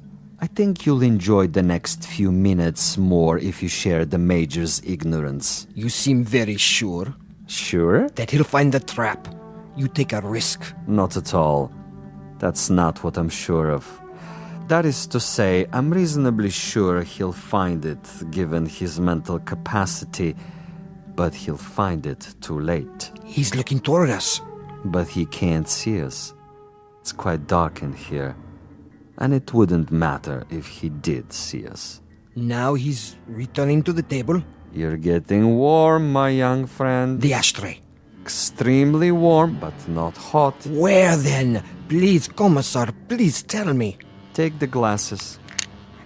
What do you see? He stands over the telephone. He is reaching out. Hot now, Boris. Extremely hot. Oh, he has picked it up. I thought for a minute there... You thought what? The telephone. Precisely. The telephone. But he just lifted the receiver. Indeed.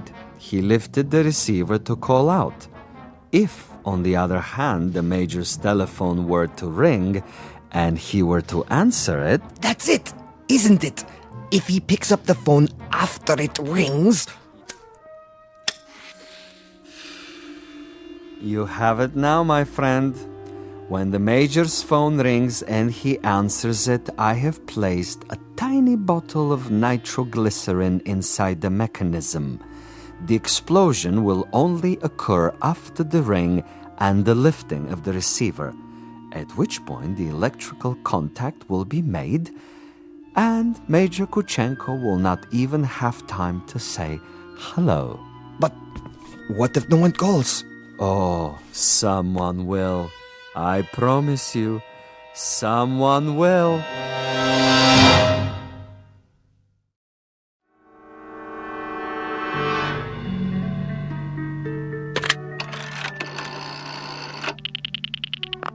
Front desk. This is the party in 963. I was wondering...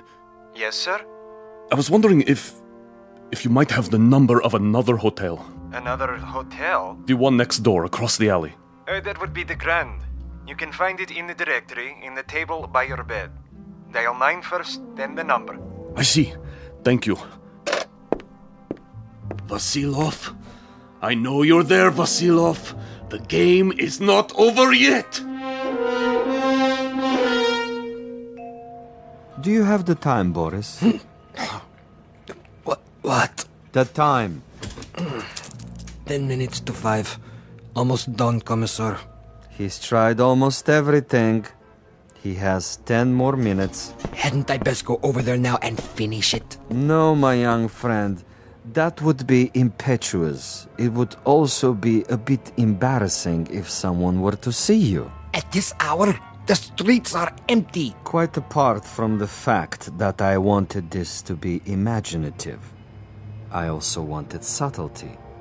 I should like our quarry to die in his room without our being there. Opportunity is running out. Then I do believe that it's time to, shall we say, accelerate the process?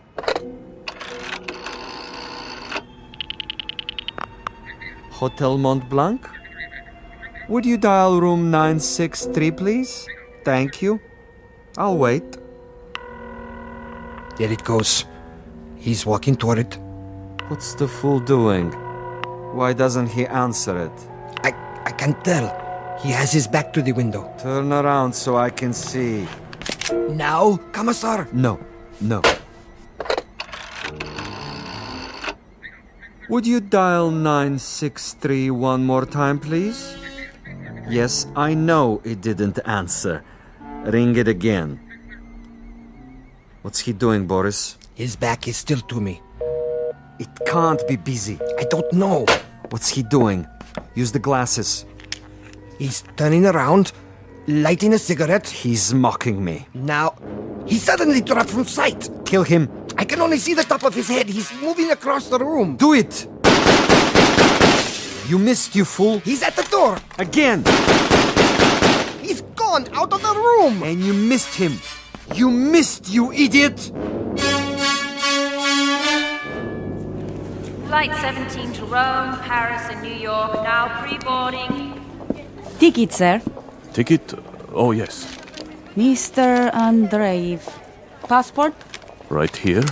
I see. Is anything wrong? No, sir. Everything seems to be in order. How many bags? No luggage. Not even a carry-on? I'm traveling light. Then here's your seat assignment. Please go to gate 17. How much time do I have? Boarding for coach class begins in 5 minutes. Good. Sir? Thank you. I'll be there.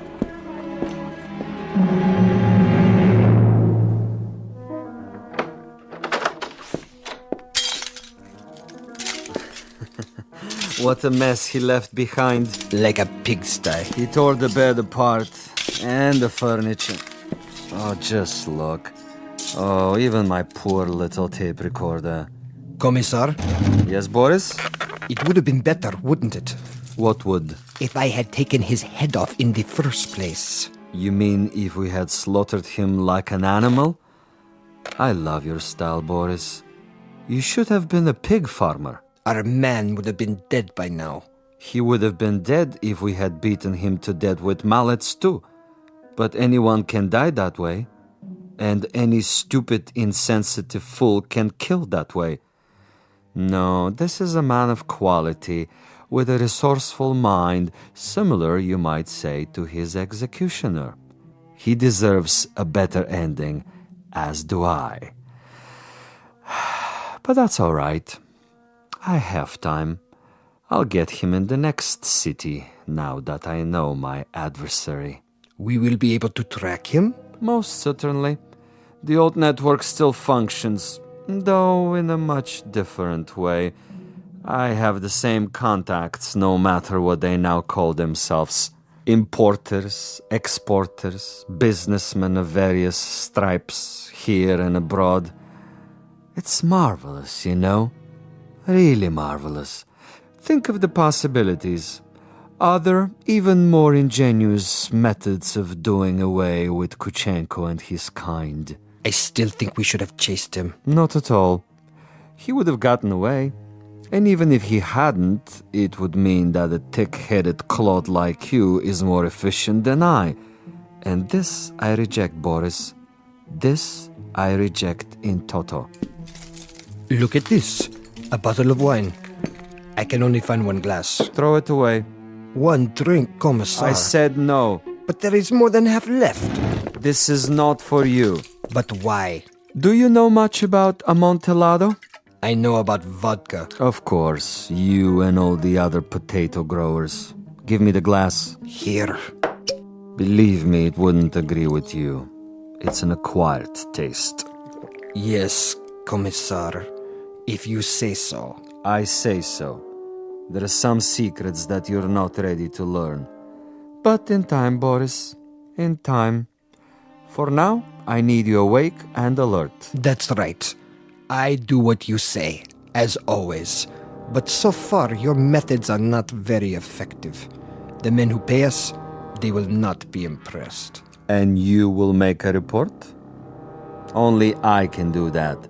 I am the one they listen to. I can request another assignment. You're free to do so. Until then, I take no further orders from you.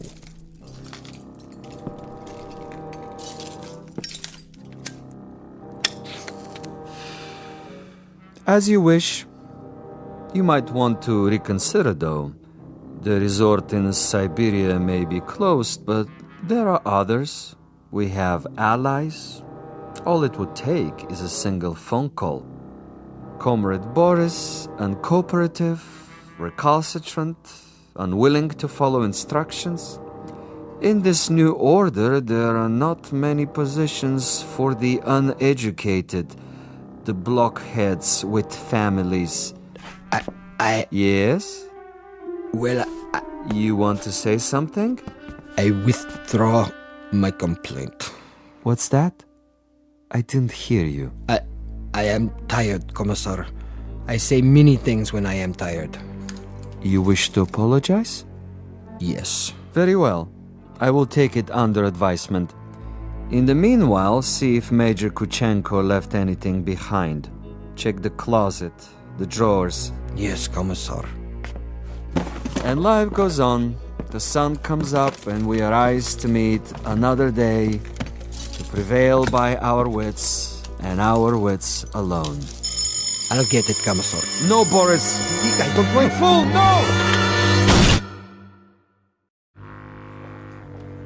I'm sorry, sir. Your party doesn't answer. No? It doesn't ring at all now. You're sure? Mont Blanc Hotel, room 963. Strange. The line is suddenly dead. Thank you, operator. That means my message got through. Flight 17 Transocean Airways now departing for New York City via Belgrade, Paris, Rome, London, final call.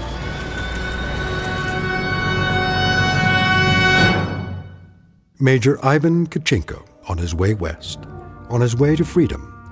A freedom bought and paid for by a most stunning ingenuity. Exit a gunman named Boris and one Commissar Vasilov, who forgot that there are two sides to an argument and two parties on every line. This has been a collect call, placed direct to you from a phone booth located somewhere in the Twilight Zone. More from the Twilight Zone after this. You are about to enter another dimension, a dimension not only of sight and sound, but of mind, a journey into a wondrous land of imagination. Next stop, the Twilight Zone. Hi, this is Stacy Keach. I'd like to take a moment to tell you about our Twilight Zone website at twilightzoneradio.com. At twilightzoneradio.com, you'll find the latest information on these Twilight Zone radio dramas, including behind-the-scenes photographs, plus the newest product releases, trivia contests, ways to contact us, other Twilight Zone-related info and merchandise, plus links to other fascinating websites. So make your next stop twilightzoneradio.com. Visit twilightzoneradio.com to purchase these Twilight Zone radio dramas on cassette and CD, or call toll-free 1-866-989-ZONE. That's 1-866-989-9663.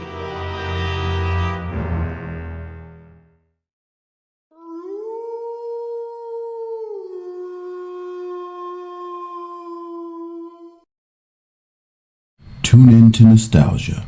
Tune in to now. Golden Radio Hour.